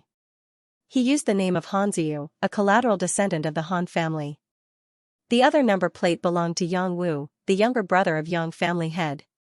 Yang family head was a true master. She just didn't know how strong his younger brother was. Daoist Qingfeng was Heavenly Stem third brother. His opponent was the son of the Dong family. Gu Jiao looked at her and Mu Qingchen's numbers. The two of them were really lucky. Her opponent was from the Han family. What kind of ill-fated relationship was this? And Mu Qingchen was going to fight someone from the Wang family. They were fighting their own people. They had really exhausted their strength too early. There were still 7 or 8 number plates that hadn't been hung up. Gu Jiao didn't see 5th Master Han's name. He probably hadn't come yet. He's Heavenly Stem's 7th brother. Gu Chongqing walked over. There was some distance between the two. At first glance, it seemed that they didn't have any interactions. Earth Stem 6th brother. Gu Jiao's gaze fell on the Earth Stem 6th brother's position. There was already a number plate there. Su Chen? Gu Chongqing pretended to look at the number plate and said in a low voice, Su Yuan's younger brother, Mu Qingchen's uncle. Is he powerful? Gu Jiao asked. It said that he's a master. 5th Master Han was originally planning on swapping numbers with someone else, Gu Chongqing said. Gu Jiao murmured, was he afraid that he couldn't beat Su Chen? Gu Chongqing said, no, he wanted to beat you and eliminate you. Strictly speaking, it wasn't possible to casually swap numbers in this kind of selection. However, this was the Han clan's home ground, and Gu Jiao had coincidentally drawn a member of the Han clan. Gu Jiao had the same idea. She wanted to eliminate 5th Master Han. She asked regretfully, then why didn't he swap numbers? Someone walked over. Gu Chongqing waited for that person to pass before saying, because he discovered that your opponent was Han Xiaoyu. This person is a member of the Han clan's side branch. He didn't come from a good background, so he didn't join the main clan. However, he is extremely powerful. He fought his way out of the underground arena and is ranked in the top 20. So that's how it was. Fifth Master Han was planning on taking care of Su Chen himself and having Han Xiaoyu take care of Gu Jiao. That's pretty good, Gu Jiao said. That's pretty good, Gu Chongqing said as well. The two of them exchanged knowing glances. Your new armor is pretty good, Gu Chongqing said. Meichem, Gu Jiao nodded. On the battlefield, the sound of a gong rang out. Gu Chongqing wielded a long sword and urged his horse to charge at his opponent, Yang Wu. No one expected that the first group of opponents would be so powerful. Gu Chongqing's swordsmanship had reached perfection, and Yang Wu's large blade was not to be outdone. Blade light and sword shadows flashed as killing intent filled the air. In an instant, they had exchanged tens of blows. Yang Wu's martial arts were slightly inferior to his older brother, the Yang clan head. However, in front of the younger generation, he still had an advantage. His inner strength was abundant, and his blade techniques were exquisite. The only thing that he was inferior to Gu Chongqing in was his mount. However, he used his boundless inner strength to make up for this shortcoming. Yang Wu arrogantly said, "Brat, you are not my opponent. Just admit defeat. Otherwise, I'm afraid you will die without a complete corpse." Today's fight had a life and death agreement. In other words, they could kill. The Yang clan had coveted the Han clan's military power for a long time. They had always killed the Han clan's disciples. He chopped down with his blade, and Gu Chongqing blocked it with his sword. What a powerful inner strength! Sand and stones flew all around, and dust rose. Gu Chongqing's mount could not withstand Yang Wu's inner strength. Once the mount was injured, the rest of the fight would be dangerous. Gu Chongqing suddenly leaned back, grabbed Yang Wu's large blade, and stabbed at Yang Wu's waist. Yang Wu could not pull out his large blade, so he could only use his other hand to deflect Gu Chongqing's blade. Now was the time. Gu Chongqing swept his long leg and kicked Yang Wu's head. The huge force kicked him down from the horse's back. Yang Wu fell to the ground and was eliminated. The first fight had been so exciting that the second fight seemed ordinary. The third fight was between Taoist Qing Feng and the son of the Dong clan. Seeing Taoist Qing Feng fight, the audience was interested again. However, Taoist Qing Feng was not interested in being watched. He knocked the son of the Dong clan off his horse with one move. Everyone was speechless. Gu Jiao rubbed her chin. No wonder he was able to tie with Liachen. He is really strong. Luck played a part in this fight. If they had been matched with an opponent like Taoist Qing Feng, they would have been defeated. The son of the Dong clan was not very good at martial arts, but he was not the weakest either. At least in the next 3 fights, no one was better than him. When it was close to noon, it was Gu Jiao and Black Wind King's turn to fight. Yesterday, this man and his horse had left a very deep impression on everyone. Therefore, everyone had high hopes for them from the beginning. That was until they saw Han Xiaoyu riding his Black Wind cavalry. It's Han Xiaoyu. It's really him. Who is Han Xiaoyu? You don't even know Han Xiaoyu? He's the only collateral descendant who lives in the Han clan's main house. He's a lieutenant in the Black Wind camp and is in charge of the cavalry's training. He looks very young. He's not even 24 years old. He's the youngest and most promising person after the son of the Han clan. He doesn't come from a high family, so he must be very talented to have achieved what he has today. Then Xiao Lulang is done for. Yeah, he was unlucky. Of all the people he could have met, he just had to meet Han Xiaoyu. Everyone felt sorry for Gu Jiao. Even with the Black Wind King, the gap between this young man and the genius Han Xiaoyu was not something a horse could make up for. Moreover, Han Xiaoyu had participated in the Black Wind King's training, so he knew the Black Wind King very well. Han Xiaoyu rode his horse toward Gu Jiao and the Black Wind King. Although the Black Wind King had a powerful aura, Han Xiaoyu knew how to suppress the Black Wind King's aura because he had trained him before. His Black Wind horse did not show any fear or retreat. He stopped 10 meters away, holding his silver spear, and coldly looked at the young man in red. You're Xiao Lulang? I've heard of you. There are many rumors about you. Gu Jiao said, Oh, I've never heard of you. I'm sorry. Han Xiaoyu said coldly, the son of the Han clan is injured because of you. I'll settle this with you today. It's not too late for you to beg for mercy. Kneel down and kowtow 3 times, and I'll let you go. Otherwise, you won't even have the chance to admit defeat. I'll kill you. Gu Jiao had a red tasseled spear wrapped in cloth on her back. She was not in a hurry to take out her weapon. Instead, she looked at Han Xiaoyu and said, then let's kill. Take out your weapon. You're not worthy. The gong sounded. Han Xiaoyu spurred his horse and thrust out his spear. A normal horse would have turned around and dodged when faced with such a strong killing intent. However, the Black Wind King did not dodge.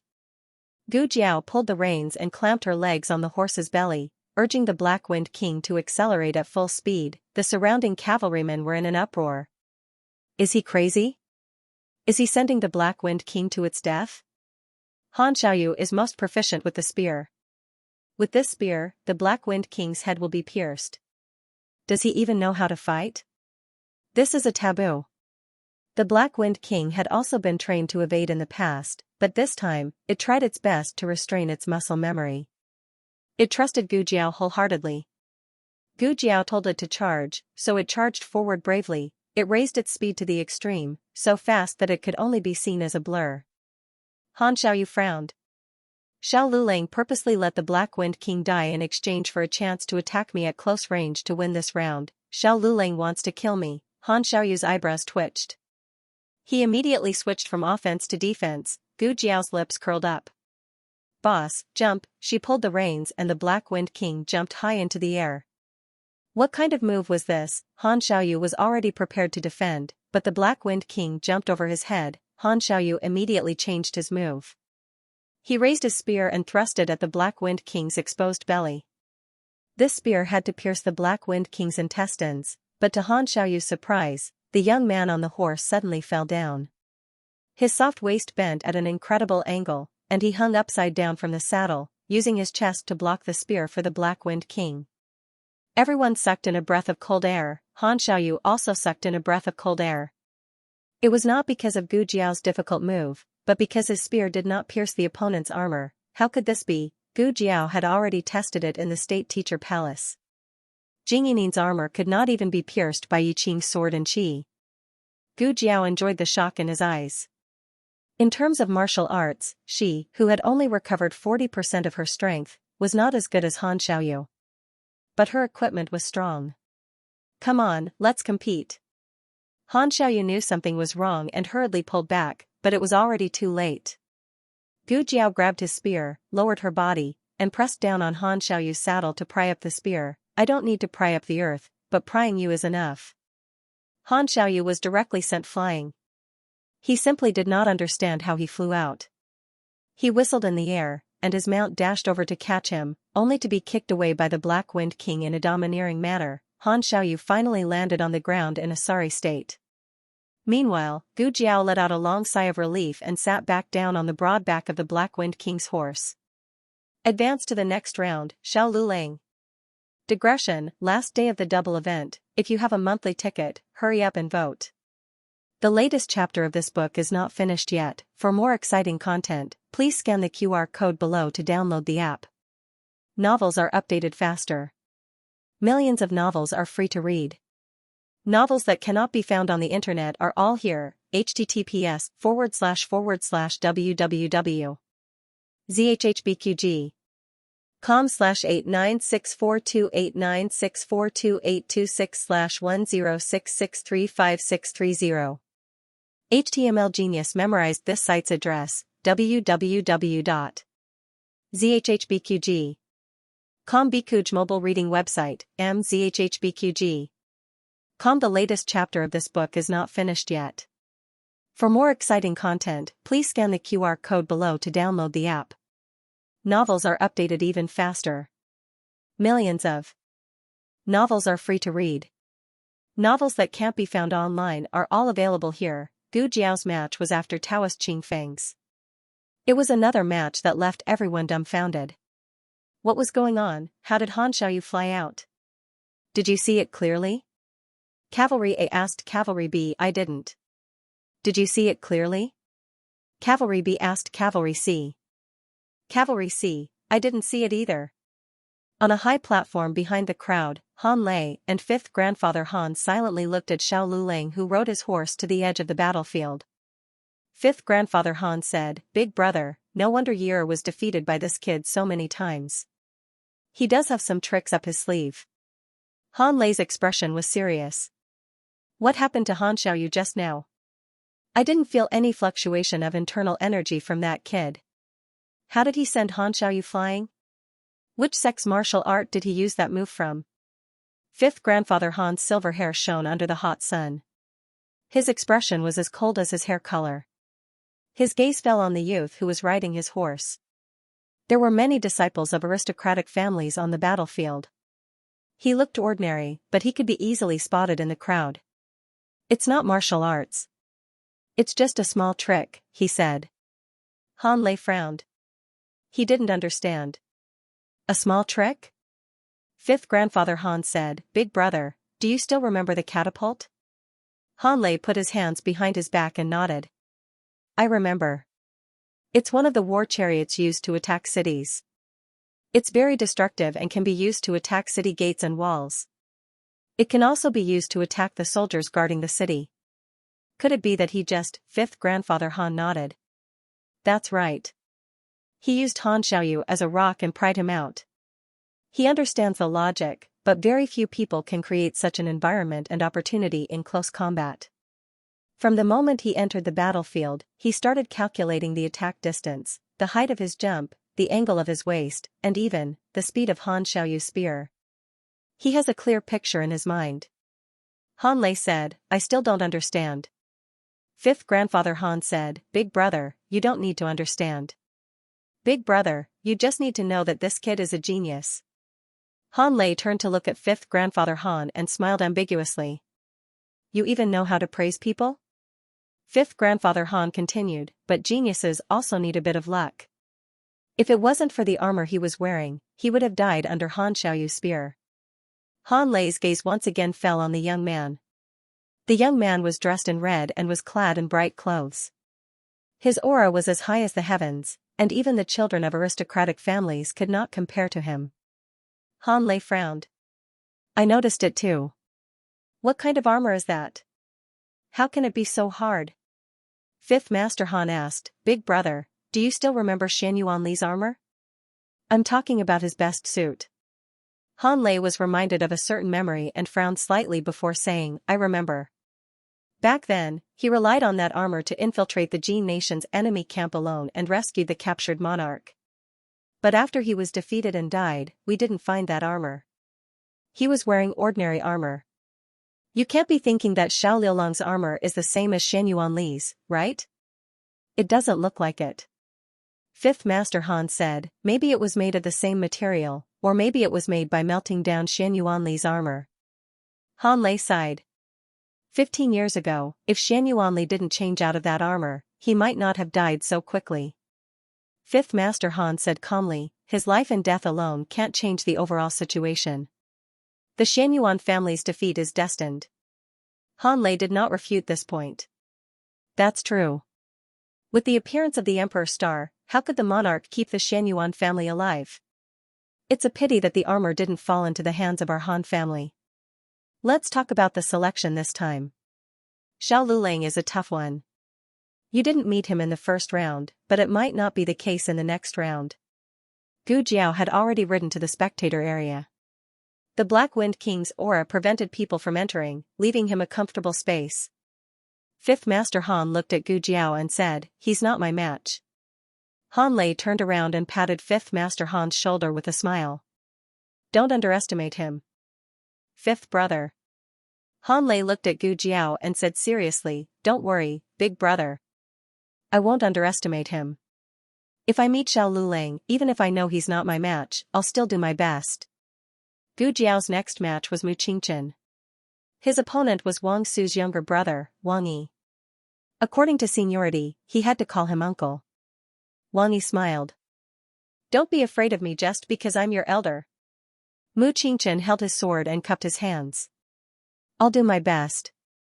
Please advise me, Uncle Wang." Wang Yi retracted his smile and pulled out his scimitar. He said majestically, "Then let me see if your martial arts have improved in the past few years." With the sound of the gong, the two of them charged at each other on their horses. Mu Qingchen's weapon was a sword, while Wang Yi's was a scimitar. It was said that the sword countered the scimitar and the scimitar countered the spear, but that was not the case. Every weapon in a fight had its own advantages and disadvantages. It all depended on how the weapon was used. Wang Yi used a domineering scimitar, which could suppress his opponent in an instant. Mu Qingchen's swordsmanship focused on swiftness and lightness. Mu Qingchen's sword could be easily blocked by Wang Yi's scimitar.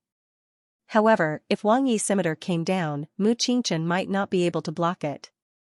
In order to avoid being hit by Wang Yi's attacks, Mu Qingchen attacked Wang Yi as soon as he entered the arena. He didn't use any of his power-type moves, such as slashing, and stabbing. All of his moves were quick and tricky moves that were impossible to guard against. Wang Yi was dazzled. He couldn't use his strength. In the end, Mu Qingchen stepped on the pedal and jumped up. He flipped in the air and cut the leather of Wang Yi's saddle. Mu Qingchen then slashed the back of the horse with his sword. The horse was startled. It raised its front hooves and rushed forward. Wang Yi's body tilted and he slid down from the horse's back along with the saddle. In the next second, Mu Qingchen landed on his horse and grabbed his arm. "Uncle Wang Si." Wang Yi steadied himself and looked at Mu Qingchen with amusement. He patted Mu Qingchen's horse and said while panting, "I lost. I admit defeat." Mu Qingchen got off the horse and put away his sword. He cupped his hands and bowed like a junior. "Uncle Wang Si, you let me win." Wang Yi waved his hand. Okay. I didn't want to come. But since you defeated me, you can't lose to anyone else. You have to prove to me that I didn't lose to you." Mu Qingchen narrowed his eyes with a complicated expression. Yes. There were 3 more groups. However, one of the cavalrymen of Heavenly Stem Gung 7 was in trouble and couldn't come to the arena in time. Generally speaking, this kind of situation could be dealt with as forfeit. However, 5th Master Han was generous and said that he was willing to wait for his opponent. And now, he was waiting. "He's coming." "Who's coming?" "5th Master Han's opponent." "Ah, it's him." Gu Jiao rode on Black Wind King's back and listened to their conversation. "Who is it? Why are you reacting so strongly?" "It's Nangong Jing, the first daughter of the Nangong family." Hearing this, Gu Jiao grunted and looked over with interest. Sure enough, she saw a woman in armor riding a horse towards the battlefield. Nangong Jing, the first daughter of the 3rd branch of the Nangong family. She was 17 this year and had good martial arts skills. Wait, I don't remember her being in the cavalrymen yesterday.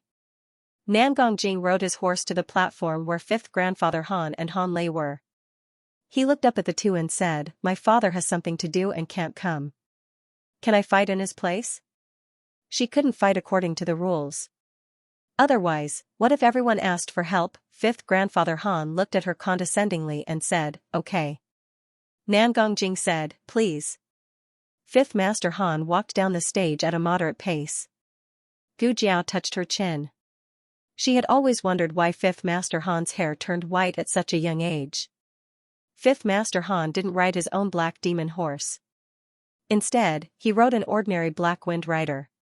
Nangong Jing frowned and asked, "5th Master Han, why didn't you use your own horse? Are you looking down on me?" 5th Master Han said, "Miss Nangong, you're overthinking. I thought that no one from the Nangong family would come today, so I asked someone to bring my horse back to my residence. If I went back to get it, I'm afraid I'll have to make you wait." The content of his words was polite, but his expression and tone were completely different. Nangong Jing was furious. She said coldly, "Why aren't you hitting the gong?" The examiner coughed and hit the gong. Nangong Jing's weapons were dual swords, while 5th Master Han was barehanded. When Nangong Jing galloped toward 5th Master Han, 5th Master Han didn't move at all. Nangong Jing's martial arts weren't on the same level as 5th Master Han's, so she couldn't hurt him. Before her swords could touch 5th Master Han's hair, 5th Master Han used his internal energy to knock her off her horse. Her horse seemed to be greatly frightened. It raised its front hooves and was about to step on her. Fifth Master Han casually grabbed Nangongjing and pulled her up from the ground. Nangongjing's face turned pale. She hugged his arm tightly and jumped into his embrace. Everyone's expression changed. It can't be, right? In public, the Nangong family's daughter and Fifth Master Han. This, in a place where no one could see, Nangongjing's eyes turned cold. She hugged Fifth Master Han and fell down. She was planning to perish together with Fifth Master Han and get him out of the game. In order to eliminate Fifth Master Han, she even sacrificed her reputation as a girl. Gu Jiao raised her eyebrows. Ah, yes. A kid from the Nangong family advanced. Everyone despised this behavior. This vicious woman. She used a dirty trick. It's over, it's over. They fell down. Ouch, the two of them fell off their horses. Nangongjing held on to Fifth Master Han tightly and sneered. Let's go to hell together, Master Han. Fifth Master Han's expression was calm. His thin lips moved slightly. You're happy too early. Nangongjing's expression froze. Fifth Master Han pried open one of her hands and slapped her. Under the reaction of the force, Fifth Master Han successfully returned to the saddle. Nangongjing fell heavily to the ground and spat out a mouthful of blood. She wiped the blood from the corner of her mouth and glared at Fifth Master Han fiercely. You knew that I was going to scheme against you? Fifth Master Han said coldly, yes. Nangongjing frowned. Then why did you? Fifth Master Han sneered. If you want to scheme against me, you have to pay a price, right? After today, Nangongjing's reputation would be completely ruined. If she could eliminate the biggest competitor for the Nangong family's disciples, her sacrifice would be worth it. But now, her sacrifice was in vain. Gu Jiao had a new understanding of Fifth Master Han. He was truly a ruthless man. He didn't even care about a beauty like Nangongjing. The next 3 rounds weren't that amazing, and the next round didn't have a number plate. After watching, Gu Jiao went to the stable to feed Black Wind King. There was still a one-on-one duel in the afternoon. They couldn't leave the camp until everyone finished. At this moment, everyone thought of eating by themselves. They left the horses to their servants. When Gu Jiao came with Black Wind King, there weren't many people in the stable. Gu Chongqing also walked over with his Black Wind King. He pretended to feed the horse and said to Gu Jiao calmly, "There's a sand table simulation in the afternoon. You can draw lots after entering the arena." Gu Jiao first checked the feed in the stable. After making sure there was nothing wrong with it, she fed Black Wind King. There are 11 people. What about the lone one? Gu Chongqing said, there's a direct promotion. It depends on who gets it. Can it be decided internally? Gu Jiao asked. If it could be decided internally, it would definitely be a member of the Han family. Gu Chongqing shook his head. No. It's a sand table simulation. Everyone's there. There's no chance to tamper with it. Gu Jiao nodded. Oh.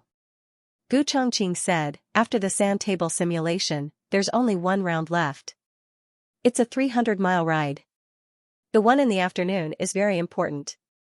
This was the only round that didn't use mounts. There was no need to use force. It was a battle of strategy. Just because someone was good at martial arts didn't mean they were good at leading troops. Gu Jiao had fought before, but her commander was Tang Yueshan. She didn't have much of an advantage in this aspect. As far as Gu Chongqing knew, all the contestants who advanced were good at military strategy. Even Priest Qingfeng had read military books before becoming a monk. Why don't I try it with you? Gu Chongqing said. Okay.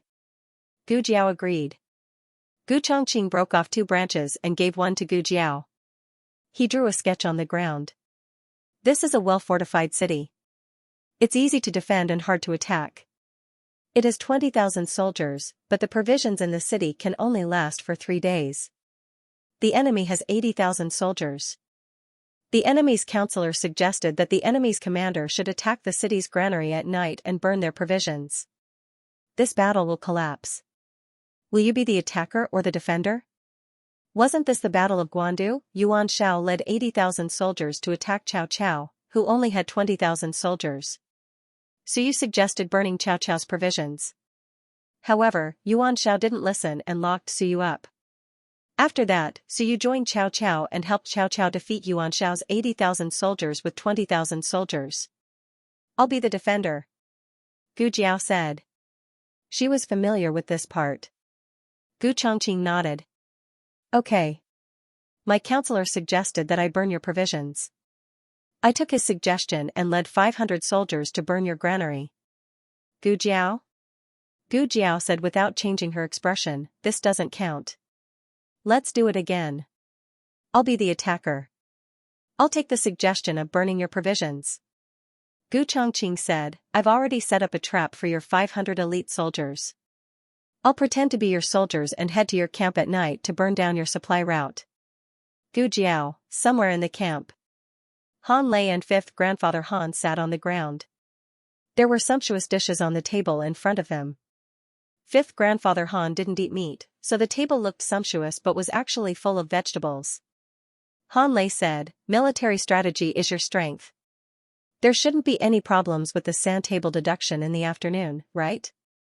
Fifth grandfather Han slowly picked up 2 grains of rice with his chopsticks. Which level is the problem? Han Lei laughed. That's right. My fifth brother is smarter than anyone else. He's good at both civil and military matters. Which one can stop him? Your Majesty wants to use this method to make us hand over the Black Wind Cavalry. You're underestimating us too much. Fifth grandfather Han ate quietly without saying anything. Han Lei sighed. Fifth brother, if you weren't poisoned, the family head position would have been yours.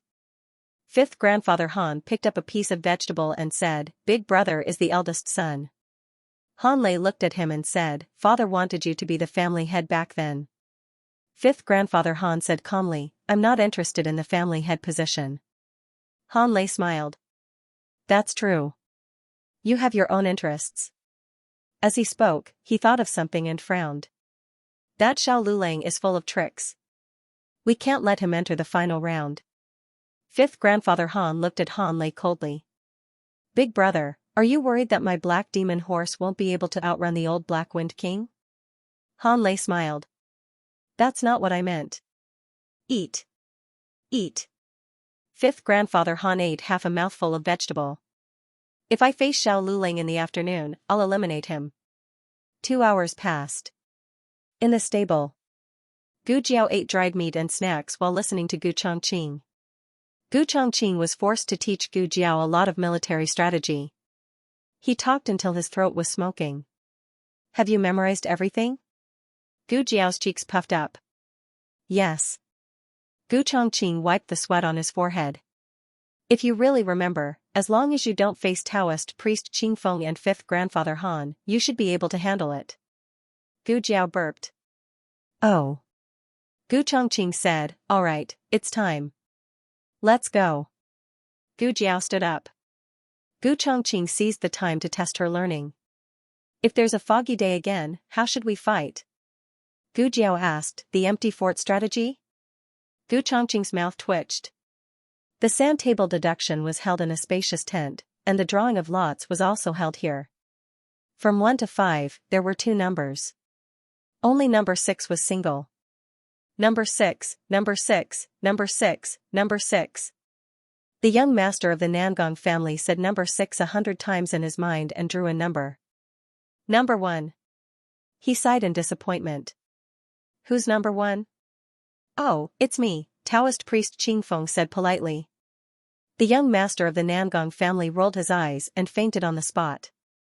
Gu Chongqing and a son of the Dong family drew number 3. Mu Qingchen and a cousin of the Mu family drew number 4 at the same time. Mu Qingchen was simply going against the tide when he went out.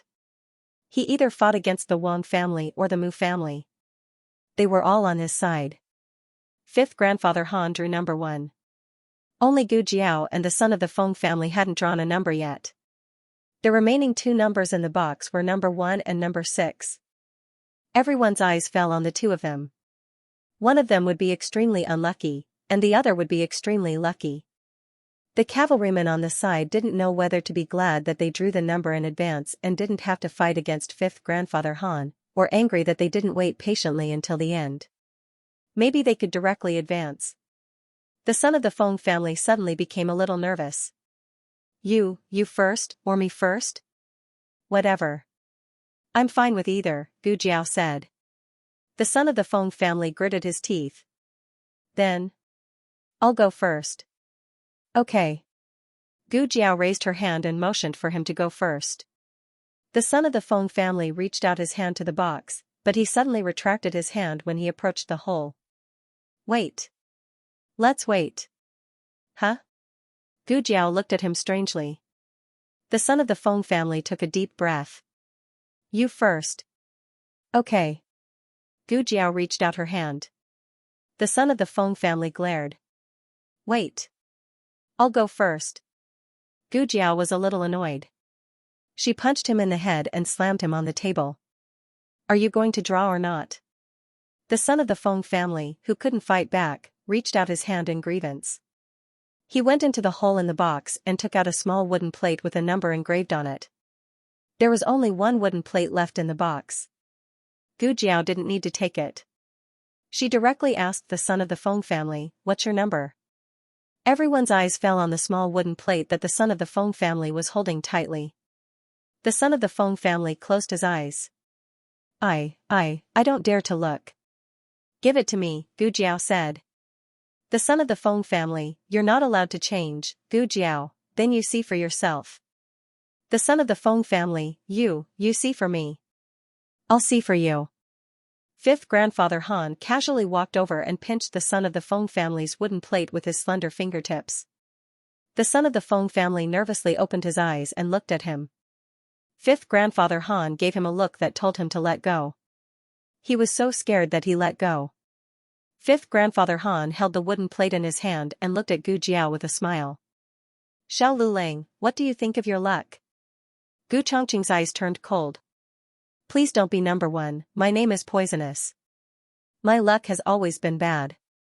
I choke when drinking water, I can't hide from the rain, and I fall when walking on the road. There are only unlucky things that you can't think of, but there is no unlucky thing that I can't do. Gu Jiao finished honestly. She took out the small wooden plate from the box, looked at it, and sighed. Sure enough. Huh. Fifth grandfather Han couldn't help but laugh arrogantly and playfully. Gu Jiao also laughed. God can't stand it, let my luck change. Fifth grandfather Han's smile froze. Gu Jiao's fingertips moved and revealed the wooden plate. Number 6. Xiao Lulang, advance. Digression, in order to not let you guys get stuck, I stayed up all night to finish this plot. Please give me 2 monthly tickets. The latest chapter of this book is not finished yet. For more exciting content, please scan the QR code below to download the app. The novel will be updated even faster. Millions of novels can be read for free. There are novels with connotations that can't be found online here. https://www.zhhbqg.com/896428964282661066173777.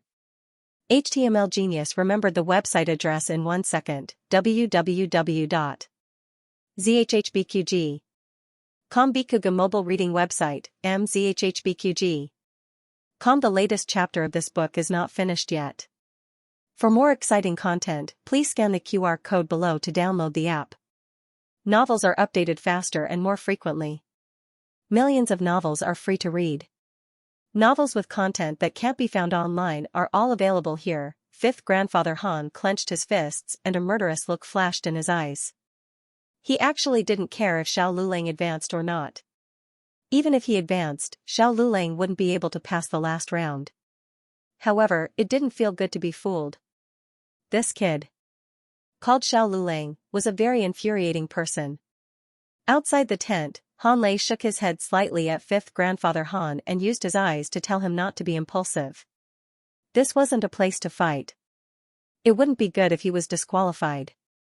Fifth grandfather Han closed his eyes and exhaled a mouthful of turbid air. He calmed himself down and said to Gu Jiao, "It's just a futile effort. Gu Jiao nodded in agreement. You're right. It's just a futile effort. Hurry up and admit defeat. Let little brother Feng compete with me in the next round. Feng Ling was so scared that he shuddered.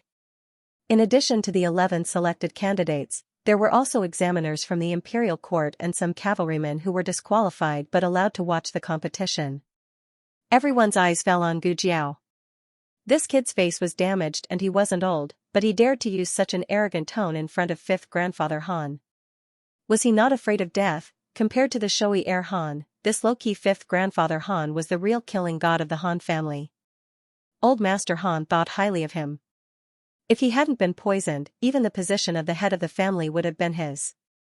Fifth grandfather Han wasn't easily angered. What happened just now was an accident. There wouldn't be a second time. He looked deeply at Gu Jiao. See you in the next round. Gu Jiao shrugged. Who knows? After all, I've advanced and you haven't. Of all people, this was a sore spot. Fifth grandfather Han clenched his fists. Outside the tent, Han Lei gave one of the examiners a look. The examiner immediately coughed. Ahem. All right, let's begin. Xiao Lulang, you've already advanced. You can stay and watch the battle, or you can leave first. Everyone looked at her enviously. Why couldn't this kind of luck fall on their heads? Gu Jiao said helplessly, since the examiner wants me to stay, then I will reluctantly take a look. The examiner was speechless. The tent was spacious, and in the middle of it was a sand table. The examiners sat on the main seats, facing the entrance of the tent. The spectators stood in designated areas on both sides, guarded by 10 guards. The tent was very quiet.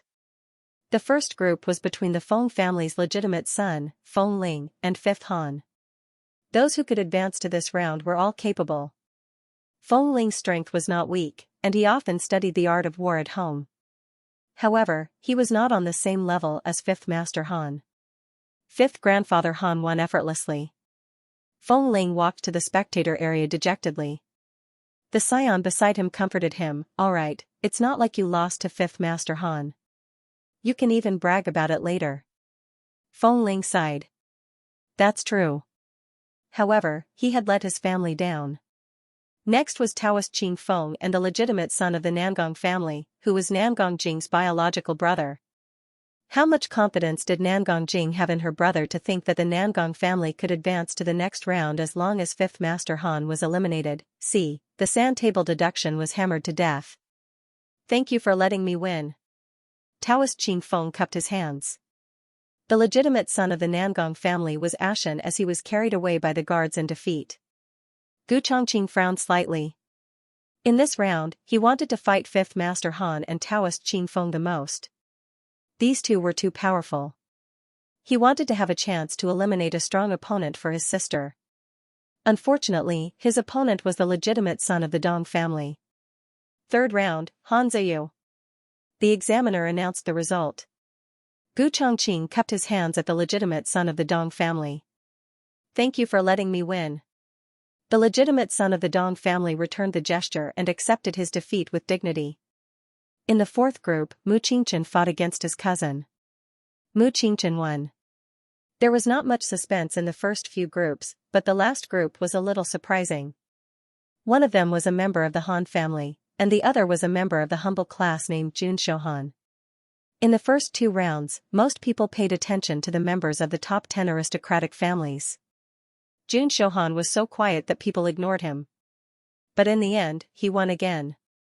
At the very least, Gu Jiao was using the identity of Duke An's adopted son. Jun Shouhan, on the other hand, was a descendant of a humble family. He was one of the few students who relied on the prize money to study at Jianan Academy. It was also at this moment that people truly recognized this member of the humble class. This guy is so lucky. The aristocratic family members beside Gu Jiao whispered. Gu Jiao glanced at him. Why do you say so? The aristocratic family member said, it's not easy for him to reach this stage. He just defeated the Han family members. Just wait and see. The aristocratic families will definitely try to win him over. Gu Jiao said, oh. The next round was a 300-mile raid. It was said that the king would personally set the topic. The specific location and rules would only be announced on the day of the selection. After coming out of the tent, Gu Jiao went to the stable to find the Black Wind King. Gu Chongqing followed her. The last round is in 3 days. Let the Black Wind King recover in these 3 days. I will. Gu Jiao agreed. Gu Chongqing said, the next round won't be in the military camp. You have to be careful. If the Han family has any plans, I will find a way to inform you. Gu Jiao nodded. You have to be careful too. Qi Xian and Han Yi have seen you. Don't run into them. Gu Chongqing, who was cared for by his sister, was very happy. He nodded. Okay. As they spoke, the two arrived at the Black Wind King's stable. Gu Jiao had specially chosen the most remote stable. Normally, no one would pass by. In the end, when the two of them arrived at the scene, they found 2 unconscious guards lying in the stable. The guards were wearing the Han family's cavalry armor. One of them had a crooked nose and a slanted mouth, while the other had a swollen face. The Black Wind King stood proudly in place. Gu Jiao checked the Black Wind King's food trough. There's poison. These two are here to poison the Black Wind King. However, they didn't expect the Black Wind King to be so powerful. Not only did they fail to poison the guards, but they were also knocked out by the Black Wind King. Gu Jiao patted the Black Wind King's head with gratification. Boss is mighty. Boss is amazing. Gu Chongqing also looked at the Black Wind King with emotion.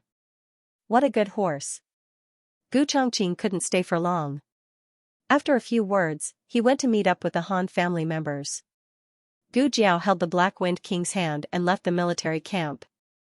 Xiaoheng's carriage was parked at a fork in the road not far away. Thinking that he had been cooped up in the carriage for the whole day, Gu Jiao quickened her pace. However, when Gu Jiao arrived at the fork in the road, something troublesome happened. There were 2 carriages parked on both sides.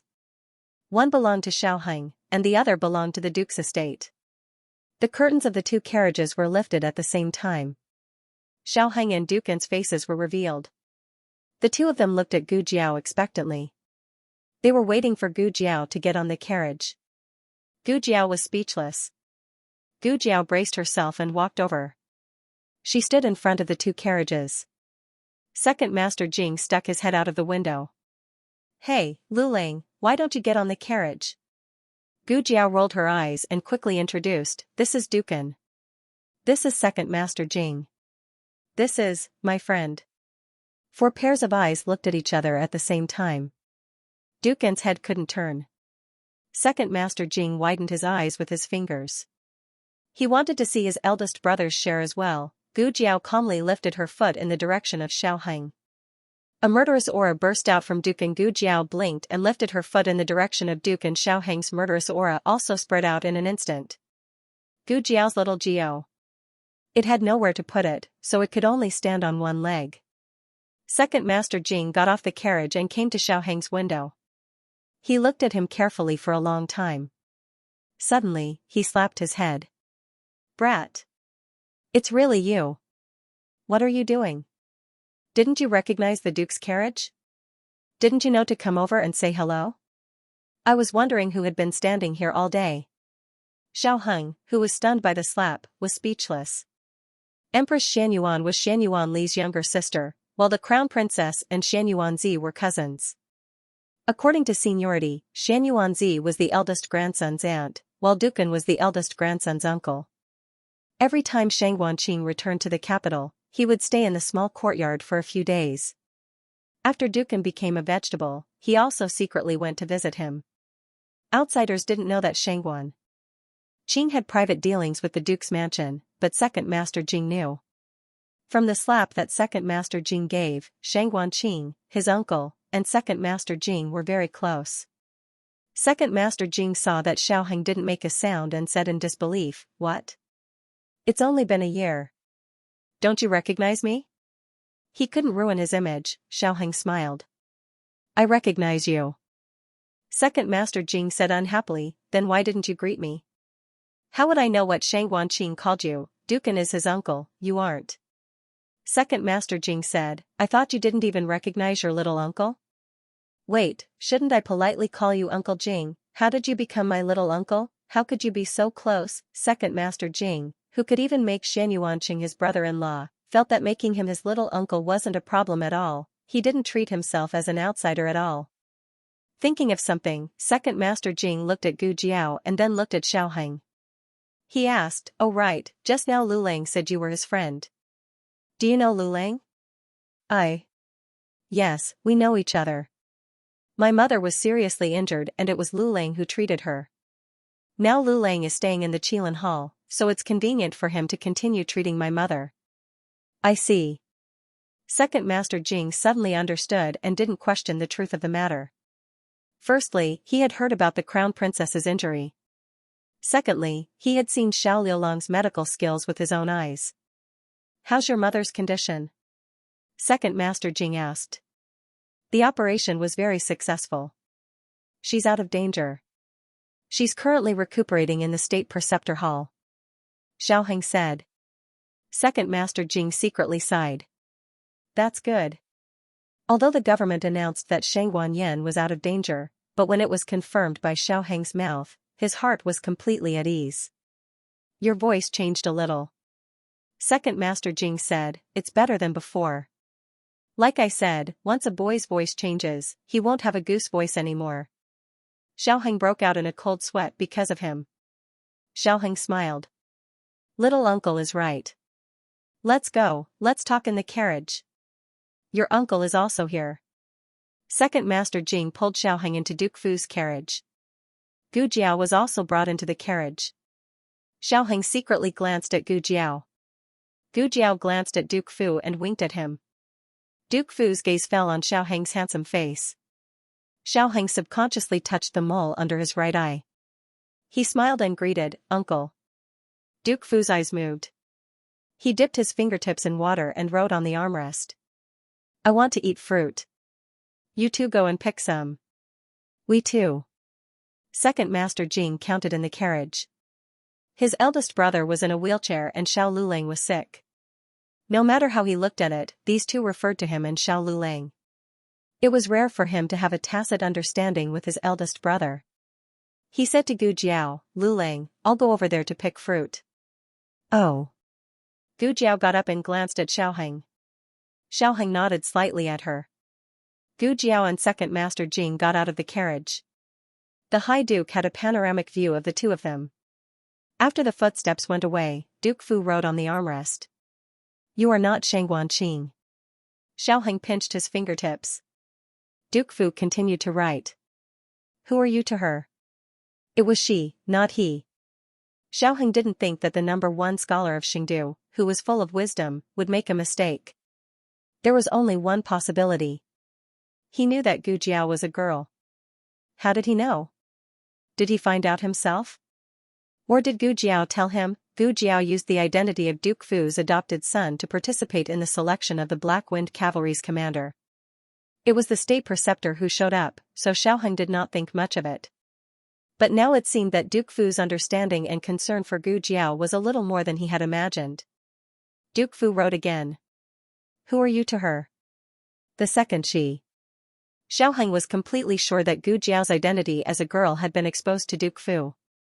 After Duke Fu recognized that he was not Xiao Qing, he did not ask "Who are you?" or "Why did you pretend to be Xiao Qing?" but "Who are you to her?" From this, it could be seen how important Gu Jiao was in Duke Fu's mind. Why did Duke Fu care so much about Gu Jiao? Was it because Gu Jiao had treated Duke Fu's illness once or twice? Many doubts flashed through Xiaoheng's mind, but one thing he was sure of was that Duke Fu would not hurt Gu Jiao. "I am her husband." Xiaoheng told him the truth. Duke Fu's face suddenly darkened. The latest chapter of this book is not finished. For more exciting content, please scan the QR code below to download the app. The novel is updated faster. Millions of novels are free to read. There are novels with connotations that can't be found on the internet here. https://www.zhhbqg.com/896428964286/1065963353.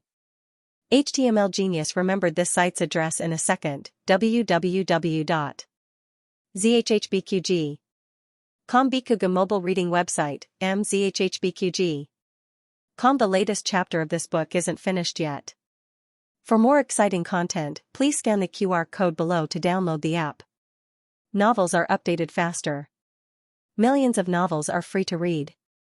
Novels with connotations that can't be found online are all available here. Gu Jiao and Second Master Jing came back after picking the fruits. Second Master Jing lifted the curtain and walked in, but he retreated after one step. What a strong murderous aura. He hugged the fruits and said solemnly beside Gu Jiao. Whose murderous aura? Gu Jiao asked. My big brother's. Second Master Jing said, I've known my big brother for so many years, but this is the first time I've felt such a strong murderous aura. That's too exaggerated. However, Dukan clearly had something to say to Xiaoheng alone when he sent her and Second Master Jing away. Could it be that Dukan had publicly acknowledged that Xiaoheng wasn't Shang Guanqing? Gu Jiao hurriedly got into the carriage. Xiaoheng turned his head to look at her, intending to complain to Gu Jiao with his eyes. What was frustrating was that Dukan's murderous aura disappeared as soon as he put on a "your godfather bullied me" look. Dukan's gentle gaze fell on Xiaoheng's face. If it weren't for the fact that his facial muscles were still stiff, he would have started to smile. The kind that was incomparably benevolent. The disciple of the tea master, the old chancellor, met his match for the first time. Isn't this good? Gu Jiao said. Second Master Jing, who followed Gu Jiao, had a face of disbelief. Good, it seems to be good. Dukan wrote on the armrest, we had a good chat. Xiaoheng, is that so? Why did I feel that you wanted to kill me just now? Dukan continued to write, he's a good young man. I like him very much. Gu Jiao nodded. I like him too. Dukan, you have good taste. Gu Jiao's impression of Dukan increased. Xiaoheng was not to be outdone. He hurriedly said, Duke Ongwa is knowledgeable in astronomy and geography. You are truly a genius. I will learn more from Duke Ongwa in the future. Lu Lang, when you come to visit Dukan in the future, bring me along. Gu Jiao nodded. She was happy to see Dukan with her husband. Dukan was so angry that he couldn't see clearly. Second Master Jing, who was in a state of shock, asked, why are you calling him Dukan? Call me uncle. Xiaoheng looked at Dukan and smiled from ear to ear. Uncle. Dukan turned his face away in his heart.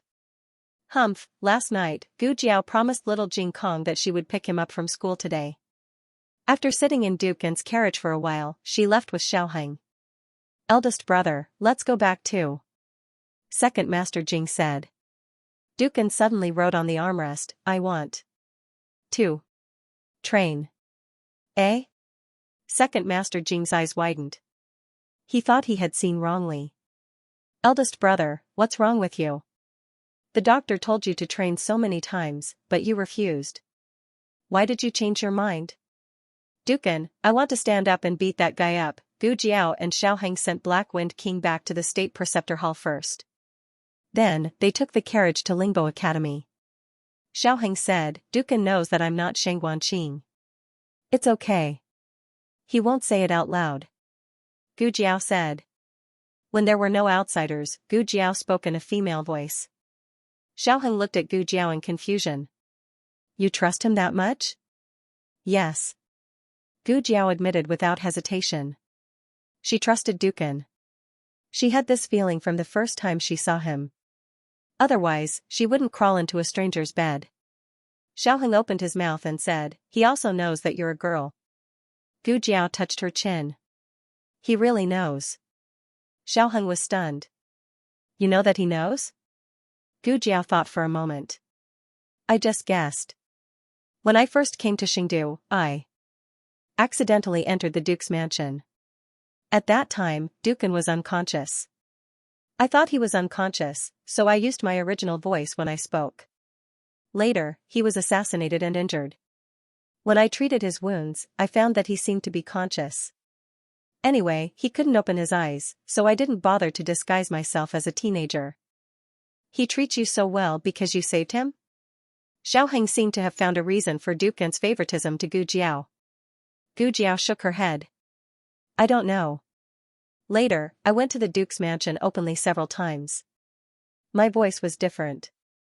I thought that he didn't recognize me, but now it seems that he always knew it was me. She didn't know how he recognized her. It was like, as long as you were close to me, I would be happy and know that it was you. The carriage arrived at Lingbo Academy. The two little kids just came out of the prodigy class and stood at the door cutely. Zhang Dequan also came to take the young commandery princess back to the palace. His Majesty had been thinking about her for a whole day. He was very worried that the young commandery princess would be uncomfortable to go back to the academy so soon. His eyes lit up and he walked toward the young commandery princess. Unexpectedly, the young commandery princess and little Jing Kong directly got into the carriage of the state preceptor hall. "Hello teacher, hello little nephew, goodbye eunuch Zhang." Zhang Dequan was speechless. In the small bamboo house in the purple bamboo forest, the state preceptor and the monarch sat opposite each other and drank tea. The monarch's legs were sore from sitting, so he stood up and walked around the house. The monarch was originally reading the memorials in the imperial study. He came to the state preceptor hall on the spur of the moment. The young commandery princess didn't know that he was here, and Zhang Dequan didn't know either. It didn't matter. The monarch came to the state preceptor's study. Jing Yinin's things in the study had been put away by the state preceptor. There were only some books and paintings left. The monarch wouldn't turn over the state preceptor's paintings. He just came to the treasure cabinet and looked at the 3 clay figurines sitting in the small courtyard. There was a long low table between the 3 of them. One of them sat on one side and the other 2 sat on the other side. "You still keep them?" the monarch said. The state preceptor stopped beside the monarch and stared at the 3 clay figurines in the clay figurines. He said, "Yes, I've been keeping them. I don't want to throw them away after so many years." The monarch said, "You two always sit together, which makes me seem very unsociable." The state preceptor said, "Your Majesty is the monarch. We don't dare to offend you." The monarch didn't continue this topic. He touched the little peach tree on the clay figurines and said, "The results of the selection are out. There are 6 people in the final selection. Guess who they are?" The state preceptor said, "Han Xiai, Feng Wuming, Mu Qingchen, Xiao Lulang, and Jun Shouhan." The monarch took back his hand and said, "Yes, these 5 are correct. There's one left." The state preceptor said, "Although I don't know who the last one is, he should be from the Han family." The monarch said, "Did you do a divination?" The state preceptor said, "No, I just analyzed their strength." The monarch said, "Then who do you think will pass the last test?" The state preceptor said, "It's hard to say." The monarch looked at him strangely and asked, "Why?" The state preceptor said, "They all have their own advantages. I don't know the rules of the last round, so I can't make a conclusion." The monarch came to the window and looked at the endless purple bamboo forest. He said faintly, "Feng Wuming and Jun Shouhan are from the Canaan Academy. Although Feng Wuming is a monk, he learned the art of war before he became a monk. The Canaan Academy pays a lot of attention to the art of war." The state preceptor's expression didn't change at all. He said, "The Canaan Academy has produced 6 scholars and 4 scholars. The Canaan Academy has not only cultivated many excellent generals for the Yan kingdom, but also sent more scholars to the imperial court." The monarch smiled and said, "I didn't say it was bad. How did Xiao Lulang become the adopted son of the Anhua family? I heard that you were the one who pulled the strings." "What's the meaning of this, state preceptor?" The state preceptor said, "There's no meaning. I just feel that he is a promising talent." "Why the Anhua family?" the monarch asked suspiciously. The state preceptor met the monarch's gaze and said slowly, "He cured the crown princess and took the credit of saving the young princess. He has long been a thorn in the side of the aristocratic families. Other than the Anhua family, I can't think of anyone who dares to take over this hot potato."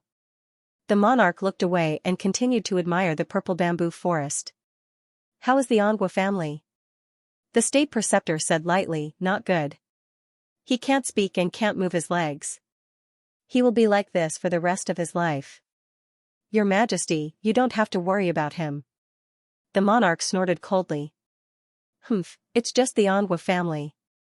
I don't have to worry about him." The state preceptor didn't say anything else. The room fell into silence. The monarch suddenly laughed. The state preceptor looked at him strangely. The monarch said with relief, I know how to test the last round. Bring me a pen. The young princess had a pleasant and wonderful night in the Kylan hall. She didn't remember that she was going back to the palace at all. When the monarch passed by the Kylan hall, he saw Jean de Quan standing outside. He frowned. Why are you here?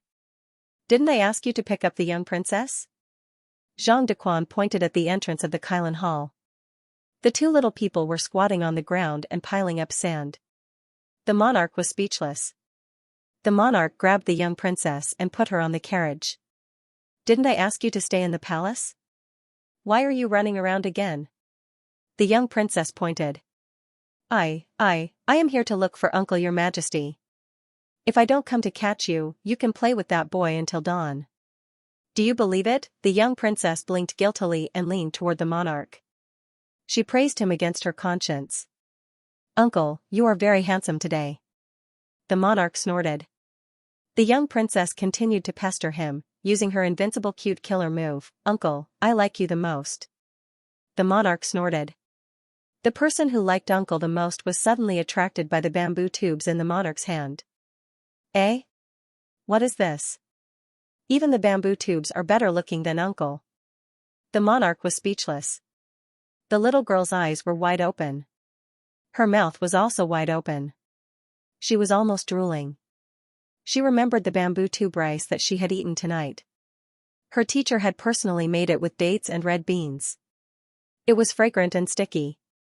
It was delicious and not greasy. The monarch looked at her drooling, and the corner of his mouth twitched. It's a test, not food. The little girl immediately distanced herself from the test. She straightened her body and said seriously, I don't want to take the test. The monarch was angry and amused at the same time. It is not for you. It is for your teacher and the others. 6 people, 6 test questions. Everyone's task was different. Moreover, they didn't know each other. This would lead to differences in information. They wouldn't even know how they lost. This was not a simple 300-mile ride. This was a strategic game. The one who reached the finish line first might not be the one who would advance. The key to victory was the one who grasped all the information first. Unfortunately, no one would think of this. They would only continue to rush and reach the finish line at all costs. The monarch felt that he was a genius. He actually came up with such a tricky test. Teacher's test questions? The young princess rubbed her little fingers together and rolled her eyes. She said in a cute voice, Uncle, I want to poop. The monarch frowned. Now? They had already left the teacher's hall. I can't hold it in anymore. She held her breath and said with a red face. The monarch said, Don't be naughty. You are deliberately lying just for fun. The young princess turned into an angry chicken in a second. I didn't do it for fun. Uncle, you wronged me. I am so sad. The monarch was stunned. The little girl looked like she had been wronged. It was as if he had really wronged her. The monarch cleared his throat and said to Jean de Quan, Let's go back to the teacher's hall first. Ah, yes. Jean de Quan responded and asked the coachman to drive the carriage back to the state teacher's hall. The young princess raised her chin and said, I want to poop in the Chilan hall. The monarch said with a dark face, You still say you don't want to play. The young princess argued, There is a small toilet in the Chilan hall. The monarch was speechless. You are really asking for a lot. The monarch stopped the carriage outside the Chilan hall. I want to poop for a long time. Just tell me if you want to play. I don't. The monarch said, Jean de Quan. The young princess said, I want Uncle to go with me. The monarch put a few small bamboo tubes in the secret compartment of the carriage and led the young princess out of the carriage. I forgot something. I will take it myself. She climbed into the carriage and quietly opened the secret compartment. Then, she hid the small bamboo tubes in her bag. The monarch said, Why did you bring a bag to the toilet?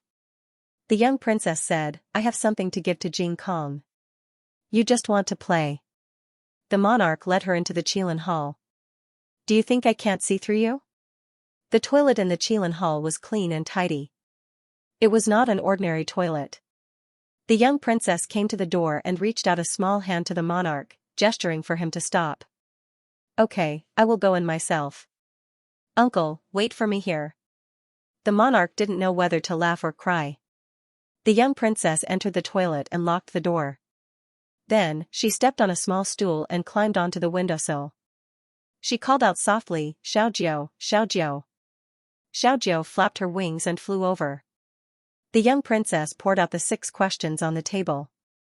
Aya, there are so many. Which one is the teacher's? I can't read. I can take them all. The latest chapter of this book is not finished yet. For more exciting content, please scan the QR code below to download the app. Novels are updated faster and more complete. Millions of novels are free to read.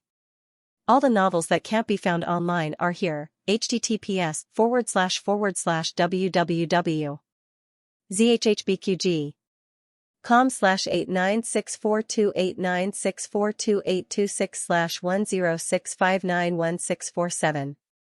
HTML Genius memorized this website's address in 1 second. www.zhhbqg.com Bikuga mobile reading website, mzhhbqg.com. The latest chapter of this book is not finished yet. For more interesting content, please scan the QR code below to download the app. Novels are updated faster and more frequently. Millions of novels are free to read. Novels that can't be found on the internet are all available here. The king waited outside for a while and was worried about the little princess. Light shui. He let out a cry. The little princess stood on the windowsill and looked anxiously at the bamboo tube in little Nine's mouth. I'm still pooping. Don't come in. The king sighed helplessly and continued to wait in the corridor. He hesitated for a while and was still worried. He went to the door and said, "Don't fall in." The little princess said, "I won't." She didn't really go pooping. How could she fall into the toilet? The king paced outside for a while. "Are you still not coming out?" "It's almost done." The king was finally impatient. He felt that there was something wrong with the little girl inside. "I'm coming in," the king said. The king pushed the door open. The little girl even locked the door. "Ghost, there must be a ghost." "Zhang Dequan," the king called in a deep voice. Zhang Dequan understood. He took the hairpin from his hair and used it to pry open the door. He opened the door and the king walked in with a serious face. "I knew you were up to no good." The king looked seriously at the little girl who was lying on the windowsill. The little girl was pinching a big bird with both hands. Perhaps the king was too loud, her little body trembled. When she turned around, she couldn't hide her guilty conscience. When he saw that the big bird in her hands was an eagle, the king felt terrible. "Guards!" As soon as he gave the order, Zhang Dequan rushed in with the imperial bodyguards. The imperial bodyguards rushed towards the eagle that had attacked the young commandery princess.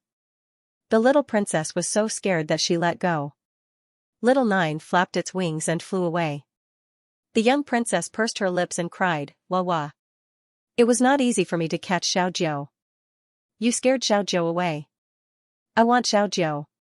I want Xiaojiu." She could still call out the name. The monarch walked over and carried the little fellow into his arms. He checked her up and down to make sure she wasn't injured before asking, "What little Nine?"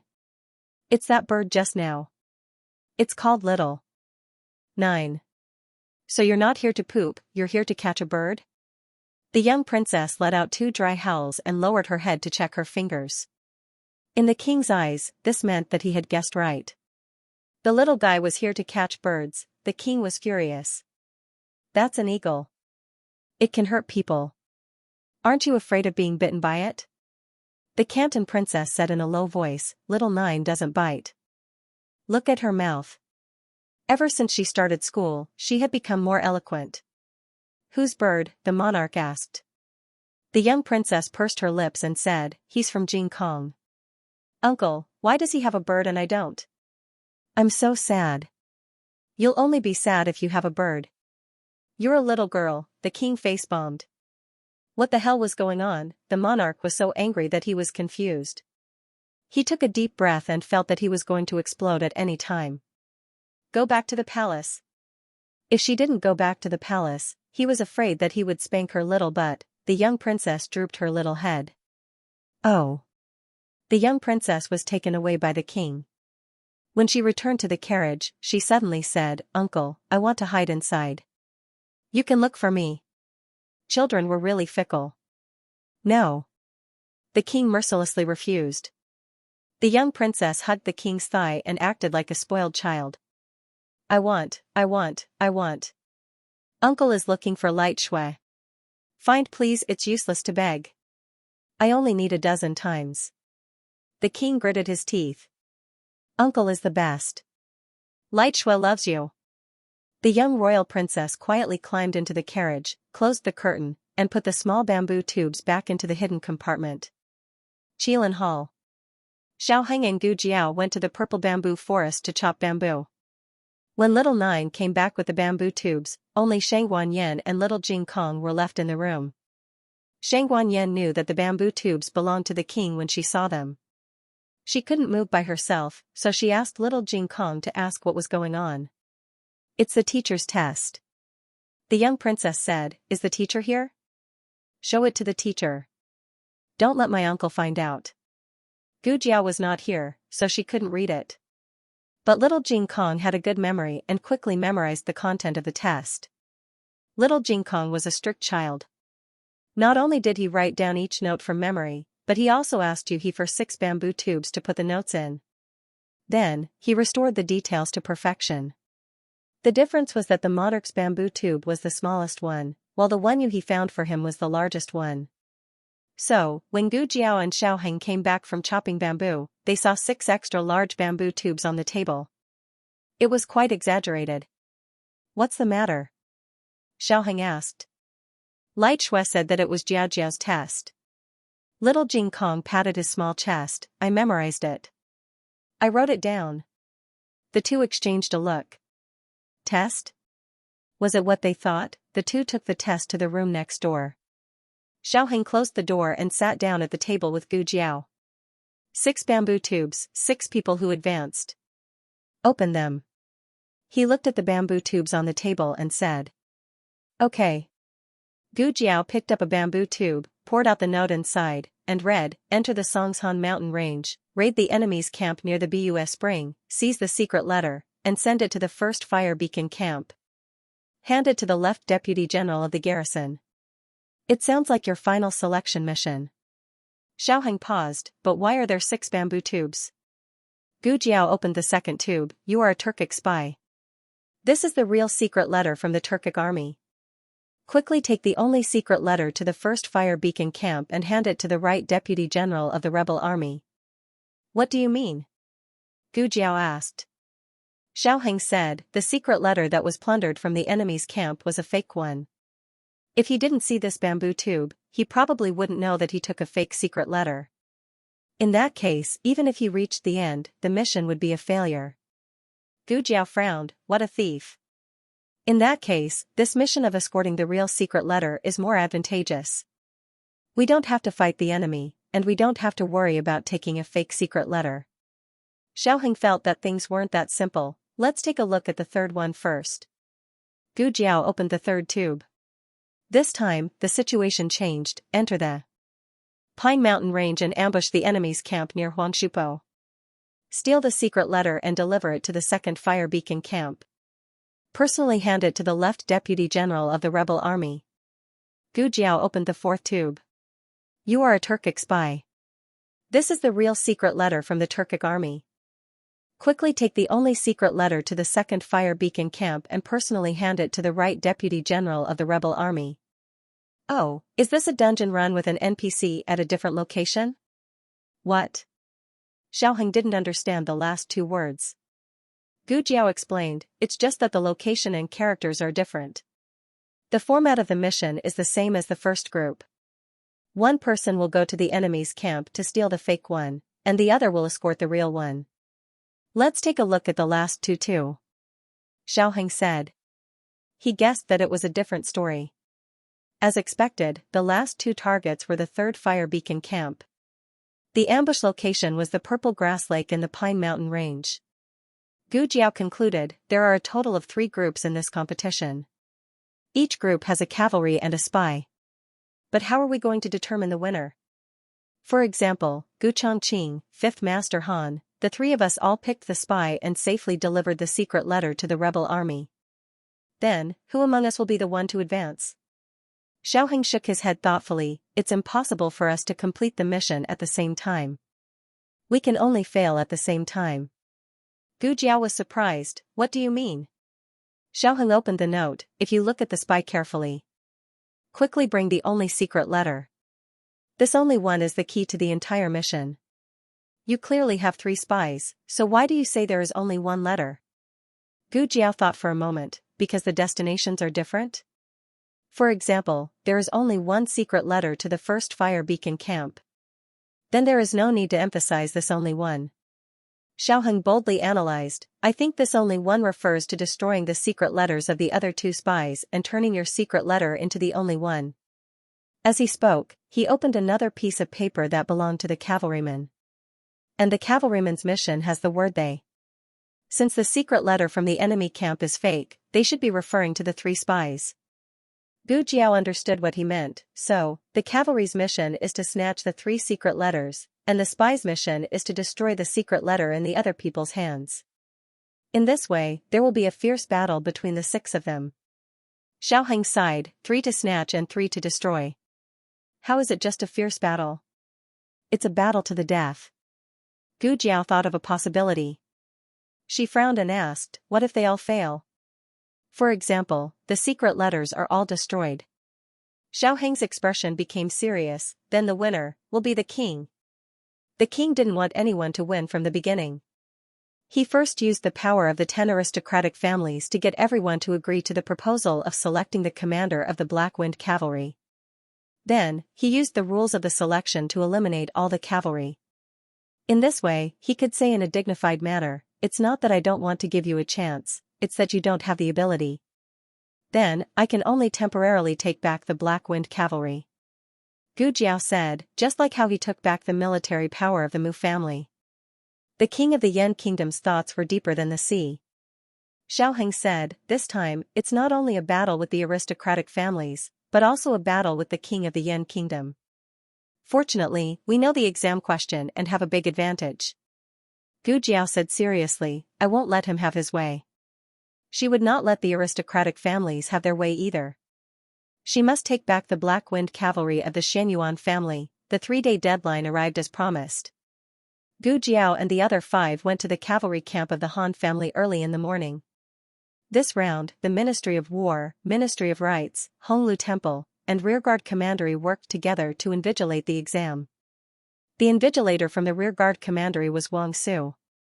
No one from the Wang family advanced this time, so Wang Su had placed his hopes on Mu Qingchen. However, when he saw Gu Jiao, he suddenly felt that it would not be bad if Gu Jiao advanced.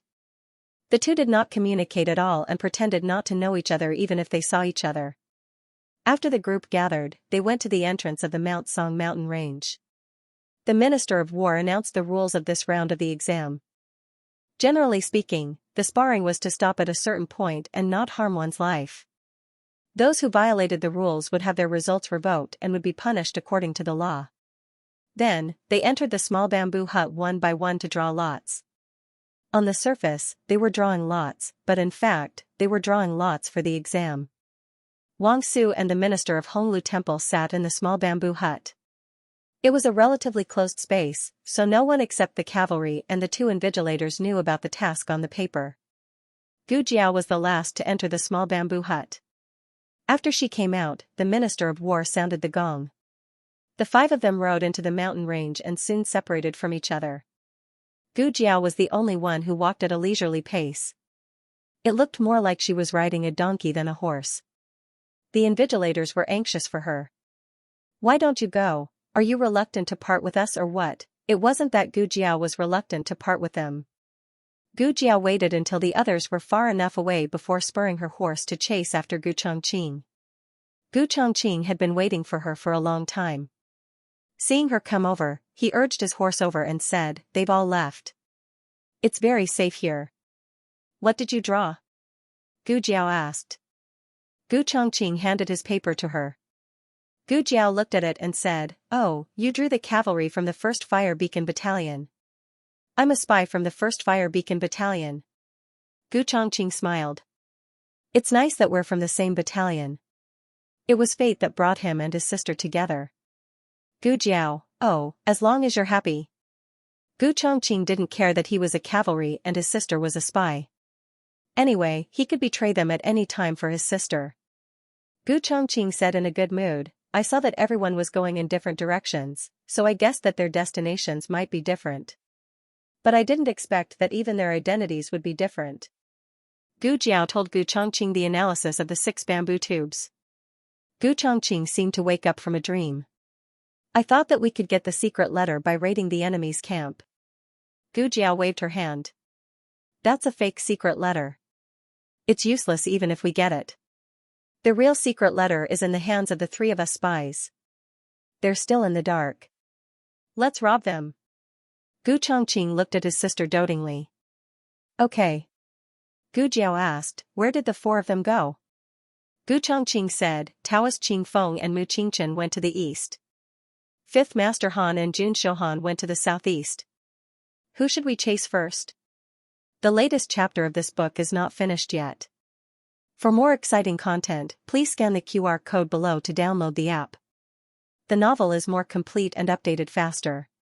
Millions of novels are free to read. There are novels with connotations that can't be found on the internet here. https://www.zhhbqg.com/89642896428226/1065755762. HTML Genius remembered the website address in 1 second. www.zhhbqg.com Bikuga mobile reading website, mzhhbqg.com. The latest chapter of this book is not finished yet. For more exciting content, please scan the QR code below to download the app. The novel will be updated faster. Millions of novels can be read for free. There are all kinds of novels that can't be found online. Gu Jiao took out a map. Ever since he learned of the king's intentions, Xiaoheng had specially drawn up a detailed map of the Mount Song mountain range for Gu Jiao. On it were the locations of the 3 enemy camps to be attacked and the various paths to the 3 fire beacon camps. Gu Jiao pointed at the map and said, "Our current position is closer to the southeast. Let's chase after 5th Grandfather Han and Jun Shouhan first." Gu Chongqing was puzzled. "Tell me, who do you think is the spy?" "The one who goes to the enemy camp must be the cavalry, and the one who goes around is the spy." Gu Jiao pointed at the path marked with cinnabar on the map. "If we don't go to the enemy camp, the spy should be at this position by now. We'll go around from the east and block him." She even planned the path. It seemed that his sister came prepared. The Black Wind Cavalry instinctively followed the Black Wind King. With the Black Wind King leading the way, the Black Wind Cavalry ran very fast. Gu Chongqing even felt that it was faster than his usual speed. However, the plan couldn't keep up with the changes. They didn't catch up with 5th Grandfather Han and Jun Shouhan. Instead, they ran into Mu Qingchen, who was running from the other direction. Gu Jiao tightened the reins. Gu Chongqing also stopped. The two silently looked at Mu Qingchen not far away. They didn't understand what had happened. "He went east just now," Gu Chongqing murmured. The east was to the 2nd Fire Beacon Camp, and the southeast was to the 3rd Fire Beacon Camp. This wasn't a shortcut. He kept looking back. "It seems that someone is chasing him," Gu Jiao said. "Could it be that he's the spy? Taoist Qing Feng has discovered the real mission, so he's starting to steal his secret letter?" Gu Chongqing said, "I'm going to grab the secret letter. Wait for me here, don't show yourself." "Okay." Gu Jiao nodded and stroked the Black Wind King's mane. The Black Wind King understood and lowered his oar a bit. Hiding behind a towering tree, Gu Chongqing dashed towards Mu Qingchen at top speed.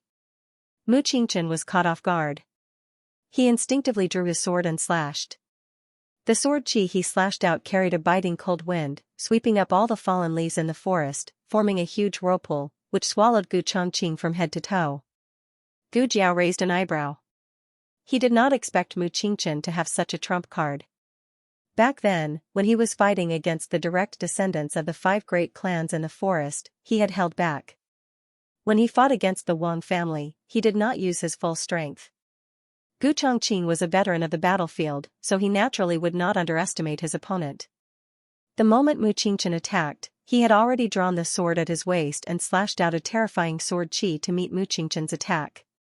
The whirlpool of fallen leaves was forcefully split open by Gu Chongqing's sword chi. The fallen leaves were like knives, biting back at Mu Qingchen. Mu Qingchen hurriedly drew his sword to block. It was during this gap in defense that Gu Chongqing suddenly stepped on the ground, flew up, and knocked Mu Qingchen off his horse with a palm strike. This was because Mu Qingchen had helped Gu Jiao before, so he did not use his sword to wound him. He only used his left palm to knock him off his horse. Mu Qingchen was about to get up, but Gu Chongqing landed firmly on the ground and pressed his sword against his neck. Mu Qingchen looked at Gu Chongqing strangely. "Hanziyu? Hand over the bamboo tube." Gu Chongqing looked down at him and said. Mu Qingchen frowned coldly. He took out the bamboo tube and threw it to Gu Chongqing. Gu Chongqing caught it with a backhand. Mu Qingchen said coldly, "Is the Han family so unscrupulous in order to achieve their goals?" Gu Chongqing asked back, "Is this the first time you've met the Han family?" Mu Qingchen did not suspect that he had snatched the bamboo tube. After all, this was also a method to make the cavalry fail their mission. Gu Chongqing was worried that Mu Qingchen would give him a fake secret letter, so he opened the bamboo tube to take a look. Fortunately, he had seen it. This was because Mu Qingchen was not a spy at all. He was a cavalry member of the 3rd Fire Beacon Battalion. Gu Chongqing was confused. Why did a cavalry member like him come here instead of attacking the enemy camp? Gu Chongqing asked calmly, "Didn't you go east? Why did you come here?" Mu Qingchen said unhappily, "That Taoist priest kept following me. I couldn't get rid of him, so I could only take a longer route." Who could understand the fear of being followed by a big shot? Gu Jiao put her hand to her forehead. She had forgotten that the monk had told her that Taoist priest Qing Feng had no sense of direction. Taoist priest Qing Feng followed Mu Qingchen because he did not know the way. As for why he only followed Mu Qingchen among so many people, it was because he had borrowed a compass from the state preceptor the day before yesterday. The compass could give him a general direction. If he went east, Mu Qingchen would also go east. Once Mu Qingchen deviated from the direction, Taoist priest Qing Feng would not follow him. Gu Chongqing withdrew his long sword. "I won't hurt you. You're out of the game." It was impossible to return the bamboo tube to him. That would expose the hidden mission. Gu Chongqing got back on his horse. He took a long detour before returning to Gu Jiao's place. At this time, Mu Qingchen had already left on his horse. "Are we going to find Taoist priest Qing Feng next?" Gu Chongqing asked. Gu Jiao thought for a moment. "Taoist priest Qing Feng is too difficult to deal with. Let's go find 5th Grandfather Han and Jun Shohan first and make an ally." "Okay." Gu Chongqing agreed without hesitation. He had never thought of himself as the leader of this selection. He respected all of his sister's decisions and was willing to pay any price. The two of them followed the shortcut on the map and arrived at the location of the 2nd Fire Beacon Camp's surprise attack, Huang Shupo. At this time, this place had not been conquered by the cavalry yet. The two of them directly showed up and wiped out the enemy camp. These soldiers were all NPCs in the examination room, not the real enemy. Gu Jiao and Gu Chongqing were careful. They did not hurt anyone and only tied them up. Then, the two of them began a long wait. "Do you think it will be Jun Shohan or 5th Grandfather Han?" Gu Jiao asked. "Who do you think it will be?" Gu Chongqing asked. 5th Grandfather Han, Gu Jiao said. "Speak of the devil." The sound of hurried horse hooves could be heard. The person on the horse was really 5th Grandfather Han. Gu Jiao hurriedly hid with Black Wind King. After 5th Grandfather Han rode his horse to the scene, he looked at the messy temporary camp and then looked at Gu Chongqing. He frowned and asked, "What happened?" Gu Chongqing said, I was ordered by the crown prince to help fifth grandfather pass. I saw that fifth grandfather was heading southeast, so I planned to take a shortcut to meet up with fifth grandfather. Who knew that I would hear fighting halfway, so I came to take a look. What's your mission? Fifth grandfather Han asked. Gu Chongqing threw his bamboo tube to him. Fifth grandfather Han opened Gu Chongqing's bamboo tube. The contents were similar to his, but the difference was that Gu Chongqing wanted to raid Jade Moon Pool and head to the first fire beacon camp. Gu Chongqing said without changing his expression, I'm guessing that the selection this time was to see who could reach the designated camp first. Priest Qing Feng's horse couldn't beat fifth grandfather's horse, so he could only snatch fifth grandfather's letter and prevent fifth grandfather from completing the mission. Fifth grandfather Han frowned. You're saying that Priest Qing Feng raided this place? Gu Chongqing lied through his teeth. Yes, when I came, I saw him leave here with a letter in his hand. Where did he go? Fifth grandfather Han asked in a low voice. Gu Chongqing pointed to the east. That way. Fifth grandfather, I'll go with you. Gu Jiao rubbed his chin. So smooth. It wasn't that fifth grandfather Han was stupid, but that fifth grandfather Han didn't have God's view and didn't know about the hidden mission. Gu Chongqing even gave him his bamboo tube, so what else could he suspect? Purple grass pool should be nearby. Why can't I find it? Priest Qing Feng circled the area 5 times with the compass. On the 6th lap, fifth grandfather Han appeared with a murderous aura. The black demon horse raised its front hooves and bit at Priest Qing Feng's white horse like a ferocious beast. Taoist Qing Feng leaped into the air and protected his horse. He then slapped the black demon horse's head with his palm. How could fifth grandfather Han let him do as he wished? Fifth grandfather Han's palm met the wind from Qing Feng's palm. Powerful internal energy collided.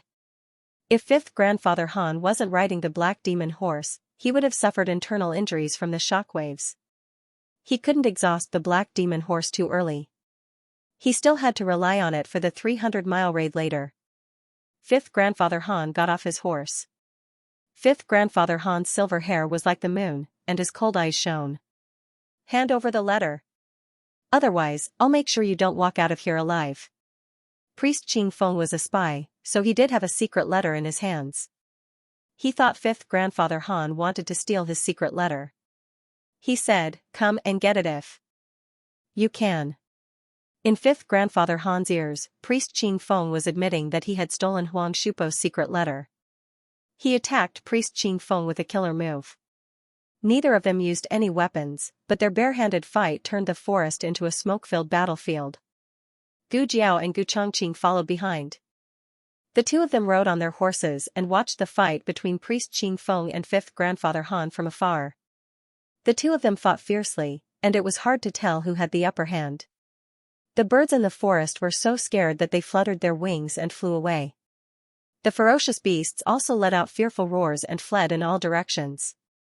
Is Han Xi's martial arts that high? Gu Jiao sighed. She was almost on par with Priest Qing Feng. Gu Chongqing said, I'll go help. Gu Jiao nodded. Okay. Gu Chongqing rode his horse and stopped it near the two of them. He tried his best to prevent the innocent horses from being affected by the internal force. Fifth grandfather, I'll help you. Gu Chongqing drew his long sword and joined the fight. Priest Qing Feng's aura suddenly surged. Gu Chongqing frowned. What a powerful internal force. Priest Qing Feng rose into the air. The aura around him flowed as if it had formed a huge invisible 8 trigrams plate behind him. In the array. He slammed his palm down and knelt on one knee. The wind from his palm hit the ground hard. In an instant, sand and stones flew and leaves filled the sky. Taoist Qing Feng seemed to be in a passive position in the fight just now, but he actually had absolute control. Gu Chongqing and fifth master Han both fell into his array. Gu Chongqing was in the east, in the Li position, while fifth grandfather Han was in the west, in the Ken position. In his array, he was the king. He shouted, Li, can, break. His powerful inner strength was infused with the boundless Tao will of heaven and earth. Like countless invisible blades, they attacked Gu Chongqing and fifth master Han with the power of mountains and rivers. Both of them were sent flying. Gu Jiao frowned and galloped over. She stood in front of Taoist Master Qing Feng and said, I hate it when the Han family bullies others. Two of you ganging up on one person. What kind of hero are you? Priest. I'll help you. Priest Qing Feng's attack had used up a lot of his internal force. He needed some time to recover. It was not that Gu Jiao could not take advantage of the situation. However, if he recovered and came after her, she would be done for. Therefore, she had to be smart. Fifth grandfather Han immediately stood up after falling to the ground. He was more resilient than Han Yi. Just as fifth grandfather Han was about to attack Gu Jiao, Gu Chongqing also stood up with a hand on his chest. Fifth grandfather, you don't have to deal with this immature brat. I'll deal with him. The brother and sister fought fiercely on the field. They looked fierce, but they did not use much strength. Gu Jiao's back was facing Priest Qing Feng. She put her hands together and blocked Gu Chongqing's long sword. Gu Chongqing gave her a look. Gu Jiao nodded slightly. Die. Gu Chongqing hit Gu Jiao's shoulder with his palm. His powerful internal force sent her flying, and she fell toward Priest Qing Feng. Daoist Qing Feng leaped into the air and grabbed Gu Jiao's soft waist. Gu Jiao moved her fingertips and put Priest Qing Feng's small bamboo tube into her sleeve. At the same time, she put Mu Qingchen's bamboo tube back on his waist. In this way, Priest Qing Feng would discover it later if the weight didn't change. Priest Qing Feng and fifth grandfather Han joined the battle again. Gu Jiao and Gu Chongqing were fighting farther and farther away. Xiao Lulang, don't you dare run away. I'll kill you today. The brother and sister galloped on their horses until they could no longer hear Priest Qing Feng and fifth grandfather Han's battle. Only then did they stop and let out a sigh of relief. How was it? Gu Chongqing asked. Gu Jiao took out Priest Qing Feng's small bamboo tube and took out the secret letter. She smiled and said, it's the real secret letter. Gu Chongqing looked at his sister smile, and a smile flashed across his eyes. Including yours, we have 2 secret letters. The last secret letter was in Jun Shohan's hands. The latest chapter of this book is not finished yet. For more exciting content, please scan the QR code below to download the app. The novel will be updated more quickly. Millions of novels will be read for free. There are all kinds of novels that you can't find on the internet. https://www.zhhbqg.com/89642896428626/1065709662. HTML Genius remembered the website address in 1 second. www.zhhbqg. Biku Pavilion Mobile Reading Website, mzhhbqg. The newest chapter of this book is not finished yet. For more exciting content, please scan the QR code below to download the app. Novels are updated even faster. Millions of novels are free to read. Novels that can't be found online are all here. Jun Shohan's destination was the second fire beacon camp. Gu Jiao spread out the map and Xiao Heng's markings were very clear. Gu Jiao pointed at the cinnabar path and said, under normal circumstances, Jun Shohan would take this path. It is relatively flat and wide. He should have reached this birch forest by now. There is actually a small path that can go around, and that is to cross the river. Gu Chongqing looked at the sky and said, it hasn't rained in the past few days. The river shouldn't be too turbulent. We can cross it. The two took a detour and entered the birch forest, successfully blocking Jun Shohan's path. As before, it was Gu Chongqing who appeared. Gu Chongqing blocked Jun Shohan's path and coldly said, hand over your bamboo tube. Jun Shohan was a tall young man. He had the scholarly aura of the world's literati. If one hadn't seen him fight, no one would have seen him as an expert at first glance. But Gu Chongqing and Gu Jiao both understood that people who could reach this stage definitely didn't rely on luck. Jun Shohan looked at Gu Chongqing in front of him and didn't seem to be surprised. He looked at the large tree not far away and said, do you want it or that person? Gu Jiao raised her eyebrows. Oh, so she was found out, Jun Shohan could do it. Gu Chongqing calmly said, what that person, this person? Cut the crap and hand it over. I won't give you the bamboo tube. Jun Shohan's eyes coldly looked in Gu Jiao's direction, if you want it, come and get it yourself. Was he trying to provoke her? Gu Jiao glanced at Jun Shohan from behind the tree. This Jun Shohan gave her an indescribable feeling, as if all her disguises had been seen through by him. Since that was the case, there was no need to continue hiding. Gu Jiao rode Black Wind King out from behind the tree and stopped beside Gu Chongqing. Her gaze fell on Jun Shohan's young and handsome face. I'm here to get it. She had observed Jun Shohan in the barracks, and she believed that Jun Shohan had observed her as well. However, this was the first time they had truly met. When Jun Shohan saw her standing with the Han family, there was not a trace of surprise in his eyes. So Jun Shohan already knew that she was in cahoots with Han Ziyu? How could he tell? I'll fight you, Gu Jiao said.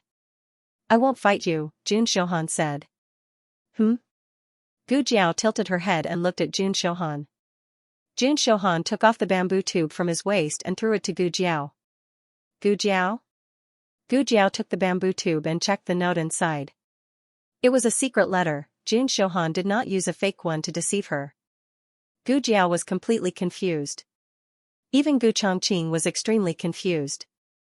They were prepared to fight to the death with Jun Shohan, but this was it. As if seeing Gu Jiao's confusion, Jun Shohan said indifferently, I owe someone a favor, and now I'm returning it to you. Who do you owe a favor to that you want to return it to me? Gu Jiao asked. Jun Shohan did not answer. He pulled on the reins and the horse turned around, going back the way they came. But before he could take 2 steps, he suddenly pulled on the reins. There's killing intent. The next second, there was the sound of something tearing through the air from the other side of the forest. Jun Shohan dodged to the side. Gu Chongqing pulled out his sword and blocked the hidden weapon that was aimed at Gu Jiao and himself. Gu Jiao looked at the dart embedded in the tree and said indifferently, Tang sect, Qi Xian. Ha ha ha. That's right, it's me. Accompanied by arrogant laughter, Qi Xian led a dozen black-clothed men to descend from the sky. The black-clothed men surrounded the 3 of them. In order to avoid making too much noise and being noticed by the examiners, they did not ride horses. They all used qinggong to sneak into the forest. Jun Shohan's horse was forced to take several steps back, standing with Gu Chongqing and Gu Jiao. We meet again, Qi Xian said to Gu Jiao with a smile. Then his gaze fell on Gu Chongqing's face. It's you? Gu Chongqing was riding a black wind steed. Only 3 people entered the forest on black wind steeds, 5th Master Han's new Black Wind King, Gu Jiao's old Black Wind King, and Han Ziyu's steed. Qi Xian laughed coldly. It seems that the Crown Prince made a mistake this time. He actually allowed a spy to sneak into his residence. Unfortunately, you're unlucky to have run into me. Today, I'll settle the score with you for severing Hanya's leg tendons. Gu Jiao raised her eyebrows. Oh, your leg's healed? At the mention of this, Qi Xian's face darkened. Back in the forest, this brat had said 1, 2, 3, and then they would fight. In the end, as soon as he shouted 1, he stabbed his thigh with a spear. Stabbing wasn't enough. He even twisted his thigh, almost causing him to die from the pain. Qi Xian threatened coldly, Xiao Lulang, don't be too proud. No matter how many times you stabbed me with your spear, I'll return it 10 times over. Jun Shohan said expressionlessly, that's your business. I'm leaving. Qi Xian snorted. You're unlucky. Today's matter cannot be known to anyone. In other words, he was going to kill Jun Shohan to silence him. Jun Shohan's identity was easy to guess. Among the 6 people, Jun Shohan was the most unfamiliar. Even without guessing, it was obvious that he was the poor student from Jianan Academy. Qi Xian didn't take this kind of small fry seriously. Gu Chongqing rode his horse in front of Gu Jiao, blocking Qi Xian's view. He said to Gu Jiao, you go first. I'll settle this with him. Gu Jiao didn't hesitate and led Black Wind King out of the encirclement. Qi Xian said disdainfully, want to run? Chase after them. 2 men in black jumped and slashed at Gu Jiao's back with their swords. Gu Chongqing turned around and slashed out a sharp sword aura, slashing the 2 men down from the air. On the other side, the battle between Taoist Qing Feng and 5th Master Han had reached its climax. 5th Master Han gradually felt that things were getting tricky. Although he wasn't at a disadvantage, his internal energy couldn't hold on much longer. Although he didn't want to admit it, Taoist Qingfeng's martial arts were indeed above his. Taoist Qingfeng only used 50% of his strength. If he wanted to tie with Taoist Qingfeng, he would have to use 70% of his strength. As a result, he naturally wore out his energy faster. The two of them punched each other again and retreated. Fifth Master Han's silky silver hair had already turned into a wooden brush. He panted and said, "You're a monk. Can't you compete with me fair and square? Why did you have to use such a despicable method like stealing my secret letter?"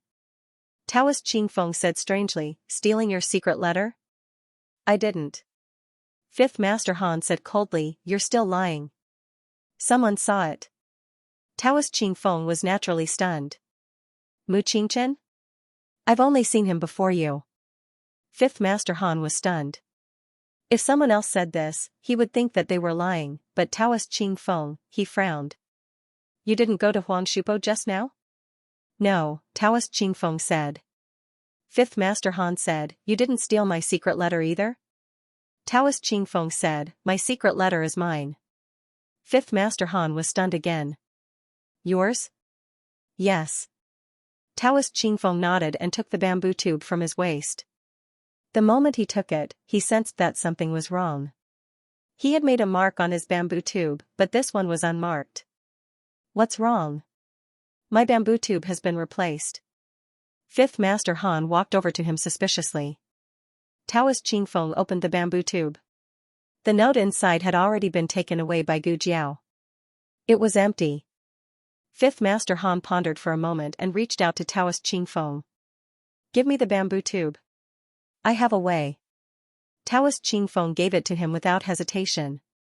Fifth Master Han frowned. "Aren't you afraid that I'll take your bamboo tube and run away?" Taoist Qingfeng glanced at him. "I can take it back." Fifth Master Han couldn't refute. "This is a military messenger tube. To prevent anyone from tampering with it, a message is left on the inside of the tube." As he spoke, he opened the bamboo tube and took out a fire roll to warm the outside of the bamboo tube. Not long after, a line of small words appeared on the inner wall of the bamboo tube.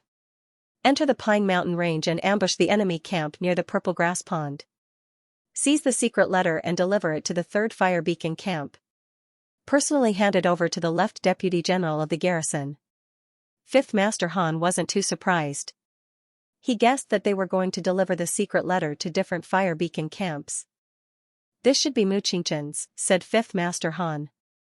Only Mu Qingchen and Taoist Qingfeng were going to the 3rd Fire Beacon camp. If it wasn't Taoist Qingfeng's, then it could only be Mu Qingchen's. Taoist Qingfeng suddenly said, "Huh? His mission is different from mine." Fifth Master Han looked at him in confusion. "What's your mission?" Taoist Qingfeng read out the contents of the letter from his memory. "I'm a spy. I'm going to deliver the secret letter to the 3rd Fire Beacon camp." Fifth Master Han pondered. "Only Xiao Lulang got close to you just now. If your bamboo tube was switched, then it must be Xiao Liulang's doing. Strange. Why did he steal your bamboo tube? Don't we all have our own missions?" Taoist Qingfeng thought for a moment and said, "Maybe it's because my secret letter is the only real one?" "The real letter?" Fifth Master Han was even more confused. Taoist Qingfeng did not shy away from reading out his mission. "You are a Turkic spy. This is the real secret letter from the Turkic army. Quickly take the only secret letter to the 3rd Fire Beacon camp and personally hand it to the right Deputy General of the rebel army in the camp." After that, he and Fifth Master Han fell silent. The two of them finally realized that something was wrong. "Hanziyu, Mu Qingchen, and I have similar missions. The only difference is that we're going to rob different places and destinations. The three of us are all cavalrymen. If the secret letter in your hand is the real one, then the one we robbed from the enemy camp is fake. No wonder Xiao Lulang stole your secret letter. Only your secret letter can complete the mission." "No." Taoist Qingfeng said, "If there are 3 cavalrymen, then there should be 3 spies. You cavalrymen have the same mission, so we spies must have the same mission. The secret letter in my hand is not the only real one. The secret letters in the hands of the 3 spies are all real. Your cavalry's mission is to obtain all 3 secret letters, while our spy's mission is to destroy the other two secret letters and turn our secret letter into the only one that exists. Fifth Master Han said slowly, we know that the three cavalrymen are me, Han Ziyu, and Mu Qingchen. Then the three spies are you, Xiao Lulang, and Jin Shouhan. Taoist Qingfeng said, yes. Fifth Master Han frowned. Xiao Lulang must have stolen your secret letter for this reason. But how did he know? Who would suspect that there was a hidden mission in the first place? He and Taoist Qingfeng had only guessed the truth after comparing the four people's bamboo tubes. Taoist Qingfeng looked at the blue sky and said seriously, maybe he's a genius. Fifth Master Han, I'm going to find Xiao Lulang. See you later. Fifth Master Han rode on the black demon horse and quickly disappeared while Taoist Qingfeng was in a daze. Taoist Qingfeng also planned to chase after him. Although his secret letter might have been destroyed by Xiao Lulang, it didn't matter. This selection actually had a hidden trigger. That was, the identities of the 6 people could be changed at any time. When they drew lots, they didn't register each person's identity and destination. This meant that it wasn't important. What was important was who completed the mission in the bamboo tube. If he stole Xiao Liulang's secret letter and delivered it to the number 1 fire beacon camp, he could still complete the mission. Taoist Qingfeng thought of the key point and immediately mounted his horse. Unfortunately, before he set off, a chuckle came from the big tree in front of him. Liaochen Zui was lying on a lush branch. He supported his head with one hand and held a wine pot with the other. He raised his head and drank a mouthful of wine. His delicate Adam's apple moved. His monk robes were ascetic, but his peach blossom eyes exuded a breathtaking aura. The mole under his eye gave him a natural temptation. It was as if he could be a Buddha who delivered all living beings from torment or a demon who brought chaos to the world. He smiled and said, I'm lonely. Why don't you have a drink with me, Taoist? Gu Jiao rode on Black Wind King and galloped. Actually, just now, she had already guessed the hidden trigger. The identities of the 6 people could be changed, so even if she destroyed the other 2 secret letters, it didn't mean that she could rest easy. She had to complete the mission as soon as possible. First, she had to get out of the forest as soon as possible. It would be much safer once she was on the official road. Nobody would dare to openly assassinate her. However, just as Gu Jiao was about to walk out of the forest, Fifth Master Han rode on his black demon horse and rushed over from the side. Gu Jiao felt an extremely powerful murderous aura. Her eyes turned cold as she suddenly pulled out the red tasseled spear on her back and blocked Black Wind King's head. A crisp sound of collision was heard, and sparks flew everywhere. It was a dagger.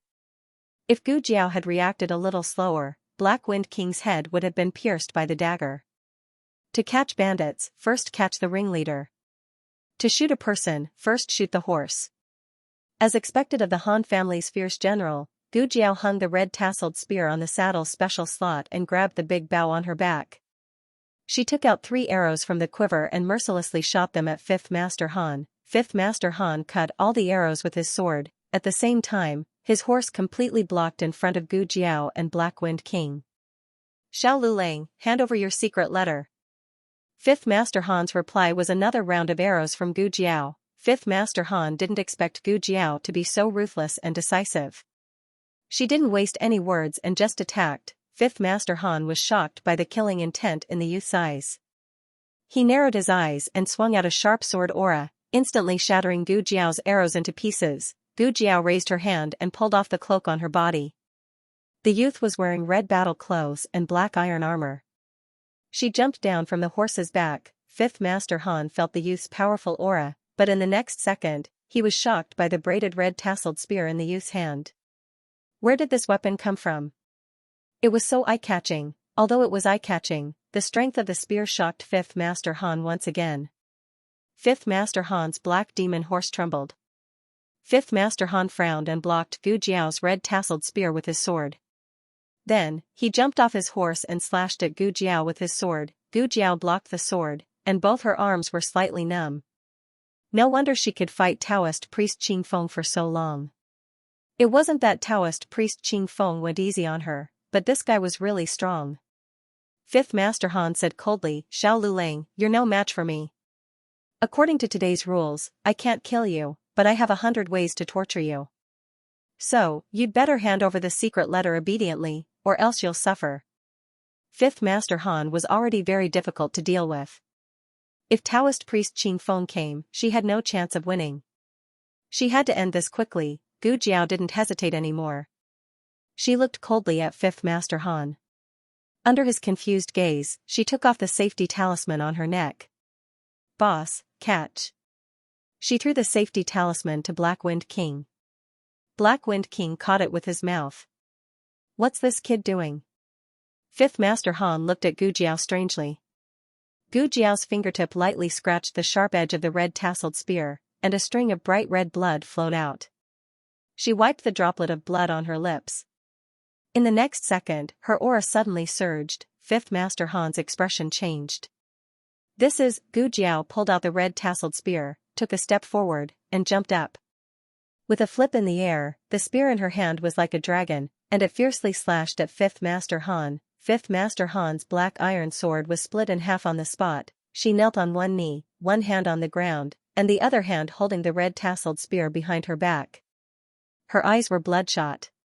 She was no longer the handsome young man. She was a killing god, a demon, and an Asura. Fifth Master Han threw away his long sword, changed his palm into a fist, and attacked Gu Jiao's vital point. Gu Jiao used the red tasseled spear as leverage and jumped up high again.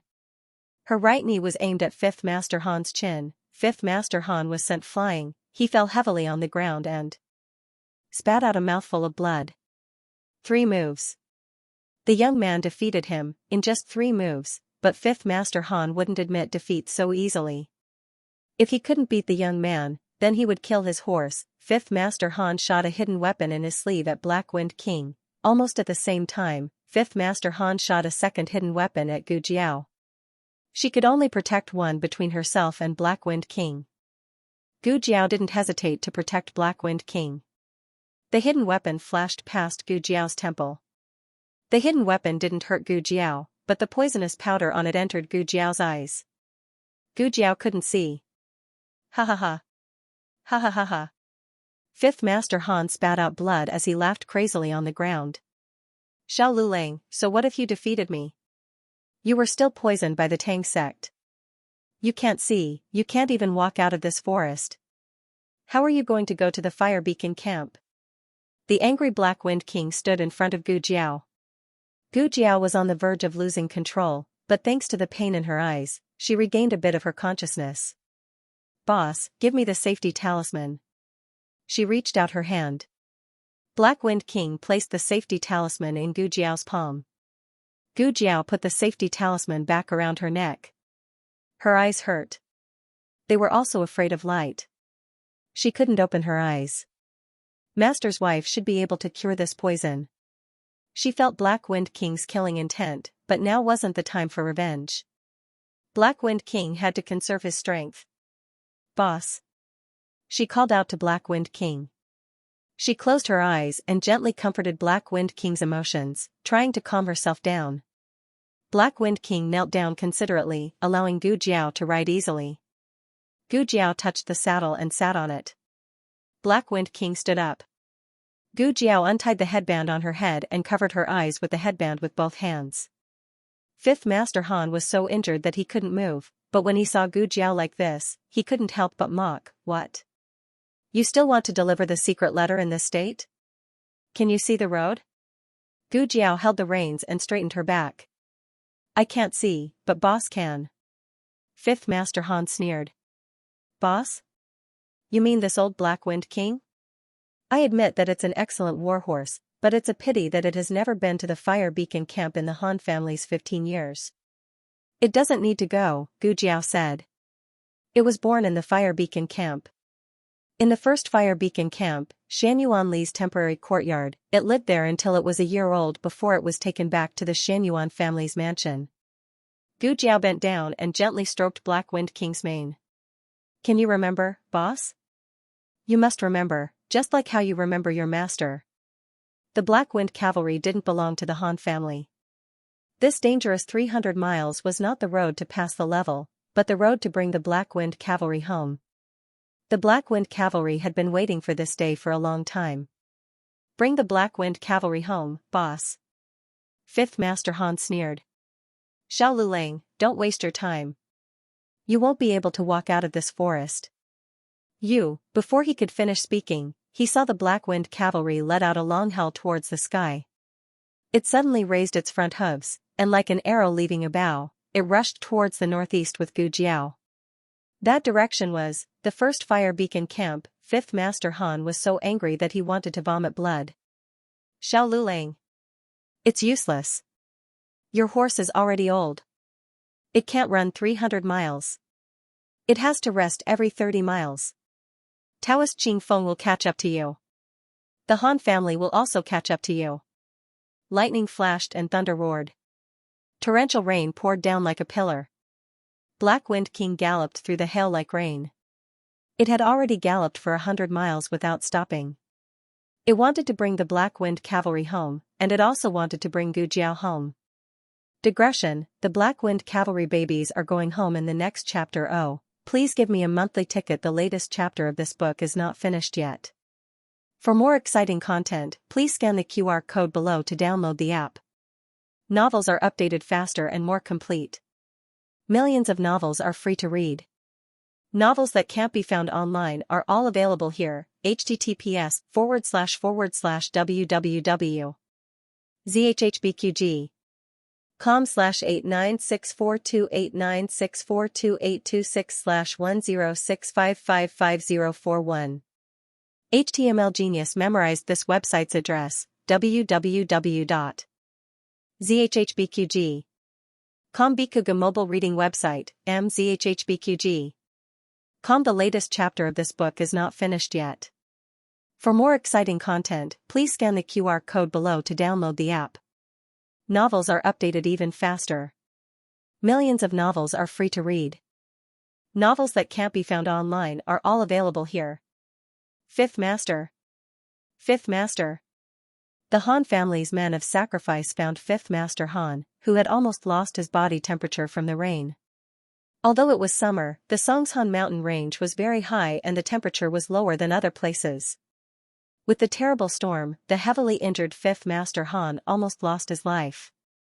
If it wasn't for the Black Devil King using his body to block some of the wind and rain, he probably wouldn't have survived until the Han family found him. The leader of the men of sacrifice helped Fifth Master Han sit up and took off his cloak to wrap around him. Fifth Master. Fifth Master Han couldn't stop trembling. He couldn't feel his hands and feet, and even the muscles on his cheeks were almost numb. Originally, with his strength, he shouldn't have been defeated so quickly. On one hand, he didn't use all his strength. Another important reason was that he seemed to see a familiar figure when Xiao Lulang attacked him. It was a figure that he couldn't remove from his mind in this life, the next life, and the life after that. His mind was in a daze, and his body froze. He couldn't use his internal energy to block Xiao Liulang's attack, and in the end, he fell into Xiao Liulang's trap. He didn't lose to martial arts, but to his own heart and emotions. The men of sacrifice said worriedly, "I'll take you back now. Don't worry about me." Fifth Master Han used the last of his strength to open his numb lips and said, "Go, chase Xiao Lulang. First fire beacon battalion." This group of men of sacrifice wasn't with Qi Xian. Qi Xian led Han Ye's men, and he was secretly helping the property management under the orders of the family head. They didn't know that Qi Xian was also here. But they had one thing in common, and that was that they didn't ride horses. "Go, ride my horse." Xiao Lulang was eager to end the battle. He had used all his strength to attack Xiao Lulang, and his body was already exhausted. Moreover, he could not see. As long as the Han family's men of sacrifice could catch up with him, they would be able to severely injure him and take back the secret letter. The leader of the men of sacrifice instructed his companions, "You guys, take the fifth lord and hurry. I'll chase after Xiao Lulang first. When he caught up, he would deliver the secret letter to Fifth Lord and escort him to the first fire beacon camp." "Yes." The few of them answered. "Wait." Fifth Grandfather Han stopped him. The suicide soldier said, "Fifth Lord, do you have any other orders?" Fifth Grandfather Han said, "I have a bottle of medicine for the dark demon horse. If it can't run anymore, give it one pill to recover its stamina, yes. The kamikaze soldier took out the medicine bottle and turned around to ride the Black Demon King. The Black Demon horse was very uncooperative at first, and the kamikaze soldier fell a few times before he could ride it. This was the result of Fifth Han's carrot and stick approach. However, once the kamikaze soldier took over, the Black Demon King's speed could only be described as lightning. The kamikaze soldier rushed toward the first fire beacon camp without stopping. On the other side, the battle between Taoist Qingfeng and Liaochen was coming to an end. Liaochen didn't want to kill anyone today, so he didn't have much killing intent when he attacked. He also held back some of his strength. However, Taoist Qingfeng's every move was deadly. Liaochen was forced to retreat until his back hit a tree. When he couldn't retreat anymore, Taoist Qingfeng sealed his acupoints with 2 fingers. Liaochen couldn't move. He sighed and looked at Taoist Qingfeng with a smile. He said in a hurt voice, "Taoist Qingfeng, you're so heartless." Taoist Qingfeng's palm hit his vital gate. He really wanted to take his life. Liaochen clicked his tongue. He activated his vital qi and the acupoints were unsealed. He tapped his toes and jumped up the tree. He looked at Taoist Qingfeng under the tree with a half-smile. "You don't want to do this the hard way? If this continues, I'll have to be serious." Taoist Qingfeng was a cultivator. He had a tough heart and a mild temperament. He wasn't happy with material gains or sad for himself. He had already transcended the secular world. Only Liaochen could make Taoist Qingfeng so angry that he wanted to kill someone. However, Taoist Qingfeng suppressed his desire to kill Liaochen today. After all, he had more important things to do. He raised his head and looked at Liaochen with his beautiful eyes. "Come down. I'll drink with you." Liaochen curled his lips and landed gracefully. Taoist Qingfeng took out a rope from his sleeve and tied Liaochen up. Liaochen was speechless. Taoist Qingfeng hung Liaochen under the tree and turned around to mount his horse. Liaochen swayed under the tree like a small silkworm. He looked at Taoist Qingfeng's back and curled his red lips. He said with a smile, "If you dare to leave, I'll tell the world that you're the thief who was watched by thousands of disciples at Baiyun Taoist Temple on a moonlit night a few years ago." Taoist Qingfeng was about to explode. It was raining cats and dogs. The Black Demon horse kept chasing in the rain. It was very young and had a lot of stamina. It also had better endurance than ordinary warhorses. It ran tirelessly, leaving the Mount Song mountain range far behind. The lightning didn't stop it. It was like the bravest warrior, chasing after its enemy without caring about the consequences. "It's not enough." The man of sacrifice grabbed the reins and wiped the rain off his face. They had already run for nearly 100 miles, but the Black Demon horse still didn't show any signs of fatigue. He had never seen such a powerful warhorse. However, it still needed to be faster. The man of sacrifice took out the pills that Fifth Master Han had given him and fed one to the Black Demon horse. The Black Demon horse quickly recovered its stamina and sped up a little. Finally, after passing through a small forest, the man of sacrifice heard the sound of hooves coming from ahead. The man of sacrifice was delighted. It was Xiao Lulang. It must be Xiao Lulang. The sky was already dark. The entire world was covered in a heavy downpour. Running on a rainy night was actually a very dangerous thing to do. The cavalry's line of sight was obstructed, so they mostly relied on the warhorse's senses. Normally, warhorses would slow down. Firstly, the cavalry would request it. Secondly, warhorses had an instinct to avoid danger. However, the Black Wind King didn't slow down. It was like a bolt of lightning in the rainy night. The man of sacrifice heard the sound of hooves getting farther and farther away. He clenched his teeth. Damn it. We were about to catch up. Why does it feel like the distance has widened again? Hiya! Hiya! The man of sacrifice raised his speed to the maximum and finally caught up to the Black Wind King. This time, the distance between them was unbelievably close. The man of sacrifice unsheathed the longsword at his waist. He only needed one slash to deal a heavy blow to Xiao Lulang. The Black Wind King galloped, all the muscles on its body taut. Just as the man of sacrifice slashed down, it suddenly swerved to the right and charged into the fork in the road ahead. Me. The man of sacrifice slashed down. Because he didn't expect the Black Wind King to suddenly change directions, he didn't even have time to pull the reins and stop. The Black Devil horse was too fast. In the blink of an eye, it was already 100 feet away. If it turned around and chased after the Black Wind King, it would be even harder to catch up. Forget it. You've left the fork, so you'll have to return to the main road. I'll wait for you in front. However, the Black Wind King didn't give him the chance to stop him. When he returned to the main road, he was only a horse's length away, but the Black Wind King had already run ahead. I didn't catch up again. The man of sacrifice was so angry that he didn't feel good. Wasn't it an old horse? How could it run so fast? However, it wasn't all smooth sailing ahead. There were other guards from the Han family guarding the road. When they heard the sound of galloping hooves, they drew their long swords and lined up to block the road.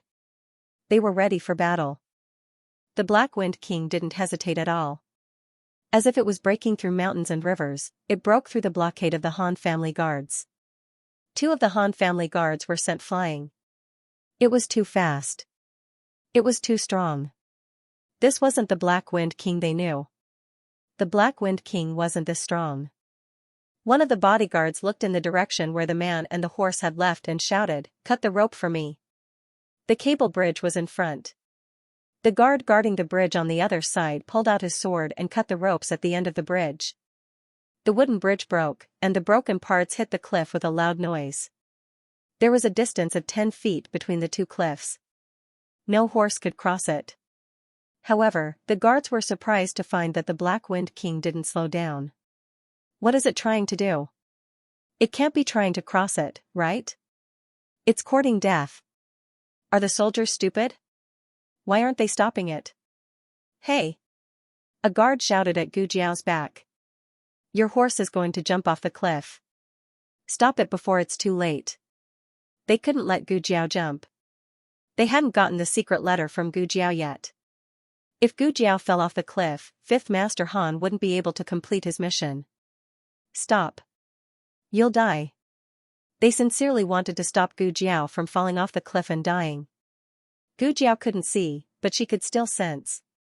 She heard the sound of the bridge breaking and felt the cold wind from the abyss. However, she didn't stop the Black Wind King.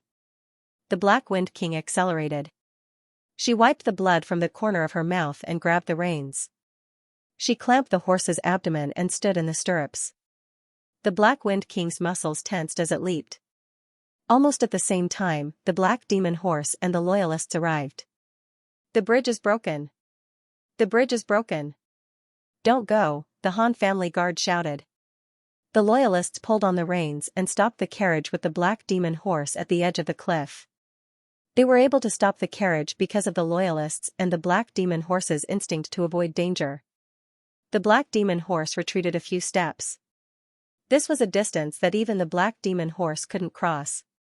No one dared to look down. The Black Wind King and the cavalrymen were about to fall off the cliff. Ah, a guard shouted. Look.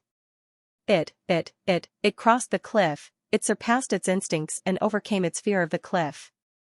It crossed a distance that no warhorse had ever been able to challenge. It was the Black Wind King, without a doubt. The guards at both ends of the bridge were stunned.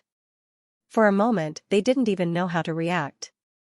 The Black Wind King carried Gu Jiao and smoothly ran past the Han family guards.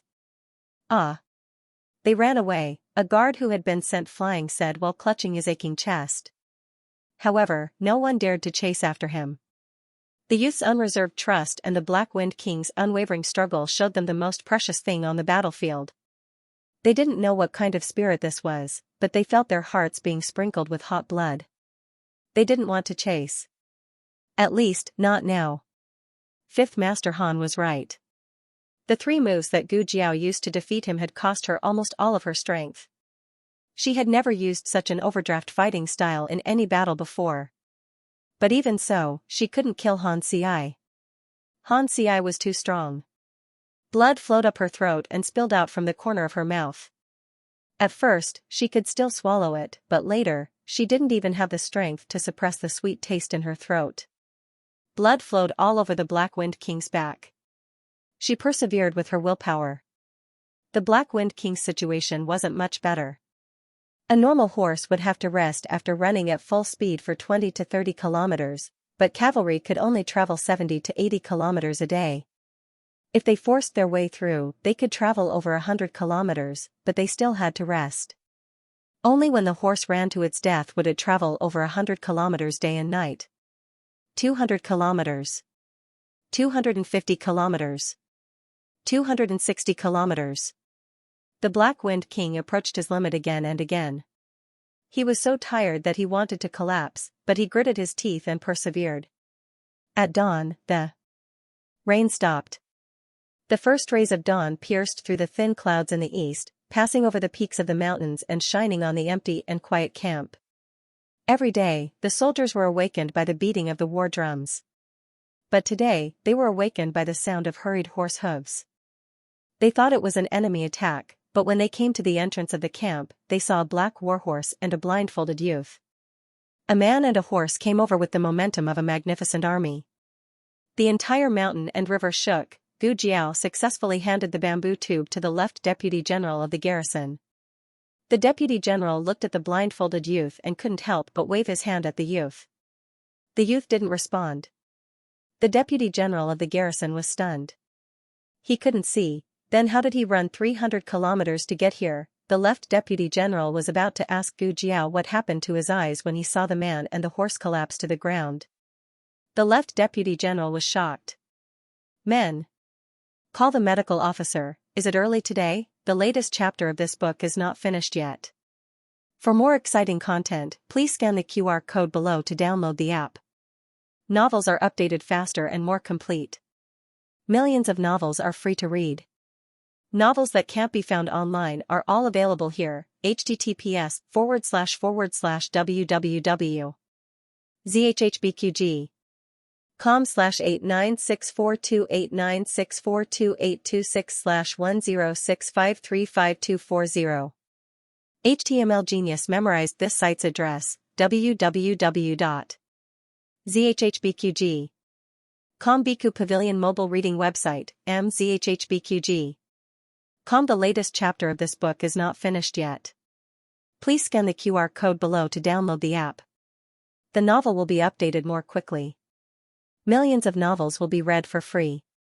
All the novels that cannot be found on the internet are available here. In the hot summer, the cicadas on the trees kept chirping. Gu Jiao woke up to the sound of cicadas. She slowly opened her eyes. Her eyes were covered with gauze. She raised her hand to remove the gauze. The dazzling light suddenly shone on her. She subconsciously closed her eyes and tilted her head. When she adjusted to the light, she opened her eyes again. In her blurred vision, she vaguely saw the familiar windowsill, the familiar table, the familiar chair, and the familiar little boy on the ground. There were no classes in the academy today. Little Jing Kong did not go anywhere. He was playing in the room while waiting for Gu Jiao to wake up. It was hot, so Xiaoheng made a mat for him on the ground. As he played, he laid down on the mat. One side of his face was pressed down until it was chubby. Saliva flowed all over the floor, and his little butt stuck up high as he fell asleep. Awake? A man's low voice came from above her head. Gu Jiao blinked and looked up at Xiaoheng. This position was too difficult. Her neck was almost broken. Xiaoheng quickly got up and sat on the edge of the bed. He stretched out his slender hand and touched her forehead. It's not hot anymore. Gu Jiao's vision was still a little blurry, but seeing that he was in a good mood, her eyes lit up. You're here too, she said. Xiaoheng pulled back his hand and snorted. What do you mean by I'm here too? You're the second one to see me. Gu Jiao said seriously, you're sitting in the wrong position. It's too high. I have to roll my eyes to see you. Xiaoheng listened to her clear words and careful logic and knew that she was fine. She was caught in the rain during the last round of selection. After being sent back to the state preceptor's palace, she had a high fever for 3 days and 3 nights. Her fever only subsided this morning. It was now afternoon. How are you feeling? How is the Black Wind King? The two of them asked in unison. Xiaoheng smiled helplessly. The Black Wind King is fine. Look. As he spoke, he raised his hand and pointed outside the window. Gu Jiao looked up slightly. Unfortunately, she could not see from this angle. Xiaoheng gently helped her sit up. Now, he could see everything clearly. The Black Wind King had recovered quite well. His body was wrapped in bandages, and he was enjoying the cool air under a big tree in the courtyard. The Horse King was jumping happily behind it, like an excited baby who had been injected with chicken blood, running here and there. He knew that she would be worried about the Black Wind King, so he brought it to the courtyard so that she could see it as soon as she woke up. That's great. Gu Jiao smiled. The Black Wind King and Black Wind King Black. A silent tacit understanding flowed in the eyes of the man and the horse. Gu Jiao understood that it was really fine. The Black Wind King also understood that Gu Jiao was really fine. Gu Jiao paused for a moment, then asked, by the way, where is Gu Chongqing? Is he okay? Gu Chongqing was up against Qi Xian. Qi Xian was an expert from the Tang sect, and he had brought many of the Han family's men of sacrifice with him. Xiaoheng said, he was slightly injured, but he's fine now. You don't have to worry. Also, Qi Xian is dead. Gu Chongqing had killed him with his own hands. He had tried to hurt Gu Jiao time and time again. Gu Chongqing would rather die with him than let him go back alive. As for the Han family's men of sacrifice, none of them survived. Also, Gu Chongqing asked me to remind you that Jun Xiuhan is an expert. The main reason why Gu Chongqing could kill Qi Xian was that Jun Xiuhan had taken care of the Han family's men of sacrifice. Gu Chongqing didn't have to be distracted to display his full strength. Jun, Xiao, Han, Gu Jiao said thoughtfully. I owe someone a favor, and I'm returning it to you now. Who did Jun Xiuhan owe a favor to? Why did he return it to her? Don't you care about yourself? Xiaoheng looked at her seriously. Ah? Gu Jiao was slightly stunned. What about me? Xiaoheng took a deep breath and told himself not to get angry. Do you know that you had a high fever for 3 days and almost lost your sight? Gu Jiao was confused for a moment, then nodded. Oh, I think so. I would have forgotten if you didn't mention it. Fifth Master Han used a dirty trick and poisoned me. But I can see now. It was just that she couldn't see clearly. Xiaoheng said, Madame Nan came and detoxified the poison for you. Your eyes will slowly recover. Don't run around before that. Gu Jiao opened her mouth. I know what you want to ask. Xiaoheng knew her too well. She didn't care about herself at all. She was worried about others. Xiaoheng said, Gu Chongqing's antidote is almost ready. It's not a difficult poison to detoxify. It's just that some of the herbs are troublesome to dry in the sun. He'll go get it in 3 days. Can you be completely relieved now? Gu Jiao opened her mouth again. Xiaoheng sighed. It's not exposed. There are no side effects. Everything is very good. Gu Jiao hummed and said happily, Mistress, you're really amazing. Xiaoheng was angry and amused. He lowered his head and chuckled helplessly. Then he held one of her hands and raised his hand to tidy up her hair. You're amazing too, my commander-in-chief. Gu Jiao opened her eyes wide. Huh? In the throne room, the ministers had different opinions about appointing Xiao Lulang as the new commander-in-chief of the Black Wind Battalion. Your Majesty, I don't think it's appropriate. The governor came out with the ceremonial tablet in his hand. Dong Wei, the minister of the Ministry of Justice, asked, Lord Su, what's wrong with it? The governor's surname was Su. He was the old master of the Su family and Mu Qingchen's grandfather. He said coldly, how can the Yan dynasty appoint a man from the Zhao kingdom as the commander-in-chief? Dong Wei said, he has been adopted by Dukan. He's from the Yan dynasty. That's still inappropriate. Old Master Su objected firmly. Dong Wei bowed to the monarch on the throne and said seriously to Old Master Su, the selection of the commander-in-chief of the Black Wind Battalion was proposed by His Majesty and agreed by all the aristocratic families. All the family heads and civil and military officials know the rules very well.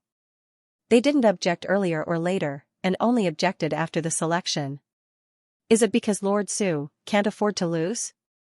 Old Master Su snorted coldly. How can an adopted son count? He's not Dukan's son. Dong Wei smiled. But I remember that an adopted son of the Su family also participated in the selection. Of the 2 places of the Su family, one was given to Mu Qingchen, and the other was a master invited from outside. Of course, the master was not there to compete for the first place, but to exhaust the opponents for Mu Qingchen. Everyone knew that this was a routine operation of the selection, but they didn't say anything. The Su clan's old master was rendered speechless. The monarch said impatiently, "Okay, stop arguing." He had a headache because of the quarrel. Not only were these stubborn old men depressed, but he was also very depressed. He didn't want anyone to advance from the beginning. He was prepared to recall the Black Wind Cavalry, but who knew that someone would actually pass? How did this Xiao Luling pass the selection? How did he guess the mission hidden in the secret letter? And what were 5th Master Han and Feng Wuming of the Feng family doing? They couldn't even stop a brat from the Zhao country. He would rather the Feng family take away the military power than let the Duke's mansion take advantage of it. However, he was the monarch of a country. His words were golden, and he couldn't change them. He was crazy, he was tyrannical, but he had a good reason for doing so. He was only good at using the heaviest punishment to measure the lightest mistake, but it didn't mean that he would punish people if they didn't make a mistake. Those were all private operations that couldn't be done in public. Han Lei, the monarch said irritably. "This minister is here." Han Lei took a step forward while holding the ceremonial tablet. The monarch's heart was bleeding. He held back his anger and reluctantly said, "Send the Black Wind Battalion's commander flag, commander seal, and token, to Xiao Luling of the Duke's mansion." Han Lei painfully said, "Yes." After the Mu family lost 200,000 soldiers, the Han family also lost 50,000 Black Wind Cavalry. Gu Jiao got up from the bed. There were no female disciples in the state preceptor hall. These days, Shang Guanyan's palace maid changed her clothes for her. Today, the palace maid was not here, so Xiaoheng had a rare opportunity to take care of his wife. Gu Jiao sat on the bed. Xiaoheng stood behind her and tied her hair. She was dressed as a teenager, so her hair was gently tied with a hairband. But her hands, Gu Jiao bitterly looked at her 2 big bare paws wrapped with thick gauze. "Isn't it too exaggerated?" Xiaoheng said, "The state preceptor personally tied it for you." He said it wasn't exaggerated. Gu Jiao curled her lips. What Xiaoheng didn't say was that her hand had been holding the reins for too long. Her palm was bruised and bloody. After it dried, it stuck to the reins. The doctor didn't know where to start and cut the reins. She and the horse were sent to the state preceptor hall for the state preceptor to treat. The reason why she was sent to the state preceptor hall was because the state preceptor said that he was willing to provide treatment for the selected cavalry. If she was injured, she should be sent to the state preceptor hall. Gu Jiao fainted at that time and couldn't remember anything. Fortunately, she fainted, otherwise, it would be very painful. Little Jing Kong had already been carried to the bed. He changed to a sprawled position and continued to sleep soundly. One side of his face was still imprinted on the mat. Gu Jiao looked at him, then at Black Wind King and Horse King in the courtyard. Then, she looked at Xiaoheng, who was treating her gently. The room was very quiet, and the cicadas were very noisy. But somehow, her heart was very happy and peaceful. She lifted the thin blanket on her body with her big bare paws wrapped in gauze and got out of bed. Just as she took a step, her legs went soft, and she fell down with a plop. Xiaoheng hurriedly reached out to catch her, but she fell too fast and the inertia was too great. He couldn't catch her, so he had to jump forward, hold her, and fall down with her. He fell heavily on the cold and hard floor. "Are you okay?" He hugged her tightly and asked. Gu Jiao lay on his body and shook her head. "I'm fine. How about you? Are you hurt? Am I very heavy?" Xiaoheng was still in a protective position. He held her waist with one hand and covered her head with the other. He smiled gently. "I'm not in pain. Also, you're not heavy either." Gu Jiao asked strangely, "Why are my legs so soft?" She didn't expect it at all. Xiaoheng said softly, "You used too much strength. You didn't rest for a day and night. You've been riding a horse all this time. It would be strange if your legs didn't go soft." Gu Jiao rested her head on Xiaoheng's strong chest and said with a long sigh, "My legs don't feel like they belong to me." I can't even move my toes. Husband, you're really amazing. Xiaoheng, who didn't drive but was hit by the car, was speechless. Yuhi, who just came to the door with the medicine, was also speechless. Digression, the second night watch is also very early. The latest chapter of this book is not finished yet. For more exciting content, please scan the QR code below to download the app. The novel is also updated at a faster rate. Millions of novels are free to read. There are novels with connotations that can't be found on the internet here. https://www.zhhbqg.com/896428964286/106534302. HTML Genius memorized the website address in 1 second. www.zhhbqg.com. Bikuga mobile reading website, mzhhbqg.com. The latest chapter of this book is not finished yet. For more exciting content, please scan the QR code below to download the app. Novels are updated even faster. Millions of novels are free to read. Novels with content that can't be found online are all here. Gu Jiao was very careful in the state teacher hall, using a young man's voice. Her identity as a woman was not exposed. But it was better to expose her identity. Two grown men acting like this, Yuhi was about to go crazy. What did he do wrong? Why did he have to bump into this kind of thing again and again? He really didn't want to know the relationship between the imperial grandson and young Master Xiao. You even called him young Master Xiao. Are you two playing this big? Also, young Master Xiao, your martial strength is so high, but you're actually the one below? Did you forget that you're already the new commander of the Black Wind Cavalry? Is this how you celebrate your promotion and wealth? Also, imperial grandson, you're someone who's about to die. Don't you know how to take it easy? No, you two should take it easy. One is a patient, the other is an injured person. Even if it's an injury, Yuhi was already unable to look at Gu Jiao and Xiaoheng. He stood at the door, not knowing if he should leave or not. Xiaoheng turned his head and saw Yuhi, who looked like he was struck by lightning. His body stiffened, but he didn't immediately push Gu Jiao away. Instead, he hugged her even more tightly. He raised his wide sleeves to tightly cover Gu Jiao's little head and then gave Yuhi a look that said, "You'll see for yourself." "Is someone coming?" Gu Jiao asked. "It's fine," Xiaoheng said calmly. Yuhi's mouth twitched. "Your Highness Imperial Grandson, your skills are already this high, last time you even blushed." Then they quickly separated. "Now you're treating me like a pumpkin?" Yuhi was crazily cursing in his heart. His image as a gentleman was about to collapse. See no evil, see no evil. Yuhi closed his eyes again and groped his way into the room. He placed the medicine on the table and groped his way out again. This kind of thing was unfamiliar the first time, but familiar the second time. He didn't bump into the pillar. Yuhi and the others had already walked far away. Xiaoheng's ears were a bit red. He was thin-skinned, so how could he remain indifferent after being seen? But compared to pushing her away, it was better to let Yuhi look at him.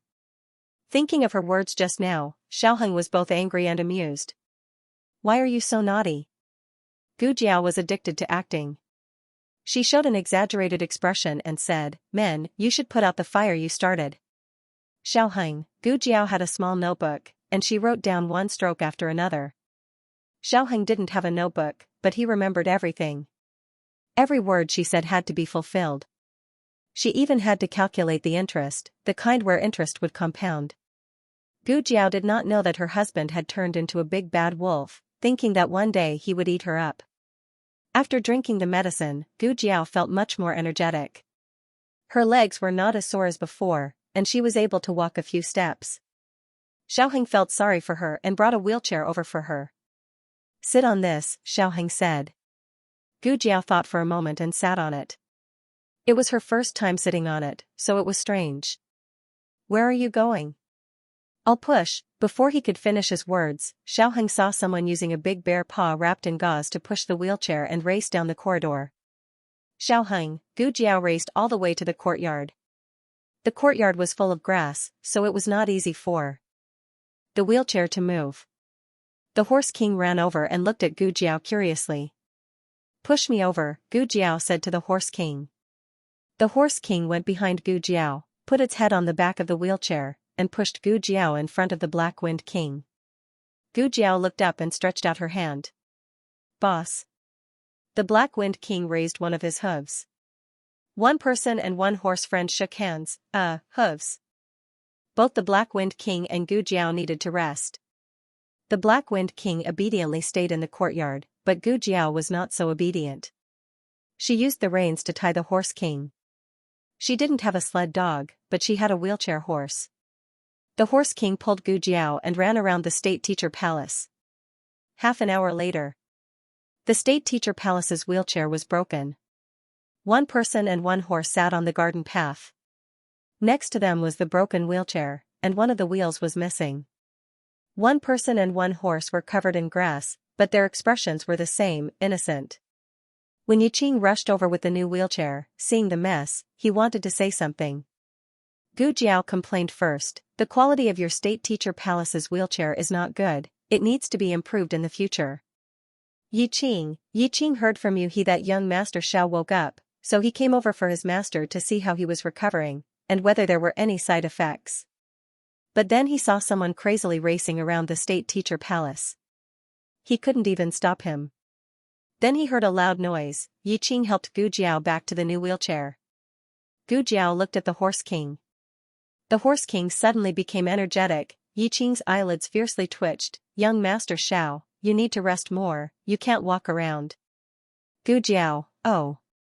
She didn't plan on not walking around.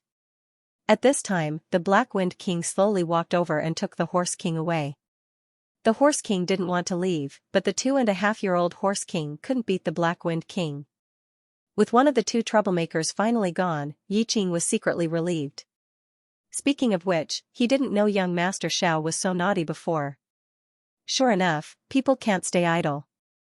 Yiqing went behind Gu Jiao, pushed the wheelchair with both hands, and said to Gu Jiao, I'll send young Master Xiao back to the Qilin Palace. Gu Jiao hurriedly said, wait, I'm not going back to the Qilin Palace yet. Where is your master? Yiqing truthfully said, Master is in the purple bamboo forest. Gu Jiao, take me to your master. Master may not necessarily see you. He's busy right now. Forget it, I'll send you to the purple bamboo forest first, so you and little Shi don't get together and cause trouble. Yiqing pushed Gu Jiao in the direction of the purple bamboo forest. Gu Jiao raised her hand to cover her eyes. Is your eyes uncomfortable? Yiqing noticed her movements. Gu Jiao said, under the strong light for too long, it's a bit prickly. Yiqing called out to a passing disciple. Senior brother. The disciple respectfully saluted. Go get an umbrella. Yiqing ordered. Yes. The disciple quickly went to the nearest courtyard to get an umbrella. Senior brother, here. Yiqing took the umbrella, opened it, and held it with one hand and pushed the wheelchair with the other. He had martial arts, so pushing with one hand wasn't hard at all. Gu Jiao secretly sighed. Yiqing was quite considerate and good-looking. Did he have a girlfriend? Should I introduce one? The two entered the purple bamboo forest. The disciple in the small bamboo house was currently sweeping the front yard. The front yard seemed to have an endless amount of fallen leaves. Every time Gu Jiao came, she would see this disciple sweeping the yard. Senior brother. The disciple saw Yiqing, put down the broom, and respectfully saluted. Then he also greeted Gu Jiao. Young Master Xiao. Is Master done? Yiqing asked. Not yet. The disciple said. Yiqing hesitated, but still said to the disciple, Go tell her that young Master Xiao is here. Yes. The disciple put down the broom, walked up the steps, took off his shoes, opened the half-curtain, and entered the house. Not long after, the disciple came out and respectfully said, Master invites young Master Xiao in. Yiqing deeply looked at Gu Jiao. Coincidentally, Gu Jiao also looked back at him. For eyes met, Gu Jiao asked puzzledly, Why are you looking at me like that? Yiqing said, You are the first to make Master break the rules again and again. Gu Jiao touched her chin. That's because your master and I both came from another time and space, so we can be considered half of the same hometown. Yiqing pushed the wheelchair into the yard, and the disciple laid a wooden board on the steps to facilitate the wheelchair. The state preceptor was not in the central room. "Come in." The state preceptor's voice came from the study. Yi Qing pushed the person into the study, and said to the state preceptor who was organizing the treasure, "Master, disciple will leave first." "N." The state preceptor faintly replied. Yi Qing turned and left the house. The study was similar to what Gu Jiao saw last time. Children's toys, rolled-up portraits, polished clay figurines. The state preceptor was currently wiping a little person on a clay figurine. The one sitting alone in a row seemed to have a very different status. The relationship between people was always progressing and getting along. There were some things that Gu Jiao would not ask before, but now, she asked smoothly, "Are these three little people you, Xianxia, and the state preceptor?"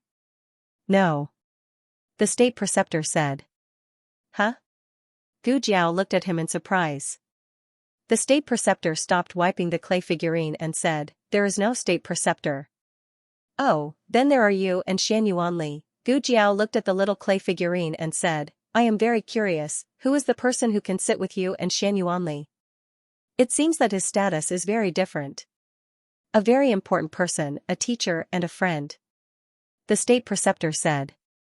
Gu Jiao raised her eyebrows. The evaluation was a bit high. The state preceptor put the clay figurine back on the shelf and put down the rag in his hand. He turned and looked at Gu Jiao. "You seem to be recovering well." Gu Jiao said, "It's okay, my legs are a bit weak, my eyes are a bit sensitive to light, and I can't use my hands. Other than that, I am fine." The state preceptor nodded. "These will slowly recover, provided that you stay in the house and don't run around." It seemed that the state preceptor had also heard the news of someone racing in the state preceptor hall. Gu Jiao decisively changed the topic. "I came here today to talk to you about something." "Speak," the state preceptor said. Gu Jiao said seriously, "It is about what you promised me last time. You said that as long as I win the Black Wind Cavalry, you will tell me the whole truth. It is time for you to fulfill your promise." The state preceptor picked up a scroll and slowly opened it. It was a portrait of Jing Yining. He looked at the portrait and said, "Last time you asked me what my relationship with Jing Yining was. But I think that you did your best not just to know my relationship with Jing Yining. You want to know more about Jing Yining." Gu Jiao also glanced at the portrait. "That's right, I am very curious about Jing Yining." The state preceptor raised his eyes and looked at her with a complicated expression. "Have you ever thought about why you are curious about a stranger?" This question stunned Gu Jiao. "Yes, why did she like Jing Yining?" the state preceptor said. "You are Jing Yining." Gu Jiao was slightly stunned. The state preceptor did not keep her in suspense and did not beat around the bush. He simply put the facts in front of her. "You are Jing Yining, and Jing Yining is you." Gu Jiao blinked and said, "How is that possible?" The state preceptor put the portrait back and said, "Think about your medicine box and your experience." "What is impossible?" Gu Jiao was silent.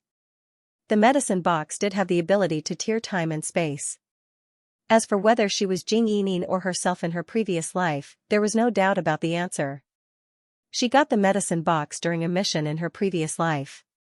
It should have belonged to her godfather, but he said that the box was too ugly and he didn't want it, so he gave it to her. Gu Jiao thought for a while and said, "That's still not right. If I am Jing Yining, why don't I have any memories of her?" The state preceptor said, "Your brainwaves were damaged when you traveled through time and space, which affected your memories." The state preceptor continued, "Xianxia was poisoned when she was pregnant. It was a very powerful poison that could kill both a person and a fetus. I used many methods to detoxify Xianxia. Unfortunately, the mother's poison was detoxified, but the fetus poison was ineffective. The fetus died when it was born. But 2 hours later, something incredible happened. The fetus miraculously came back to life. The fetus that came back to life was me." Gu Jiao looked at the state preceptor. "How did you recognize me?" The state preceptor said concisely, "The medicine box, medical skills, habit." Gu Jiao rubbed her chin. The state preceptor looked at her in confusion. "What's with your reaction? Why are you so calm?" Gu Jiao spread her hands. "Should I be surprised? Oh, my God, I'm still Jing Yining. I traveled through time more than once. The state preceptor face-bombed. Can you put away your exaggerated acting skills? I can't look at it anymore. Gu Jiao pushed the wheelchair to the state preceptor, reached out her big bare paw, and opened the painting on her lap. She looked at the little baby girl in the painting and raised her eyebrows. I was wondering why she was so cute. The state preceptor, Gu Jiao, okay, you've given me the answer. I'm going back. The state preceptor wanted to say something but stopped. Gu Jiao turned the wheelchair and walked out of the small bamboo house. Her face darkened. How could she not be shocked, but she couldn't show any emotion in front of the state preceptor. After all, he was a guy who stabbed the Xianxia family in the back. She couldn't completely trust him. What the hell is going on? She was actually Jing Yining. She had no memory of this at all. Could it be that guy was lying to her? Digression, it's another day of early chapters. Little cuties, please vote. The latest chapter of this book is not finished yet. For more exciting content, please scan the QR code below to download the app. Novels are updated faster. Millions of novels are free to read. There are novels with connotations that can't be found on the internet here. https://www. zhhbqg. com/8964289642826/1065165050. HTML Genius remembered the website address, www.zhhbqg.com. Bikuga mobile reading website, mzhhbqg.com. The latest chapter of this book is not finished yet. For more exciting content, please scan the QR code below to download the app. The novel will be updated even faster. Millions of novels will be read for free. There are all kinds of novels that can't be found online, it's not impossible. He put all kinds of things of Jing Yining in the study and pretended to be very concerned about Jing Yining.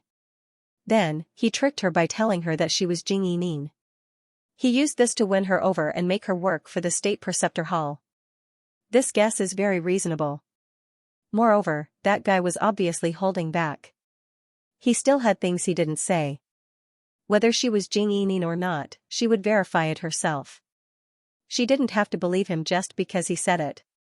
It wasn't because she didn't want to guard against him that she didn't believe a word he said. The disciple of the small bamboo house wanted to send Gu Jiao off, but Gu Jiao refused. She wanted to be alone. When she pushed the wheelchair out of the purple bamboo forest with her clumsy bare paws, Xianxia, who had been waiting outside for a long time, quickly walked over. I'll do it, Xianxia said. Oh. Gu Jiao let go of the wheelchair and put her bare paws on her lap. She was thinking about something when she came out and forgot to take an umbrella. The sun was so strong that it hurt her eyes. Suddenly, the light above her head dimmed. Xianxia opened an oil paper umbrella over her head. Xianxia said softly, Master's wife said that your eyes might be a little afraid of light these days. Gu Jiao's heart warmed. Her husband was so considerate. She reached for the umbrella. I'll do it myself. You can push the wheelchair. Xianxia rejected her hand. I still have this bit of strength. Gu Jiao thought of the young and powerful body she felt when she pressed down on him. It was indeed not as thin as it was before. Did you secretly train behind my back? Not only did he have abs, but he also had small pecs. There were also smooth lines on his arms. They weren't exaggerated and were just tight. Xianxia didn't even lift his eyelids. He was calm and didn't seem to use any strength. How is that possible? I don't even have enough time to study. The wheelchair was really heavy. It was indeed strenuous to use one hand. But I can't let my wife know that I can't do it. A man can't not do it. From tonight onwards, I'll have an extra hour of training every night. Xianxia used all his strength to push Gu Jiao back to the Qilin Hall. Just as he reached the entrance, he ran into Duke Ngua and Second Master Jing, who were coming out from inside. While Gu Jiao was unconscious, and Wugong came to visit her every day. The fact that Gu Jiao was his adopted son had long been known to everybody, so he didn't have to hide it. Besides, he could also visit the crown princess in passing, but he had to be more cautious. After all, he and the crown princess were the remnants of the Xianxia family. He had just finished greeting the crown princess when he heard that Gu Jiao had woken up and was out for a walk.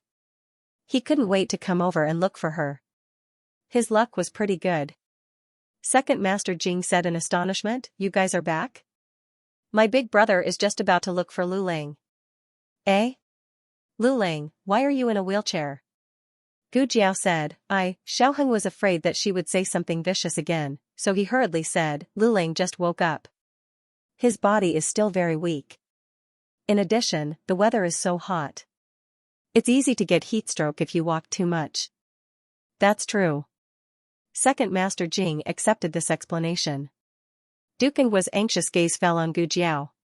He dipped his fingertips into the wet cloth on the armrest and wrote on it, "How do you feel?" Second Master Jing looked at Dukengua's words and said to Gu Jiao, "My big brother is asking how you feel?" Gu Jiao said, "I'm pretty good." Dukengua continued to write, "Do your eyes still hurt?" It still hurt a little, but Gu Jiao didn't want to worry Dukengua, so she said, "It doesn't hurt anymore. Let's go inside and talk." Xiaoheng said, "It's hot here." The few of them went to Gu Jiao's room. Xiaoheng could tell that Gu Jiao had something to say to Dukengua. He could be jealous of small things, but when it came to big things, he wouldn't pester endlessly. He said to Second Master Jing, "Little uncle, I have some books here. I need to go to the library. Can you accompany me?" Second Master Jing looked at the scorching sun that could melt people. He coughed lightly and said, "I want to accompany Big Brother." Dukengua, "No, you don't want to."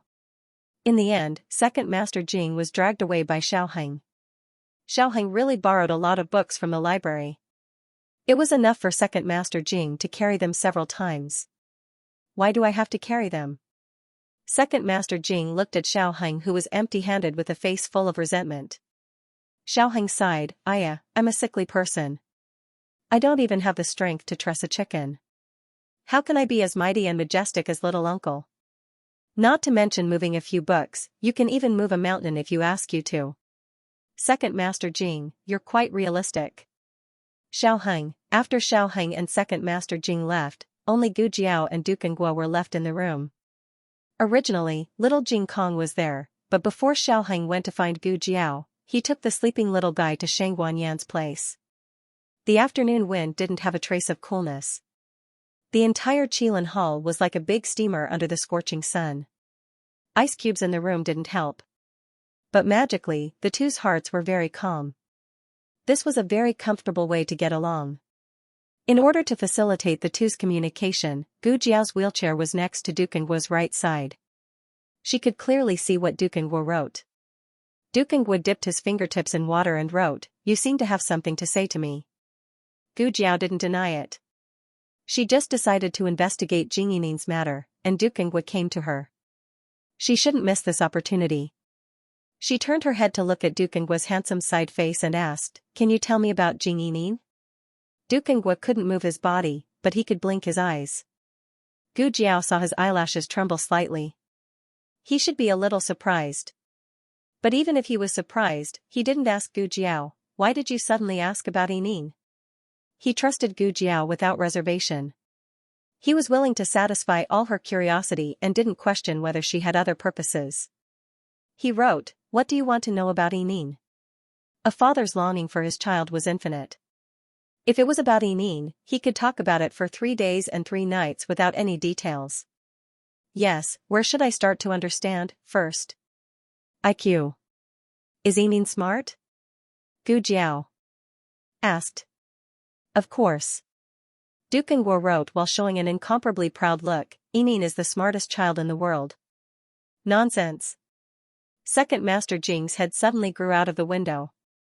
This was a guy who was lazy halfway through moving books and came back. "Yining is 2 years old and still can't speak. So stupid." Dukengua was so angry that his whole body trembled. He wrote in a mighty and domineering manner, "Yining could say mom when she was 1 year, 7 months, and 13 days. Gu Jiao, sure enough, beauty was in the eye of the beholder and genius was in the eyes of the parents. Dukengua continued to write, "Don't listen to him.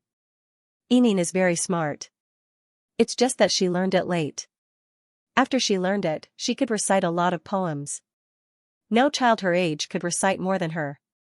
So, was this a competition? This didn't seem like something she would do. She hated reciting poems so much. Even if she remembered them, she wouldn't recite them. Gu Jiao imagined herself, who had the intelligence of an adult, shaking her head and competing with a row of little kids in reciting poems in a childish voice. She was so shocked that her body trembled. This was definitely not her. Yining, is she close to your parents? Gu Jiao unconsciously omitted Jing Yining's surname. Very close. When Dukengwa mentioned his daughter, his eyes were gentle and doting. She's very clingy to me and her mother. She follows us everywhere. When we let her sleep by herself, she won't. She always hugs her little pillow and sneaks into our bed in the middle of the night. Gu Jiao also imagined herself saying, "My bed says it doesn't want to sleep with me today." Then she ran to Dukengwa and his wife's room and threw her chubby self onto their bed. This kind of childish behavior couldn't be her. Gu Jiao cleared her throat. She doesn't like to talk much, right? She also rarely calls her parents. Dukengwa wrote, no, Yining likes to talk a lot. She always talks about her parents. Mom, eat. Dad, hug. Yining doesn't want to sleep yet. She needs a kiss before she can sleep. But Yining is so cute. Who can bear to reject her? It was cute and cute, tilting its head to one side. Gu Jiao had goosebumps. Why was the image in her mind so clear? She was just imagining it. There was no need to be so clear, right? Dukengwa wrote on the armrest. Yining's mother, and I always felt that having Yining was the greatest gift from the heavens.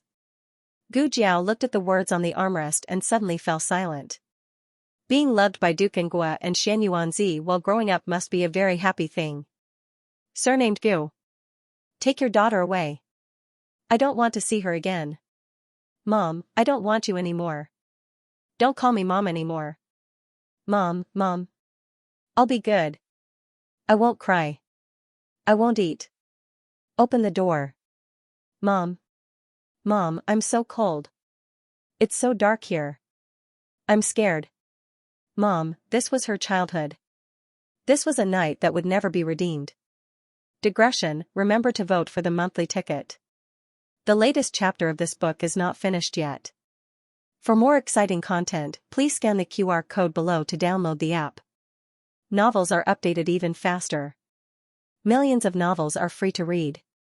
Novels with connotations that can't be found online are all available here. https://www.zhhbqg com/89642896428226/1065147760. HTML Genius memorized this website's address in 1 second. www.zhhbqg.com Bikuga mobile reading website, mzhhbqg. End of chapter 768. Don't forget to subscribe, like, and share the video to support the channel.